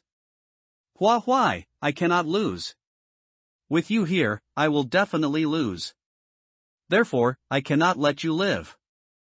The specter dodged the arrows and pounced fiercely towards Jiang Taimin. He put away his bow and actually engaged the specter in hand-to-hand combat. It was unclear whether he was venting his frustration or if even he felt his own despicableness and was engaging in a form of self-torture. Before encountering the horror game, he would never have dared to imagine he would lay a hand on a child. Truly. The older he got, the more he regressed. Hua Huai had a faint suspicion, yet she still asked, "What do you mean?" Jiang Taimin threw punch after punch at the anomaly. And once he felt he had vented enough, he finally let the mist rising from the ground completely obliterate it. His violently fluctuating emotions gradually calmed down. He glanced sideways and said, "I once told you that special players go through a death game. That path is very narrow, for the most part. It only allows one person to pass." Although it wasn't specific enough, having said this much, most could infer he was referring to the path to godhood. What he had said that day was more complete: all his friends had died in the death game, which was why he had no friends. To wake his friends who were in a vegetative state, he needed to walk that path to godhood. Jiang Taimin's reason for attacking Hua Huai was not for himself, but for his friends. Sweat dripped down Hua Huai's cheeks as she panted and asked again, "What do you think a god should be like? Should they grant every wish of their believers, or should they hold the power of life and death, acting purely according to their own whims?" Jiang Taimin had never thought deeply about this. He only felt that Hua Huai was mocking him, implying he was unworthy of becoming a god. Acting purely according to one's whims. She was clearly accusing him of disregarding right and wrong, of being willing to attack an innocent person for the sake of his friends. As if his tail had been stepped on, he grinned fiercely. Is there any player in the horror game who is truly innocent? Don't tell me you've never laid a hand on other players just to survive? Did you ever stop to think if they were innocent? Why didn't even need to think back carefully before she answered with certainty. They weren't innocent. Her crisp and decisive voice made Jiang Taimin's breath hitch. Then, he looked at her as if she were a monster. Don't lie to me. Huai met his gaze directly. I never take the initiative to attack other players, and the number of times I've done so can be counted on one hand. Why would I lie to you? Jiang Taimin's heart trembled as he asked back, tell me, in the death game, how did you all survive? He still remembered that the number of people who cleared Huai's death game was more than one. It was an exception. Huai snorted coldly. After the way you've treated me, why should I tell you? Changing the subject, she curled her lips slightly. Judging by the logic of your question, it couldn't be that you let your friends die at your hands just to clear the death game, and now, filled with guilt, you want to wake them up after the fact? Jiang Taimin found a wooden crate and sat down, saying slowly. If I tell you the story of that death game, in exchange, will you answer my previous question? Huai agreed readily. Fine. I hope I can hear the full story before I'm swallowed by this formation. Jiang Taimin stared at her feet for a moment before he began to tell the story. At first, the mindset of their group when they inexplicably appeared in the same dungeon was similar to Huai's dungeon. After entering the dungeon, they naturally tried to find ways to complete the mission requirements. As the dungeon progressed, they discovered a problem. No matter how they searched for clues, they could never calculate a way to survive.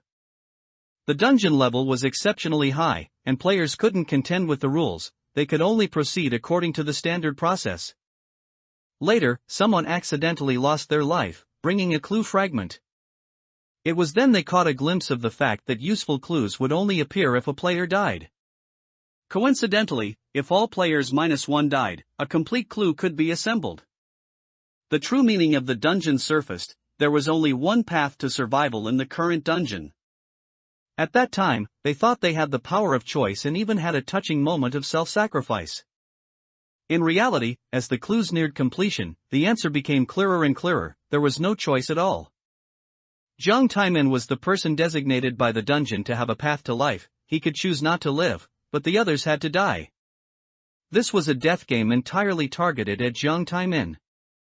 To let him live, his friends ultimately chose self-sacrifice. Jiang Taimin knew that resisting was meaningless and would only result in everyone being lost in this dungeon. So he chose to go along with his friend's actions. Huai's eyes shifted slightly. I did not kill Bo Run, yet Bo Run died because of me. I suppose I can understand you now. It turns out your planning began even earlier than I imagined. From the moment this competition caused such a stir in the horror game circle, it was already the start of your layout. Restricting the level of participating players was how you screened for your upcoming targets. In the first dungeon of the competition, you deliberately approached me because Joshua's player level couldn't check my rest time. You suspected I was a special player and got confirmation at the end of the dungeon. Perhaps because I am a special existence even among special players, you still chose to be on the same team as me during the second round. Wanting to figure out my background faster. You were also unwilling to waste time, so you arranged for another special player, Yamini.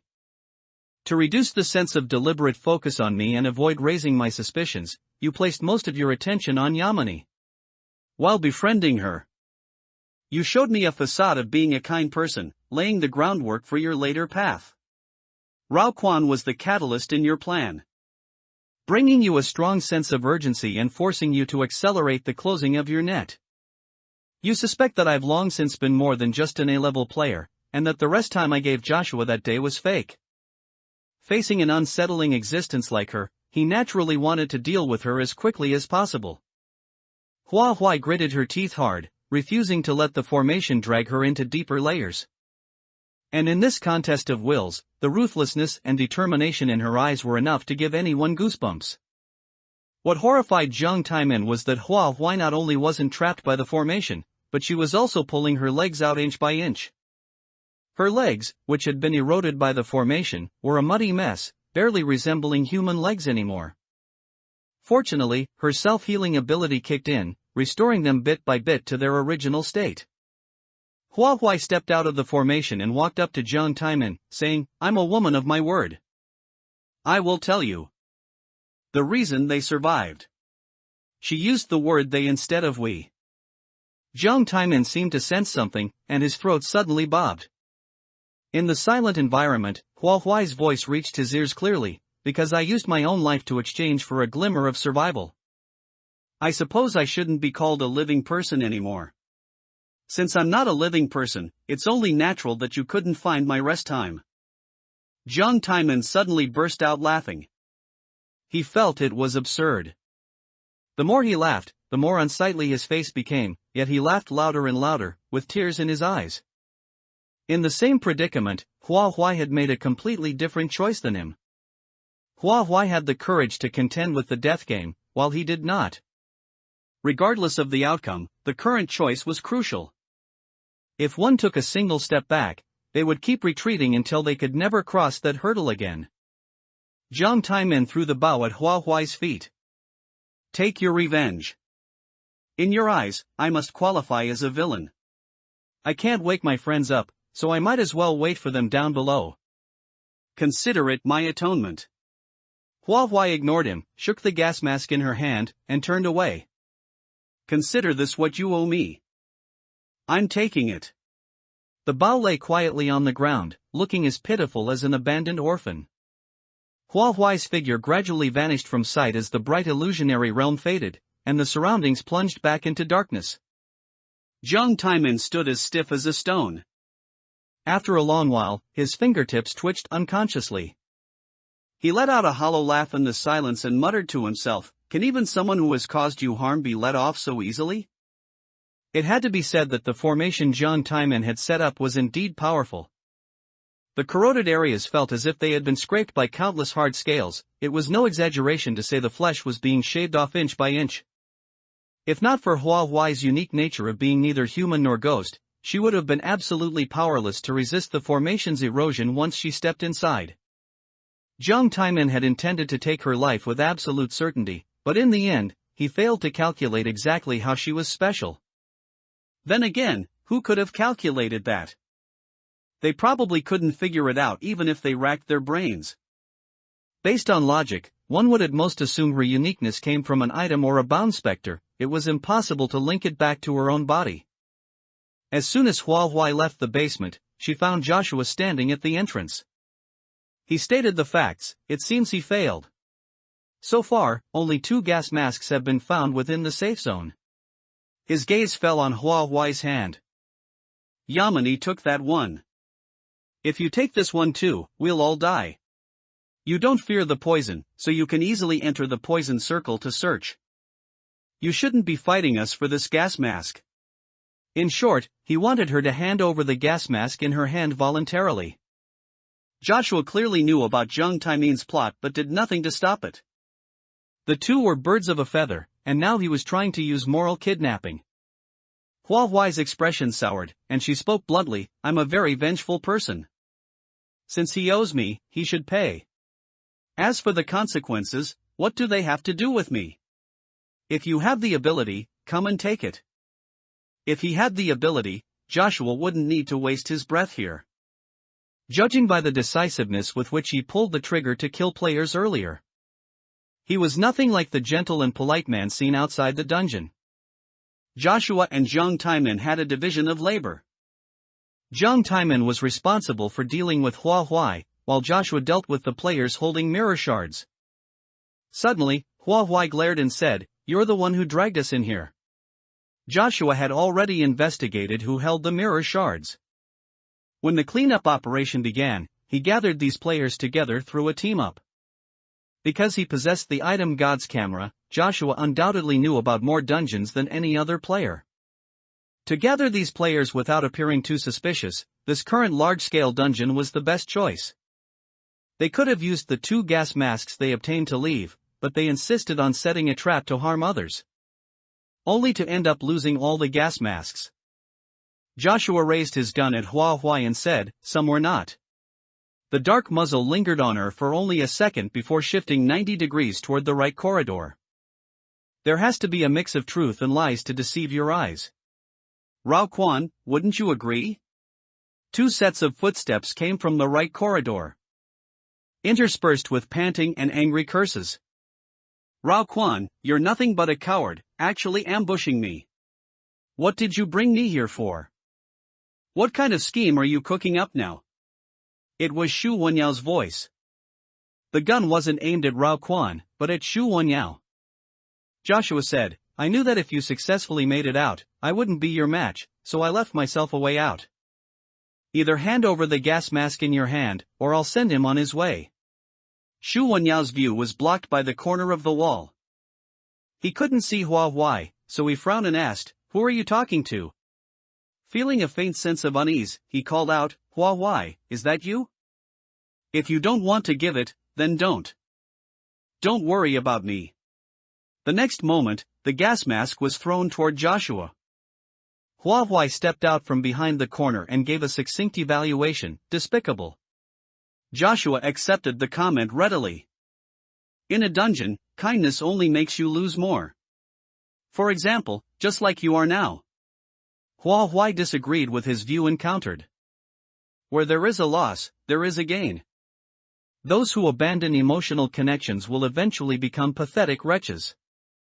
Joshua and Rao Quan seemed to catch the underlying meaning. She was implying they were being penny-wise and pound-foolish, and shouldn't be so smug. Immediately, both of their expressions turned ugly. Joshua snorted coldly, "Arrogant child." Hua Hua looked at Rao Quan, signaling him to hand over the person. With the gas mask in hand, there was no benefit in continuing to hold the hostage. However, for the sake of caution, he waited until Joshua had left with the gas mask before finally granting Shu Wenyao his freedom.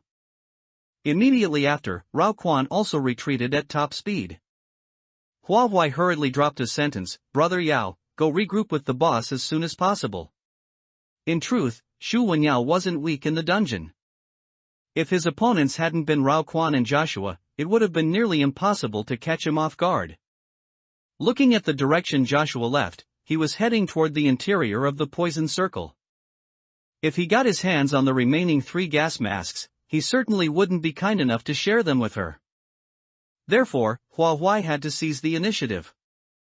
Jiang Taimin had told her about the patterns of treasure hunt games, and it seemed to pay off at this critical moment. It didn't take much time before she got her hands on 1 gas mask. But something went wrong later, and she couldn't find the remaining 2 no matter what. As time passed, the poison circle continued to shrink inward, and the player's range of movement could already be described as crowded. At this point, no one was in the mood to fire at anyone else. They were all fellow sufferers in the same boat, the only difference was dying sooner or later. They were all going to die anyway. However, before they died, they could still watch a show. Jiang Taimin was suffering a penalty for cheating. Over a dozen specters surrounded him, yet a formation of mist-like monsters resisted them, stubbornly preventing the specters from getting even an inch closer. Someone asked in confusion, "Why is he just standing there like a daze?" He wasn't just in a daze, he was also moving step by step toward the poison circle. The players couldn't see any will to survive in his eyes at all. Now that things had reached this point, he felt he had let everyone down. He didn't want to see his friends look at him with disappointment, nor did he want to live on with a heart full of guilt toward them. He should have died with his friends back in that death game. There was no need to endure such torment. A large hand appeared on his shoulder, stopping Jiang Taimin in his tracks as a steady voice spoke. "Though I sometimes disagree with your methods, on the battlefield, the deployment of troops often involves sacrificing the small for the big. It is understandable. You shouldn't lose your will to live and hang your head in defeat just because of one lost battle. Did your friends choose self-sacrifice just so you could let their good intentions go to waste?" The owner of the large hand exuded a cold aura and wore dark black armor. Standing half a head taller than Jiang Taimin, he looked quite majestic just standing there. Jiang Taimin clutched his chest tightly, his pale lips parting as he said, "I just feel I've let them down." Every time I laid a hand on an innocent person, it took a great deal of resolve. I wanted to get ahead of everyone. To see what lay behind this game, and attempt to subvert the rules. Sacrifice is inevitable on the path to success. But the one doing the deed shouldn't be me, right? Once you cross that line, the bottom line only gets lower and lower. Jiang Taimin brushed the hand away and stopped moving forward. Even if I don't go involuntarily, there's no way out. Why don't we wait here and see if I can survive? When it came to experience, it had to be said that the older the ginger, the spicier it was. Rao Kwan's willingness to cooperate with Joshua must have been based on some consensus and mutual restraint. Joshua had a reason why he had to find a gas mask for him. Hua Huai had the same goal, so it was inevitable they would cross paths. Joshua knew better than to pit his weaknesses against another's strengths. Under his deliberate evasion, Hua Huai had yet to find anything. When Hua Huai noticed that the buildings she entered showed slight signs of being rummaged through, she had a moment of realization. Joshua was experienced, he had already deduced her search pattern. He deliberately skipped a few buildings at the start to make her lower her guard. At the same time, he used the time difference to stay ahead of her. He would restore the searched areas as much as possible, keeping her trapped on a path he had already cleared. If it weren't for the race against time making it impossible to restore everything perfectly, Hua Huai would have struggled to find any clues. Rather than exhausting herself searching, it was easier to wait for the prey to come to her. As the poison circle shrank, the player's survival space became increasingly limited. Wouldn't it be a waste not to make good use of such a conspicuous tree? Things obtained must be put to use. Hua Huai watched intently, determined to snatch the gas mask from Joshua's hands. Under her efforts, a gas mask appeared. In an instant, the crowd surged as everyone scrambled to grab the gas mask thrown from a distance, but they were nowhere near as fast as Rao Quan. Space tore open for a mere 2 seconds. Rao Quan used his ability, overwhelming everyone with sheer speed. However, no one expected the gas mask that should have fallen into Rao Quan's hands to hover for a second before curving through the air and flying in the opposite direction.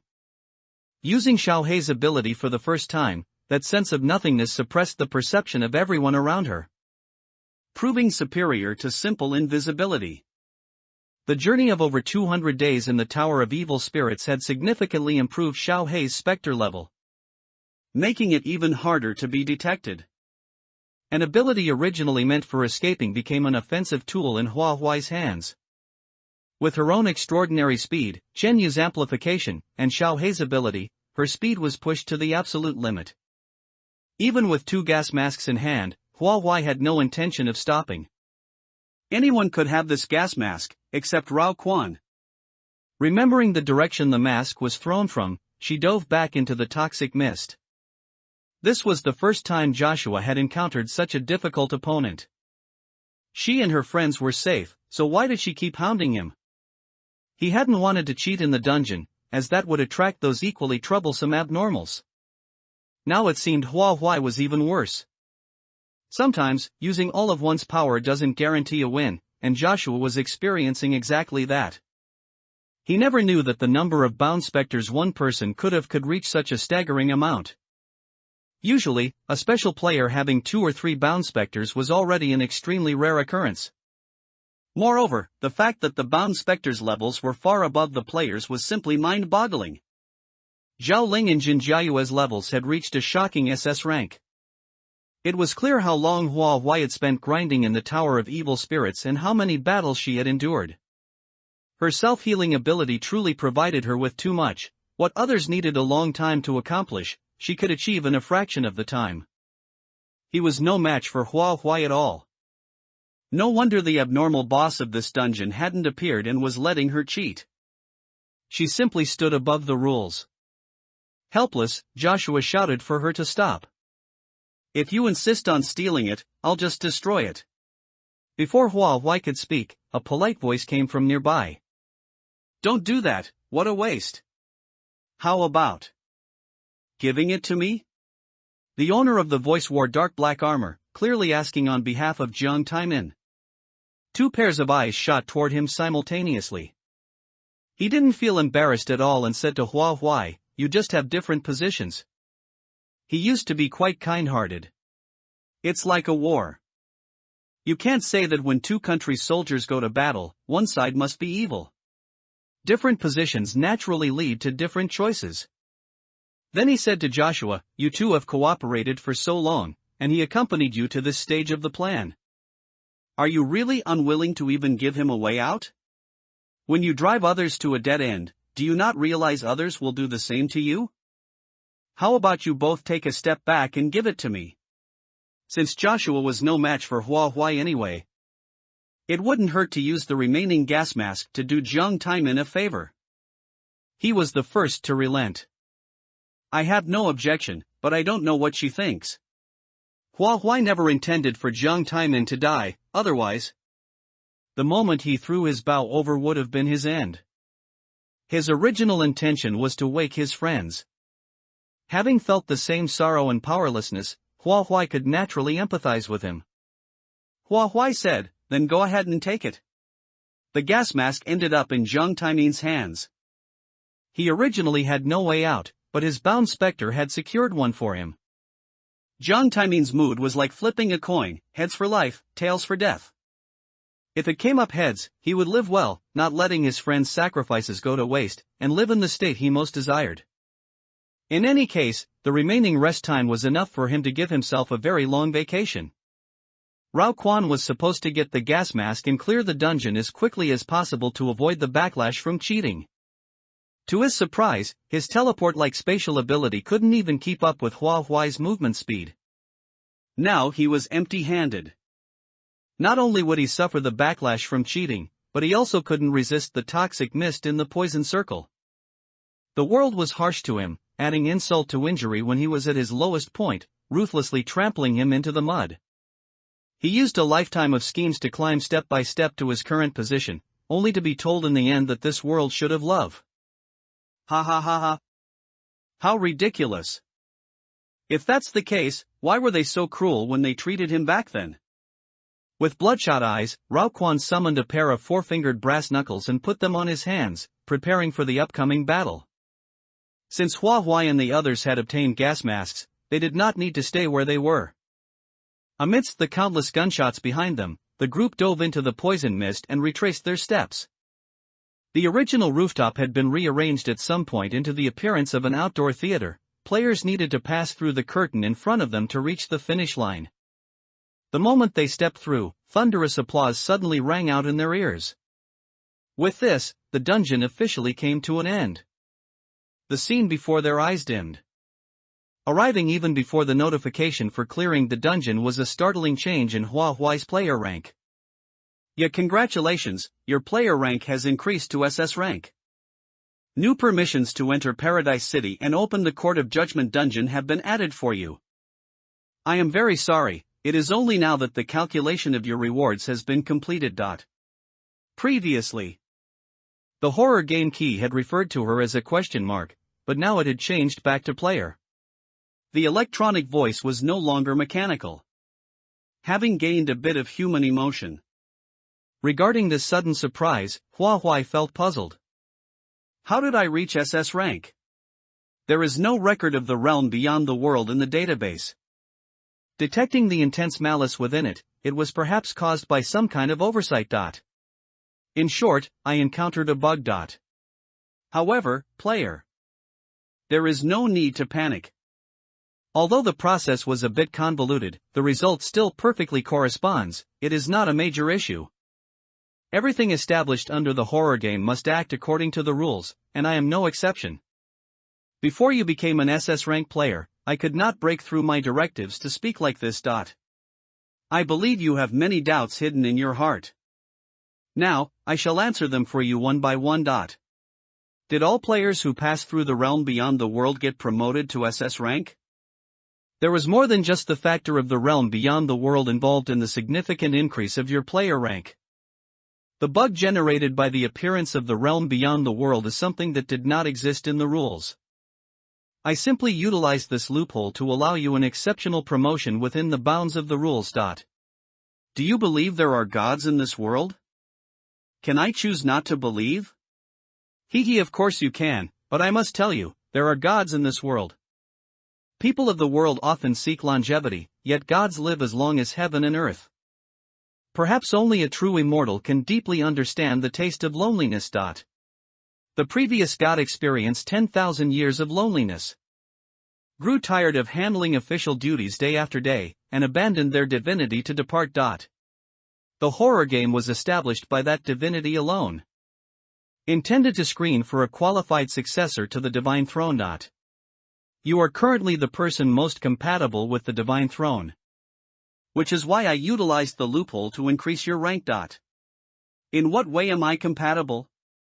Your heart has always held on to its bottom line. You possess a kind character, yet you are by no means a foolhardy altruist.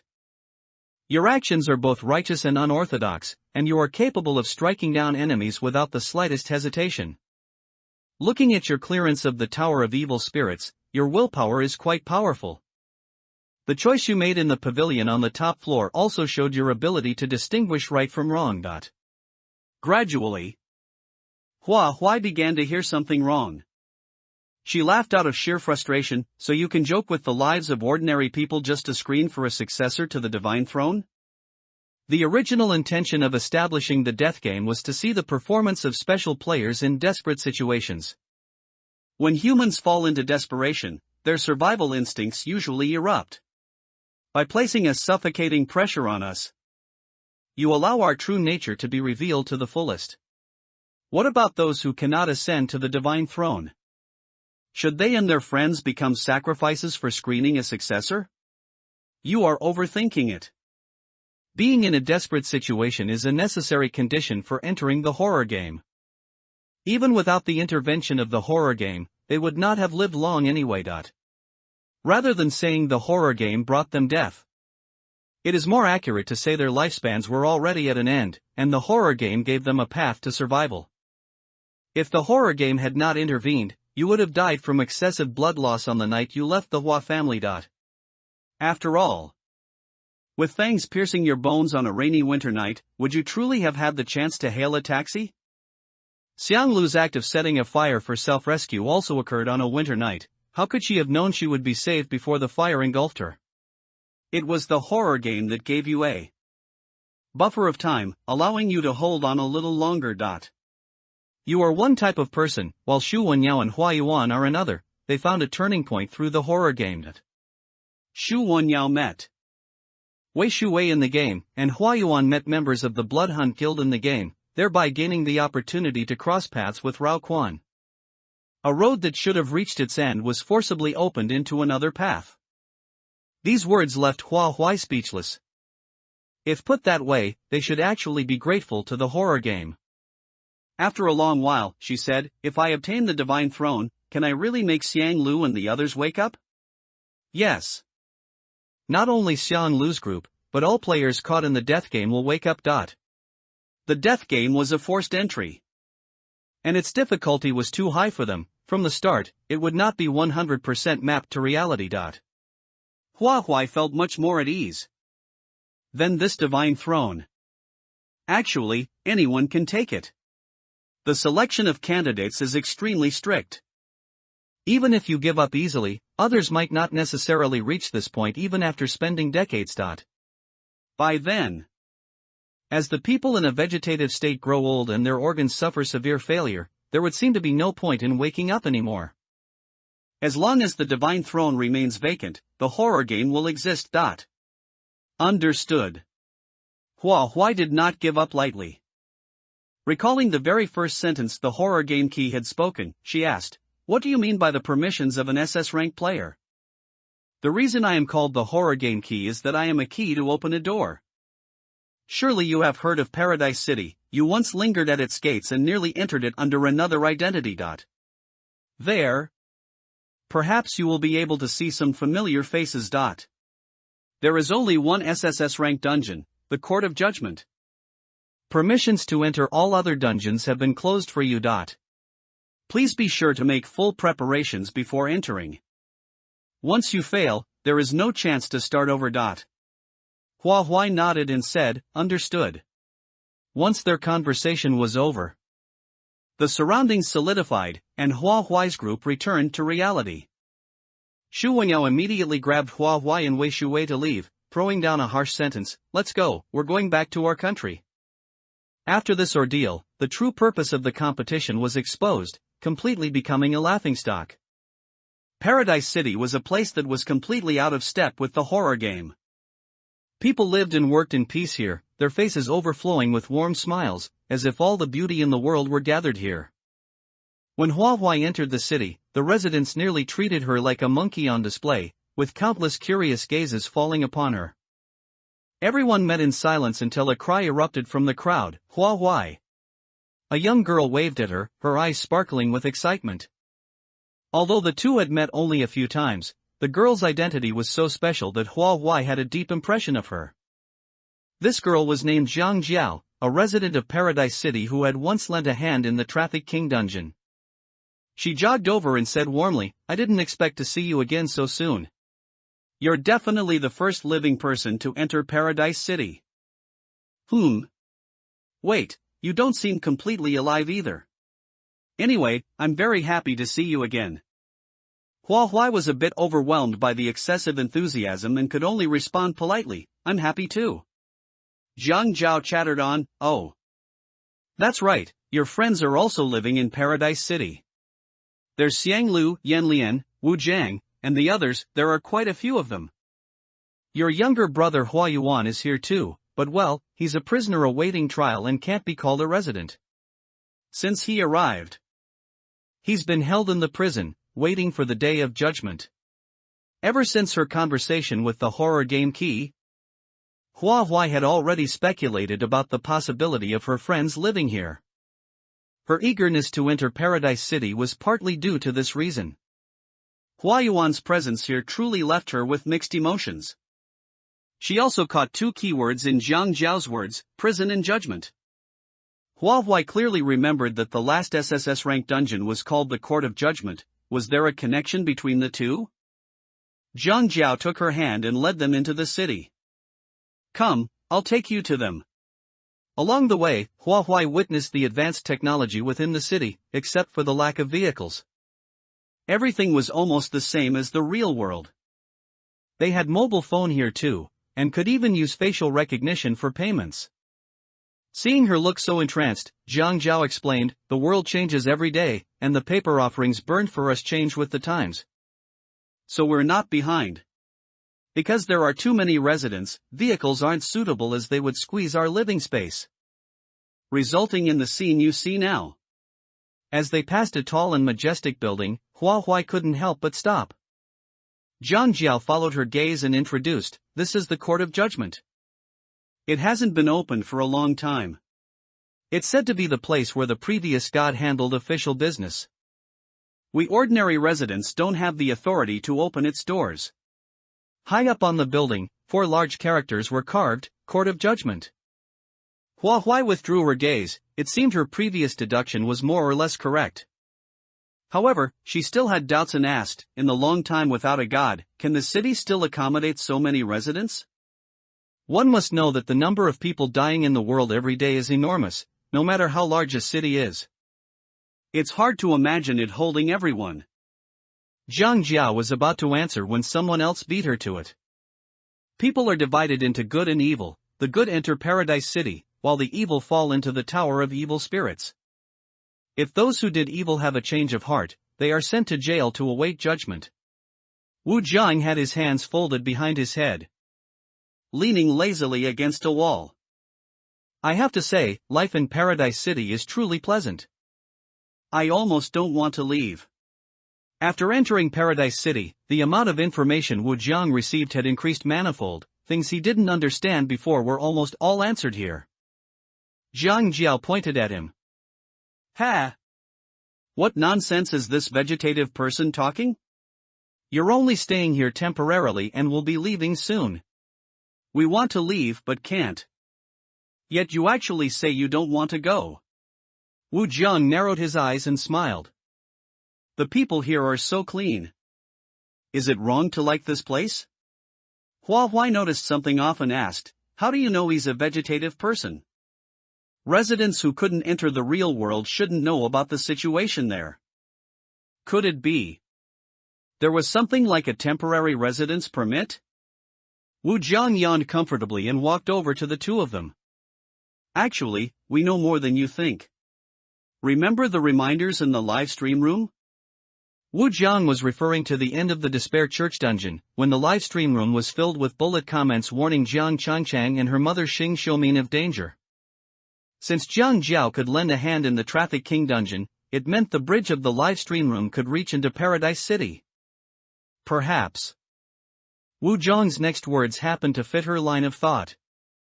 There are millions of players, and you're not the only one with live stream items. We can use these live stream rooms to watch what happens in various dungeons.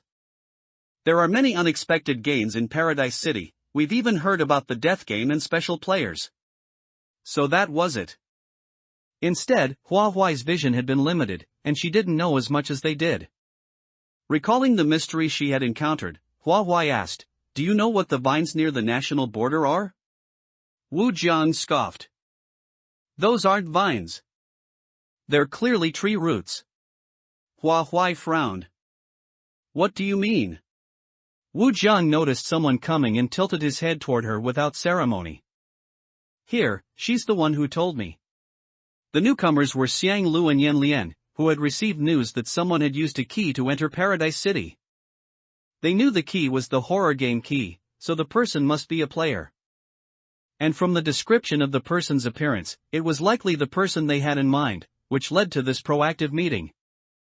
When Xiang Lu saw Hua Huai, she immediately lunged forward for a bear hug, holding Hua Huai tightly. "Ah, little Hua Huai has grown up. Long time no see, let me nuzzle you." She was practically treating her like a fluffy pet to be ruffled. After much struggling, Hua Huai finally regained her freedom. Yan Lian answered her previous question. Even leafless vines still have distinct nodes. Tree roots have no nodes, that's the most obvious distinction between the two. Therefore, that is an upside-down tree. Xiang Lu propped up her chin and said, "That tree occasionally makes the sound of an infant sucking milk. We suspect it's a tree of life that bears the fruit of new life. When the evil fall into the tower of evil spirits, the souls available for reincarnation decrease. At such times, a means to birth new souls is needed. That tree was likely born for that purpose." Wu Jiang took over the conversation. In recent years, Paradise City has become increasingly crowded, with far fewer residents leaving than entering. In fact, the last time a resident left the city was a year ago. Presumably, that tree has played a major role. After all, there's no need to rely on that big screen to obtain time to go to the reincarnation domain. Zhang Jiao once said that there was a large bulletin board in Paradise City that displayed the names of the city's residents. Only those whose names were called could enter the reincarnation domain. This matched Wu Jiang's description. The large screen was likely that very bulletin board. The most recent resident to leave Paradise City was a year ago, yet newborns continued to arrive in the real world during this time. Xiang Lu and the others speculated it was the Tree of Life, which indeed seemed well-founded. Hua Huai's doubts were mostly resolved. Next, the roles reversed, and Xiang Lu and the others began to ask questions. During the time they were away, much must have happened to Hua Huai. She recounted her experiences during this period, and everyone learned that she hadn't reached SS rank step by step. Wu Jiang couldn't help but click his tongue. It's truly enviable. Xiang Lu suddenly smacked the back of his head.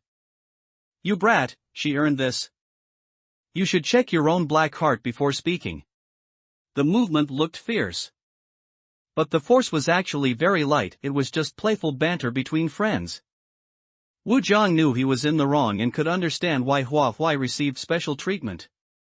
Among the players present, more or less all of them had attacked innocent people at some point to survive. The horror game was a giant die-vat. Once a person harbored evil thoughts, it was like a drop of thick ink falling into the vat. The longer the players stayed in it, the easier it was for them to be stained. Their sense of guilt continuously diminished, and gradually, it all became taken for granted. Perhaps Hua Huai's advantage lay in her youth, her perspective on things was different, and her capacity to love had not faded with time. During the Changxi Quality Education School dungeon, it was precisely because she had been caught in the rain that she wanted to hold an umbrella for others.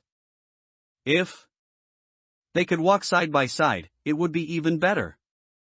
She was a lonely person. When she was in the cold, she couldn't help but gravitate toward warmth. Fortunately, that warmth caught her. It was Zhao Ling's redemption, and her own as well. The horror game had two sides. On one hand, it incited the malice in players' hearts, and on the other, it hit a strange and fragile core within their fears. Thinking back now, it was clearly telling the players what kind of deity it wanted. The group led Hua Huai on a tour of the city. Yan Lian suggested, since it's Hua Huai's first time here, shouldn't we play the host and entertain her properly? Jiang Jiao looked a bit dazed. How should we entertain her? She probably can't eat the things we eat.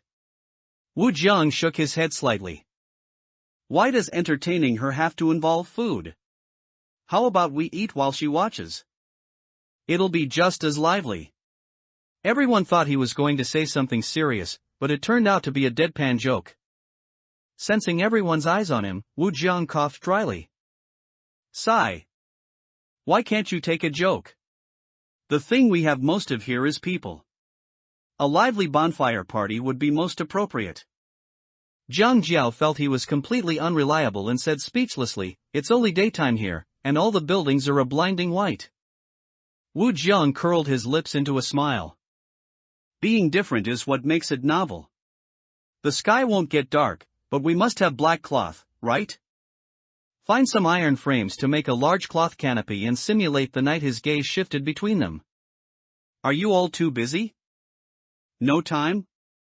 The residents of Paradise City had nothing but time, sometimes they even felt bored to death. Xiang Lu was full of enthusiasm. Of course not. It's time for me to show what I can do again. Just black cloth is boring. We must paint stars and a moon on it, paint a brilliant starry sky. Yan Lian rolled up her sleeves and volunteered, then I'll install the wiring. Stars and a moon that don't glow are also boring. Zhang Jiao blinked.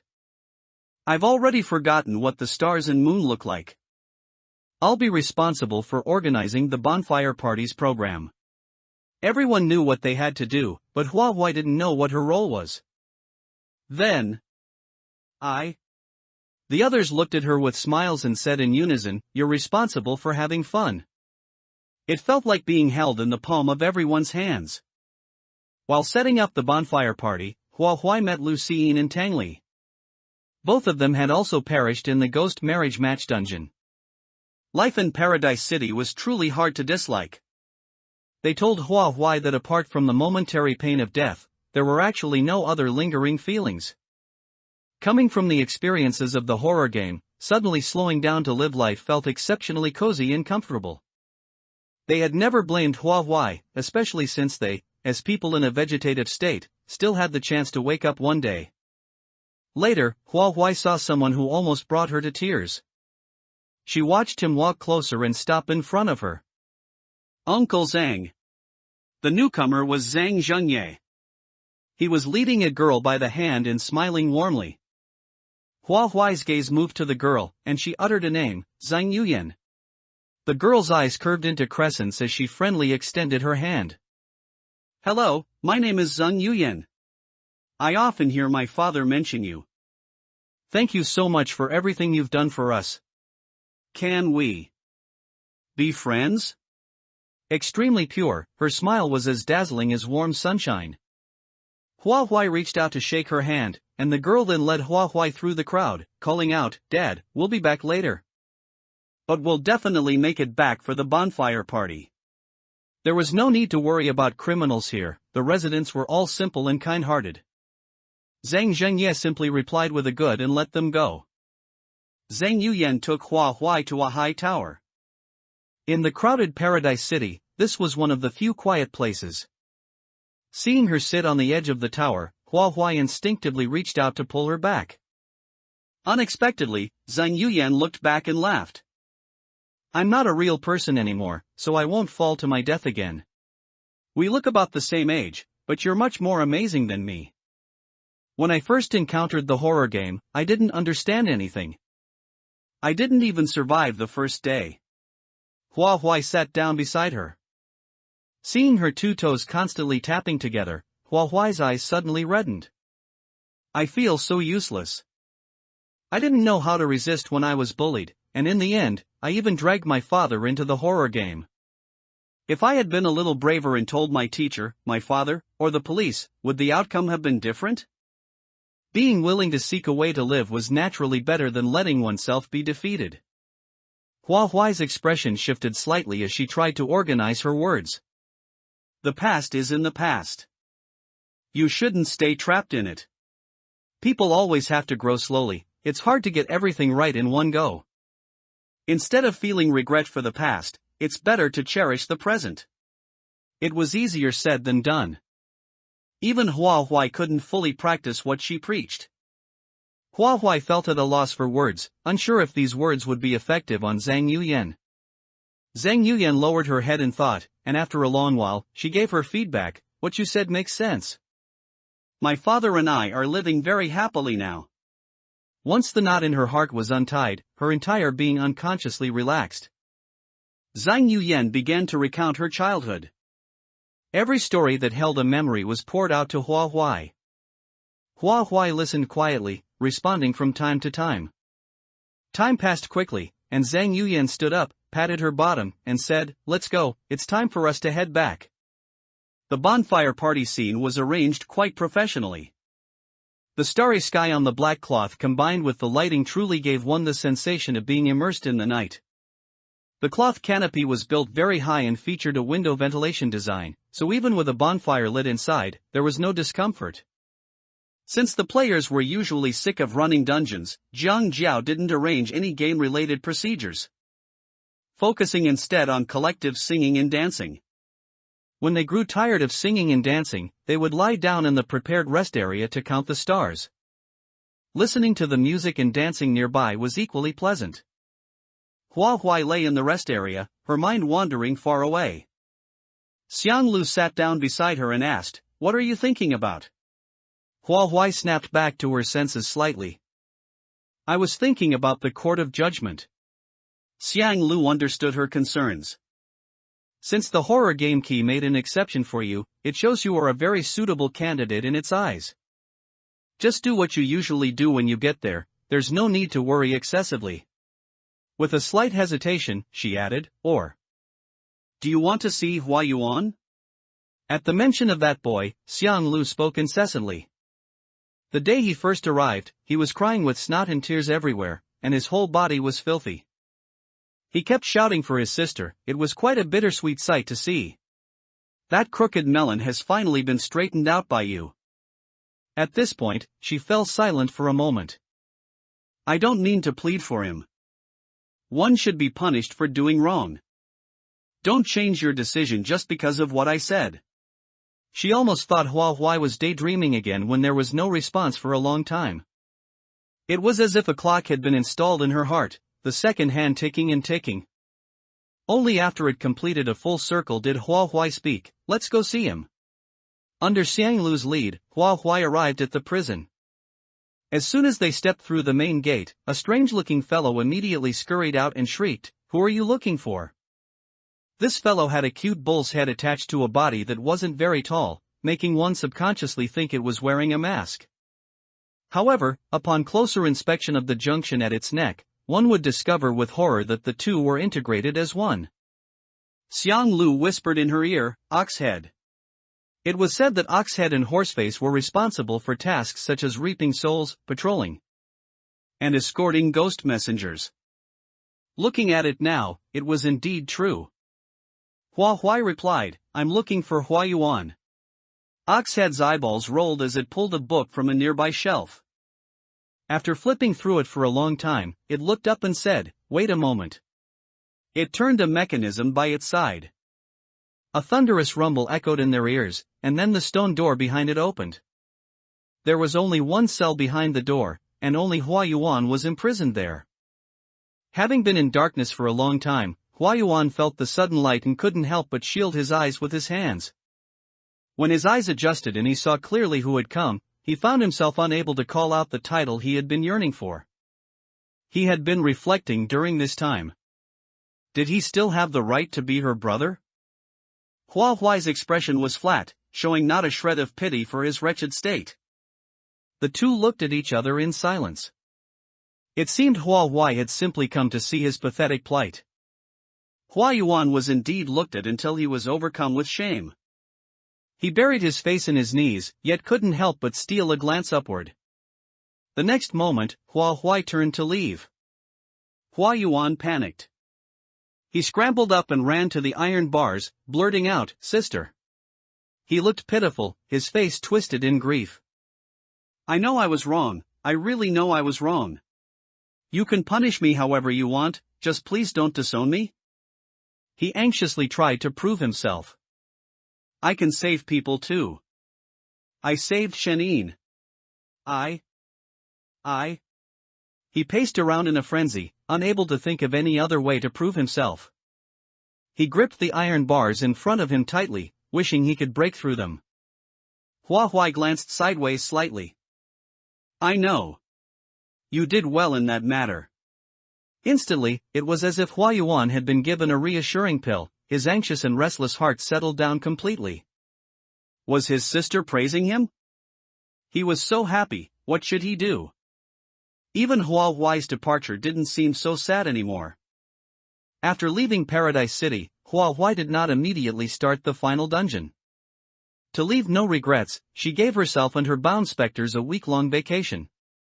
At the same time, she reflected on her experiences during this period. There were good and bad abnormal bosses in the dungeons. Before becoming abnormal bosses, they were also living human beings. They also had anger and sadness.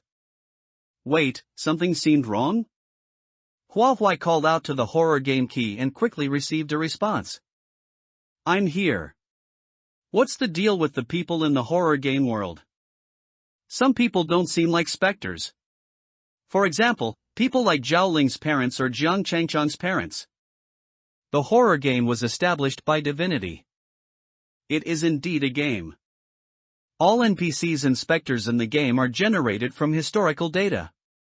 When a player forms a bond with a specter, there is a probability they can be invited to become a bound specter. Among them, things are both real and fake, it all depends on how the player views it. Both real and fake, that was a wonderful choice of words. For instance, suppose this world has an inner world and an outer world. The inner world is the horror game world, and the outer world is the real world. In fact, both are real. The inner world is a product of the shadows, a reflection of the outer world. The two can definitely be connected. If the horror game world disappears, what will happen to the specters inside? Once you complete the final dungeon, you will naturally understand. Fine, no more information could be obtained. On an afternoon during the short break, Hua Huai entered the final dungeon. The scene shifted between reality and illusion, and the familiar crimson panel refreshed before her eyes. Game loading complete. Game dungeon, Court of Judgment game difficulty, SSS rank mission requirements. A total of 100 trials are set for this dungeon. Each successful trial grants 20 years of rest time. 100 perfect trials must be achieved to be considered as clearing the dungeon. Friendly reminder, if the dungeon fails, your player's status will be revoked. Because she had learned about it beforehand, the dungeon's content was not surprising. Compared to the punishments in previous dungeons, the punishment here could be considered very light. The gates of the Court of Judgment stood wide open, waiting for Hua Huai to take the most prominent seat. After taking her seat, Hua Huai found a thick book lying on the table. "You have 24 hours to read this book, please be sure to memorize its contents." Since the book was so thick, 24 hours was not exactly ample time. Hua Huai did not dare to delay for a moment and immediately opened the book to begin memorizing. This was a book about the law, which would allow her to quickly understand the standards for judgment. As for the final sentencing, it required combining various factors, as long as it fell within the scope of legal punishment. It would be considered a qualified judgment. The difficulty of the dungeon was that she had to grasp the right degree herself. When one is fully concentrated, time always flies by. The notification sound of the horror game key rang out on time. The first trial is about to begin. Please be prepared, player. At the same time, the book in front of her dissipated on the spot, clearly not allowing for consultation midway through. Many spectators flooded into the court, leaving no empty seats. They all sat upright and expressionless. First trial in progress. Defendant, Chauncey Quality Education School Plaintiff, Zhao Ling. The charges are as follows. 1. Illegally depriving citizens of their personal freedom. 2. As a school, providing students with a harsh living environment and psychological oppression. 3. Frequently assigning impossible missions to use as an excuse for violent corporal punishment and student abuse. 4. Illegal operation of a school and false advertising. The defendant and the plaintiff took their seats on the left and right sides below, respectively. The rules of the Court of Judgment were not that strict. Sitting in this position, Hua held absolute authority. She could even announce the result and end the trial directly without needing statements from either the defendant or the plaintiff. As for the nature of Changxi Quality Education School, Hua understood it very clearly since it was her first dungeon. However, she was in no hurry to end this trial. After all, this was the first one. She needed to accumulate experience to lay the foundation for future trials. It was entirely necessary to hear how the perpetrator would defend themselves. Only at Hua's signal did the defendant have the right to speak. This person looked shrewd, wearing a pair of square-framed glasses, and spoke methodically. I shall make the following rebuttals. Regarding the first point, the school has a duty to discipline students. Our school has always been famous for its strict education, so it's inevitable that some students occasionally cannot handle the academic pressure. They often exhibit aggressive tendencies. The meditation room was established specifically to soothe these students' emotions. It is not as serious as depriving citizens of their personal freedom. Regarding the second point, our schools' board and lodging standards are uniform, and there is no such thing as providing a harsh environment. The plaintiff was diagnosed with mild depression, which may have been caused by various factors, such as family or personal character. Regarding the third point, the missions assigned by our school are standard and regulated. Most students can complete them. All teaching tools serve only a symbolic educational purpose and have never been used for intentional harm. Regarding the fourth point, in the context of that time, all certificates were processed according to the law. There was no illegal operation or false advertising. Therefore, our side pleads not guilty. The depression diagnosis certificate that Hua had seen before appeared out of thin air on the table, providing strong evidence for the defendant. Hearing this defense, Zhao Ling's fingers suddenly clenched into a fist by his side. Before he could erupt, Hua had already slammed her hand on the table and stood up. The anger in her expression was not a bit less than Zhao Ling's, which instead caused Zhao Ling to suppress his own rage. If it appeared in the courtroom in the form of a case, the defendant naturally could not be just a string of refreshable data. Looking at the defendant's expression, he seemed to have no impression of her at all and was still lying through his teeth. Moreover, in order to filter for a qualified heir to the divine throne, the dungeon might exaggerate certain data. What one sees is not necessarily all true. She had to grasp a few key points and verify them. She followed up angrily, using a pitch-black meditation room to soothe students' emotions. This is truly the first time I've heard of such a thing. The bedding provided by the school is full of the stench of fermented sweat, and you can call that environment not harsh? Are the standard and regulated missions you speak of running 5 kilometers in half an hour? Or memorizing nutritional articles praising the school, or perhaps standing in a military stance without moving under the scorching sun? Rulers, stun batons, horsewhips. You certainly have a lot of variety. If the above charges are established, the fourth point of your defense is certainly false. The defendant showed a hint of surprise. My lady, what nonsense are you talking about? Do you have evidence? Running 5 kilometers in half an hour?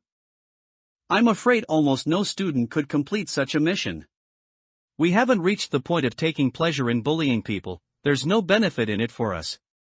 Hua Huai looked at Zhao Ling. Plaintive, you speak. Zhao Ling's gaze was heavy. It wasn't until he sat in this seat that his past memories finally fell back into place. Conversely, his previous memories within the dungeon were gradually becoming muddled. The stories within the dungeon had indeed been slightly exaggerated. Inside it was 5 kilometers, in reality, it was 3. The bedding provided by the school didn't have an exaggerated stench of sweat, but it was a fact that it was slightly yellowed. Likely left behind by the previous graduating class and reused for the next batch of freshmen. In his memory, he had experienced unforgettable pain in this school. The students had learned to perfection the art of looking down on the weak while sucking up to the powerful.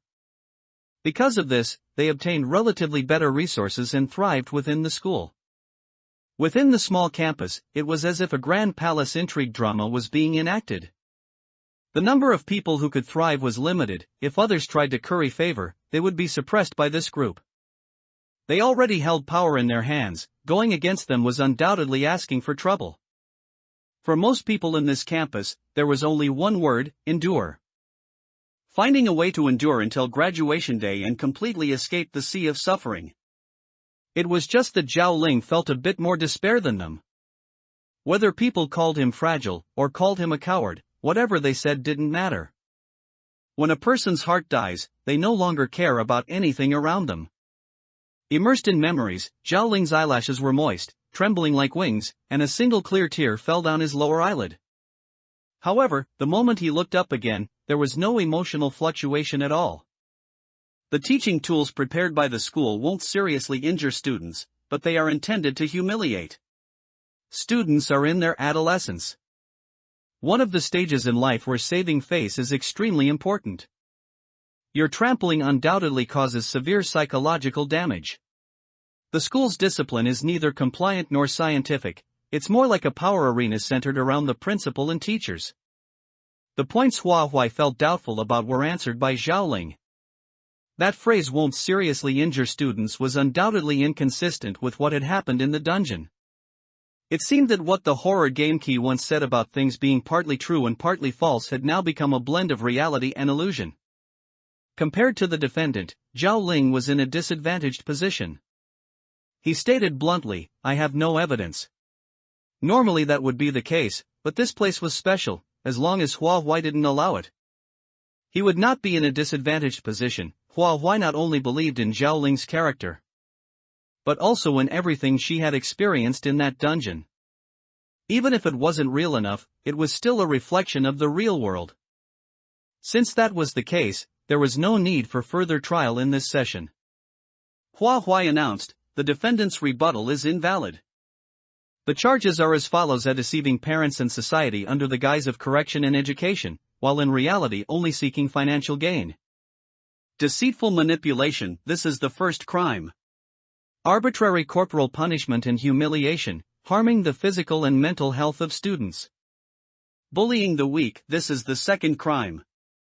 Turning a blind eye to the fear and despair of students, leading the plaintiff to take his own life, which is equivalent to indirect murder, this is the third crime. The defendant has committed numerous crimes, far too many to list one by one. I hereby sentence all perpetrators of Chinese Quality Education School to be cast into the 18th level of Avicii Hell. Unlike what is described in relevant books, in reality, souls cast into hell can never be reincarnated. And this is not limited to the 18th level. Furthermore, the 18th level is indeed the most painful hell, where souls will experience endless agony, such as raging fires, iron saws, and 10,000 arrows piercing the heart, occurring at every moment, until the soul is completely obliterated. The moment the verdict was announced, the man in the defendant's dock suddenly looked hideous, his mouth full of protests. It didn't last long before he disappeared from the defendant's dock. Most likely, Hua Huai's sentence had taken effect, and he had gone to Avicii Hell to undergo his punishment. However, while some students at Chinese Quality Education School were victims, they had also committed the crime of aiding and abetting the villain. And they likewise could not escape their own punishments. They could still go to the reincarnation domain to obtain a new life, but whether they would be human or beast in the next life was uncertain. This case did not end there. In addition to punishing the evildoers, compensation had to be given to the victim. Unfortunately, Zhao Ling died by suicide. Even if there was a cause, the act of suicide was still considered creating bad karma. The compensation and punishment offset each other, allowing him to be reincarnated into an ordinary family in his next life. Although Hua Huai was reluctant to let him go, she could not deprive Zhao Ling of his right to leave. He deserved to have a warm home. Brother, are you willing? The time the two had spent together was not short. During this period, they were each other's family. Zhao Ling couldn't remember the in the dungeon clearly, but he remembered every little thing from reality vividly. Entering a family again was a gamble for him. Zhao Ling didn't like gambling, nor did he like the feeling of abandoning family. Since Hua Huai asked, it meant he had the right to choose to stay. He said firmly, "I am not willing." Logically, Hua Huai shouldn't have asked if he was willing. But she didn't want Zhao Ling to be unable to follow his heart. Hearing the answer, she smiled slightly and nodded. "Okay, I understand." This trial session officially ended. Thunderous applause erupted from the audience, appearing and disappearing all at once. Such mechanical movements made it hard for Hua Huai not to notice. The applause appearing after the verdict proved that the audience was affirming the sentence of this session. Evidently, Hua Huai had achieved a qualified judgment. She was quite familiar with this dungeon, so the result was as expected. The pace of the trials was very fast. After the first session ended, the second session immediately began. Second trial in progress. Defendant, Li Jia plaintiff, line 4 subway passengers. The charges are as follows. Li Jia committed malicious arson, causing the deaths of a large number of passengers on the line 4 subway. The seat in the defendant's dock was taken by that passenger who once carried a shoulder bag. His mental state was still somewhat abnormal, his eyes dull, with dark circles underneath, as if he hadn't slept well for many days. Zhao Ling left the plaintiff's seat, replaced by the little boy who had asked Hua Huai to find his head. He accused in a childish voice, "It's this person. He blew up the whole subway train." Li Jia did not deny it. He stuffed his finger between his teeth, grinding until the skin on his fingertip broke, yet he seemed not to notice. His gaze lifted gloomily. "I did it. I plead guilty." Their statements were both as simple as child's play. Hua Huai asked Li Jia, "Why did you do it?" Li Jia curled his lips. "I did it because I wanted to. Why does there have to be a reason? Just pass the sentence. Is Your Honor really interested in my private affairs?" He had no sense of remorse whatsoever, stubbornly persisting in his ways. Hua Huai leaned back against the chair, her posture incredibly relaxed. Willful arson resulting in multiple deaths. You should enter the copper pillar hell, be tied to a red-hot copper pillar, and continuously endure the pain of scorched skin and rotting flesh. Different levels of hell have different speeds at which the soul is obliterated. The copper pillar hell is the 6th level. It takes 120,000 years to obliterate a soul. Given your lack of remorse and the exceptionally serious nature of your crime, it is more appropriate for you to go to the 18th level. Avicii Hell. In this level, it takes hundreds of millions of years to obliterate a soul. By the time your mind is gone, your soul will still be numbly enduring the sins you committed. Just thinking about it feels extremely painful. Wouldn't you say? With every sentence she spoke, Li Jia's face grew a shade uglier. Suddenly, the scene before them changed. Li Jia truly saw what hell looked like. Souls were constantly wailing in pain. The shrill screams were enough to wake someone up on the spot even if they only existed in a nightmare. There were countless torture devices here. In his past life, he had never heard of such cruel punishments. Hua Huai had seen them in that book about laws earlier, which had illustrations, allowing her to reconstruct the scene through the images. The most cruel were the physical tortures, such as the iron eagle pecking eyes, where an iron bird repeatedly pecks out the eyes until the skull is pecked to pieces. In the next step, the injured parts are forcibly restored, and the process of the iron eagle pecking eyes is repeated. Such things were numerous within Avicii hell. Li Jia covered his eyes one moment and his neck the next, feeling that no part of his body was safe. Unlike death in reality, hell focuses on torment and will not let the sufferer be easily obliterated. There is likely no one in this world who does not fear hell. At the thought of entering it, Li Jia's deadpan expression finally changed. He was so scared he trembled all over, shaking like a puppy first arriving in a strange environment. Stepping back, he muttered, I'm sorry, I know I was wrong. You can obliterate my soul, but you can't throw me into hell. Whether it was the 6th level or the 18th level. The duration of the punishment was terrifyingly long. Compared to the duration of the punishment, a human lifespan was but a mere blink of an eye. I had my reasons.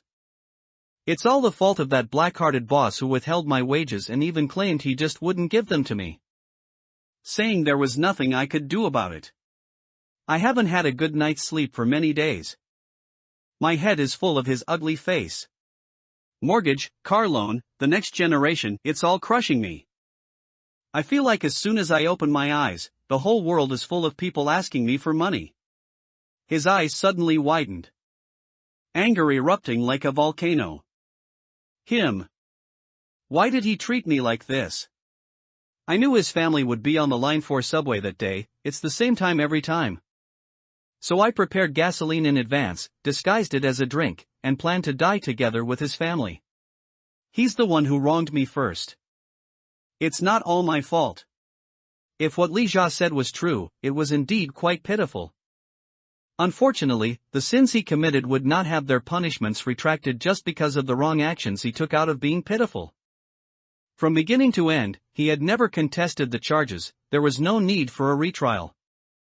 Hua Huai declared, Li Jia is hereby found guilty and is sentenced to be cast into Avicii hell immediately. Li Jia's remorse was truly minimal, he was immersed in his own suffering, remaining oblivious to the pain of others. The number of people on that entire subway train was too great, although death was instantaneous, it included men, women, the elderly, and the young. How grief-stricken their families must have been when faced with the news of their loved ones' deaths. Therefore, Hua Huai could not bring herself to grant even a lenient punishment. As for the passengers who died on that subway train, they would be compensated in their next lives with plenty to eat and wear. And they would excel beyond others in certain aspects. Whether it be intelligence, amazing athletic talent, or being beautiful and handsome, and so on. With that, the second trial concluded. Judging from the 2 consecutive trials, the cases in the court of judgment were being presented in the order she had entered the dungeons. Presumably, the 3rd trial would be the happiness community. And sure enough, the 3rd trial is in progress. Defendant, Jiang Kongsheng. Plaintiffs, Jiang Changchang, Xing Xiumin. The charges are as follows. 1. Feudal superstition, murdered his biological daughter while intoxicated. 2. Frequently beat his wife while intoxicated and sold her as a commodity. After several trials, Hua Huai had come to understand something. If a player understood the story thoroughly enough while in the dungeon, they would not be easily misled during the trial. No player was likely more familiar with the story of Jiang Changchang and Xing Xiumin than Hua Huai. For a person like Jiang Kongsheng, Hua Huai didn't even want to give him a chance to speak. Under the watchful eyes of the crowd, Hua Huai announced coldly, Jiang Kongsheng is found guilty and is sentenced to be cast into Avicii hell immediately. Xing Xiumin tightly gripped Jiang Changchang's hand. Seeing him again after many years, she no longer craved an apology. She feared any sound Jiang Kongsheng might make, and her body would tremble physiologically at the sight of that face. Yet a fierce fire burned in her heart, wishing she could hack Jiang Kongsheng into 1,000 pieces. However, there was a certain power suppressing this place, whether one was a specter or something else, no power could be used. She had to stand in the plaintiff's seat and obediently listen to the verdict. She was very satisfied with this result, the heaviest punishment was none other than Avicii hell. With tears in her eyes, Jiang Changchang watched Xing Xiumin's reaction constantly. Sensing her mother's shift toward an expression of relief, the weight in her own heart finally lifted. Hua Huai said to the two of them, "You may go to the reincarnation domain, you can have a next life together as mother and daughter. Of course. If you want different identities, I can arrange that for you as well." Since taking this seat, Hua Huai had gained a portion of a deity's authority. Xing Xiumin and Jiang Changchang had lived too bitterly in their previous lives, they had never experienced the warmth that a normal mother and daughter should have. In a family filled with negative emotions, even going to school became a luxury. Jiang Changchang should not be allowed to continue in this state of ignorant haze. Xing Xiumin wanted her to go to school, wanted to take her to amusement parks, and wanted to play parent-child games with her. That life was full of regrets, and they had lived with such resentment. Xing Xiumin gently tucked a stray lock of hair behind Jiang Changchang's ear and took the initiative to make a request. "I want my husband to die young shortly after I become pregnant. I don't want anyone else to disturb our lives. It is enough for just the two of us to depend on each other." Hua Huai couldn't change a person's fate. But she could find a way for Xing Xiumin to meet such a person. She said truthfully, "Then I will give you a hint, try your best to find someone with a scale-shaped birthmark on their neck to marry. This sentence will appear 3 times in the dreams of your next life. As for the outcome, I may not be able to interfere." Xing Xiumin smiled very gently. "That is already enough." The third trial ended, and the two disappeared from the plaintiff's seats. Hua Huai recalled that the fourth dungeon she experienced was Worm Village. That was where she first obtained the soul fairy ability and used it for Yuan Yuan and over a dozen other young girls. They had already gone behind the stone gate, so who would be coming to press charges? Soon, Hua Huai got her answer. The fourth trial is in progress. Defendants, Jiang Song, chief of Worm Village, and the villagers' plaintiffs, Yuan Yuan, Ying, and the young girls. The charges are as follows. 1.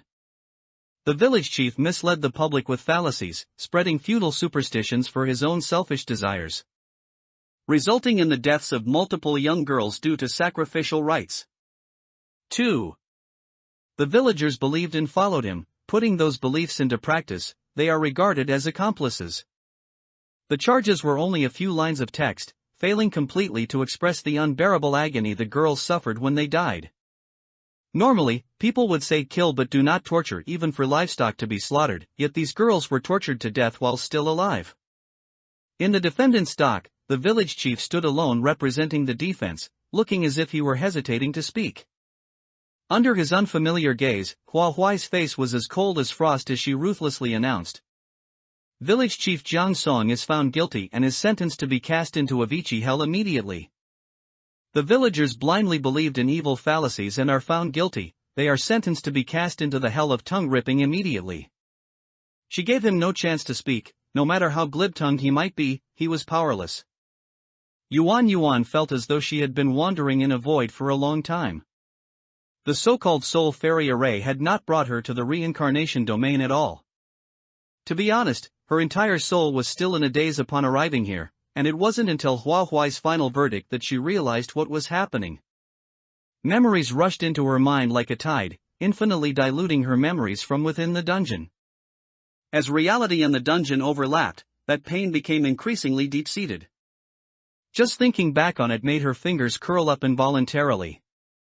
She gasped for breath continuously, her waist slightly bent as if insects were still gnawing at her body.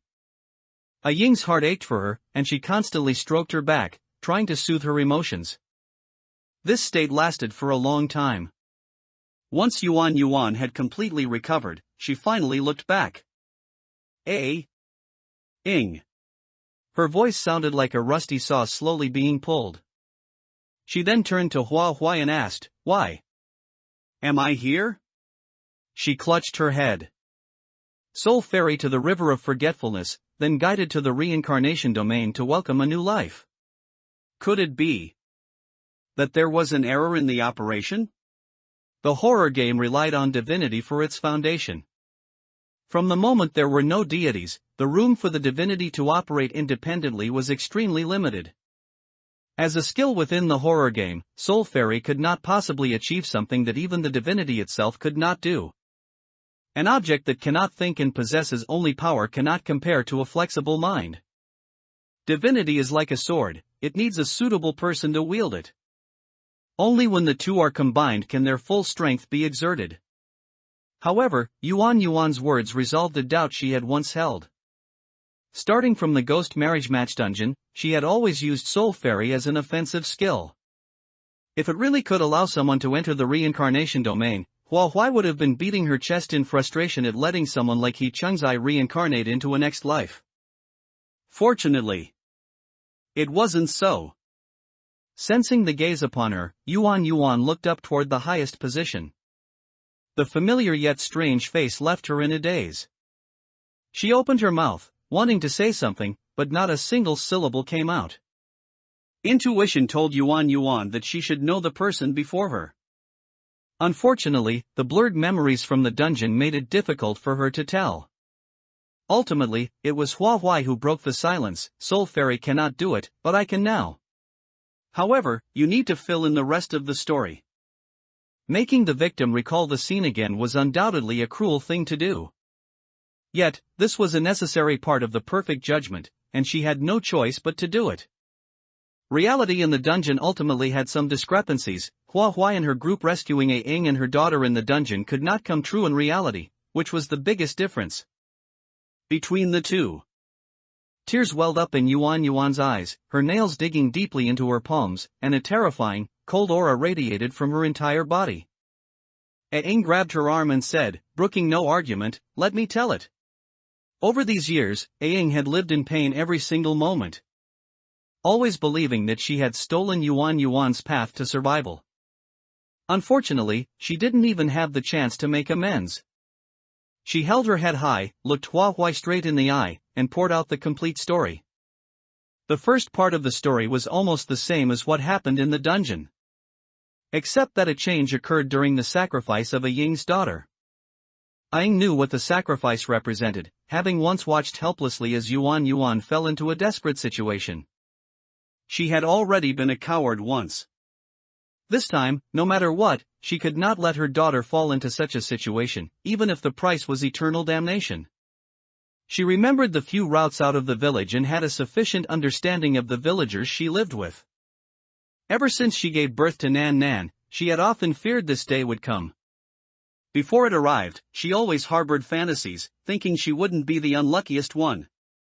If Nan Nan hadn't been chosen, she would have spent the rest of her life carrying the pain of what happened to Yuan Yuan, without making any changes. Unfortunately, fate was determined to make her return what she owed Yuan Yuan. The villagers were always more vigilant toward adults but negligent toward children. A Ying never showed any will to resist from beginning to end, so the villagers mistakenly thought they were of one mind. The calm lasted until the day of the sacrifice, when the villagers broke into her home to take Nan Nan away, only to find that Nan Nan was already gone. She used herself to divert the villagers' attention, allowing Nan Nan to escape alone. There were many mountains here, the mountain roads were difficult to traverse, and wild beasts roamed the mountains. She knew that this journey was likely a narrow escape from death. But what of it? It was still better than being a sacrifice here. As long as there was even a glimmer of hope for survival, Nan Nan had to pursue it. The villagers turned the entire village upside down and even specifically sent a team out of the village to search. The result? Nothing was found. No news was the best news for A Ying. As time gradually passed and the sky slowly darkened, everyone knew the sacrifice could not proceed smoothly, so they turned their anger toward A Ying. Although A Ying could not become a sacrifice, the villagers would not tolerate a traitor, so she was still executed. The subsequent memories were chaotic, as if she were in a dream. In this way, A Ying died without ever knowing whether her daughter was dead or alive. Looking at the trajectory of A Ying's life, she had done nothing wrong. Instead, she had also died because of the villagers' ignorance. After some thought, Hua Huai reached a judgment. A Ying, Yuan Yuan, and that group of young girls would all receive compensation. Just as she was about to speak, A Ying interrupted her. "My lady, I want to know if my daughter is dead or alive."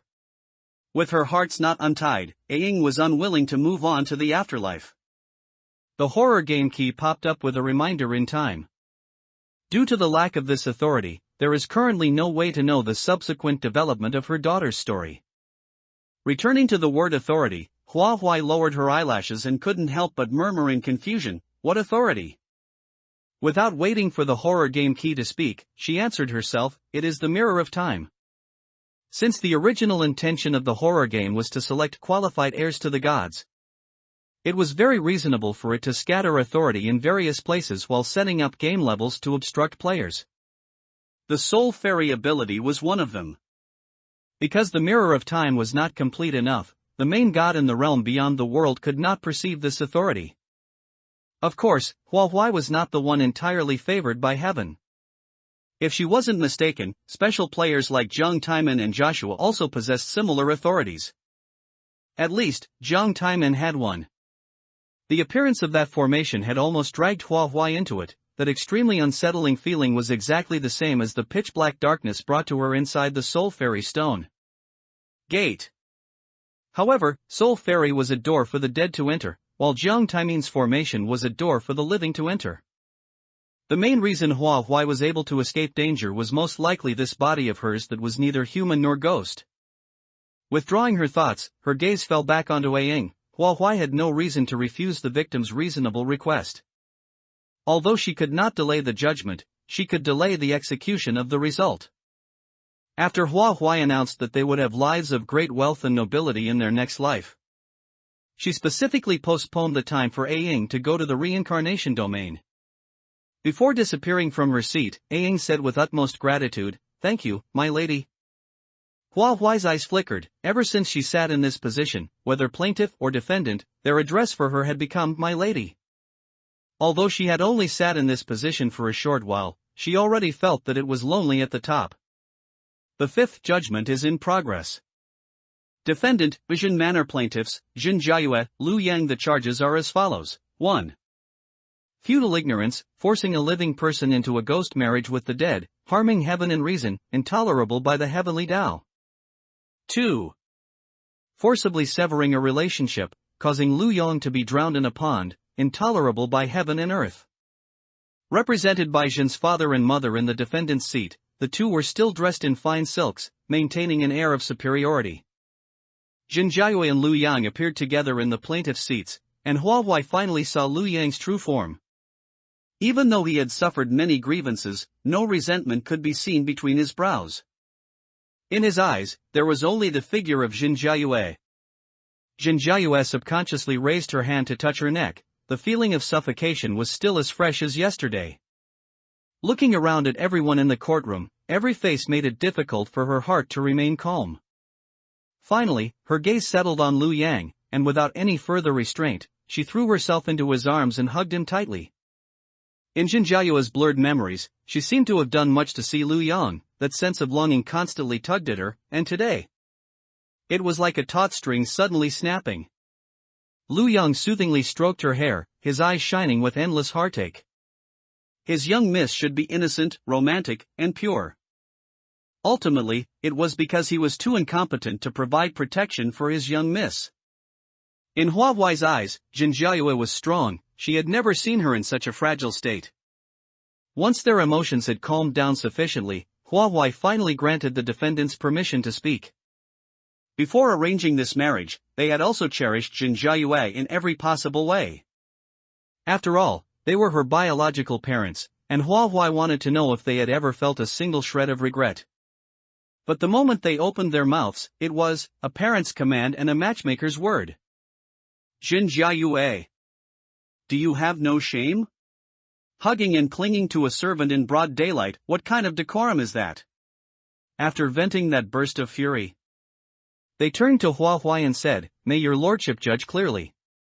Since ancient times, which child's marriage has not been decided by their parents? Even though the intended match has passed away. That young master's family status was already a step up for our Jin family. If Jiayue married into that family, she would have lived in luxury, she certainly wouldn't have been mistreated. Lu Yang was nothing but a servant. Yet he dared to lust after the young mistress. His death was well deserved. People's lives are not equal, his kind is simply lowly." Hua Huai truly could not listen any longer and sealed the mouths of the two. They showed not the slightest hint of remorse and naturally believed themselves innocent. Even delusional enough to think Hua Huai would take their side. Having been subjected to the duo's harsh verbal assault, Lu Yang's face was already flushed with suppressed rage. Once Hua Huai granted him permission to speak, he said with uncontrollable fury, "You treat her as a young mistress. But have you ever considered that she is also your daughter? How can people be so selfish? To treat your daughter as a bargaining chip for your own benefit and even feel smug about it. Yes. The young mistress and I are as different as clouds and mud. If it weren't for your actions, how could I have ever eloped with her? The young mistress's beloved might not have been him. But it certainly shouldn't have been a dead man." Lu Yang rarely got angry, but he was clearly pushed to his limit now. Jinjiayua's venomous gaze swept over the two elders, her voice cold and biting.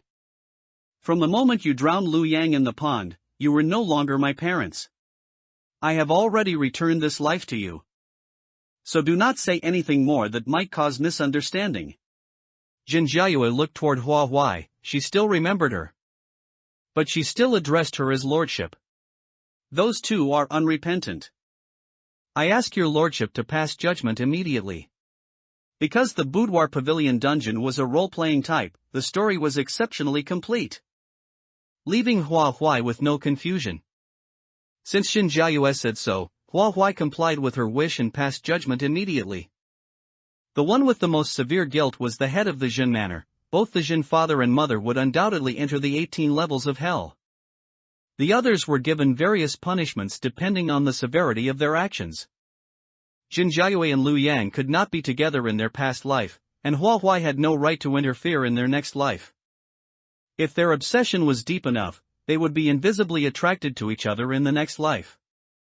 She could only provide compensation in terms of luck and conditions to make their next life smoother. Since Jinjiayue had died by suicide, the compensation was offset by this, leaving her with only the chance to be reincarnated into an ordinary family. Jinjiayue had had enough of being a noble daughter. She also wanted to experience the kind of life Lu Yang had lived. To this, she had no objection. She and Lu Yang held hands, their eyes filled with trust for one another, and then they vanished from the court of judgment. The sixth judgment is in progress. Defendant, keyboard warrior plaintiff, Hien. The charges are as follows. 1. Publicly slandering and abusing others without knowing the truth, causing severe psychological trauma to another person. 2. Leaking another person's privacy, causing them both physical and psychological blows, ultimately leading to their death. Unlike the previous times, both the defendant's dock and the plaintiff's stand were empty. Regarding the absence of anyone in the defendant's dock, Hua Huai had a theory. In this life, everyone actually has some dark thoughts in their heart to some extent. In daily life, everyone wears a social mask. Actively instigating conflict would appear unsightly and uneducated. When this darkness shifts to the internet, the cost of accountability is greatly reduced, so people naturally become more indulgent. Keyboard warrior are a faceless group, so vast in number that no representative could be chosen, resulting in an empty dock. The criteria for judging such a group were very vague. On the positive side, it meant Hua Huai had a lot of room to maneuver. On the negative side, being too lenient or too harsh would touch the bottom line of the judgment standards. It mostly tested whether she could personally grasp the right degree. If she carried strong personal emotions, she might very well impose an excessively heavy punishment. A deity should be cold and detached. Every ripple of their emotions would cause a massive impact. A god can love the world, but they cannot show favoritism to the world. In fact, this was likely what the Court of Judgment dungeon wanted to tell her. Through 100 judgments, this idea would be deeply rooted in her mind. Once a bias appeared, the current dungeon could not be completed. Players eliminated by this dungeon were naturally not allowed to touch the position of a deity again. And being stripped of their player status was even more reasonable. In truth, it was already a fairly gentle method of elimination.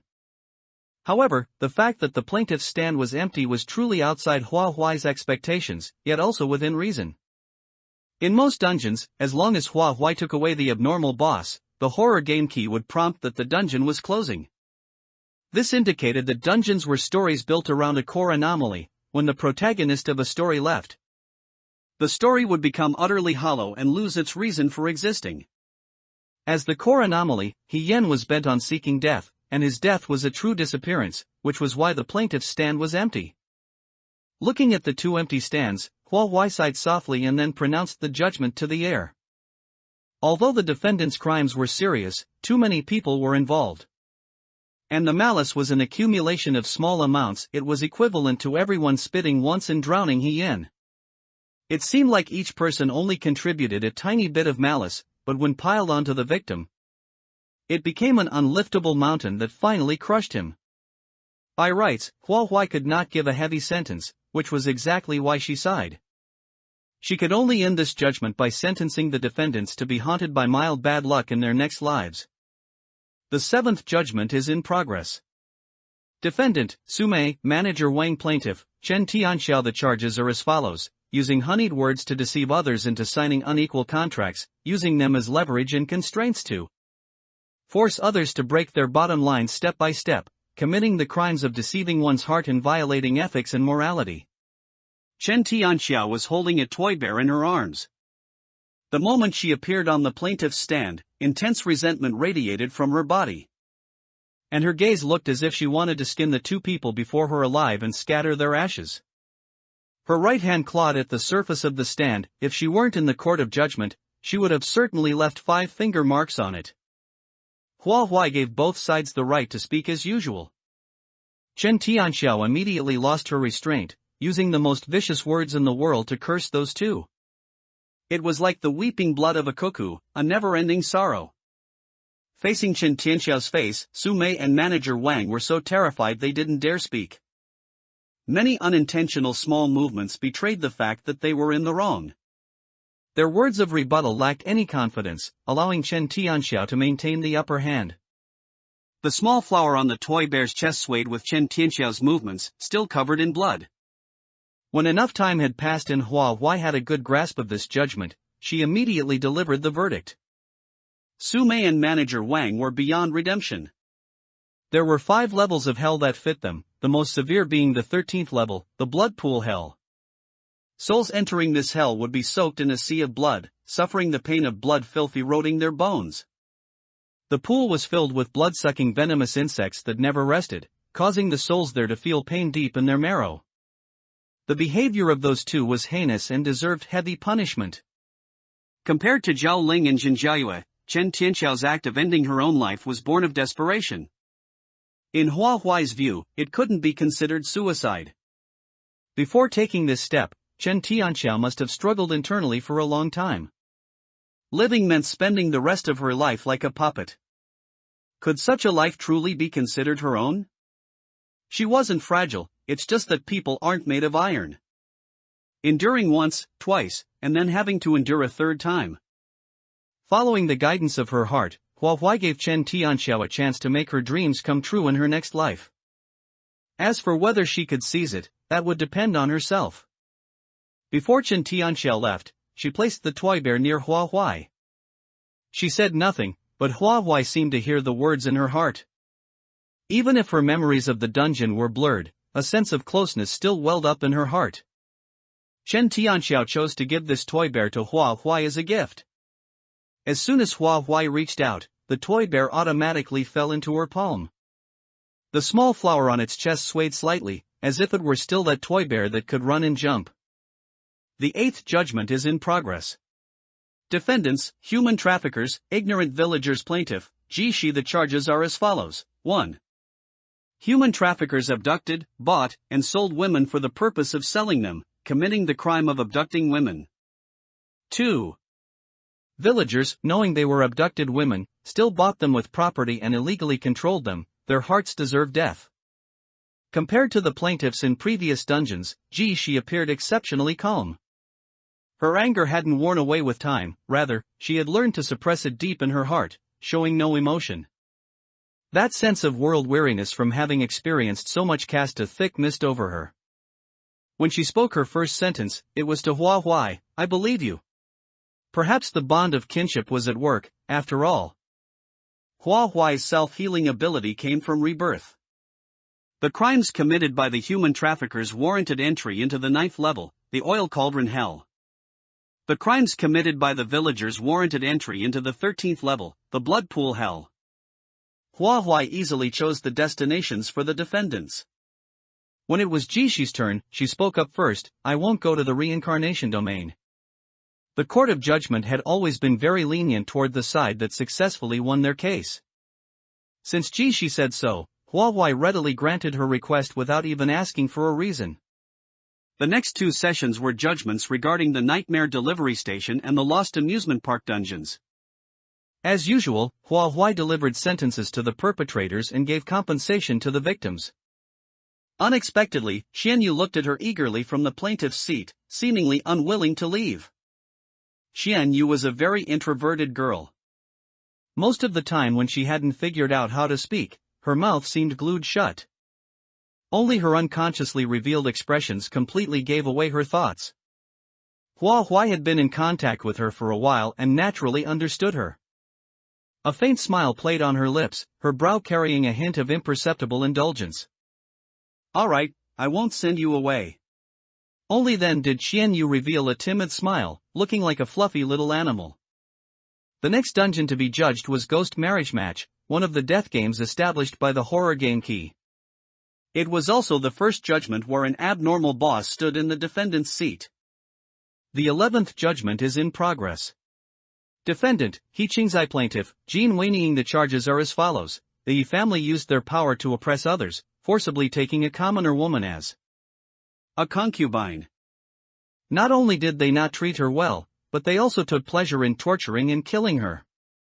He Qingzai stood in the defendant's seat in his original form, his pale face completely showing signs of exhaustion. His eyes held disdain for Jin Weining. Born proud, he rarely bowed his head. Not to mention, Jin Weining was just a weak woman. As soon as he gained the right to speak, he wasn't in a hurry to clear his own crimes but instead counterattacked. She took my life, that should already be considered repayment for my crimes. I didn't kill her, but was killed by her first. Why am I the defendant? Jin Weining's blood boiled as she stared directly at him, saying each word deliberately. You deserved to die. Born into a powerful family, you not only failed to protect the people of this land but also bullied others, staining your hands with the blood of the people using your power. Even the emperor listens to the people's hearts and knows their will. Yet you slaughtered and covered it up like this. You are simply lawless. I was acting on behalf of heaven. The only ambiguity in this judgment was that He Qingzai died at the hands of Jin Weining. In the real world, Jin Weining's actions would require her to take some responsibility. But according to the laws recorded in this court, Jin Weining's merits outweighed her faults. When a perpetrator is judged to have deserved their death, the person who took their life does not need to suffer punishment. The crimes committed by He Qingzai were extremely heinous. Only the 18th level of hell could be considered his proper destination. Jin Weining was both brave and resourceful and deserved to be rewarded.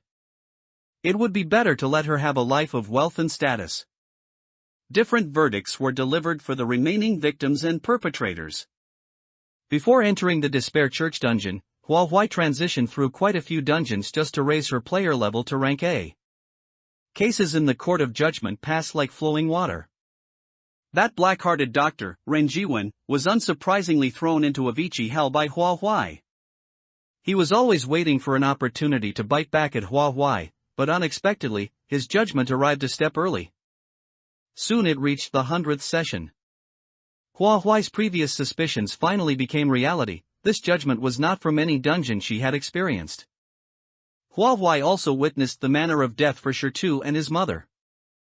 The 100th trial is in progress. Defendant, Huayuan plaintiffs, Shirtu, Pangyan. The charges are as follows: indiscriminate killing of innocents due to personal dislike and bad mood, crime of intentional homicide. Huayuan looked at the two people in the plaintiff's seats, his eyes filling with tears of terror. He wasn't afraid of their gruesome deaths, but rather terrified that these two had actually died by his hands. He might go to hell and never see Hua Huai again. After realizing his mistakes, Hua Yuan's heart was constantly filled with unease. He had only understood reason for too short a time. Before he could fully grasp it, he had already fallen into a situation beyond redemption. The first words out of his mouth were an unstoppable plea for mercy and endless apologies. "I'm sorry, I did something wrong. I shouldn't have attacked Shirtu." Tears streamed down his face as his sobbing words echoed in the courtroom. A weak and delusional prayer for forgiveness. Pang Yan's eyes widened, filled with grief and hatred. 2 lives. How can a single "I'm sorry" cover that? A life for a life. Although I took 2 lives, neither was yours. A wicked child like you only deserves to go to the 18th level of hell to appease the hatred in my heart. Hua Yuan's face grew even paler. He knew that doing wrong required corresponding punishment and that he shouldn't hold any grievances. His white teeth bit down hard on his lower lip, not even noticing when he drew blood. Suddenly, he knelt and kowtowed. The thud sounds were loud and heavy, as if he were trying to knock his brains out. With every kowtow, he added a remorseful apology. As long as Pang Yan and Shirtu didn't tell him to stop, he would kowtow endlessly until the soul body shattered. Shirtu had never seen such a scene. He resented Hua Yuan, yes, but his only thought was to return the suffering he had endured. Hua Yuan had crushed his head. Now that Hua Yuan was crushing his own head, it should have been exactly what he wanted. Instead, he timidly shrank behind Pang Yan, unable to bear watching Hua Yuan kowtow over and over. Pang Yan watched coldly, appearing as though she would never be moved. However, when Hua Yuan reached about 1,000 kowtows, Pang Yan's fingers involuntarily clenched into a fist, and a mist covered her eyes. Every one of Hua Yuan's kowtows was very heavy. His current soul already showed signs of shattering. He was the same age as Shirtu. Pang Yan knew well that children of this age had not yet constructed a complete sense of right and wrong. Coupled with the couple Hua Yingxiao and Jiang Yanhe as their neighbor, Pang Yan naturally knew something about them. Their reputation was quite foul, but to maintain neighborly relations, no one ever spoke ill of them to their faces. It wasn't surprising that a child raised by such parents would turn out like Hua Yuan. To say Hua Yuan didn't know right from wrong was one thing, but what was even scarier was that the neighbors clearly knew right from wrong yet never stopped the couple. Did they not bear a small portion of the responsibility for Hua Yuan becoming like this? Pang Yan couldn't help but recall the scenes of those 2 beating and scolding Hua Huai. The neighbors had always prioritized harmony, making bland, trivial remarks. Unable to address the core issue, similar incidents occurred incessantly. At most, the public beatings were moved behind closed doors. The more Pang Yan recalled, the colder her heart felt. She shouted, "Enough! Let's just say their 2 lives were traded for the lives of the Hua couple, they were even." Pang Yan gritted her teeth and said heartlessly, "We won't pursue this anymore. Let it end here." Hua Yuan lifted his head numbly, his apologies never stopping. Having kowtowed so many times, Hua Yuan's mind was somewhat dazed, and he couldn't fully process the information in Pang Yan's words. Pang Yan not pursuing it was her business, but since they were in the court of judgment, only Hua Huai could make the final judgment. Considering Hua Yuan's young age, incomplete sense of right and wrong, the significant educational responsibility of the Hua parents, and Hua Yuan's own remorse and Pang Yan's acceptance. Therefore, it had not reached the level of being sent to hell. However, while the death penalty could be spared, punishment was unavoidable. He still had to pay the price for his mistakes. Hua Huai sentenced him to 3 lifetimes of karmic cycles as punishment, while the compensation for Pang Yan and Shirtu was only for 1 lifetime. In this lifetime, they would still be mother and son and would be blessed with great wealth. As the 100th trial ended, a mysterious power was injected into her originally exhausted body, sweeping the fatigue away. A golden light flashed in Hua Huai's pupils, and the audience below the court suddenly vanished without a trace. Those spectators weren't real, they were merely products fabricated by the horror game key. When the power of all the gods flowed into her body, Hua Huai finally understood where the power of the anomalies came from. Due to the absence of gods, their power had scattered everywhere, and those anomalies had picked up pieces of it. To restrict these anomalies from causing chaos, the god had trapped them within various dungeons, using them as the framework for the horror game. Hua Huai reached into her chest and grabbed Rebirth, who had once left, appeared before her again. The two of them were one. Rebirth's soul had never actually shattered. With the power of the gods returned, Rebirth could naturally separate from her body. Holding Rebirth in her arms, Hua Huai was in no hurry to leave because several stacks of familiar-looking documents had appeared on the desk. She picked one up to check and found it was an employment contract. The subjects of these contracts should have been cast into the Tower of Evil Spirits, but for the integrity of the horror game, the Godhead had some anomalies sign these contracts. According to the contract, as long as the anomaly could hold out until the gods descended again, their past sins would be wiped clean. In a car dealership within the horror game world, Hua Huai had once witnessed a contract being incinerated. Now, it was time for Hua Huai to fulfill the contracts. With a slight movement of her fingers, the contracts all turned into light dust and dissipated. At the same time, the massive bulletin board in Paradise City flashed incessantly, and the deathly still screen finally began to scroll. People who noticed this couldn't stop cheering, their voices even reaching into the court of judgment. For Hua Huai, she was only one step away from becoming a complete god. The mirror of time was incomplete, preventing her from connecting the past and present. So she had to personally find Joshua to reclaim this portion of authority. Fortunately, the power of a god was immense, almost whatever she thought of could become reality in the next moment. Using the eyes of God, she tracked Joshua's location. The moment the power activated, Joshua, who was in his office, felt a shiver down his spine, as if a pair of eyes were looking down on him from above. This feeling lasted only a moment. By the time it vanished, Hua Huai was already sitting on the leather sofa in his office. Joshua turned around instinctively and was startled by Hua Huai's sudden appearance. She was just like a ghost, not making a single sound. Hua Huai wore a black trench coat with a beige inner lining, long pants, and mid-calf boots, exuding a free-spirited and dashing aura. She got straight to the point. "Mr. Joshua, I've come to take back the mirror shards. As compensation, you can make a reasonable request of me, and I will do my best to fulfill it." The words "take back" carried an air of entitlement, as if the mirror shards were already her rightful possessions. The mirror shards Joshua possessed were also incomplete, and he could not exercise this authority. It was better to trade these useless things for some practical compensation. Hua Huai had sought out Joshua immediately after leaving the Court of Judgment. So he had not yet realized that the conclusion of the horror game was already set in stone. He only felt that something about Hua Huai was different. Every gesture and movement exuded the pressure of a superior being. It wasn't intentional, but rather something that emanated naturally. It seemed she was even exercising a certain degree of restraint. As if possessed, Joshua asked, "Are you still Hua Huai?" As expected of a veteran of the horror game, he had detected the abnormality so quickly. The corners of Hua Huai's lips curled into a slight arc. "Of course." Joshua pondered for a moment and said, "If you aren't boasting, then you must have already taken the seat of a god. If so, taking back the mirror shards was not an act of arrogance, but merely a statement of fact." Joshua rubbed his temples. "I didn't expect you to move so fast. The mirror shards are yours. Consider the request a debt for now. No matter how long I hold on to it, even if my descendants come to claim it from you in the future, you must agree." "Can you do that?" Hua Huai could have refused. After all, in 100 years, the mirror shards would return to her hands anyway. However, the absence of this authority meant that the promise she made to A Ying would also have to be delayed for a century. Hua Huai nodded slightly. "Fine, I promise you."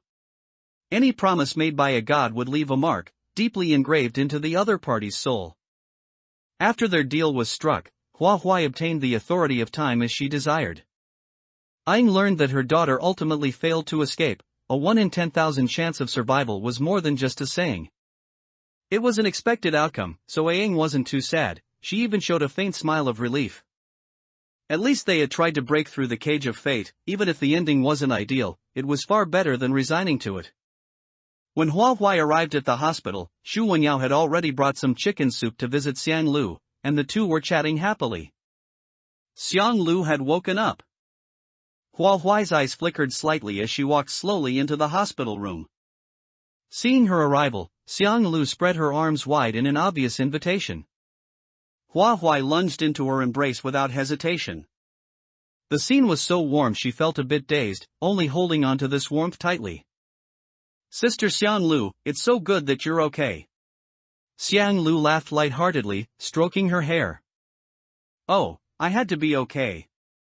Our little Hua Huai is now the hope shining upon the earth. Our very own light." They held each other for a while longer before letting go.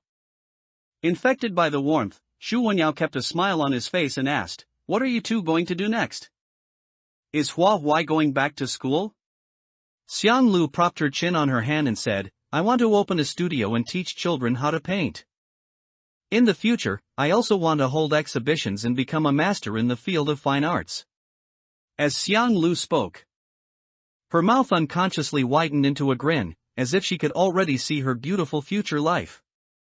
The mess created by the absence of a god for several hundred years could not be sorted out in a short time. During this period, Hua Huai likely wouldn't have any leisure time. Therefore, she hadn't had the chance to think about it yet. Now that Shu Wenyao mentioned it, she did have an idea. "I want to open a post office for sending mail between the living and the dead. Mail can only be delivered when the obsession is exceptionally strong. Otherwise, wouldn't it just become a communication app between the two realms? Cough, that would go against the laws of life and death." A flash of surprise crossed the eyes of both Xiang Lu and Shu Wenyao. Such a post office was unheard of, yet it sounded very interesting. Thinking it over, Shu Wenyao sighed, "It's a pity that we certainly won't have the chance to visit the post office you open." Xiang Lu blinked and said with a squinting smile, "Not necessarily. The world is so big, there will surely be branch offices. Life is but 100 years, we'll still have a chance to apply for a job there." Shu Wenyao glanced at her and disagreed, "That's not the right way to think. You're so young and already thinking about 100 years from now? Finish living this brilliant life first." The afternoon passed amidst the laughter of the three. Not long after Hua Huai's idea for the post office emerged, post offices appeared all over the world. Ordinary people and ghosts could not see them unless they possessed an unusually strong obsession. Each post office contained a sliver of Hua Huai's spiritual energy, allowing her to sense whenever a guest arrived at any branch. Zhao Ling, Jishi, and Xianyu chose to stay, naturally becoming the first batch of staff at the post office. They had far more leisure time than Hua Huai, the boss. They traveled between the two realms, seeing many novel things they had never seen before, chatting and getting to know each other quickly. They were always talking about where to go play tomorrow or where to eat delicious food the day after. It was as if they had completely forgotten about Hua Huai. Hua Huai kept her head down working, not even having time for a cup of tea. A god's energy was truly boundless. After going without sleep for so long, she didn't feel tired at all. However, the work was quite tedious and required a very patient heart. After a full month of work, Hua Huai suddenly slumped onto the desk with a whimper. "I'm not tired at all, but I feel uneasy in my heart." She wanted to howl at the sky to vent the depression in her heart. Before she could let out a howl in the empty, silent hall, a crisp clink suddenly came from the desk, the sound of tableware colliding. Hua Huai looked up and saw Zhao Ling bringing over a cup of milk tea and a piece of cake. He smiled gently, as if possessing a magical power to wash away Hua Huai's boredom. "Try it. It's not too sweet, it's the flavor you like." Hua Huai couldn't wait to taste the cake. It was soft and melt in the mouth, with a rich milky fragrance. It was slightly sweet but not cloying. Tasting so good that every pore in her body seemed to relax. After enjoying a bite, Hua Huai asked curiously, "Where are Sister Jishi and Xiaoyu?" Zhao Ling shrugged slightly and told the truth, "Jishi is being quite awkward. She looks like she doesn't want to deal with rebirth, but she can't bring herself to push him away when he clings to her. Their relationship has softened a bit recently. She went shopping with Xiang Lu." He paused for a moment, then picked up Qianyu, who had been hidden by the desk. "See, Xiaoyu is here." Qianyu was still too quiet, her presence was so weak it was hard to notice. Hua Huai pushed the untouched milk tea toward her, clearly intending to share. But Qianyu shook her head and said quietly, "Thank you, sister. I've already eaten." That was true, they came and went as they pleased and were much freer than Hua Huai. After Hua Huai's tireless work, she finally finished processing all the backlog matters a year later. When she stretched her muscles and bones, she felt as if she could hear them popping and cracking. In reality, as a deity, she wouldn't make such sounds. Through messages from Zhao Ling and the others, Hua Huai learned that the studio and art exhibition Xian Lu wanted to open had both become a reality. Xian Lu's fundamental skills were very solid, she had always just lacked an opportunity to showcase herself. Going through the horror game had given her paintings a novel style, occasionally depicting a strange sense of the grotesque that made it hard for people to look away. Someone took photos of her artwork and posted them online, where they were frantically shared by netizens, making her an overnight sensation. Businessmen saw the commercial value in the paintings and wanted to purchase them for millions. This price was already astronomical, but as the online popularity climbed, more businessmen wanted a piece of the pie, pushing the price of the painting up to tens of millions. In short, the heights Xiang Lu had reached now far exceeded her own imagination.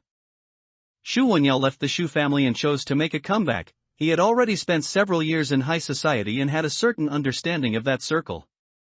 Although the Demon Guild had disbanded, the former players were now good friends. They did their best to help Xu Wenyao, all to rebuild a new home that belonged to everyone.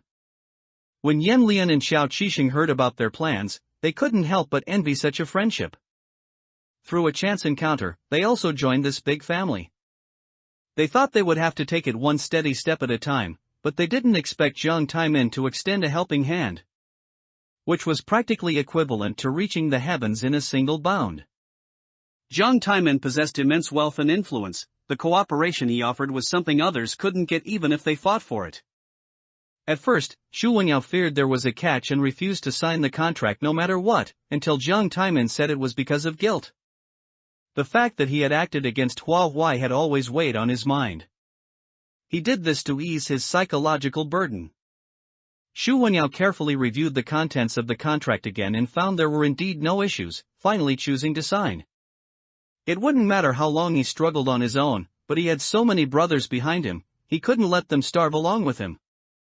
Thus, in just 1 year, Xu Wenyao leaped to become a rising star in the business world, his momentum unrivaled.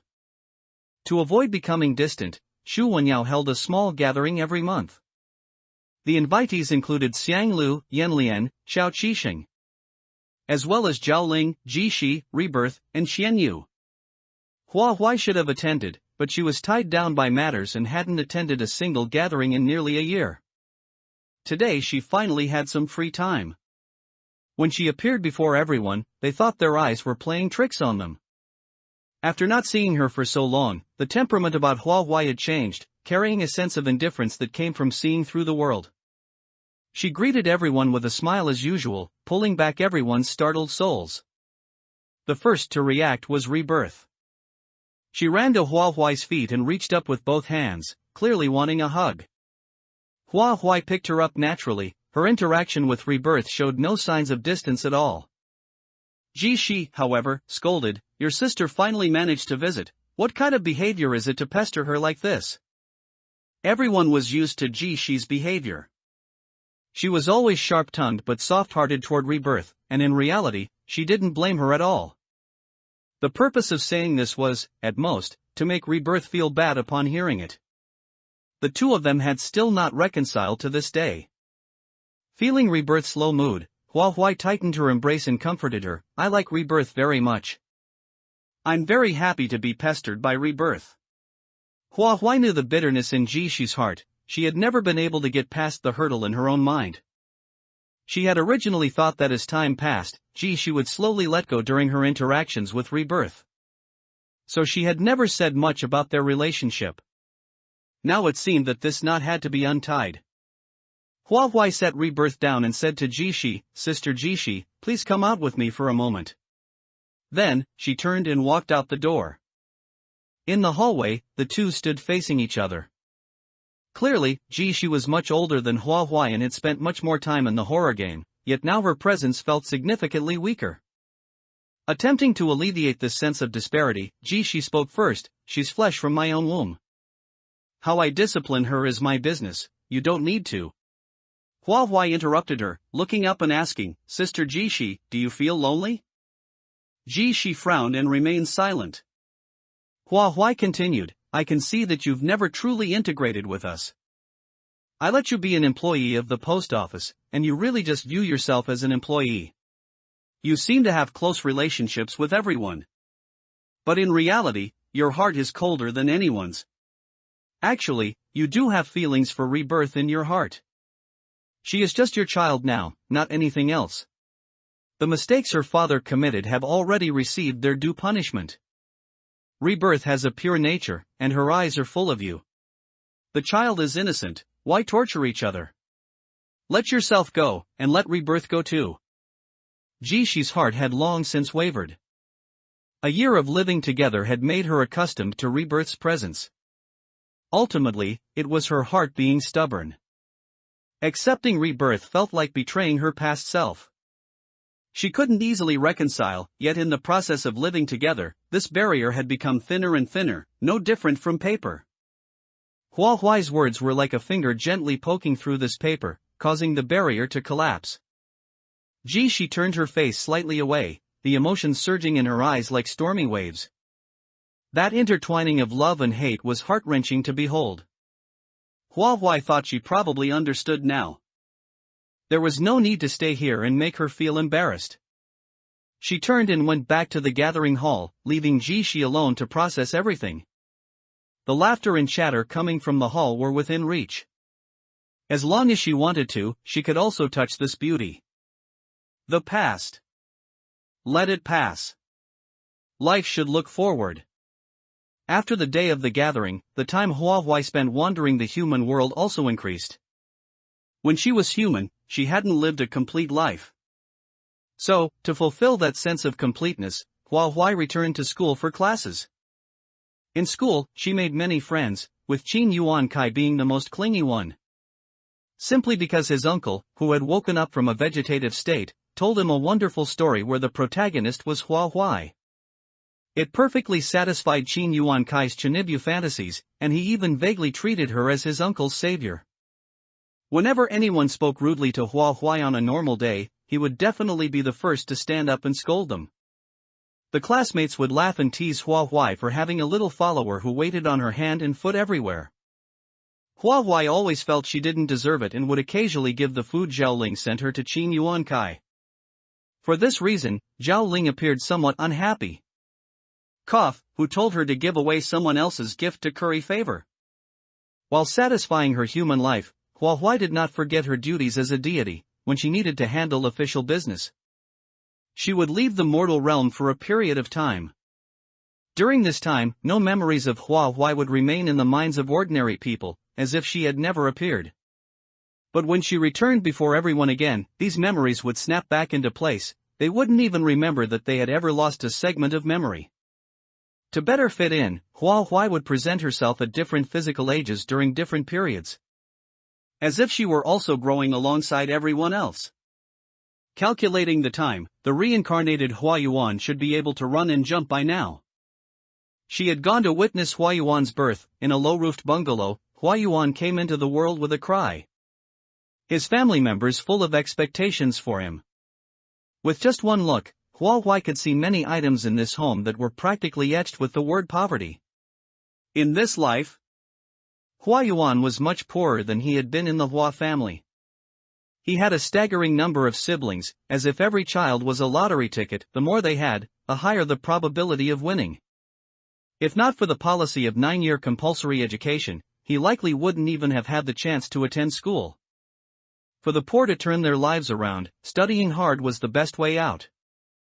Yet, this hard work of his was met with jealousy. Surrounded by a group of people in an alley, the faint scent of dust drifted through the air. On ordinary days, Hua Yuan didn't interact much with his classmates because he knew in his heart that they looked down on him, thinking his family was too poor. He also didn't have a good relationship with his siblings at home, he always kept to himself, giving off a very aloof impression. When one lacks backing, such aloofness easily becomes a thorn in the side of others. The person leading the group surrounding Hua Yuan sized him up and said with great disdain, "Hey, Lin Yuan. How about you lend everyone your answers to copy for this final exam?" Hua Yuan's hard work naturally bore fruit, his grades consistently topped the class rankings. Perhaps because it was a small place, most students here had no interest in studying, making Hua Yuan stand out excessively. To put it nicely, the person was asking to borrow, but to put it bluntly, it was a threat. Hua Yuan gripped his backpack straps tightly. "What if I say I don't want to?" A burst of laughter erupted from the surroundings. The person in front of him suddenly swung a fist closer, stopping it just a centimeter from his face. A light breeze ruffled Hua Yuan's hair as the threatening words followed immediately. "Then you'll have to withstand our fists. I just wonder if your bones are tough enough?" Hua Yuan's family was truly too poor, a lack of nutrition caused him to develop later than his peers. So everyone present was taller and broader than him. It should have been a guaranteed victory for that group, but unexpectedly, Hua Yuan casually tossed his backpack aside. When he looked up, his Sanpaku eyes sent an inexplicable chill through them. Whether it's cheating yourself or helping others cheat, once the school finds out, not only will the grades be invalidated, but it will also leave a permanent stain on your record. Hua Yuan was someone who intended to change his fate through education. He wouldn't let anyone cut off this path for him. That group didn't care about any stains, they just wanted good final grades so they could show off. Besides, if they were careful and intentionally got a few questions wrong, they wouldn't be caught. Young children are always so naive. There's no such thing as a miracle where everyone's scores suddenly improve. Anyone with a sharp eye would spot the trickery. Hua Yuan understood this perfectly, so there was no way he would agree. The group remained relentless, and as they spoke, they actually prepared to strike him. Hua Yuan was never a pushover. Usually, when his parents went far away for work, the siblings shared the household chores. Naturally, there were times when heavy objects needed to be moved. While the others complained about the effort, only Hua Yuan would do the work without a word. He didn't have much time to waste on chores, finishing them quickly allowed him to read more books. Over time, those kids who just flopped onto their beds to play on their mobile phones as soon as they got home were truly no match for him. Furthermore, Hua Yuan was born with a certain ruthlessness. It seemed that from the moment of his birth. This ruthlessness was deeply etched into his bones. He had never lost a single fight he had ever been in. Although they were many this time, as long as they didn't kill him, he would bite back fiercely. That desperate, life-risking posture scared the group surrounding him out of their wits. They didn't want to cause a death, and they were also afraid of losing their own lives at his hands. Before long, the group was defeated. They were utterly humbled by Hua Yuan, completely convinced of his superiority. "Bro, I'll call you bro, okay? Ouch, stop hitting.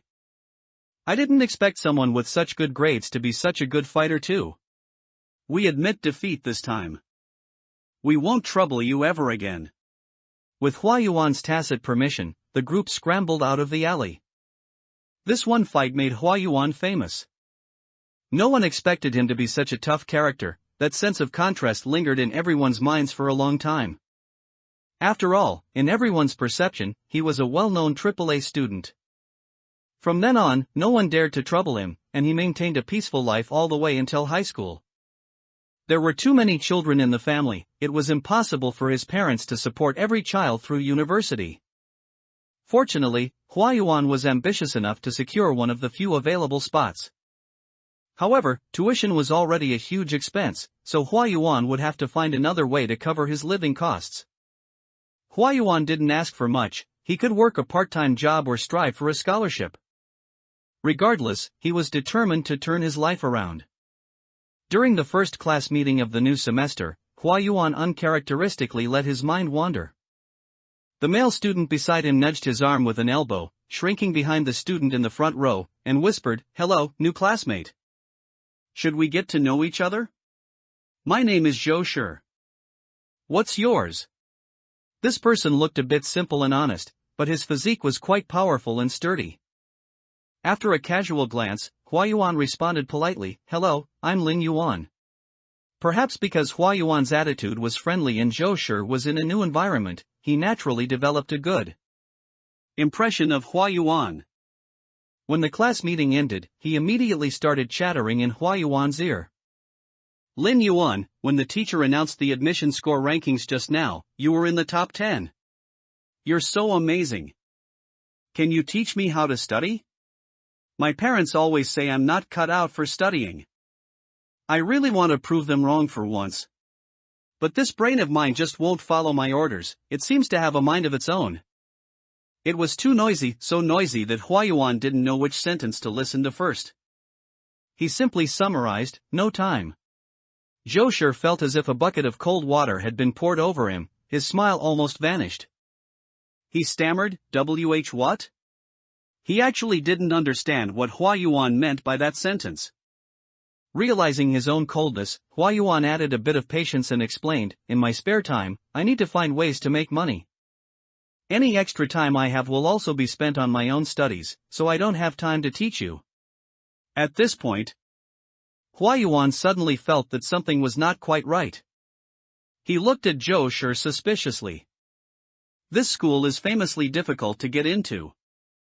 Even if someone entered with the lowest score, it's impossible for them to be a poor student.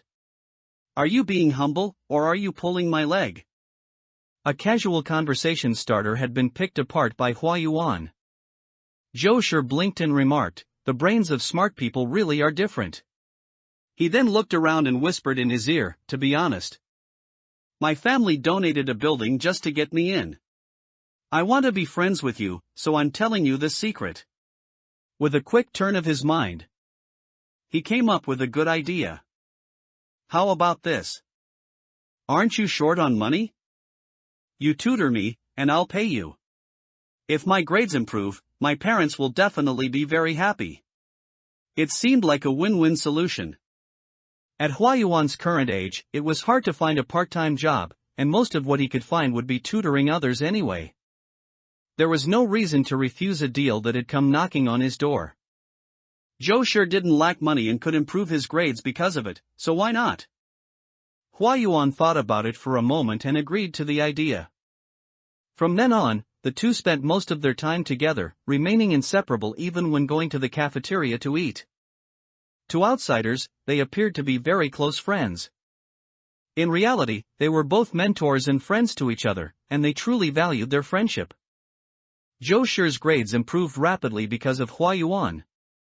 There are very few people in this world who are poor students because they are stupid, most simply haven't found the right study method. Of course, it's also possible they don't want to learn and have been distracted by other things. But with Hua Yuan, these distractions didn't exist. Since he was taking the money, he had to produce results. Usually at such times, Zhou Shi's somewhat honest-looking face would look at him timidly. After enduring it for a long while, he finally couldn't help but say, "Lin Yuan, has anyone ever told you that you're really scary when you're expressionless?" It was clearly a handsome face, yet when it turned cold, it was exceptionally gloomy. Zhou Shi was truly intimidated by his face and tried to negotiate. "Can you smile a bit?" Hua Yuan glanced at him sideways. "No, I don't sell smiles. I only smile when I'm happy. If your next exam results satisfy me, I wouldn't mind smiling for you." In the process of tutoring Zhou Shi, Hua Yuan was undoubtedly also consolidating his own knowledge, and his own grades saw a slight improvement as well.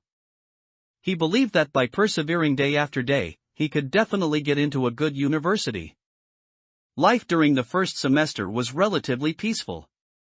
After only a winter break in between, when Hua Yuan returned to campus, the way his classmates looked at him and Zhou Shi had changed. Classmates were always whispering behind their backs, accompanied by no lack of pointing gestures. Both Hua Yuan and Zhou Shi could feel that unfriendly attitude. Many people were discussing it, so it didn't take much effort for the two to find out what had happened. For some reason, the students found out that Zhou Shi's family had used improper means to get him admitted as an exception. Everyone else had gotten in based on their grades, how could they feel okay about him buying his way in? No wonder his first exam last semester was such a disaster. He had nothing in his head at all. He hung around Huayuan all day, and people had even seen money changing hands between them. So, he was using money to buy grades? Who knows? How many times Huayuan had helped him cheat? Zhou Shi had only told Huayuan about his family situation. Now that the news had leaked, Huayuan was the primary suspect. Visibly, Zhou Shi's attitude toward him grew cold, and he began to distance himself. Unlike Huayuan, Zhou Shi had money, and money could change most people's attitudes toward him. He used money to buy fake friendships and was always hanging out with that crowd, and his grades showed signs of dropping again. Huayuan had tried to explain, but he had no evidence, and Zhou Shi didn't believe him. Although Huayuan felt it was a pity for this friendship, Zhou Shi's suspicion truly chilled his heart. Juicy campus gossip came one after another, and Huayuan's status as a model student was also in jeopardy. Supposedly, a student at the school had a relative from the same place as Huayuan, who inadvertently revealed that Huayuan used to be a school bully who was exceptionally fierce and skilled at fighting. In his former school, his reputation was so loud that one didn't even need to ask around to overhear his exploits. After all, there were very few students who were both good at studying and good at fighting. In most people's minds, the term school bully was a derogatory term. As soon as this phrase appeared, a negative image would automatically form in everyone's minds. Coupled with the person's revelation that Huayuan's family was very poor, the image of a ruffian from the backwaters immediately sprang to mind. Huayuan's poverty stood in sharp contrast to Zhou Shi's wealth, and anyone would naturally have a better impression of Zhou Shi. At most, Zhou Shi made people feel things were unfair, but that was because his family had financial power. He hadn't done anything heinous. A more subtle point was that by building a good relationship with Zhou Shi, their future paths might be easier to walk. After this line of reasoning, Huayuan effectively became a target of ostracization. It would have been one thing if they simply ignored Huayuan, but some people took an aggressive stance toward him, acting like self-proclaimed champions of justice. Perhaps wary of Huayuan's reputation, this group of people always acted behind his back. For example, after he left, they would scribble on his desk or maliciously take away the textbooks for his next class from his drawer. Zhou Shi remained a cold bystander throughout, still blaming him for the thing he hadn't done. Left with no choice, Huayuan could only rely on himself to resolve the predicament step by step. He walked to the front of the classroom and, in front of all the students, brought the topic out into the open. Yes. My family is indeed poor, so poor that we couldn't afford to send all the children to high school. My opportunity to attend school was hard-won, so I cherish it doubly. It is impossible for me to do anything that would tarnish my reputation. Huayuan didn't say it explicitly, but everyone understood that by reputation, he was referring to the matter of them thinking he helped Zhou Shi cheat. The title of school bully was given to me by others. I have never acknowledged it, nor have I ever bullied anyone. Previously, you were deceived by someone, so I won't hold what you've done against you. But if this happens again in the future, I won't act as if nothing happened.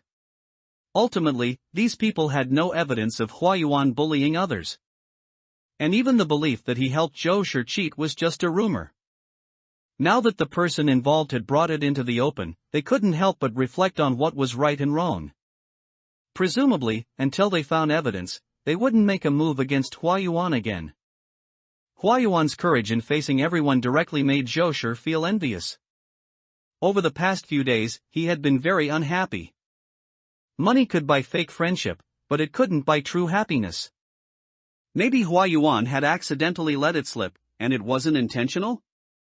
Zhou Shi wanted to reclaim this friendship, so he secretly slipped a note into Huayuan's desk drawer. Lacking the courage to say it to his face, he adopted a roundabout approach. By the time Huayuan discovered the note, Zhou Shi had already headed toward the school exit. He had asked Huayuan to meet at a book cafe. If Huayuan was willing to go, it would mean he still held some weight in Huayuan's heart. Even if only for the sake of that weight, he could forgive Huayuan's carelessness. Looking at the few short lines on the note, Huayuan subconsciously glanced out the window. It was currently dismissal time, and Zhou had long since been swallowed up by the crowd. Asking him to meet voluntarily, could it be that he was willing to believe his explanation? Hua Yuan didn't have many friends, so he naturally wanted to cherish this friendship. But when he arrived at the book cafe, Zhou was actually asleep, slumped over the table, with a man in his 30s standing beside him. The man seemed to know Zhou and claimed to be his uncle, intending to help him walk away. If Hua Yuan had been an oblivious passerby, he certainly wouldn't have noticed anything amiss. In the middle of the day, would Zhou really be asleep on the table? Especially when he had arranged to meet him, in a bustling book cafe at that. Intuition told Hua Yuan that Zhou might be in danger. He stood in front of the man and questioned his identity. Upon learning he was Zhou classmate, the man directly provided proof, an ID card. Here, see for yourself.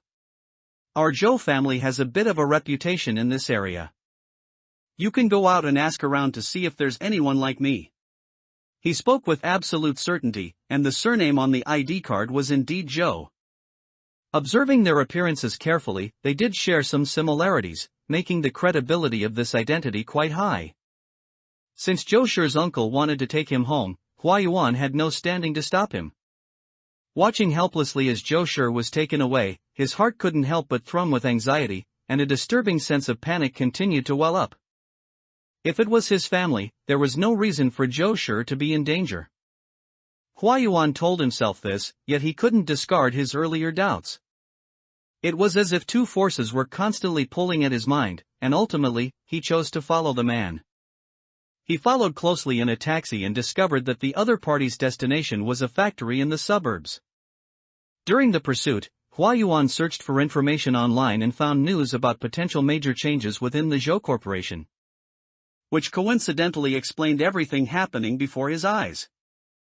That man might truly be Zhou uncle, but under the temptation of money and power, he might well have donned the skin of a devil. Before getting out of the taxi, Hua Yuan dialed the police. However, it would take some time for the police to arrive, so he had to keep an eye on this man to prevent him from taking any drastic actions in the meantime. Not long after getting out of the car, Hua Yuan felt something cold pressed against the back of his head. Equally cold words flowed into his ears. "You little brat, I realized you were following me a long time ago. You actually dared to get out of the car, are you tired of living?" Hua Yuan had never seen a real weapon like this. And cold sweat kept pouring out of him. The man took the initiative to empty his pockets, took out his mobile phone, and smashed it on the ground, shattering it into pieces. "I guessed you little brat would call the police. Humph, he is my own nephew, how could I possibly actually do anything to him? But you, an outsider, are being far too nosy." His words paused slightly, and with a bit of curiosity, he added, "He doesn't trust you at all. Yet you're actually worried about him being in danger. I have to say, you are truly foolish to the core." Mockery followed immediately. Laughing until Hua Yuan trembled all over, "He is a young master who never has to worry about food or clothing. Where does he need a poor wretch like you to worry about him?" He was composed and, seeing that the time was about right, took Hua Yuan and Zhou to change locations. Once they reached what he considered a safe area, he began the next step of his plan. An hour after reaching the destination, Zhou finally regained consciousness. He didn't understand why he was tied up, and Hua Yuan was also tied up beside him. Recalling his memories before losing consciousness, he had been reading a book and drinking coffee. It was very obvious that there was something wrong with that cup of coffee. The coffee was made by the staff in the book cafe. The coffee being problematic meant the staff was in league with the kidnapper. What kind of status did the kidnapper have? How could he possibly manage to do this? Hua Yuan seemed to see through his thoughts and answered, "He said he was your uncle." Zhou didn't believe it and immediately retorted, "Impossible, my uncle wouldn't treat me like this. It must be someone pretending to be my uncle who deceived you." Hua Yuan fell silent. At first, he didn't want to believe it either, but with all the evidence linked together, he couldn't help but believe it. He repeated once more, "Zhou, I have never leaked your identity." Zhou immediately cut in, "I know. You were careless, maybe even you yourself forgot. Why did he have to twist his meaning? Hua Yuan's whole face turned cold. Joshua, I treated you as a friend, I didn't expect that you never trusted me. I've explained it so many times. Yet you still think that what you believe is the truth. I truly regret coming here voluntarily. Your family's business has nothing to do with me. That man was right, I was just being nosy. Trying to manage everything, and now I might even lose my own life in the process. His emotions were overwhelming, and Hua Yuan's body trembled slightly as he said with a hint of a sob, Do you think I'm not afraid? He said you were his nephew, so he wouldn't threaten your life. But I am an outsider, there is only one outcome for knowing the secret.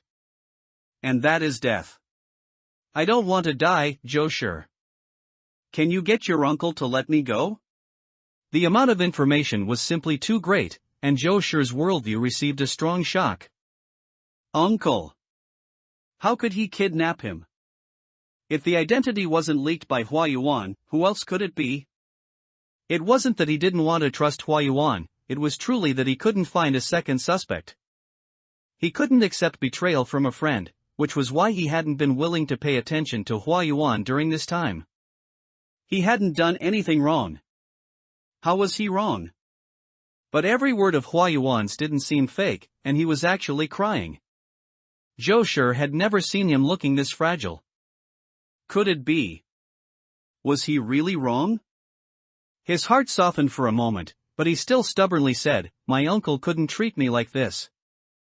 We should still think of a way to escape on our own. The ropes were tied too tightly, they couldn't escape by themselves at all. Resentment rose in Hua Yuan's heart, he wanted to make Joshua understand. Has your family had any internal competition recently? Your identity was likely exposed by someone targeting your parents. With the goal of driving a wedge between the two of us. The facts prove that his attempt to drive a wedge was very successful. You trust your family more than you trust me. If it weren't for you asking me to meet you on a whim, I wouldn't have stepped into this whirlpool. I could have been very safe, it's all because of you. This was a trap set for Joshua.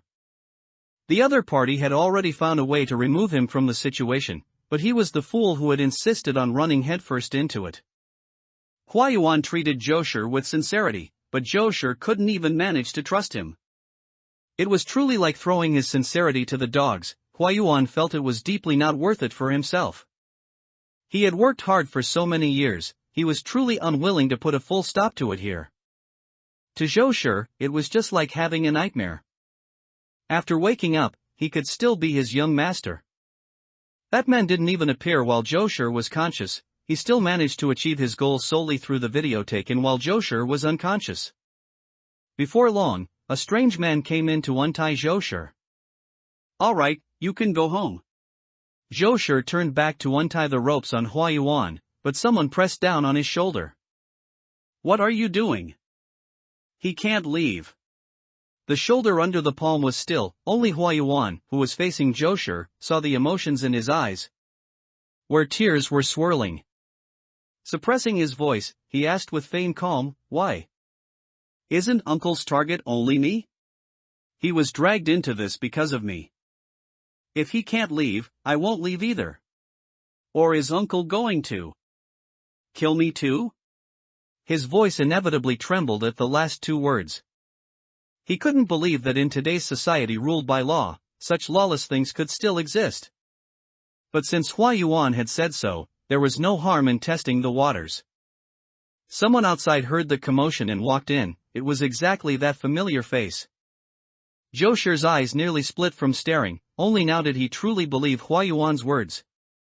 His parents had protected him too well, only ever letting him see the beautiful side of things, he never knew his uncle was such a person.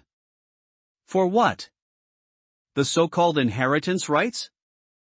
They are family. Wouldn't it be the same no matter who inherited it? Joshua had never paid attention to this, only occasionally hearing some gossip that his grandfather valued his father more and intended to hand the family business to his father. The handover procedure was scheduled for the next 2 days, and his uncle was forcing his father to voluntarily give up the inheritance rights.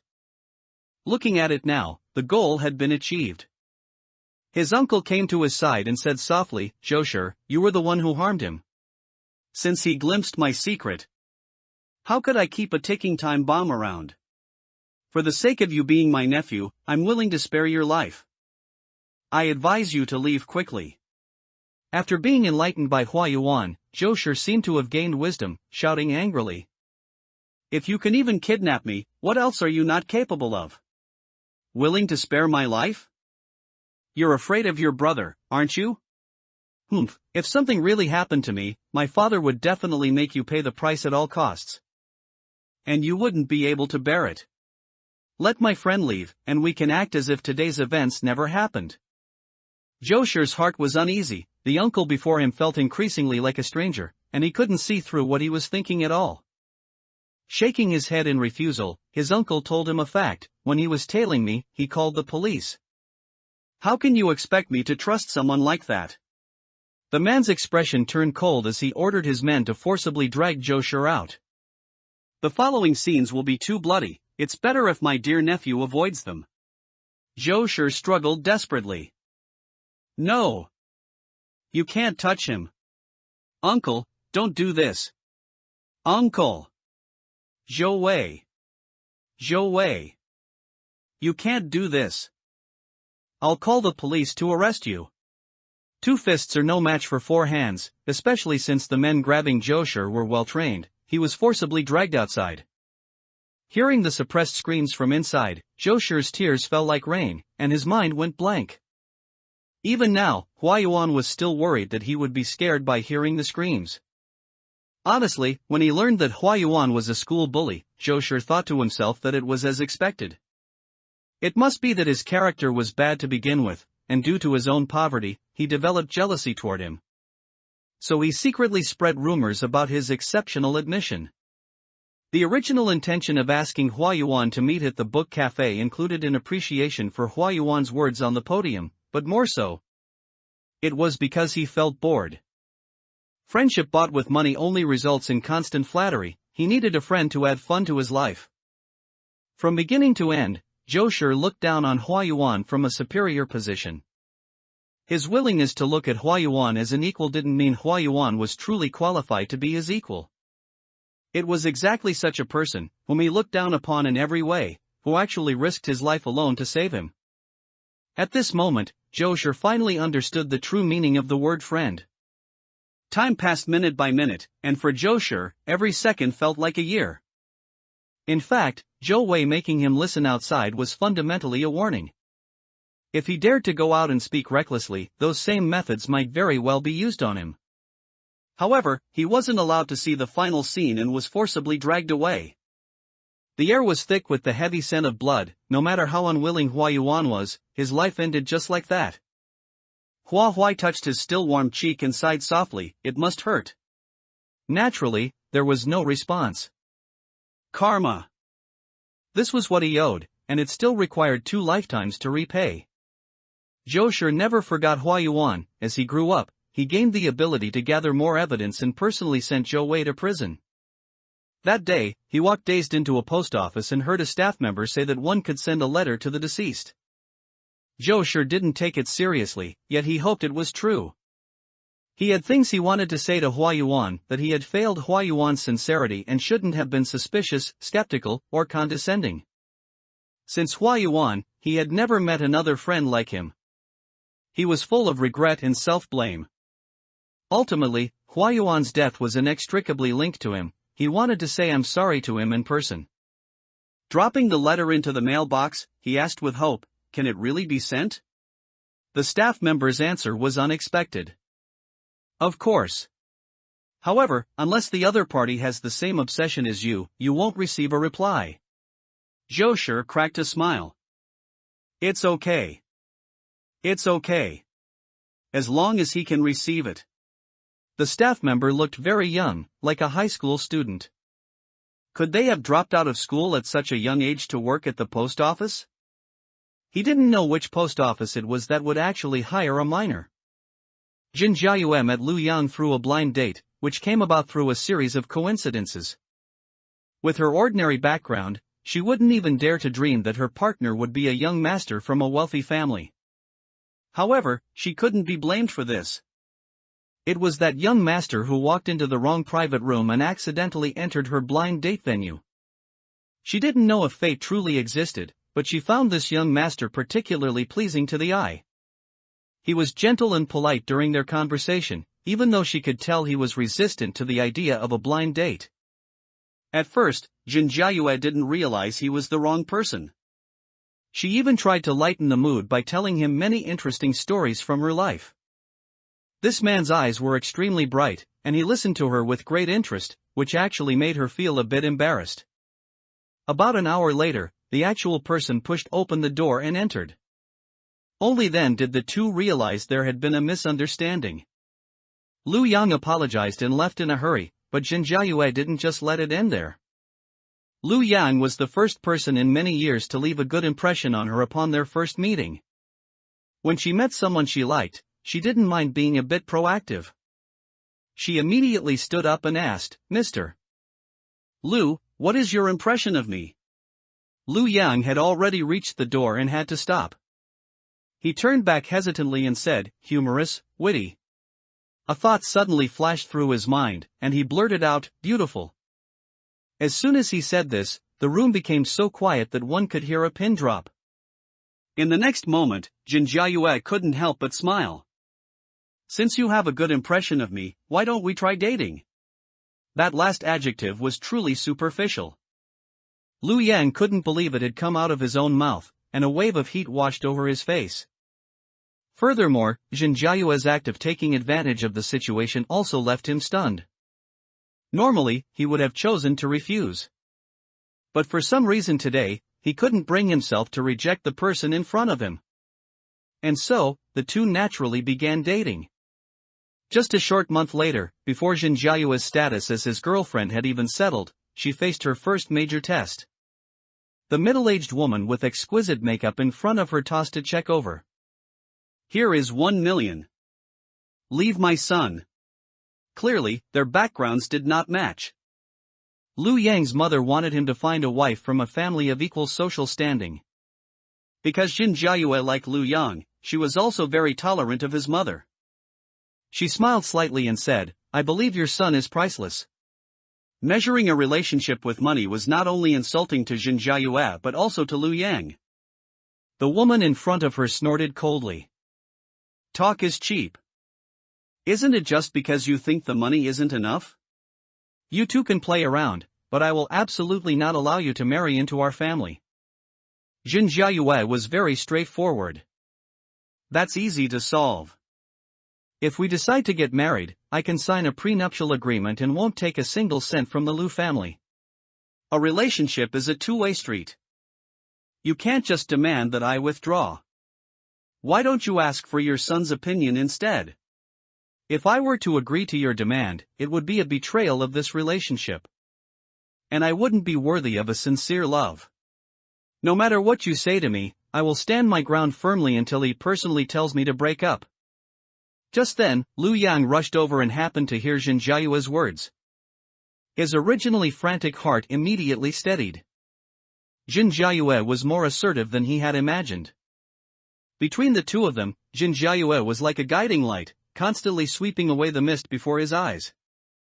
And he could not forever be just the person holding the lamp. Lu Yang came before the two of them and said to his mother, "Marriage is a lifelong commitment. I don't want to spend the rest of my life facing someone I don't love. I am already an adult. I have my own judgment and know what love and affection are. If you don't want me to spend the rest of my life in misery, please stop interfering in my relationship, alright?" The middle-aged woman's expression softened. She knew her son very well, and his determined look left her with no room for argument. Moreover, Jin Jiayue's proactive offer to sign a prenuptial agreement had already nipped her concerns in the bud. There was no need to create a rift with her own son for the sake of an outsider. She might as well take a step back and let everyone have their own space. Jin Jiayue and Lu Yang's wedding was held 3 years later. As time would prove everything, when she was prepared to sign the prenuptial agreement, Mother Lu, who had once treated her coldly along with Lu Yang, took the agreement away. Lu Yang tore the agreement to pieces and said with burning eyes, "I truly want to marry you. This kind of disrespectful agreement shouldn't exist." Mother Lu uncharacteristically laughed it off, her gaze flickering. "I'm just respecting my son's wishes. It has nothing to do with you, so don't flatter yourself." As time passed, Jinjiayue's relationship with the two of them was like wine. The longer it was aged, the more mellow and fragrant it became. Imperceptibly, Mother Lu had long since accepted Jinjiayue as her daughter-in-law. The wedding ceremony proceeded as planned. Jinjiayue held Lu Yang's hand and whispered, "Do you think we knew each other in a past life? That's why it was love at first sight. No matter how I think about it, I can't believe love at first sight would happen to me. I suppose we couldn't be together in our past life, so in this life, we were determined to make up for that regret." Lu Yang didn't dampen her imagination and smiled, softly agreeing, "Then in this life, it should be called fate ordained by heaven."